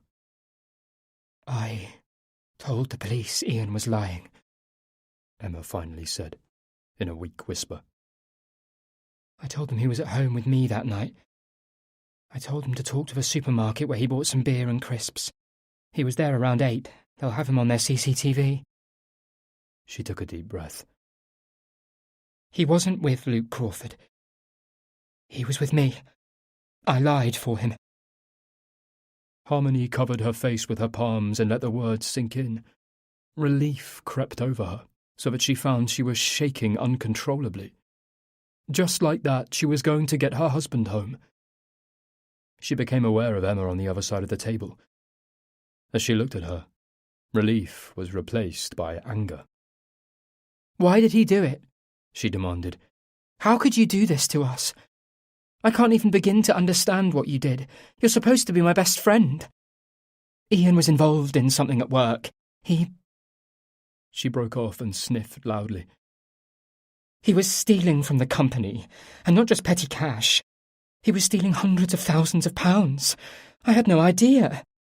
That was why he was being secretive and drinking. It wasn't another woman at all. It was because he was about to be found out. All I know is we would have... She stopped herself. He told me we would lose everything and he would go to prison unless I lied about him being home that night. You were willing to send Will to prison for murder. I had no idea Will was involved, she said quickly. Neither Ian or I knew anything about that. I didn't even know there'd been a... Emma paused for a moment. A murder, she said, in a hushed tone. All I knew was Ian telling me we were up shit creek, and if we didn't tell everyone he was out all night with Luke, we'd lose the house, our savings, the children would have to leave their school, and he'd go to prison. She looked at Harmony. Ian had been stealing money from the bank, siphoning it off. Luke was involved. He'd told Ian about this scheme, said everyone was doing it, that all Ian needed was a good lawyer to cover his tracks. He was paying Luke a lot of money in fees. But of course, she whispered, Luke made sure nothing could be connected to him. That's why Ian was in such a state. The idiot wanted to get out, but was in too deep, and when Luke threatened to expose him unless he helped, well, he panicked. Ian had no idea why Luke asked him. It was only when I heard your message on the answer phone, when you told me Will had been arrested for something that happened that night, that I realised it might be linked. But even then, when you knew Will was involved, you knew he was sitting in some shitty cell with a murder charge hanging over him, you didn't say anything. We didn't know what to do. We kept going over it. We had some vicious rows. But we sort of convinced ourselves it was fine, that the two things were unrelated. Ian told me Will would get off if he was innocent. What do you mean, if? Honestly, I never doubted him. We should have told the police, I know that, but Ian was in such a state. Don't even go there, shouted Harmony, shaking her head at Emma's audacity. I can't talk about this anymore. It's too upsetting. Luke killed a man, then tried to frame my husband, and it nearly worked because my best friend lied. Emma's face crumpled, and she tried to reach out for Harmony. No, Emma. Emma didn't move. I'm so sorry, Harmony. I know you must hate me. Harmony looked at her desperate friend, and the hardness she felt towards her receded a little. I don't know how I feel, she said. Right now, I'm just relieved you finally told the truth. Will he be okay now? Emma asked. They'll arrest Luke. You'll be safe and they'll let Will come home? I hope so, Harmony said. I hope to God they will. Chapter 30. Luke set the alarm for 5 a.m. It was his favourite time of day. The air was fresh, and London was only just beginning to wake properly. He put his dressing gown on and made himself a strong coffee, so strong it was almost as thick as soup. He drank it down in one, then turned the tap on and rinsed the cup. He dried it carefully, then opened the cupboard and placed the cup neatly beside the others. He went into his bedroom and opened his wardrobe. He unwrapped a suit from its dry-cleaning bag and took out a brand-new shirt. Then he opened a drawer, retrieved the wooden box, and opened the lid. He stared at the Swiss Army knife and stroked his finger over its polished red handle. He took it out of the box, opened the blade of the knife, and stared at the cold message Will's father had etched into the shining metal. He remembered the first time Will had shown him the knife. They'd gone to the woods and made spears out of ash branches, chatting happily while one of them carved a point on one end of his stick, and the other smoothed his with a stone. Then they swapped. They'd pretended they were pirates, marooned on an island, surrounded by cannibals. Don't let them see you, Luke whispered to Will as they hid in the bushes and watched the cannibals walking across the field to play rugby. If they catch us, they'll eat us. And the two of them had run in the opposite direction, leaping over fallen tree trunks, scrabbling up slopes, heading to their favourite place, to the Judas tree, and scaling its branches, whooping from the leafy canopy like wild things as they brandished their sharpened spears. Luke reached for the photograph and slipped it into his inside jacket pocket with the penknife. Then he looked around his bedroom. He'd taken the rest of the photos to the dump in West Norwood. It felt odd to see them lying on the piles of household waste in that big, stinking hangar, cars reversing in and out, people depositing all manner of things that had once meant something, that had once had purpose but were now disposable. He saw the satisfaction on their faces as they dusted off their hands and climbed back into their emptied cars, feeling freer, feeling cleansed. He drove out of London and headed onto the M4. His head was strangely clear. Alistair Farrow was there, of course, but not at the forefront. He wasn't sure at what point he'd decided to kill him.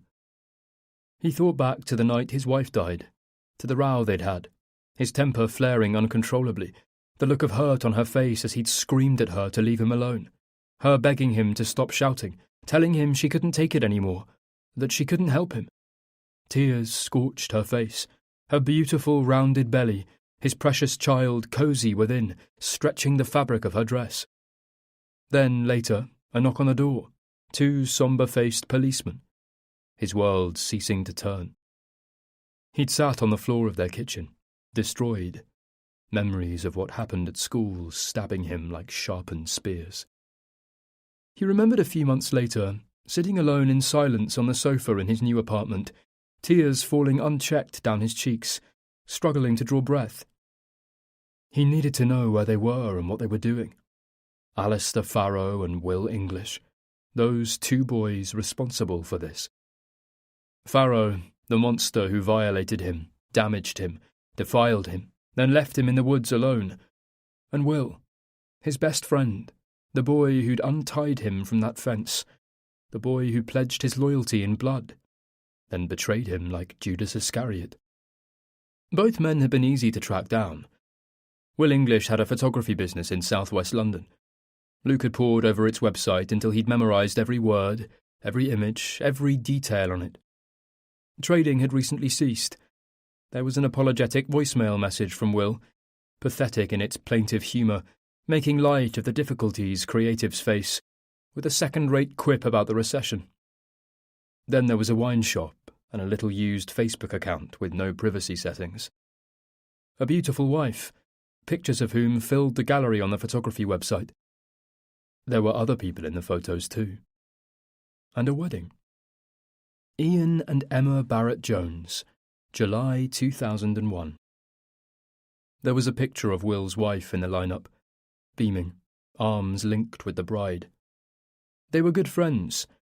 A quick Google search and he discovered that Ian Barrett-Jones, a city banker, had come fourth in a tournament at his golf club in Oxfordshire. From there it was easy. The man was arrogant and stupid, and sucked up the attention of the glamorous, wealthy lawyer he met at the golf club bar. Luke had learned long ago it was good to be prepared.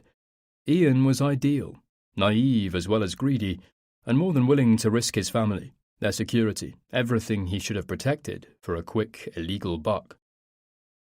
Luke knew from the off he'd do anything to stay out of prison. People like that were useful. Getting to Will, destroying Will's life, had been in his mind from the start. Why should Will get to live happily ever after? It should have been Will whom Farrow hurt. Luke had stood up to him, faced him. Will had buckled, rolled over, watched in silence as the monster meted out his punishment on Luke. And then, in Drysdale's office, when he could have saved him, he delivered his final crushing blow and betrayed him. He hadn't expected to feel anything for Harmony, but he'd been touched by her honesty and passion, the way she'd battled with herself as she betrayed her husband. There was an innocence about her that was intoxicating, and for a while he was convinced he might be happy with her, that perhaps she was his last chance at something resembling a life. But in the end, her loyalty to Will was too strong. The irony in that was bitter. Her rejection, the cold look in her eye when she turned her back on him, mirroring the expression on Will's face all those years before. Everything fell into his lap like a shower of gifts from the gods.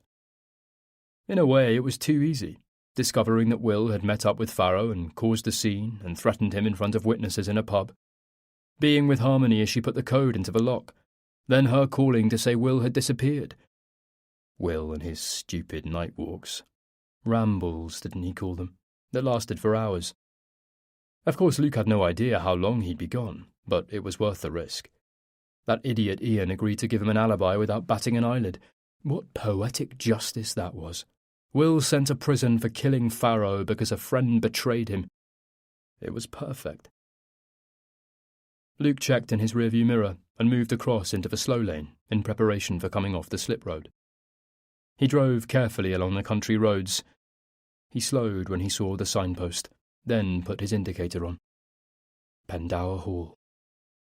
Just seeing the name made his skin crawl. He remembered being driven away by his aunt, a lady inaptly named Grace, a virtue of which she had none. His parents sent her with a message for him from the outpost in Kenya. She was to pass on their deep displeasure at his expulsion. He had humiliated and disappointed them. He was to stay with Aunt Grace and attend the local comprehensive. He would continue to see them once a year when they returned to England for Easter. But as far as they were concerned, he was on his own. His aunt had apologised to Drysdale for inconvenience caused. "My brother is hugely ashamed by all of this," she said shrilly, her thin lips barely moving. "This child is the black sheep of our family flock. We've tried everything."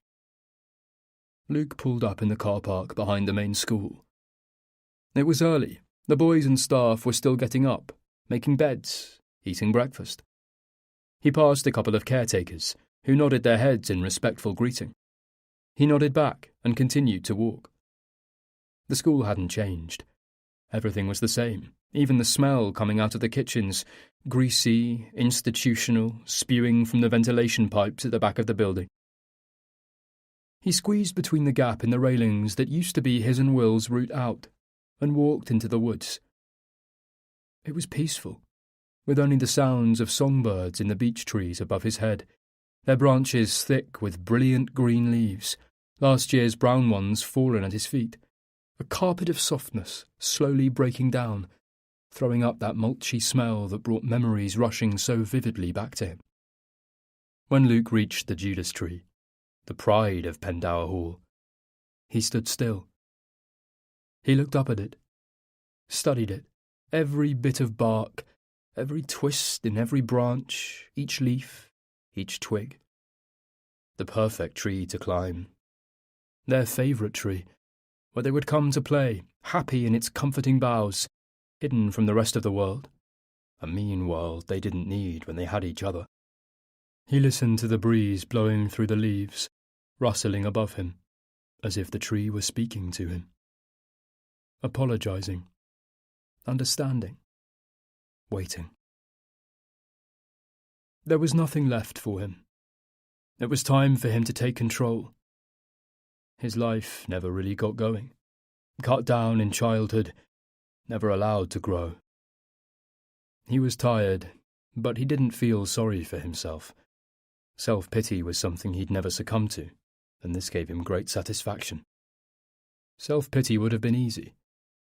Perhaps, he thought, as he stared up at the tree, self-pity might have been his salvation. Perhaps it was his continuous quest to beat them all, to come out on top, to show them they hadn't broken him, that now left him with no other option. He took his shoes off one by one, placing them in a neat pair, before taking his jacket off and folding it beside them. He wasn't scared. He was calm. There was a tranquility about him that was unfamiliar. He imagined he was floating in the middle of a huge ocean, the waves lapping at his face and body as he bobbed on the surface of the water, the sun warming his face. He bent down and opened the bag he'd brought. He took out the rope and the knife. Then he pulled himself up onto the first bough and climbed the tree easily, just as he'd done years earlier, following Will up into the branches. He tied the rope, then opened the knife and admired its shining blade one last time.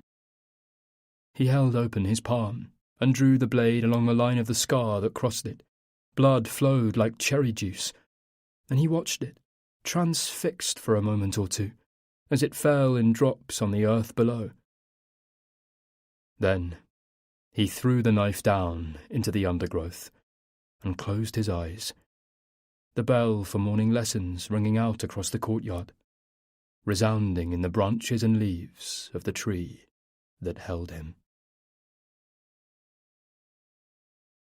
Epilogue. The late November rain was falling heavily from the charcoal sky. Cars drove along the New King's Road with their wipers working overtime. Headlights lit the 4:30 dusk, and the pavements were covered in a sheen of wet, with water flowing in rapids along the side of the road and into the drains. Will and Harmony walked carefully, avoiding the deeper puddles and trying not to snag anyone with the umbrella they shared. They kept their heads low to fend off the bite of the cold. As they reached the covered area outside the Chelsea and Westminster Hospital, Will stopped to shake the rain off the umbrella and close it before they pushed through the revolving doors into the warmth of the hospital's foyer. "That's better," he said, as they walked through the airy reception area towards the lifts. "I've never seen so much rain." She smiled up at him. "You look terrified," she said, and reached up to kiss his cheek. He forced a smile back in an attempt to mask his nerves. "Don't worry," she said. "It's going to be fine." He pressed the button to go up and glanced at Harmony. Her hand was on her stomach, resting lightly on its roundness. A picture of Luke, dressed in his suit, shaking hands with him in Emma and Ian's garden, flashed into his head. These unwanted images would always be there, however much he fought to keep them at bay. It was 2 older boys, 6th formers, who'd found his body. The boys had been bunking off prep for a cigarette and stumbled upon him.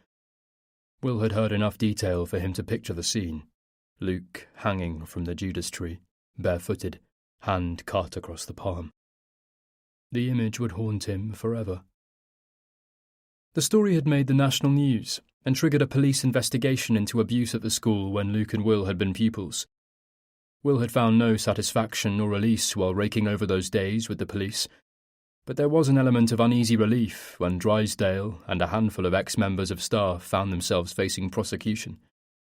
He'd followed the trials closely. He hadn't wanted to appear in court, so sent a statement to be read on his behalf. His was circumstantial evidence, more linked to the atmosphere and culture of the school than specific events. It was hard reliving those dark days.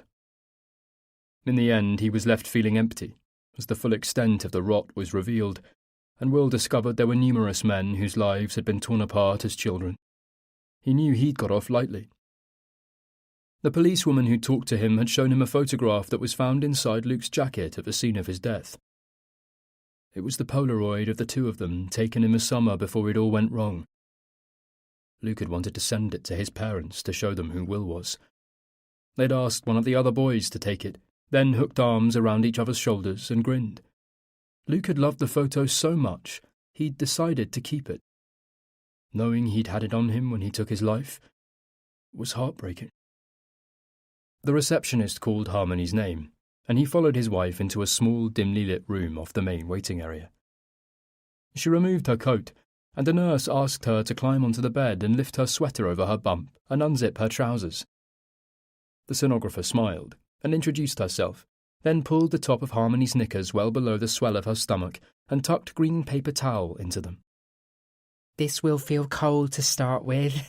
Sorry. That's fine, Harmony smiled at her.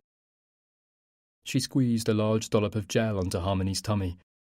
Then she took hold of the ultrasound scanner and pushed it hard against her, moving it around in the gel while staring at the screen. Will noticed Harmony wince. "Does it hurt?" he asked. No, she whispered back. A bit uncomfortable. I drank a pint of water before I came out and haven't peed. She looked at the woman, who stared intently at the screen. Apparently it makes the picture easier to see. That's right, the woman said with a nod, her eyes still fixed ahead. Will looked at the screen, but found it hard to see anything that resembled a baby. To him it was just a mass of shapes in black and white. Then there was a deep, fast beating sound, and the sonographer centered on that part of Harmony's stomach, pushing the scanner deeper into her, making her wince for a second time. "Are you sure it doesn't—" Will began. This is the baby's heartbeat, the woman said. Will looked at the screen again and saw a tiny black mass pulsing in time with the sound they could hear. Harmony reached for his hand. And there's the baby's head. She paused and moved the scanner. The spine? I can't see it, he said, leaning towards the screen and squinting. Don't worry, most people can't. She pointed at the screen with her fingers. This is the face, the nose, the lips. Just then, the baby opened its mouth and seemed to yawn. Oh my God, said Harmony, a small laugh escaping her lips. That's amazing.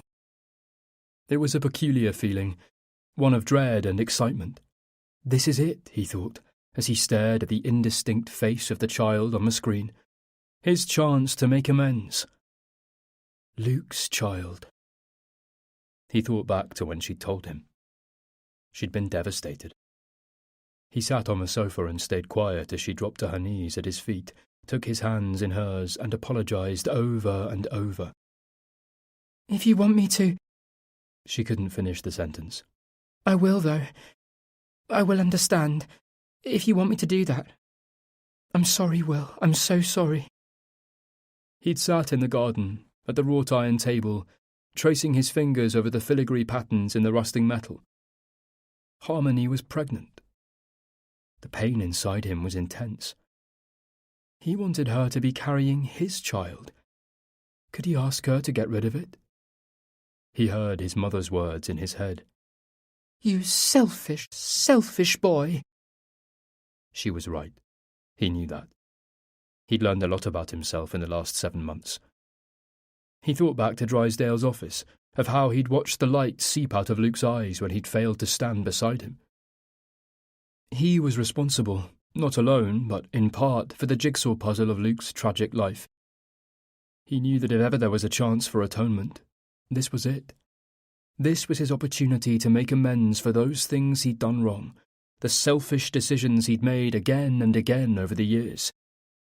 He could be a father to Luke's child and give it all the love and support that had been denied Luke himself. He finally had the chance to prove his own father wrong, that life isn't always ugly, and that sometimes it can be fair. Is the baby healthy? Harmony asked. There's nothing we should be worried about. Everything looks fine, The sonographer replied, with a reassuring smile. I've got a few measurements to take, but otherwise all good. She turned to them both. Do you want a picture of your baby? Will smiled at Harmony, who gripped his hand as if her life depended on it, then leant forward and kissed her forehead. Then he turned his head and nodded. Author's note. An idea for a book can come from anywhere. From an overheard snippet of conversation, from a newspaper article, from an exchange you witness between two strangers in a supermarket. Sometimes, of course, an idea will spring from personal experience, from something close to home, something that affects you or your loved ones directly. A few years ago, my husband received a telephone call from the police while he was at work. It was a call which threw him completely off balance for a period of time. As the woman took a moment to explain who she was, he experienced a familiar and unwelcome wave of nausea that he had not felt since childhood. Though he had no clues as to the reason for her call, he described to me later how his world seemed to close in as she introduced herself, how his conscious awareness of the situation diminished, and he became an almost third-party observer of the call. Waves of buried memories and emotions swept through him. Even before she'd finished giving her his name, he experienced a strange conviction that he knew what the call was about. Does this relate to what went on at my school 25 years ago? When she asked how he knew, he replied that he had been expecting this call for years, but hadn't realised it until that moment. My husband was sent to a tiny boarding choir school when he was 8 years old, and stayed until he was 13, when he left to go to his local grammar school. His parents wanted what they believed was the best for him. He was awarded a full bursary, and they felt this opportunity would give him a privileged start to his education.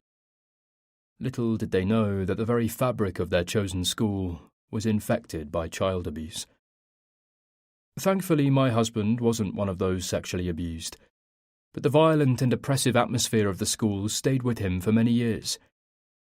He didn't know, nor could he have understood, what was happening to his less fortunate classmates, but he had an uneasy awareness of the hidden malevolence. Nearly 3 decades later, 2 members of staff were being investigated following allegations made by men who'd been victims of their abuse, and the police were seeking witnesses and other victims from the time. What both upset and fascinated me was the Pandora's box of emotions that was opened by that phone call. My husband began to look up the names of boys he'd been at school with. He became obsessed with discovering what they'd gone on to do, whether they'd married, had children, whether, essentially, they'd survived their ordeals and managed to find happiness. Tragically, most had never recovered, and this hit him hard. It was sobering to talk to him about these boys, these innocents, damaged beyond repair. I became preoccupied with the idea of damaged childhood, not necessarily damaged by abuse, but by an array of incidents. The death of a parent, a father withholding affection from his only son, a child witnessing cruelty, bullying, from both the bullied child and bully's point of view. I didn't want to write about sexual abuse, principally because I had touched on it with my first novel, but the subject of bullying came back to me repeatedly.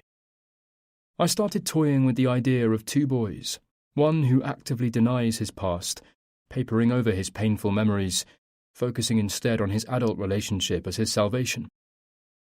Then a second boy, more ruined, unable to find peace, with a desire for revenge that consumed him. It was then that the characters of Will and Luke began to take shape. I saw them clearly even before I knew what route my story would take. These two boys, their troubled childhoods indelibly marked by a single brutal event, both affected differently, both using alternative ways to cope. I imagine them growing up, one carrying guilt into his adult life, the other anger, and how, if I pushed them together years later, their pasts might wreak havoc on their presents. As the story began to take shape, I started to think about what each of them had to lose, what was at risk. For Will, it was his wife, Harmony, his anchor in the storm, his salvation. To threaten his marriage was to threaten to destroy his survival of the past. And there emerged the third key character in my story, Harmony, and the dangerous love triangle she finds herself caught up in. At the beginning, Harmony was a fairly neutral character, stable, calm, balanced. But as the themes became clearer, I gave Harmony her own demons from childhood to battle. Though loved by her mother and sister, Harmony had experienced grief as a child and also abandonment. On the surface she seems fine, well-adjusted, rational, but the fallout from her past, the fault lines, were there. Childhood is the most precious and fleeting of times, as is the innocence that goes hand in hand with it, so fragile, so breakable. Any emotional damage to a child will leave scars, some deep, some not so. Trauma in childhood can have far-reaching impact on adulthood. It can influence the decisions people make, tamper with their ability to cope in certain situations, affect how they interact with others, how they deal with the things life throws at them. The inescapable truth is we are all a unique and individual tapestry of our past experiences. Everything that happens to us becomes inextricably woven into what makes us who we are. What struck me as I began to research the book was the number of times people said things like, "That's just what went on," or "It was different back then," or "Oh, the headmaster knew." Blind eyes turned again and again. Children betrayed. Very quickly, betrayal as a theme pushed to the front of the book. The exploration of betrayal, what broken trust does to different people, how easily one person can forgive a betrayal, and how violently another might yearn for revenge. Or redemption. The concept of betrayal worked its way into the veins of the Judas tree. And betrayal hurts the most where there is love. The stronger the love, the harder the bite of betrayal, and the deeper the scar left behind. Love and betrayal link all the stories in the book in different ways, between lovers and spouses, between children and parents, between friends. When betrayal occurs, there are only two options: forgive or don't forgive. And with an absence of forgiveness comes anger, comes blame, comes guilt, and sometimes revenge. Amanda Jennings, March 2014. That was The Judas Tree by Amanda Jennings, read by Joe Jameson, produced by Emma Gregson-Williams at Chatterbox Audio, with post-production by Jim Dyer and Christine Oddy. An audiobook from HQ, an imprint of HarperCollins. Text copyright 2022.